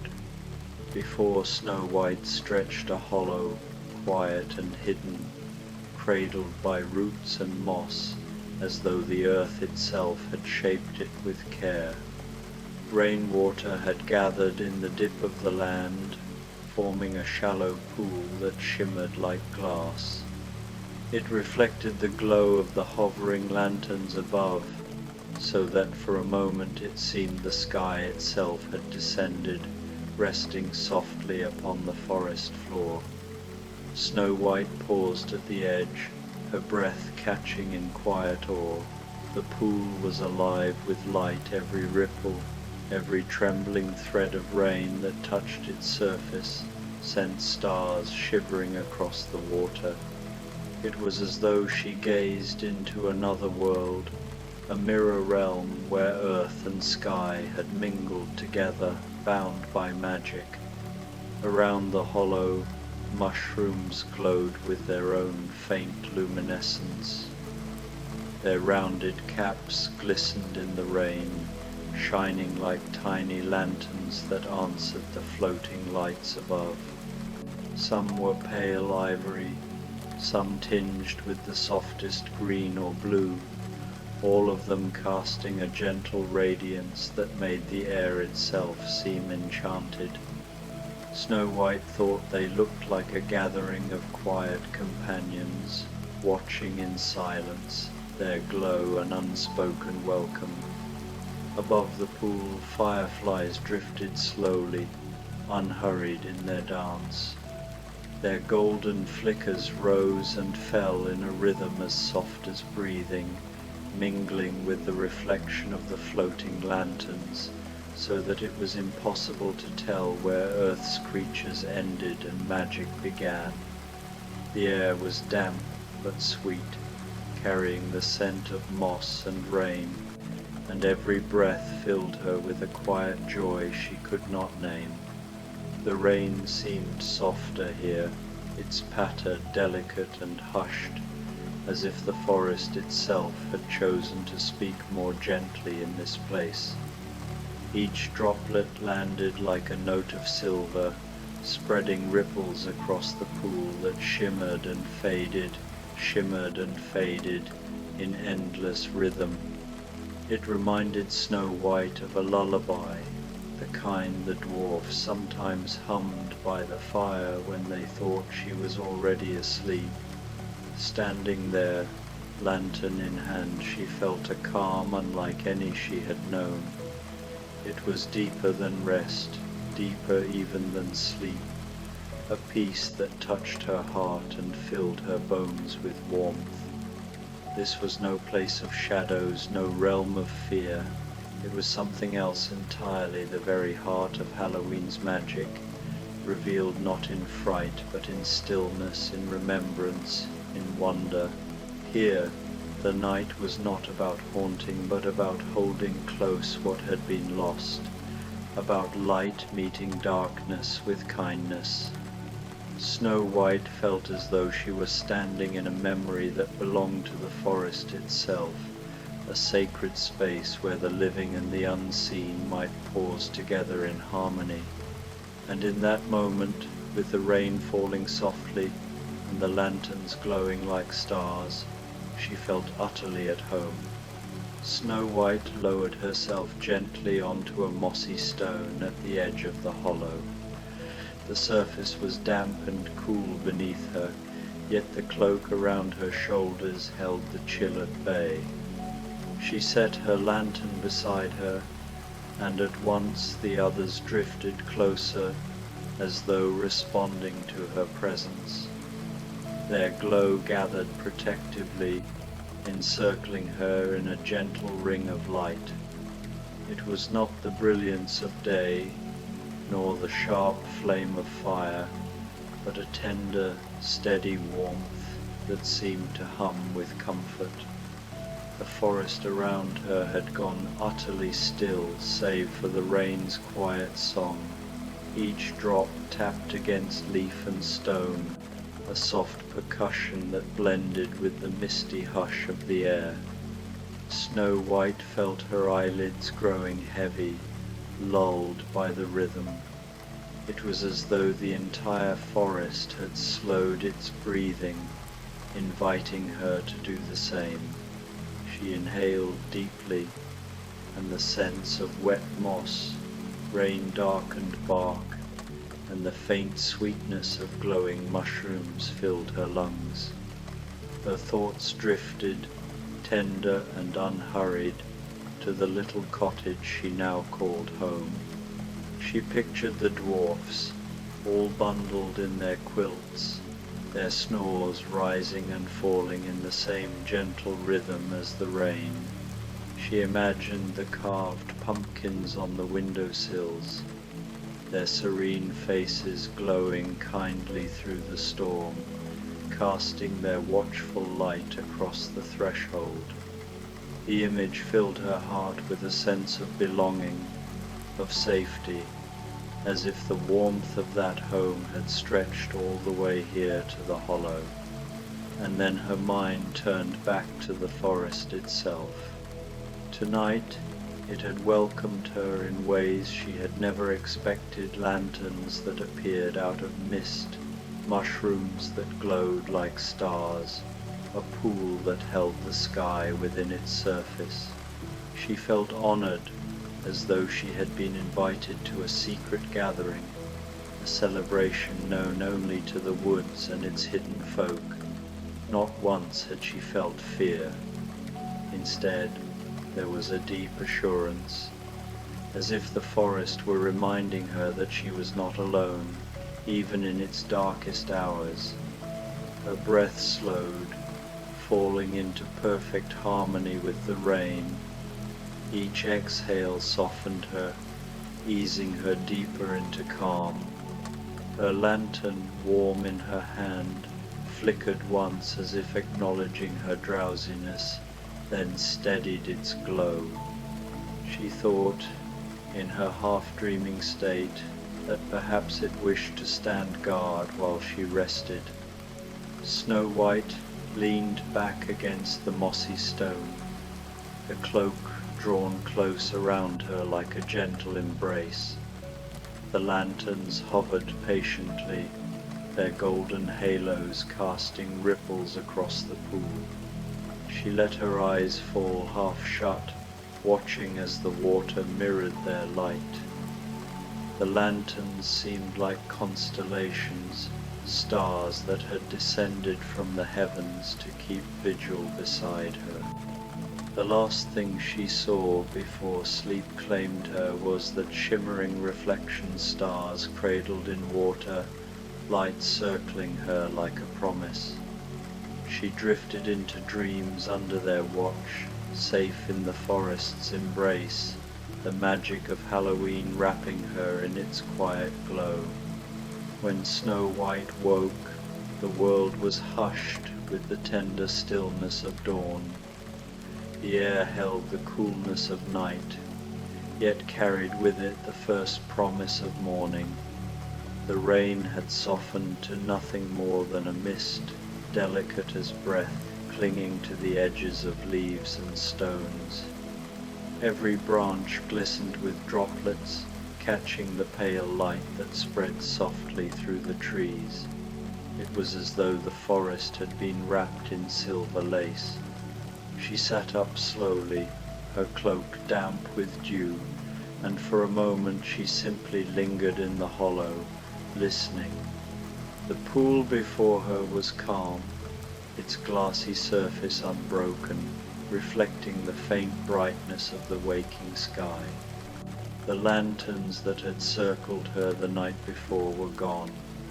Not a single trace of their golden glow remained, yet their memory lingered within her like warmth in her chest, like the last note of a lullaby still trembling in the air. Snow White drew in a breath, deep and steady, and felt a quiet gratitude.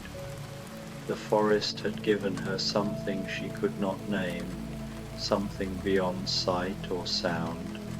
Though the lanterns had vanished, their gentleness remained inside her, as though they had left a piece of their light for her to carry.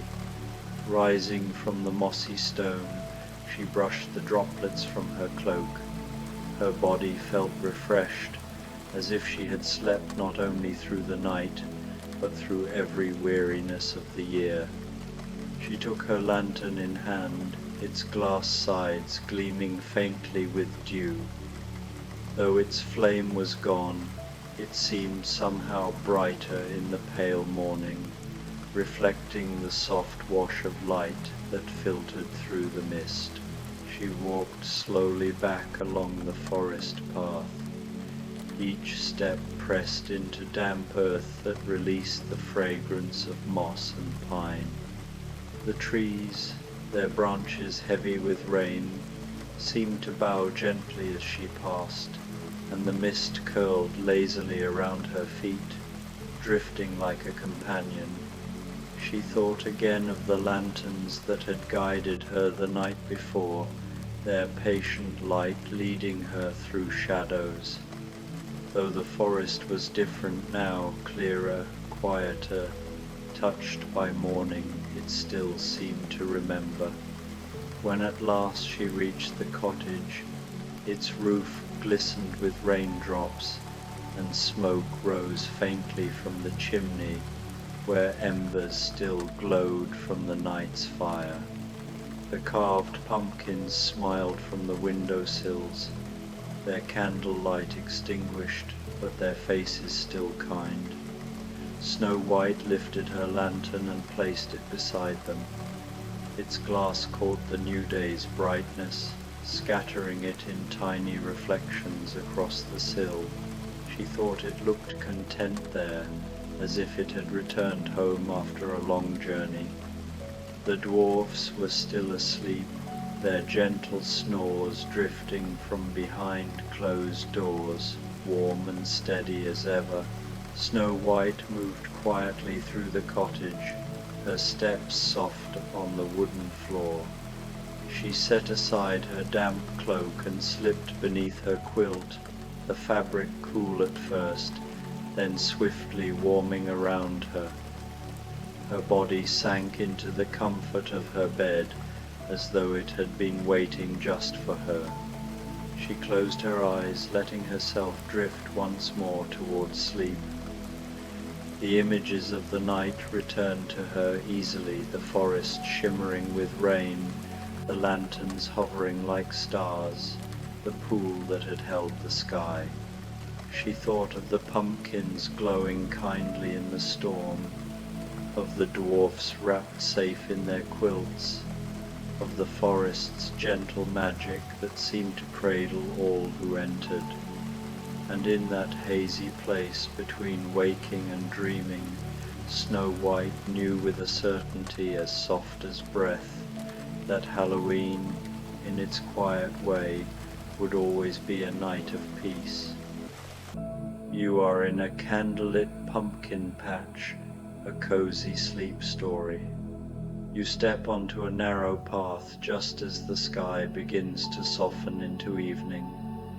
The world around you is suspended in that hushed moment between day and night, when colors deepen and shadows grow long and kind. Before you stretches a pumpkin patch unlike any you've seen before. Row upon row of pumpkins in every size and shape, each one glowing from within with the tender light of a candle.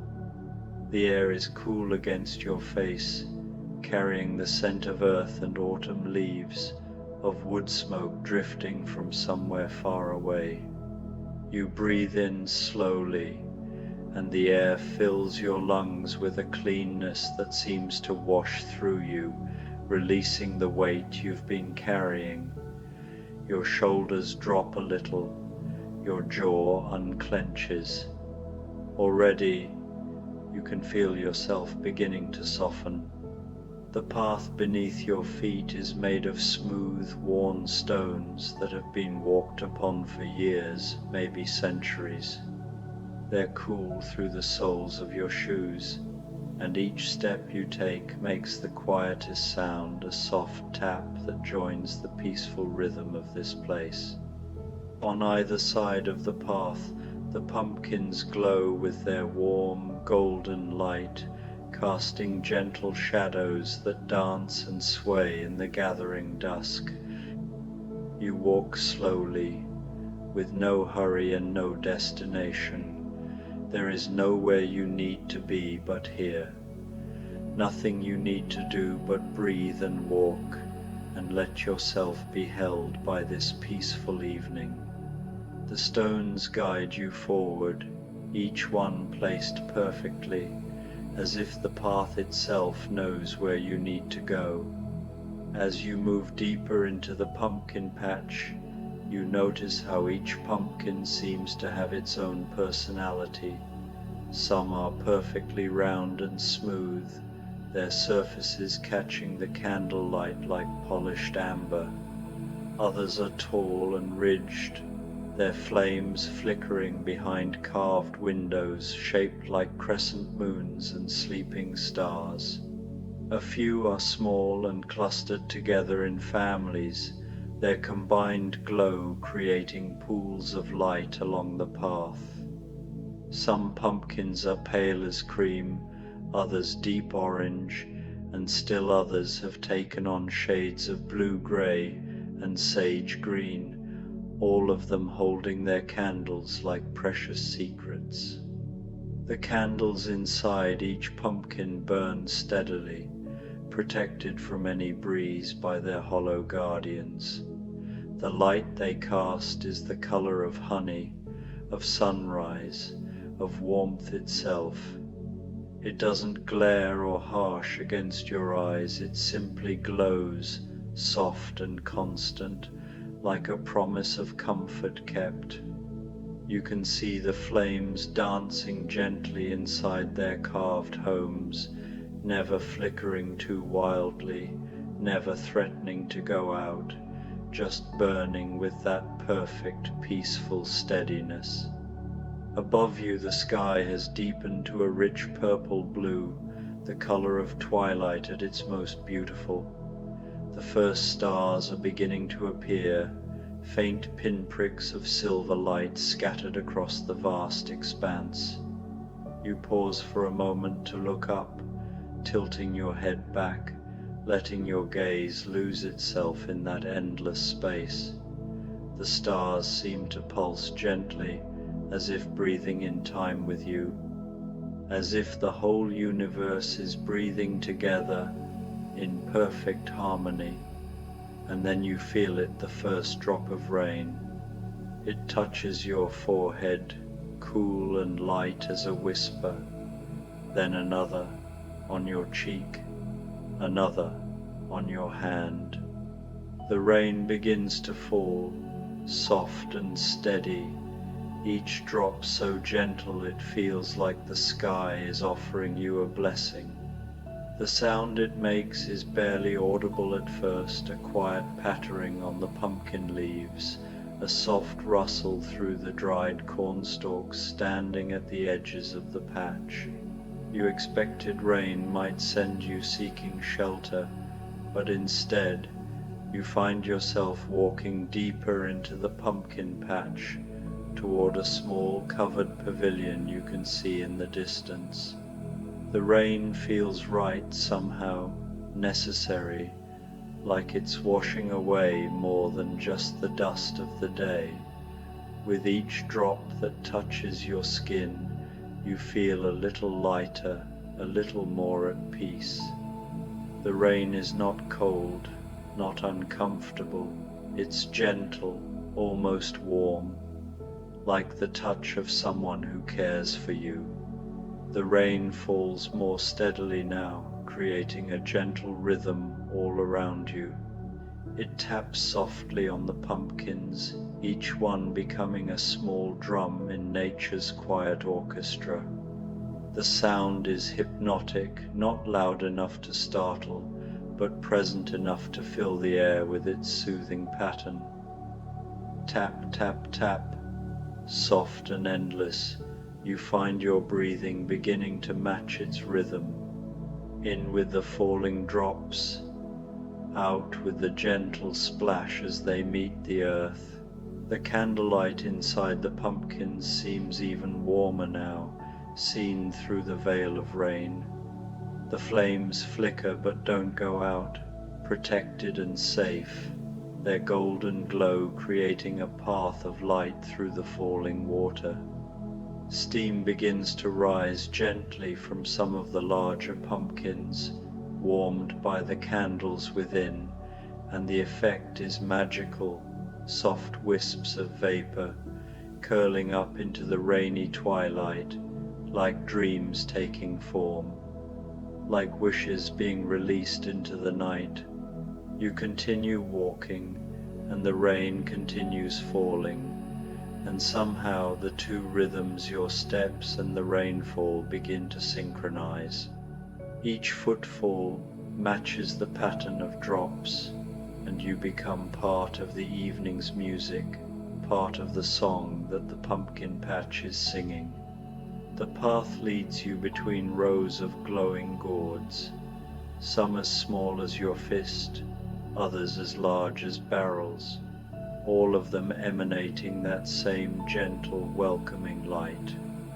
As you walk, you notice other details, the way the rain has darkened the earth, making it rich and fragrant, the way drops collect on the pumpkin vines, hanging there like tiny jewels before falling, the way your own clothes are becoming damp, but instead of feeling uncomfortable, it feels cleansing, renewing, as if you're being washed clean of worries and anxieties and all the small troubles that have accumulated on your skin like dust. You reach the pavilion and step beneath its sheltering roof. It's a simple structure, made of weathered wood that has turned silver with age, its posts wrapped with climbing vines that have grown burgundy and gold with autumn's touch. The roof overhead is solid enough to keep you dry, but open on all sides, so you can still see out into the pumpkin patch, still feel connected to the rain and the evening and the glowing lights. The wood smells of age and rain and countless seasons, a comforting scent that speaks of endurance and shelter. Inside the pavilion, there's a low bench covered with thick cushions in deep autumn colors, rust and amber, moss green, and dusky purple. Beside the bench sits a small table, and on it a lantern that matches the candles in the pumpkins, glowing with that same honey-warm light. There's also a thick blanket folded neatly, waiting for you, as if someone knew you would come, as if this space has been prepared just for you. You sink down onto the cushions, and they welcome you with a softness that elicits a deep, contented sigh. The bench, perfectly positioned to gaze out over the sprawling pumpkin patch, cradles you as you arrange yourself comfortably, drawing the blanket over your lap. The blanket, crafted from some wonderfully soft material, perhaps wool, perhaps fleece, wraps you in warmth, its texture like a gentle embrace from a loved one. Its weight is ideal, substantial enough to feel grounding and secure, yet light enough to avoid any discomfort, as if it were made just for this moment, for you. The rain continues its gentle symphony, a soothing melody that weaves through the evening air. From the shelter of the pavilion, you watch it fall across the pumpkin patch, transforming the scene into something ethereal, dreamlike, almost otherworldly. The raindrops catch the flickering candlelight as they descend, each one igniting into a brief golden spark before melting into the earth. The pumpkins glow steadfastly, their warm light unwavering, patient, and seemingly eternal, casting a serene radiance that feels like a promise of peace. You could watch this forever. You think this mesmerizing dance of rain, light, and darkness, a quiet spectacle that speaks to something deep within you. As you settle into stillness, your senses sharpen, noticing details that might have otherwise slipped by. The rain carves tiny, glistening rivers between the rows of pumpkins, following the natural contours of the land like delicate veins of water nourishing the earth. The larger pumpkin leaves, broad and sturdy, collect the droplets, their surfaces shimmering until the weight becomes too much, and they release miniature waterfalls that splash softly onto the ground below. The air grows richer with each passing moment, carrying the deep, grounding scent of wet earth and decomposing leaves, a quintessential autumn fragrance, ancient and peaceful. There's something else too, a subtle sweetness lingering in the air, perhaps the faint perfume of the season's last wildflowers, or the crisp, fruity note of apples from a nearby orchard, carried on the rain-washed breeze. Your breathing has slowed without conscious effort, each inhale drawing in the cool, clean air, crisp with the purity of the night. Each exhale releases a little more of the tension you've been carrying, worries, stresses, the weight of the day slipping away like leaves on the wind. Your shoulders, once rigid, now rest heavily against the cushions, sinking into their softness as if they've always belonged there. Your hands lie loose and open in your lap, no longer clenched, no longer grasping or striving, simply resting, simply being. The constant tension you carry in your neck begins to unravel, muscle by muscle, fiber by fiber, as if each knot is gently undone by the rhythm of the rain. Your head settles easily, naturally, requiring no effort to hold upright, as if the bench and the night itself are conspiring to support you. The pavilion feels like a sanctuary, its wooden beams sturdy overhead, shielding you from the rain while allowing you to feel part of the night's embrace. The pumpkin's glow seems to pulse in time with your heartbeat, a quiet rhythm that lulls you deeper into calm. You notice the way the candlelight reflects off the wet surfaces of the pumpkins, creating a soft halo around each one, as if they're not just gourds but tiny lanterns guarding the night.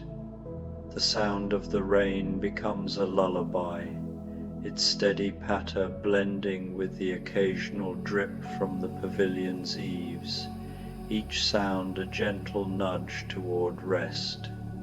You feel the blanket's warmth seeping into your skin, grounding you, while the cool air brushes your face, a perfect balance of comfort and freshness. Your thoughts begin to soften, no longer racing or demanding attention. They drift like the mist you can see gathering at the edges of the patch, formless and unhurried. You're aware of the world around you, the rustle of leaves stirred by a passing breeze, the distant call of a night bird, the faint creak of the pavilion settling into the evening. Yet none of it pulls you from this moment. Instead, it all weaves together into a tapestry of peace, each element a thread that binds you to this quiet, perfect night. You are here, fully present, yet somehow weightless, as if the boundaries between you and the world are blurring, as if you're becoming part of the pumpkin patch, the rain, the candlelight. The stars begin to peek through breaks in the clouds, their light faint but growing stronger, adding another layer to the night's beauty. You feel a quiet gratitude welling up for the simplicity of this moment, for the way the world seems to pause just for you. The pumpkins, the rain, the blanket, the bench, they all feel like gifts, conspiring to create this fleeting, perfect harmony.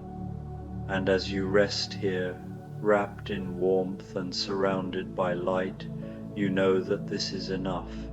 This moment, this peace, is everything you need. The sound of the rain is everywhere now, a constant presence that fills your ears and quiets your mind.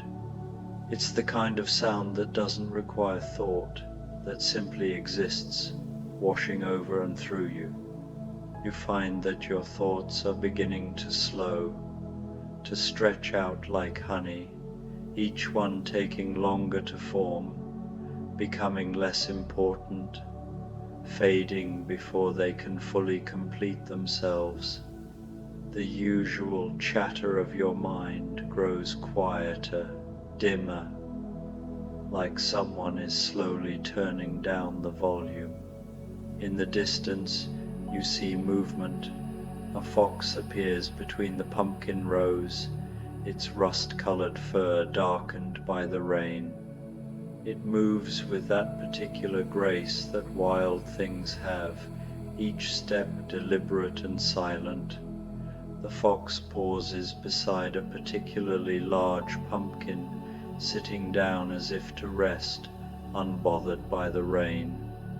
The candlelight reflects in its eyes for a moment, two small flames of gold, before it blinks slowly and looks away across the patch towards something only it can see. You watch the fox without urgency, without the need to do anything but observe. It sits there for a long moment, rain dripping from its fur, completely at peace.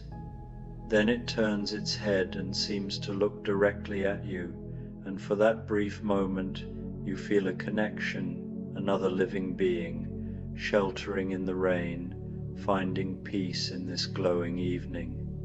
The fox's expression is calm, knowing, as if it understands exactly why you're here, exactly what you need. Then, as silently as it appeared, it rises and continues on its way, disappearing between the pumpkins, leaving only the memory of its quiet presence and that brief moment of understanding. More time passes, though you've stopped tracking it. Time has become fluid here, unimportant, just another thing you can release. The rain continues, the candles glow, the sky deepens toward true night, and more stars emerge, visible between the clouds when they part for brief moments.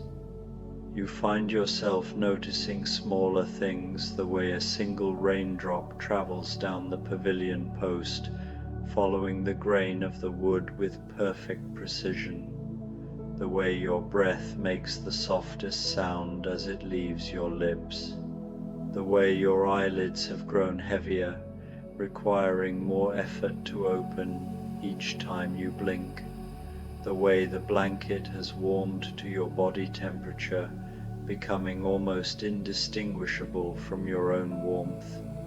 On the small table beside you, you notice something you hadn't seen before.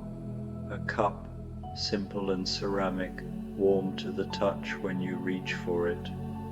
Inside is some kind of tea or warm drink, the steam rising from it carrying the scent of chamomile and honey, of lavender and something else you can't quite name, but that smells like comfort itself, like safety, like home. You lift the cup to your lips and sip slowly, carefully. The liquid is exactly the right temperature, warm enough to heat you from within, but not so hot as to jar you from this peaceful state. It tastes like autumn evenings and safety, like all the best parts of being home. There's a hint of vanilla, a whisper of cinnamon, and underneath it all, that soothing flavor of chamomile that speaks directly to your nervous system, telling it to relax, to let go, to rest. You sip again, then cradle the cup in your hands, feeling its warmth seep into your palms, traveling up your arms, spreading through your chest. The rain begins to slow, becoming even softer, each drop more spaced out from the last. The sound shifts from a steady patter to a gentle, intermittent tap, tap, tap, like a lullaby finding its closing notes, like the world itself preparing to sleep. The rhythm becomes almost hypnotic, and you find yourself waiting for each drop, anticipating it, and then feeling a small sense of satisfaction when it comes, soft and perfect and exactly when it should. You set the cup back on the table and adjust yourself on the cushions, pulling the blanket higher, letting your body sink deeper into comfort. Through the pavilion's open sides, the pumpkin patch glows on, unchanging, eternal. Each candle still burns with that same steady light, and you realize they'll burn through the night, keeping watch, holding the darkness at bay with their gentle golden glow. You are protected here. You are safe. Nothing can disturb this peace. Your eyes are so heavy now. Each time you blink, it takes longer to open them again. The images before you begin to blur softly at the edges, the rain, the pumpkins, the candlelight all merging into a watercolor dream of gold and shadow, of soft light and gentle darkness. It's beautiful in its softness, in its lack of sharp edges or harsh contrasts. Everything is gentle here, everything is kind. You let your eyes close for a longer moment, and behind your lids you can still see the glow of the candles, as if they've been imprinted there. The sound of the rain is softer still now, almost dreamlike itself, more feeling than sound. Your breathing has become so slow and deep, each breath taking forever, each exhale releasing you further into peace. You count your breaths without meaning to 1, 2, 3, and then you lose count, and it doesn't matter, because counting was just another thing to do, and here you don't need to do anything at all. When you open your eyes again, though it takes such effort, and they open only halfway, the pumpkin patch has transformed into a realm of pure enchantment. The space between the rows of glowing pumpkins is now cradled by a soft, ethereal mist that clings low to the ground, capturing the candlelight and holding it suspended in the air like tiny stars trapped in a dream. The entire patch has become a shimmering sea of gentle golden light, floating on clouds of mist, each pumpkin a beacon of warmth in the cool night. It's the most beautiful thing you've ever seen, a scene that could belong in a master's painting, a fleeting dream, or a vivid memory of childhood, when the world was woven with wonder and magic, felt not just possible, but inevitable. You gaze upon it with a heart full of dreamy wonder, your thoughts soft and unformed, simply basking in the beauty without the need to name it or pin it down with understanding. The mist moves languidly, rolling between the pumpkins like gentle waves lapping at a shore, and the candlelight pulses softly within it, weaving patterns that shift and dance with each passing moment. Spirals and swirls, eddies and currents, all crafted from light and vapor, kissed by the last traces of rain, create a living tapestry that feels alive, breathing with the night. The final drops of rain fall, each one distinct now, a delicate note in the symphony of the evening. Each drop makes its own quiet sound as it kisses a pumpkin's smooth skin, a leaf's fragile edge, or the rich dark earth. Then the rain ceases entirely, leaving behind only the soft dripping of water from leaves and the pavilion's roof, an after-song, gentle and sparse, growing quieter and more spaced out with each passing minute. Drip, drip, drip, each sound further apart, like a clock winding down, like a heartbeat easing into the rhythm of sleep. In the newfound quiet, your senses awaken to subtler sounds you hadn't noticed before. The distant hoot of an owl, low and serene, echoes through the night like a guardian's call. The rustle of a small creature, perhaps a mouse or a vole, scampers through the dried leaves at the patch's edge, tending to its quiet evening tasks. The whisper of wind weaves through the standing corn, so soft it's almost imagined, a sensation more felt than heard. Every sound is gentle, every rustle a part of this peaceful evening, all of it weaving together to wrap you in a deep sense of safety and rest, as comforting as the blanket draped across your lap. Your body feels impossibly heavy now, yet perfectly relaxed. Your arms rest weightless, sinking into the bench's cushions. Your legs have melted into the softness beneath you, blending with the seat until you can no longer tell where your body ends and the world begins. Your head rests in the perfect position, cradled and supported, requiring no effort to hold upright. Even your face has softened, every tiny muscle releasing its grip, your expression smoothing into one of utter peace.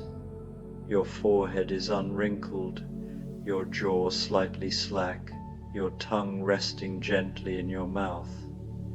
Every part of you has surrendered to this moment, to this quiet, glowing night. The stars are fully visible now, the clouds having parted and drifted away like a curtain drawn back to reveal the cosmos. The sky is a deep, black blue, a vast canvas scattered with stars that gleam like diamond dust strewn across velvet. Out here, far from the city's glare, they shine with a clarity that takes your breath away. You trace familiar constellations, Orion's belt, the Big Dipper's arc, and notice countless smaller stars you've never seen before, each one ancient, each one a silent witness to the Earth's long history. The Milky Way stretches overhead, a luminous river of light flowing through the darkness, and in a quiet moment of clarity, you realize you're gazing at light from stars that burned out millions of years ago. You're seeing history, time itself made visible, a cosmic story written in light. Your thoughts drift to the countless souls across time who have gazed at these same stars, finding solace in their steady presence. How many have lain down to sleep beneath this same sky, comforted by the knowledge that the stars would keep their silent vigil through the night. You feel connected to them all, to every grandmother who told stories under the stars, every child who dreamed beneath them, every weary traveler who found rest in their glow. You are part of an endless chain of peaceful nights, woven into the human story of seeking and finding peace, of resting under the eternal watch of the heavens. Your eyes drift closed again, and this time you don't fight to keep them open. Behind your lids, the world is soft, dark and warm, a cocoon of comfort. You can still sense the golden glow of the pumpkins, their candlelight flickering like a heartbeat.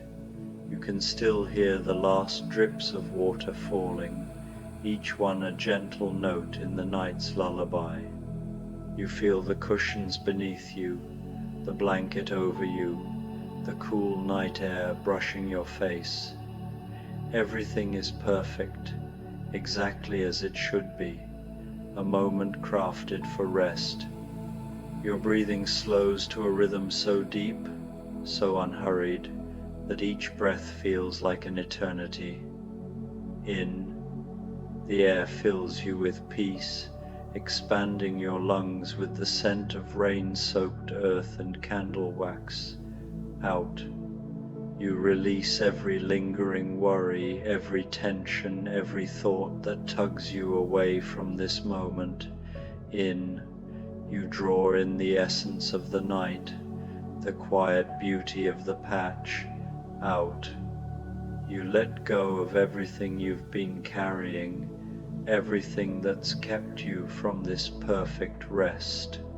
The pumpkin patch holds you in its glowing embrace, the candles burning steady and true, their light a promise of safety, of protection, of permission to let go completely.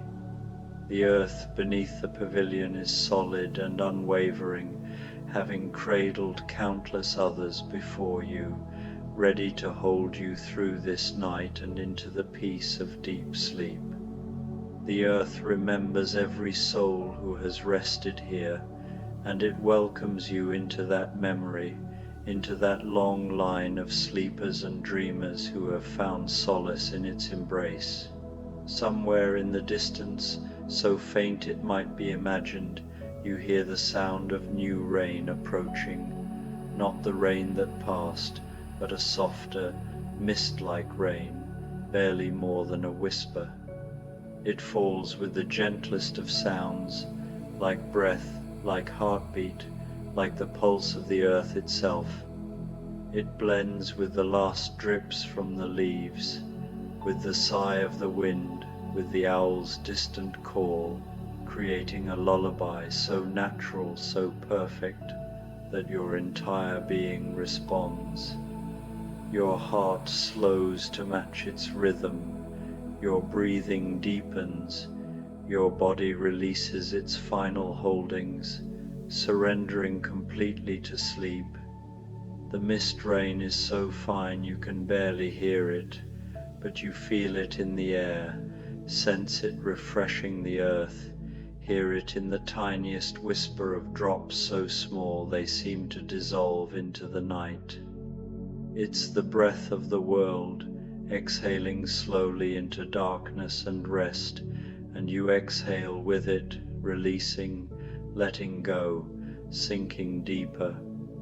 Your last conscious thought is one of gratitude for this place, this moment, these pumpkins with their faithful candles, the rain that washed the world clean, the stars keeping watch above, the earth holding you below. For the fox that darted through the evening, a fleeting companion, for the warm drink still radiating heat in your belly, for the blanket, the cushions, the shelter of the pavilion, for all of it, for everything. The candle-lit pumpkin patch glows on around you as you drift deeper, the flames flickering softly in their hollow sanctuaries, casting dancing shadows that move like dreams across the mist. The new rain whispers down, so light it barely touches the earth, more feeling than substance, merging with your breath, carrying you into sleep like a leaf floating on water, gentle, inevitable, perfect. You are held, you are safe, you are at peace. There is nothing you need to do, nowhere you need to go, no one you need to be, except exactly who you are in this moment, a person resting, releasing, allowing themselves to sleep. The world will turn without you for these hours. The stars will keep their vigil. The candles will burn. The earth will hold you, and you can simply rest. The night settles around you like wings, soft and protective and dark in the kindest way.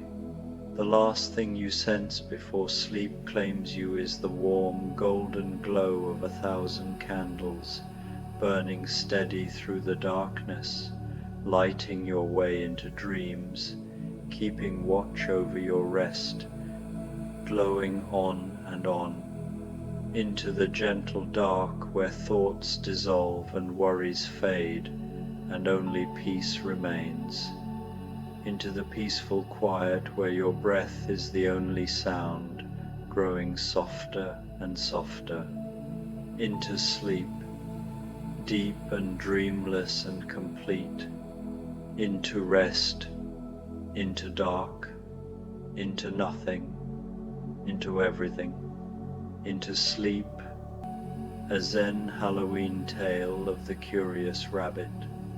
On the edge of an ancient temple garden, where stone lanterns stood like silent guardians and maple leaves drifted down in shades of crimson and gold, there lived a rabbit with fur the color of autumn mist. The other creatures of the garden called her simply Rabbit, for she needed no other name. She was small and soft, with eyes that held a gentle curiosity about all things, and ears that could catch the whisper of a single leaf falling 3 gardens away. This particular evening was unlike any other in the turning year. It was the night when autumn leaned most deeply into darkness, when the veil between what is seen and unseen grew gossamer thin.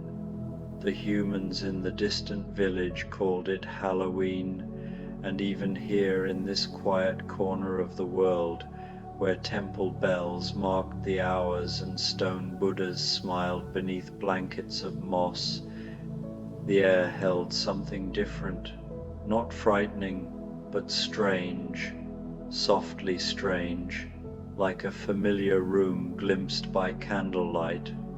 Rabbit sat at the entrance to her burrow beneath the roots of an old ginkgo tree, watching as the sun melted into the western hills like honey dissolving in warm tea. The sky transformed through shades of amber and rose, then deepened to violet, and finally to the rich blue-black of ink spreading through water. One by one stars appeared, small and distant as scattered sesame seeds. But it was the moon that captured her attention most completely.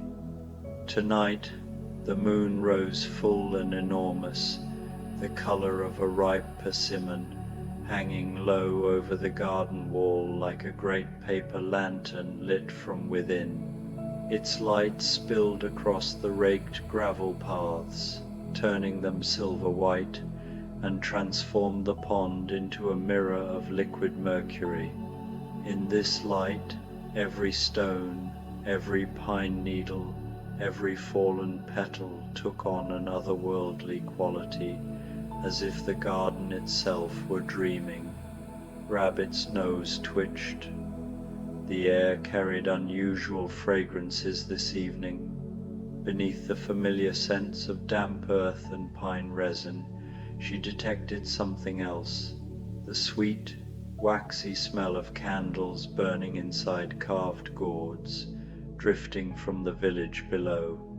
And there was incense too, the temple's evening offering, sandalwood smoke curling through the cool air like visible prayers. She decided to take a walk. Emerging from her burrow, Rabbit hopped slowly along the narrow path that wound between carefully pruned azalea bushes and past the small pond where koi fish sometimes rose to disturb the surface of the water with gentle, concentric circles. Tonight, the pond was perfectly still, a dark mirror, reflecting the enormous moon and the skeletal branches of the cherry trees that would bloom pink and abundant in spring, but now stood bare, their limbs reaching upward like the many arms of dancers frozen mid-gesture. As Rabbit rounded the bend near the stone water basin, where a bamboo pipe perpetually dripped water with a soft, meditative tock, tock, tock, she noticed something peculiar. Small lights dotted the garden. They were not the steady glow of the stone lanterns, which the temple keeper lit each evening with careful attention. These lights flickered and bobbed, hovering at various heights among the shrubs and low-hanging branches. They were the color of foxfire and marsh light, that eerie green-gold phosphorescence that sometimes glowed on rotting wood in the deep forest. Some were no larger than fireflies, others swelled to the size of plums before dimming again to pinpricks. Rabbit paused, her ears swiveling forward, her heartbeat quickened slightly, then settled. She had learned, in her time in this garden, that most things which seemed strange were simply ordinary things seen from a different angle, in a different light.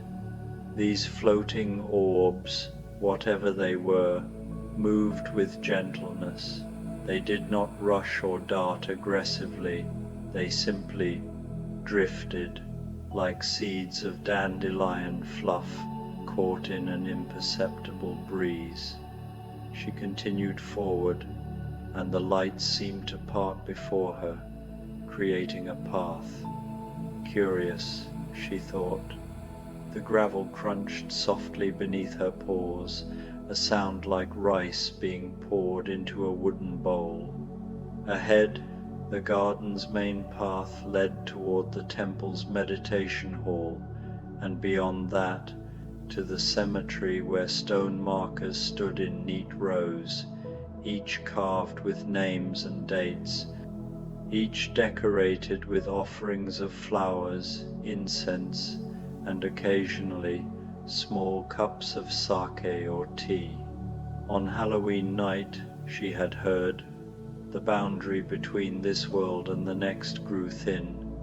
The ancestors, it was said, could return to visit, but Rabbit had never been frightened of ancestors. They were simply those who had walked the garden paths before, who had sat beneath these same trees when they were younger trees, who had watched the moon rise on countless autumn evenings just like this one. As she hopped along, Rabbit became aware of presences around her. Not the lights, those continued their gentle bobbing, but something else. Shapes that were almost visible, like shadows cast by invisible objects. They moved at the edges of her vision, never quite solid enough to see directly, but unmistakably there. A flutter of robes, perhaps, passing behind the stone Buddha near the camellia bush. A suggestion of a hat, tall and formal, glimpsed between the maple trunks. The whisper of footsteps on gravel, though when Rabbit looked, the path was empty. She sat up on her haunches, ears alert, nose testing the air. Her heart remained calm. These presences, whatever they were, carried no aggression, no hunger, no danger. They felt wistful, gentle, like visitors at a beloved place they had not seen in a long time. Rabbit lowered herself back to all fours and continued walking. The meditation hall stood ahead, its curved roof tiles dark against the pumpkin-colored moon. Usually, by this hour, the hall was dark and locked, the monks having retired to their quarters after evening service. But tonight, soft light glowed through the rice paper screens, and Rabbit could hear the faint sound of the mokugyo, the wooden fish drum, being tapped in a slow, steady rhythm. Tock, tock, tock, like a heartbeat, like footsteps, like the passing of moments, one after another, none exactly like the one before, none exactly like the one that will come after. Rabbit approached the hall's raised platform, where stone steps led up to the entrance. She had never been inside the meditation hall. It was a place for humans, for monks in grey robes who sat in perfect stillness for hours, breathing and breathing and breathing. But tonight, the screen door stood slightly ajar, and the light within was warm and inviting. She hopped up the steps, one careful hop at a time. The wood was smooth and cool beneath her paws, polished by decades of bare feet climbing up and down, up and down. At the doorway, Rabbit paused and peered inside. The hall was filled with an amber light that seemed to come from everywhere and nowhere at once. The mokugyo sat on its cushion at the front of the room, and it was tapping itself tock, tock, tock, moved by no visible hand. Incense burned in the bronze holder, sending up a thin ribbon of smoke that twisted and climbed toward the ceiling beams. And sitting in neat rows, in the precise positions where monks usually sat for meditation, were the almost visible presences Rabbit had sensed in the garden. She could see them more clearly now, though they were still somewhat translucent, like figures painted on silk with very diluted ink. There were dozens of them. Old women in formal kimono, their hair swept up in traditional styles, men in dark haori jackets, their faces gentle and peaceful. Children too, sitting with surprising stillness, their small hands folded in their laps. They were meditating, all of them, facing forward, eyes half closed, breathing in and breathing out, while the mokugyo marked time and the incense smoke rose, and the moon poured its strange orange light through the windows. Rabbit understood then. These were the ancestors, returned for this one night when the barrier was thin. They had come back to the temple, where they had perhaps sat in life, seeking the same peace, the same stillness, the same truth that required neither living nor dead to approach it. One of the figures, an elderly man with kind eyes and deep smile lines around his mouth, turned his head slightly and noticed Rabbit standing in the doorway. He did not startle. Instead, he smiled, a gentle expression of recognition and welcome, and gestured with one semi-transparent hand toward an empty space at the back of the hall. An invitation. Rabbit hesitated only a moment. Then she hopped quietly into the hall, moving along the wall to the empty space the kind man had indicated. She settled herself there, tucking her back paws beneath her body and letting her front paws rest naturally before her. She let her eyes half close, the way the figures around her held theirs. And she breathed, in and out, in and out. The mokugyo continued its steady rhythm, talk, talk, talk, The incense smoke rose and dispersed, rose and dispersed. The moon poured its light through the screens, painting everything in shades of orange and silver and shadow, and Rabbit sat, surrounded by the gentle presence of those who had come before, by those who were neither here nor there, neither solid nor absent, neither living nor dead in any way that required fear or sorrow. They simply were, for this moment, in this place, sitting as she was sitting, breathing as she was breathing. Time became soft and pliable. Minutes might have passed, or hours. There was no way to know, and it did not matter. The sitting itself was enough. The breathing itself was enough. Gradually, Rabbit became aware of something else, a quality in the light, a shift in the air. The figures around her were fading, not suddenly or dramatically, but gently, gradually, the way morning stars fade when dawn begins to lighten the sky. They were becoming thinner, more transparent, like watercolors when you add too much water to the paint. But there was no sadness in this fading, no struggle against it. They simply let themselves dissolve, releasing their temporary solidity with the same ease with which they had assumed it. The elderly man who had welcomed Rabbit turned once more to look at her. His eyes, even as they faded, held warmth and a deep, untroubled peace. He bowed to her, a small bow of gratitude and farewell.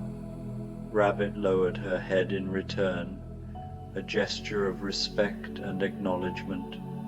Then he was gone, and the others with him, dissolving like mist when the sun touches it, leaving behind only the empty meditation hall, the still burning incense, the mokugyo now silent on its cushion, and the moonlight streaming through the windows.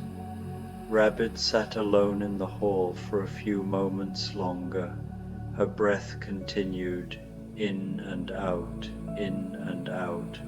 Her heart beat its steady rhythm. The temple stood solid around her, its wooden beams and tile roof exactly as they had been for 200 years, and would likely be for another 200, slowly weathering, slowly changing, but present. Everything was present, and everything was passing. These two truths could exist together, she realized. They were not contradictions, but companions, two sides of the same reality. The ancestors had come, and now they had gone, and both the coming and the going were natural, necessary, and strangely comforting. She rose to her feet and hopped quietly out of the hall, back down the smooth wooden steps to the garden path below. The floating lights were fewer now, and dimmer. As Rabbit walked back toward her burrow beneath the ginkgo tree, they winked out one by one, like candles being gently extinguished at the end of a ceremony. The last one hovered before her for a moment, pulsing softly with that foxfire green-gold light, and then it too faded, leaving only darkness and moonlight and the familiar shapes of the garden. The enormous orange moon had risen higher now and had transformed from its Halloween pumpkin color to something paler, cooler, more silver. Its light still filled the garden, but it was a different light now, cleaner, clearer, the light of an ordinary full moon in an ordinary autumn sky. Rabbit reached her burrow and paused at the entrance, looking back over the garden. The stone lanterns glowed steadily. The pond reflected the sky. The temple stood quiet and solid on its foundation. Everything was exactly as it always was, and everything was completely different, for she had seen something that could not quite be put into words. She had sat with those who were not quite here and not quite gone. She had breathed with them, shared silence with them, existed alongside them in that space where all beings furred and robed, present and absent, living and remembered were simply breath and awareness and the steady passage of moments. And she had learned that Halloween, for all its reputation for strangeness and fright, was really about something else entirely. It was about acknowledgement, about remembering, about making space for what has passed to return, not to frighten, but to sit peacefully, to share the stillness, to remind those still living that the barrier between states of being is thin and permeable and nothing to fear. All things arise and pass away, the Buddha had taught. This was not a sad truth, but a liberating one. It meant that nothing was truly lost, because nothing had ever been permanent enough to lose. And it meant that nothing needed to be grasped or held or preserved exactly as it was, because change itself was the nature of existence. The rabbit who thought herself simple and ordinary had been granted a vision tonight, a glimpse through the veil. But she understood that the vision was not meant to make her special or different. It was simply a reminder offered gently by the universe on this night when such reminders could most easily appear. She thought of the kind man who had bowed to her. She thought of all the figures sitting in meditation, present and not present, seeking peace in the only moment where peace could ever be found, this moment, and this one, and this one. Tok, tok, tok, like the water dripping in the stone basin, like the Mokugyo marking time, like her own heart beating steadily in her small chest. Rabbit descended into her burrow, turning 3 times in her sleeping chamber before settling into the soft nest of dried grass and fur she had prepared. The earth was cool and comfortable around her. The sounds of the garden filtered down through the roots and soil. The distant splash of a koi in the pond, the rustle of a leaf released from its branch, the whisper of wind through bamboo. She let her breathing slow and deepen. Her eyes drifted closed, then open, then closed again. Above ground, the moon continued its arc across the sky, patient and luminous, neither hurrying nor lingering, simply following the path it had followed every night for billions of years, and would follow for billions more.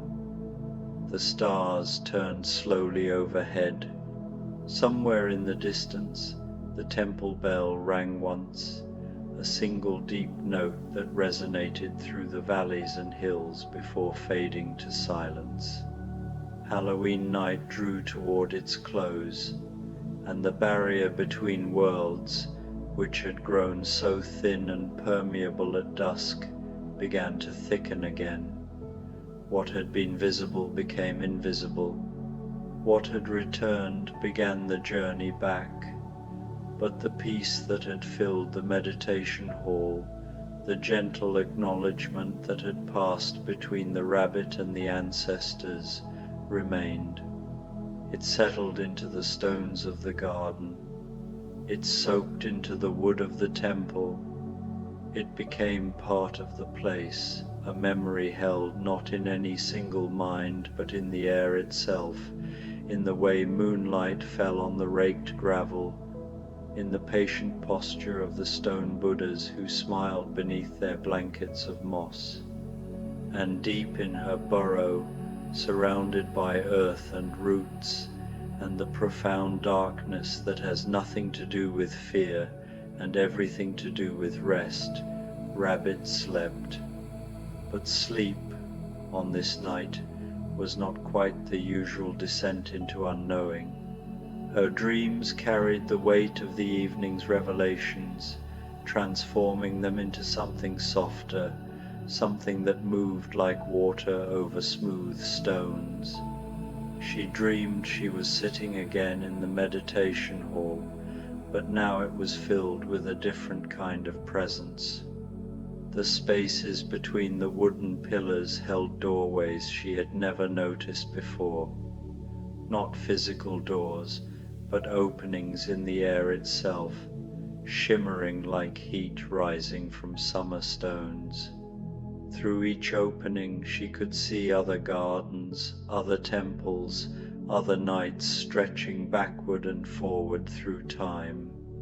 In one doorway she saw the garden as it had been 100 years ago, when the ginkgo tree under which she now slept was barely taller than a human child, its trunk thin and flexible, its leaves bright yellow-green with youth. An old gardener tended it carefully, wrapping its base with straw for the coming winter, speaking to it in a low, affectionate voice, promising it would grow strong and live to shelter many generations. Through another opening she saw the garden 50 years hence, when the ginkgo would be even more massive, its roots spreading wider beneath the earth, creating chambers and tunnels that would house not just one rabbit but entire families, generation after generation, each one believing themselves to be the first to discover this perfect shelter. And through yet another doorway she saw this very night, this Halloween evening, but from a different angle from above, as if she were the moon herself, looking down at the small figure of a rabbit moving through the garden paths, at the floating lights that surrounded her, at the temple with its glowing windows and the invisible presences gathering for their annual return. From this height she could see how small it all was, the garden, just one garden among thousands, the temple, just one temple, the rabbit, just one small creature among countless others. And yet she could also see how precious it was, how each element fit perfectly into the whole, how the moonlight needed the stones to illuminate, how the silence needed the temple bell to define it, how her own small presence gave the ancestors something living to acknowledge, someone to bow to, someone to remind them that the world they had left continued, that the paths they had walked were still being walked. In her dream, Rabbit understood something she had not quite grasped while awake. The ancestors had not come back to visit the living out of longing or attachment. They had come back because it was part of the cycle, as natural as leaves falling in autumn or snow melting in spring. They returned the way breath returns after being released, the way the tide returns after flowing out to sea. Not because something was lacking, not because anything needed to be corrected or completed, but simply because this was the nature of things, to depart and return, to return and depart, in an endless rhythm that had no beginning and no end. She saw, too, that she herself was part of this rhythm, that one day, many seasons from now, she would release her final breath, just as she had released thousands of breaths before it, and the difference would be only that this particular breath would not be followed by another. Her small body would return to the earth beneath the ginkgo tree, would become earth itself, would nourish the roots that had sheltered her, and then perhaps, on some future Halloween when the veil grew thin, she might return as the ancestors had returned tonight, not sad, not lost, but simply present for a moment, sitting peacefully in the meditation hall, breathing with those who came after. The thought carried no fear, no resistance. It was simply true, the way water is wet and stones are hard, and the moon rises each night whether anyone watches or not. In her dream, the kind elderly man who had welcomed her appeared beside her once more, but now she could see him more clearly. His face was weathered like old wood, lined with years of smiling and squinting into sunlight and bearing sorrows with grace. He wore the robes of a monk, though they were simpler than the ceremonial garments she had seen on the temple's current priests. He sat down beside her in the dream space where physical size meant nothing, so that a rabbit and a human could sit eye to eye, equal in their presence, equal in their breath. "Do you understand now, small one?" he asked, though his voice was not quite sound. It was more like a feeling, like warmth spreading through her chest. Rabbit considered the question. She thought about the evening, the strange lights, the transparent figures, the meditation hall filled with those who were neither here nor gone. She thought about the mokugyo tapping its rhythm, about the incense smoke rising and dispersing, about the way the orange moon had slowly transformed to silver as the night aged. "I think," she replied, her own voice dream-soft, "that Halloween is not about the dead visiting the living." "No?" The old monk's eyes crinkled with gentle amusement. "No," Rabbit said, more certain now.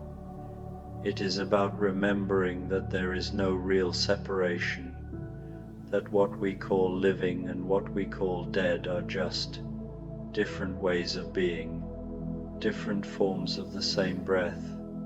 The monk nodded slowly, and in his nod was a deep satisfaction, the pleasure of a teacher whose student has grasped not just the words of a lesson but its essence. "And why," he asked, "does the world arrange for such a night? Why does the barrier grow thin once each year?"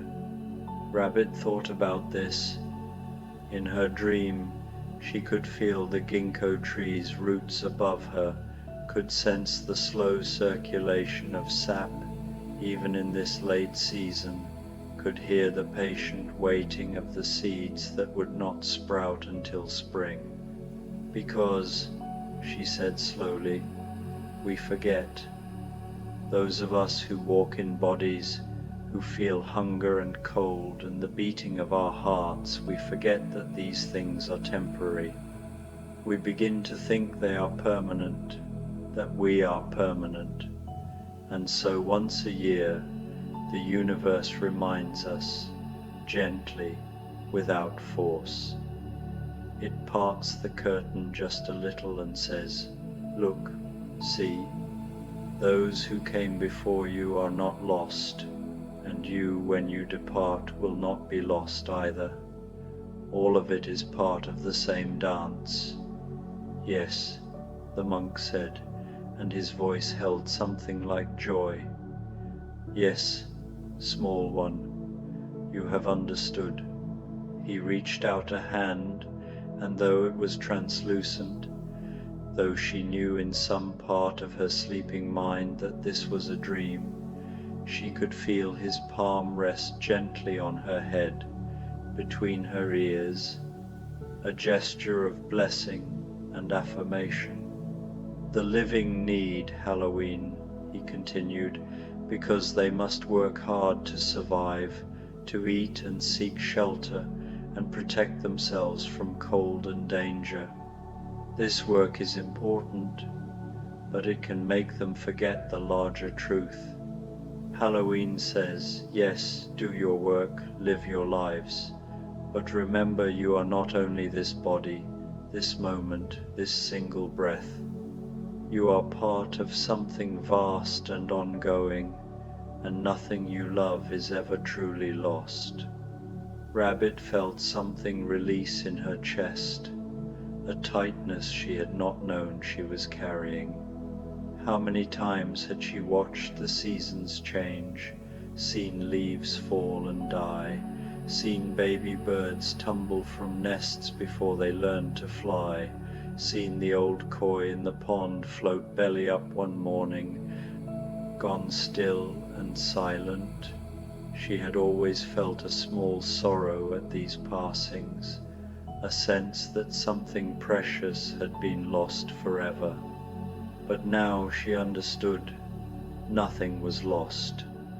Everything transformed, changed shape, moved from one form to another, but the essential nature, the breath, the presence, the isness of each thing that continued, woven into the fabric of the world itself. "Thank you," she whispered to the monk. "Thank you," he replied, "for sitting with us tonight, for being present, for being alive now, in this moment, so that we who have departed can remember what it was like to feel the earth beneath our feet, to smell incense and pine, to watch the moon rise over a garden we loved." And then he faded, not sadly but peacefully, the way one fades from a room by simply walking out the door, the way presence naturally gives way to absence, gives way to presence again, in the eternal rhythm. Rabbit's dream shifted then, becoming less visual, more sensory. She felt the earth cradling her body, felt the warmth of her own small heart beating steadily in her chest. She heard, from far above, the temple bell marking another hour, 3 deep tones that rolled through the valley and slowly, slowly dissipated into silence. She heard the wind moving through the bamboo grove on the eastern edge of the garden, that particular hollow rattling sound that bamboo makes, like wooden chimes, like bones dancing, like laughter.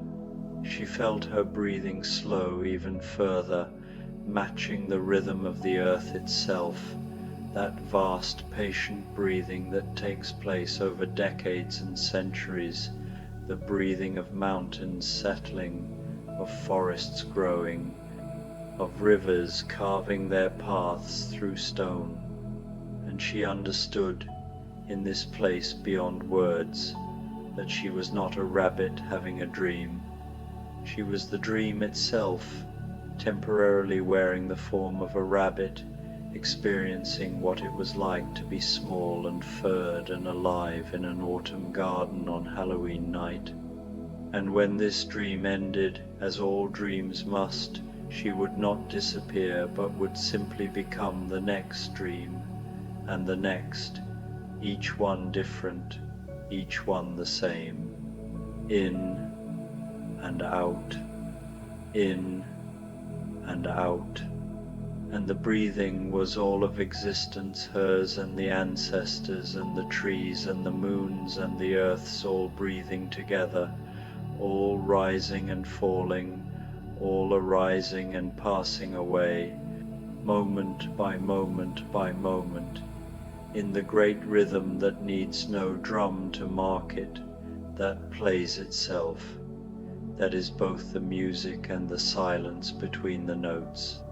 The garden settled into the deepest part of night, that hour when darkness is most complete, when even the insects cease their songs, and stillness becomes so profound it is almost tangible. This was the hour for sleeping, for letting go, for allowing the days strange and ordinary, Halloween and every day, to dissolve into memory and dream.